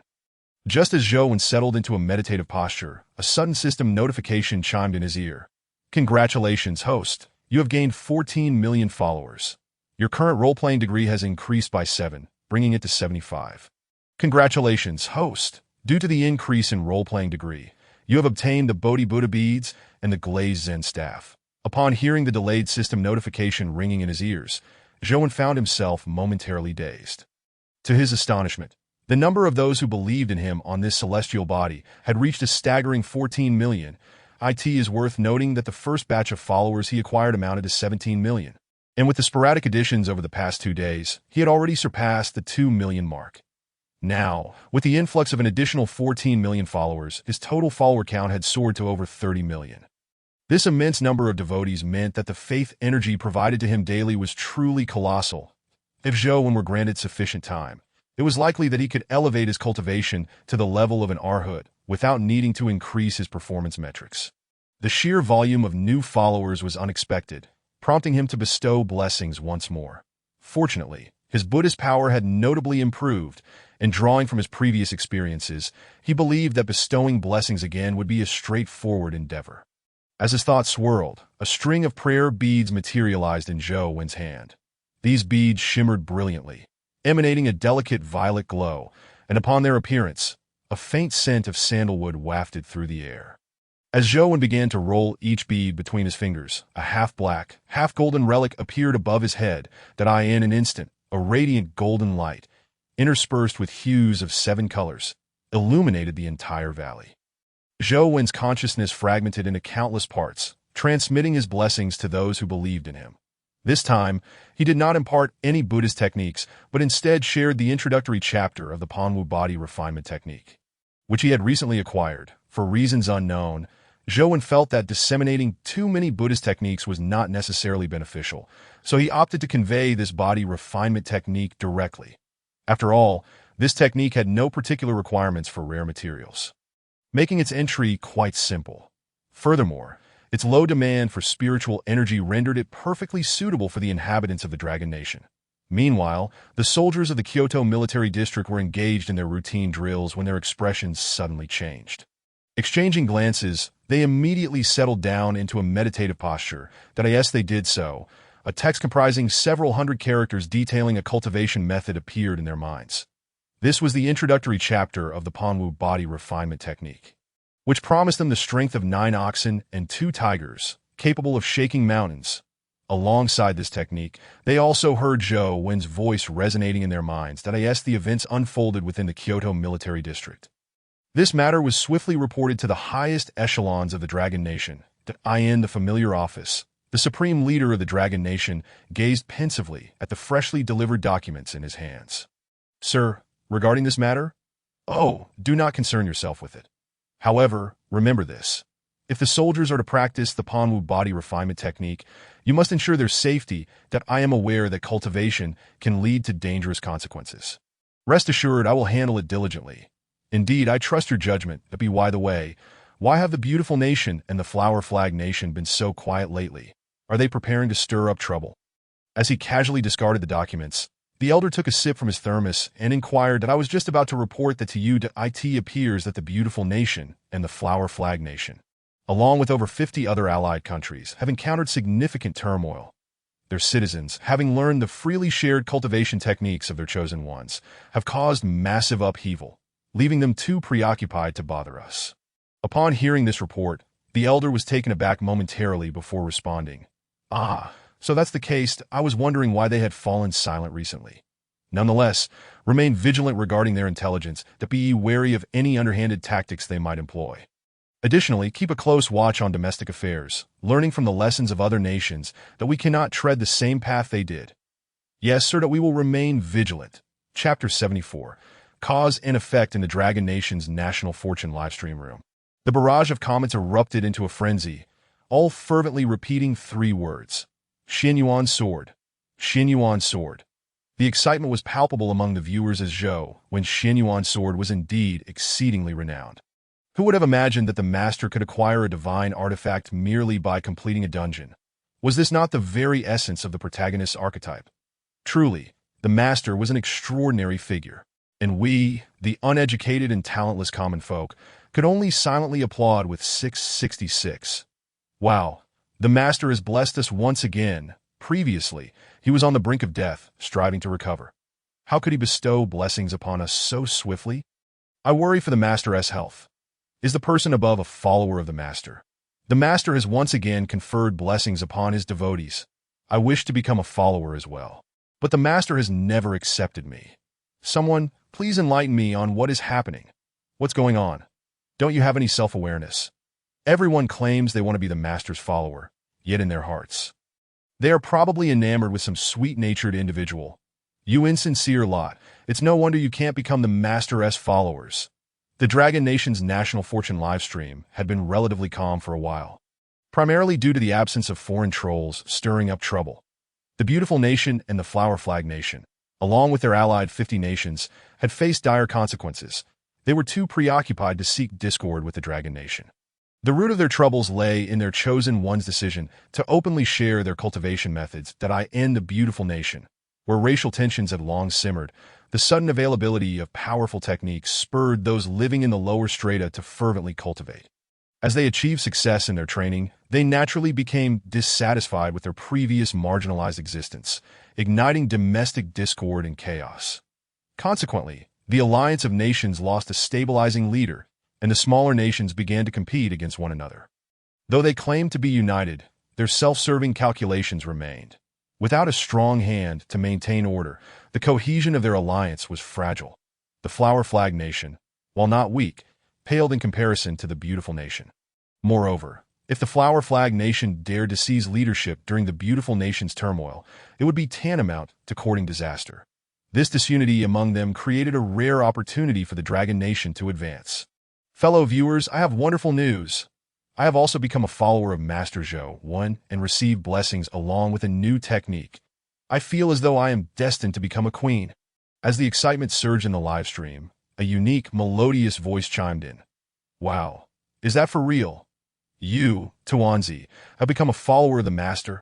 I'm not convinced, brothers. Let us rally behind Tuanzi and charge towards Master Zhou. No time to waste. I'm heading home to pledge my loyalty to Master Zhou I want to become his follower and stand alongside Tuanzi forever, with Tuanzi proclaiming her newfound status as a follower of Master Zhou. The Dragon Nation's livestream erupted into sheer exuberance. The barrage of comments reached a fever pitch. Brothers, let us all charge forth. If you all manage to become the Master's followers, this group will showcase our talents tonight. As the comments became increasingly animated, Tuanzi seized the moment to elevate the atmosphere yet again. Brothers, for Tuanzi, let us go all out. We must charge forward. Enough talk. I'm off to meditate and calm my heart before devoting myself to Master Zhou. Just as the wave of devotion surged once more in the live stream, a prominently displayed golden-purple message appeared. Important announcement, please take note. The site discovered and explored by Master Zhou is located within our Dragon Nation's territory. However, after professional examination, it has been determined that while it possesses abundant spiritual energy suitable for the Qingyue immortal record cultivation, it also harbors an unimaginable presence To prevent any unknowing individuals from inadvertently releasing this entity and causing a crisis. The Strategic Bureau of the Dragon Nation has sealed the area, and no citizen of the Dragon Nation is permitted to enter without authorization. Violators will be detained immediately. Additionally, I must emphasize that while citizens of our nation may face detention, if any foreign friends wish to visit, I would not hesitate to send you all to your final resting place. Amidst the golden-hued barrage of comments, the atmosphere appeared devoid of malice. However, the final utterance sent shivers down the spines of all the viewers in the live stream, leaving them in a state of trepidation. The presence of issues within that ancient site was an inevitability, as evidenced by the earlier incident where Master Zhou nearly met his demise. Given the government's desire to impose restrictions, we, the common folk, naturally lend our wholehearted support. Indeed, I wholeheartedly concur with the government's decision. It is likely that our compatriots wish to explore the relics merely for personal gain and the pursuit of cultivation. As for our foreign friends, they are most likely here to create disturbances, and it is perfectly justifiable to dispense with them without inquiry. Unquestionably, I am in favor, perhaps due to the recent surge in reputation of the National Land Strategy Bureau within the borders of Longhua. When these two golden-hued comets appeared, no one dared to stir up any further trouble. Within the realm of national fortune, Zhou, oblivious to external affairs, slowly opened his eyes in that instant. A profound sense of liberation welled up from within him. After bestowing blessings upon his followers, he experienced no discomfort whatsoever, a stark contrast to the exhaustion he had felt previously. Instead, he was enveloped in a sensation akin to the breaking of shackles. It was at this moment that two words emerged in his mind: cause and effect. In that instant, Zhou seemed to have touched upon the very essence of a power intrinsic to the Buddhist path. No, this transcended mere power. It ascended to the realm of rules.